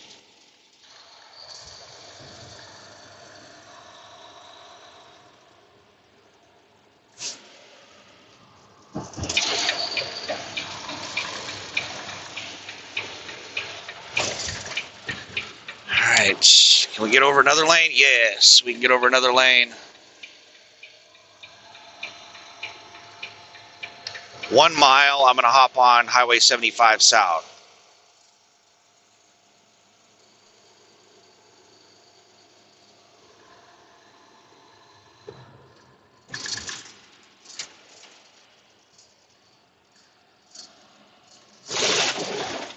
In half a mile, take exit 224 for US 75 South toward Oklahoma.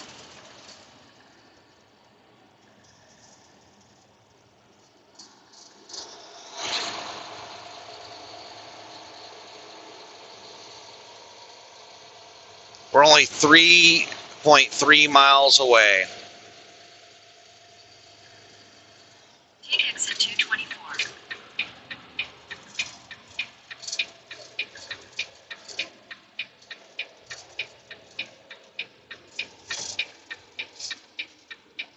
Uh-oh. Quarter mile, slight right onto the US 75 South ramp to Oklahoma.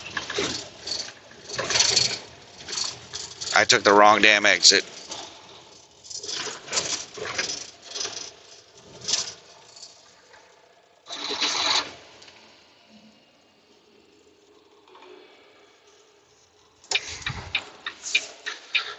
I got off like At the stop sign, turn left.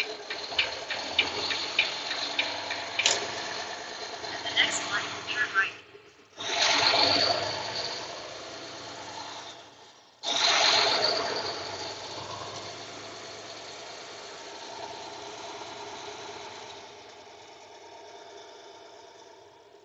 At the light, turn right onto South Union Avenue.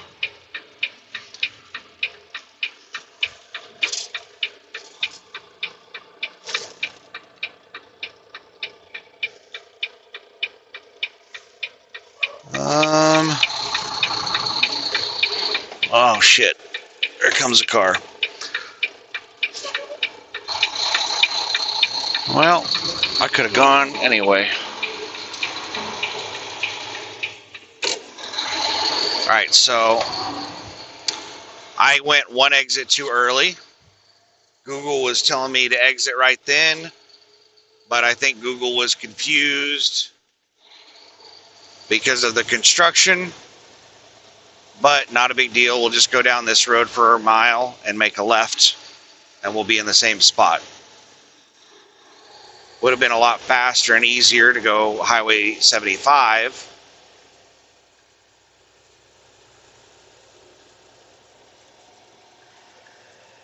And the Highway 75 exit was basically right at this exit. They were within a few hundred feet of each other.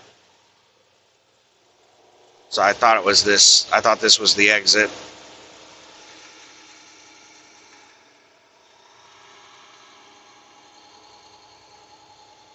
No truck access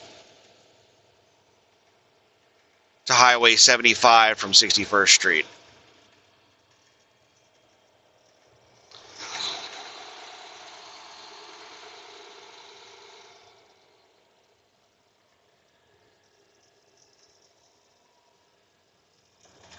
Wonder what in the hell that means.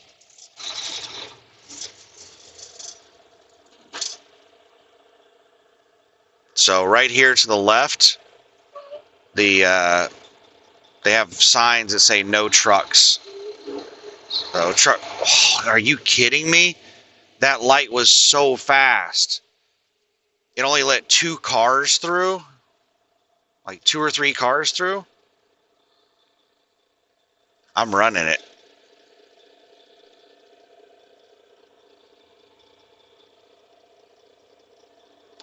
But yeah, they got construction on this road to the left. That's not the road that I was planning on taking.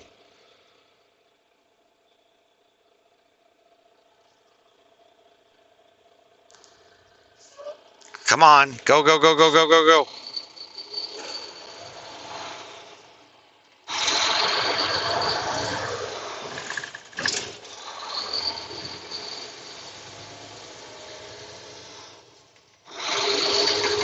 One mile, I'm going to make a left. It's, I think, the next light.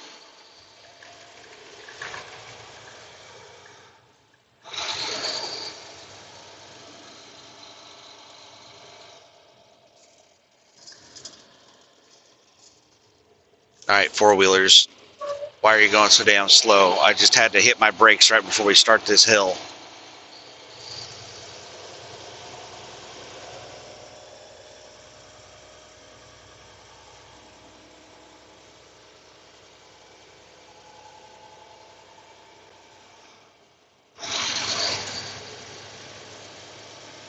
At the next light, turn left.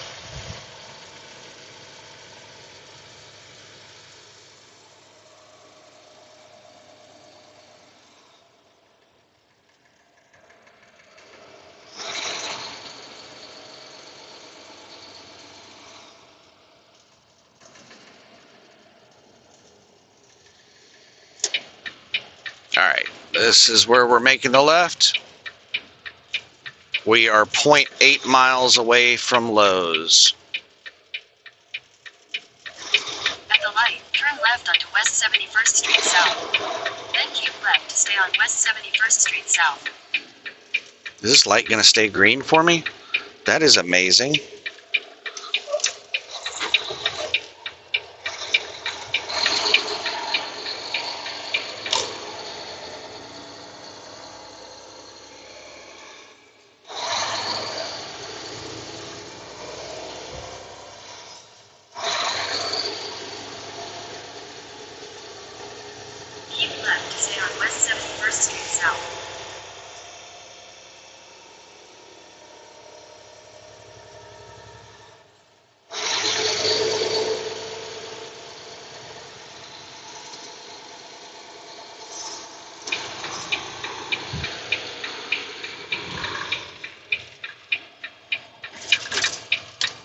But there's the Lowe's over on the right.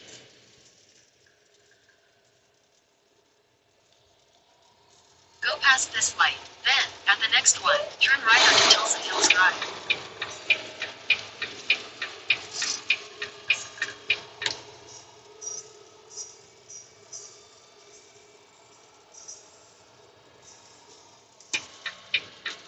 At the light, turn right onto Tulsa Hills Drive. All right, I'm going to block this lane so that I can swing way out here.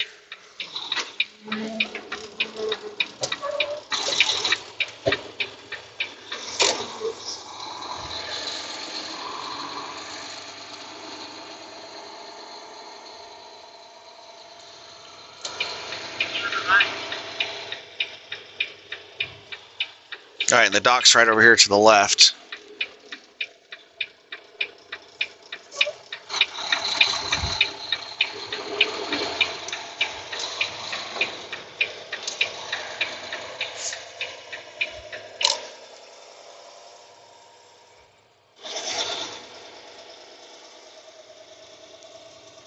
Slow down, car. Slow down. You're sliding out into me. Damn it, damn it, damn it. They did a bad job.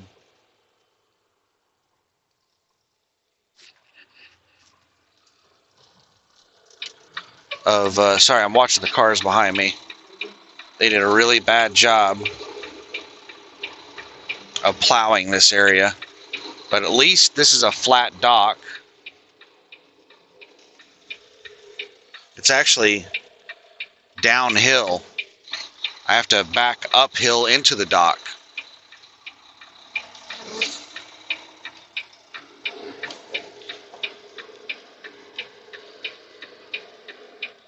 So I'm going to have to do the same crap that I've been doing at these Lowe's that have these terrible dock setups. I'm going to have to back down the side of the road.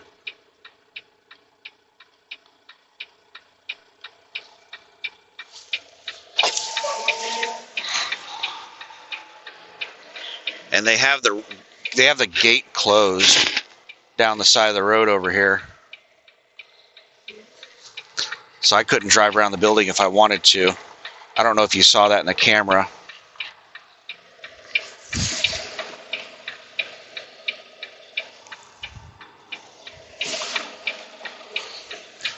Let me take my seatbelt off so my neck doesn't keep getting caught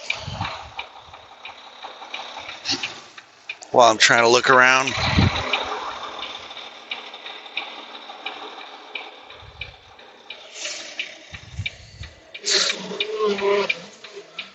All right.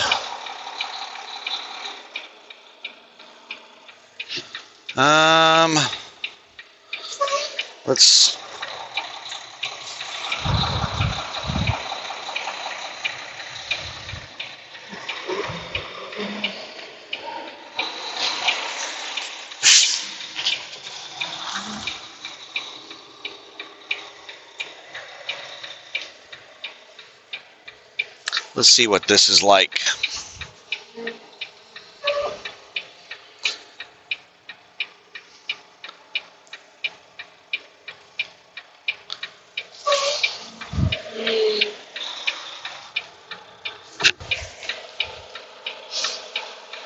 See if I can cut it hard enough here and still get back in front of it.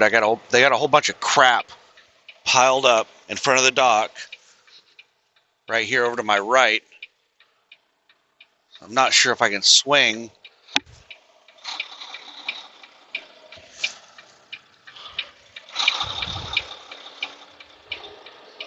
All right, we're far enough in now that I can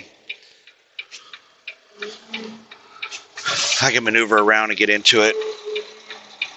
I could have just done a blindside back, which is apparently how they designed this crap. Actually, I think it wouldn't be so hard to get in here if they didn't have all these pallets packed in the parking area. And I was able to drive down the road and spin around.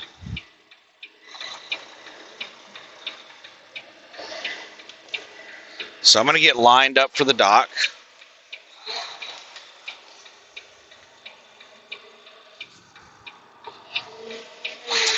I'm going to pull forward. All right, we're straight into the dock right now.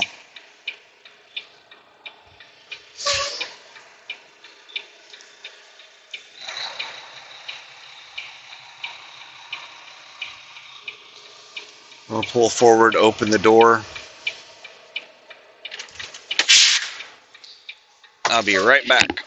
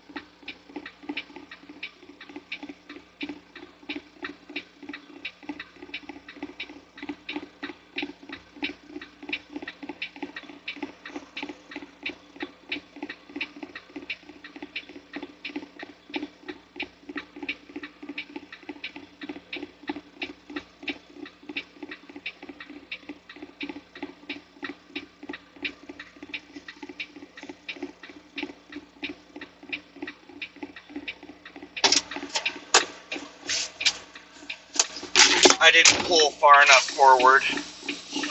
Can't open the door.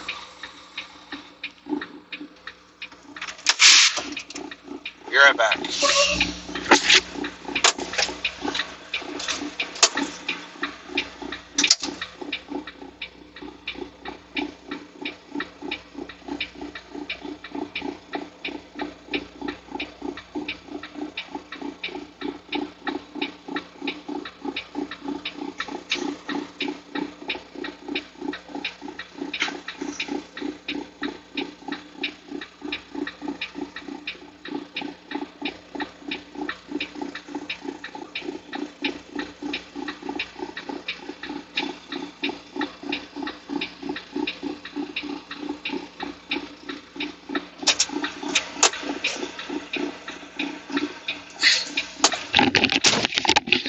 I'm actually going to change dock spaces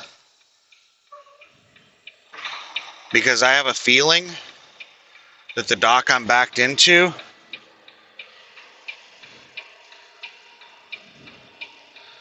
is for overnight deliveries.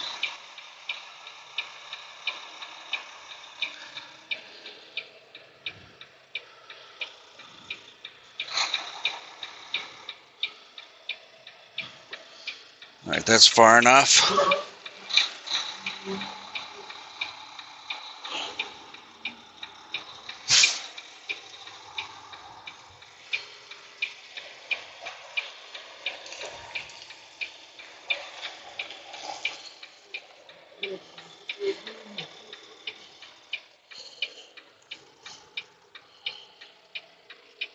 All right, now let's... Also, that middle dock I was just backed into had a red X, and this one over here on the side has a green light. So the middle one had a red light, the one over on the side has a green light.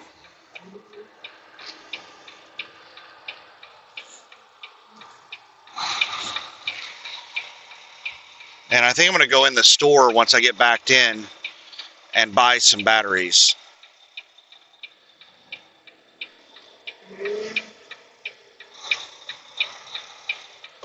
I need some AAA batteries for my headlamp.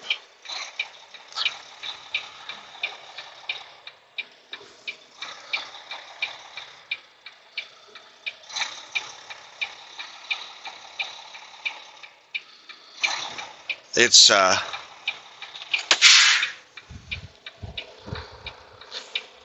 quite difficult. Let me see if I'm lined up straight.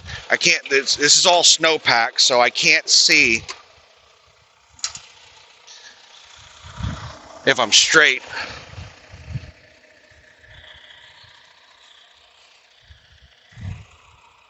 I look straight. Yeah, we're good.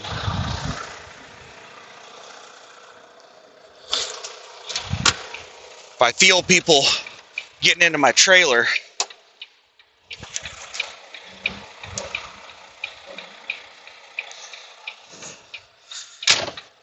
then I'll have to go in there and tell them, get the hell out.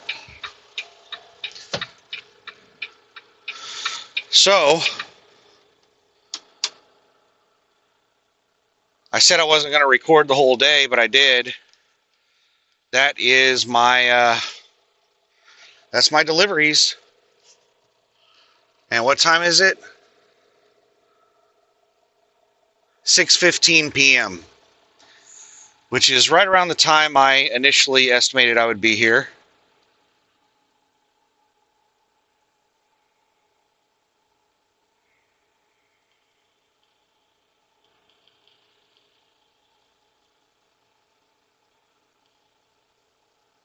So I'm going to go in the store right now and buy batteries, wash my hands, use the restroom, and then come back out here and make some chicken nuggets. So hope you're having a great week. And I might do a driving video tomorrow while I'm doing these, finishing up these deliveries. So hopefully this video is not vertical, and have a good one. Bye.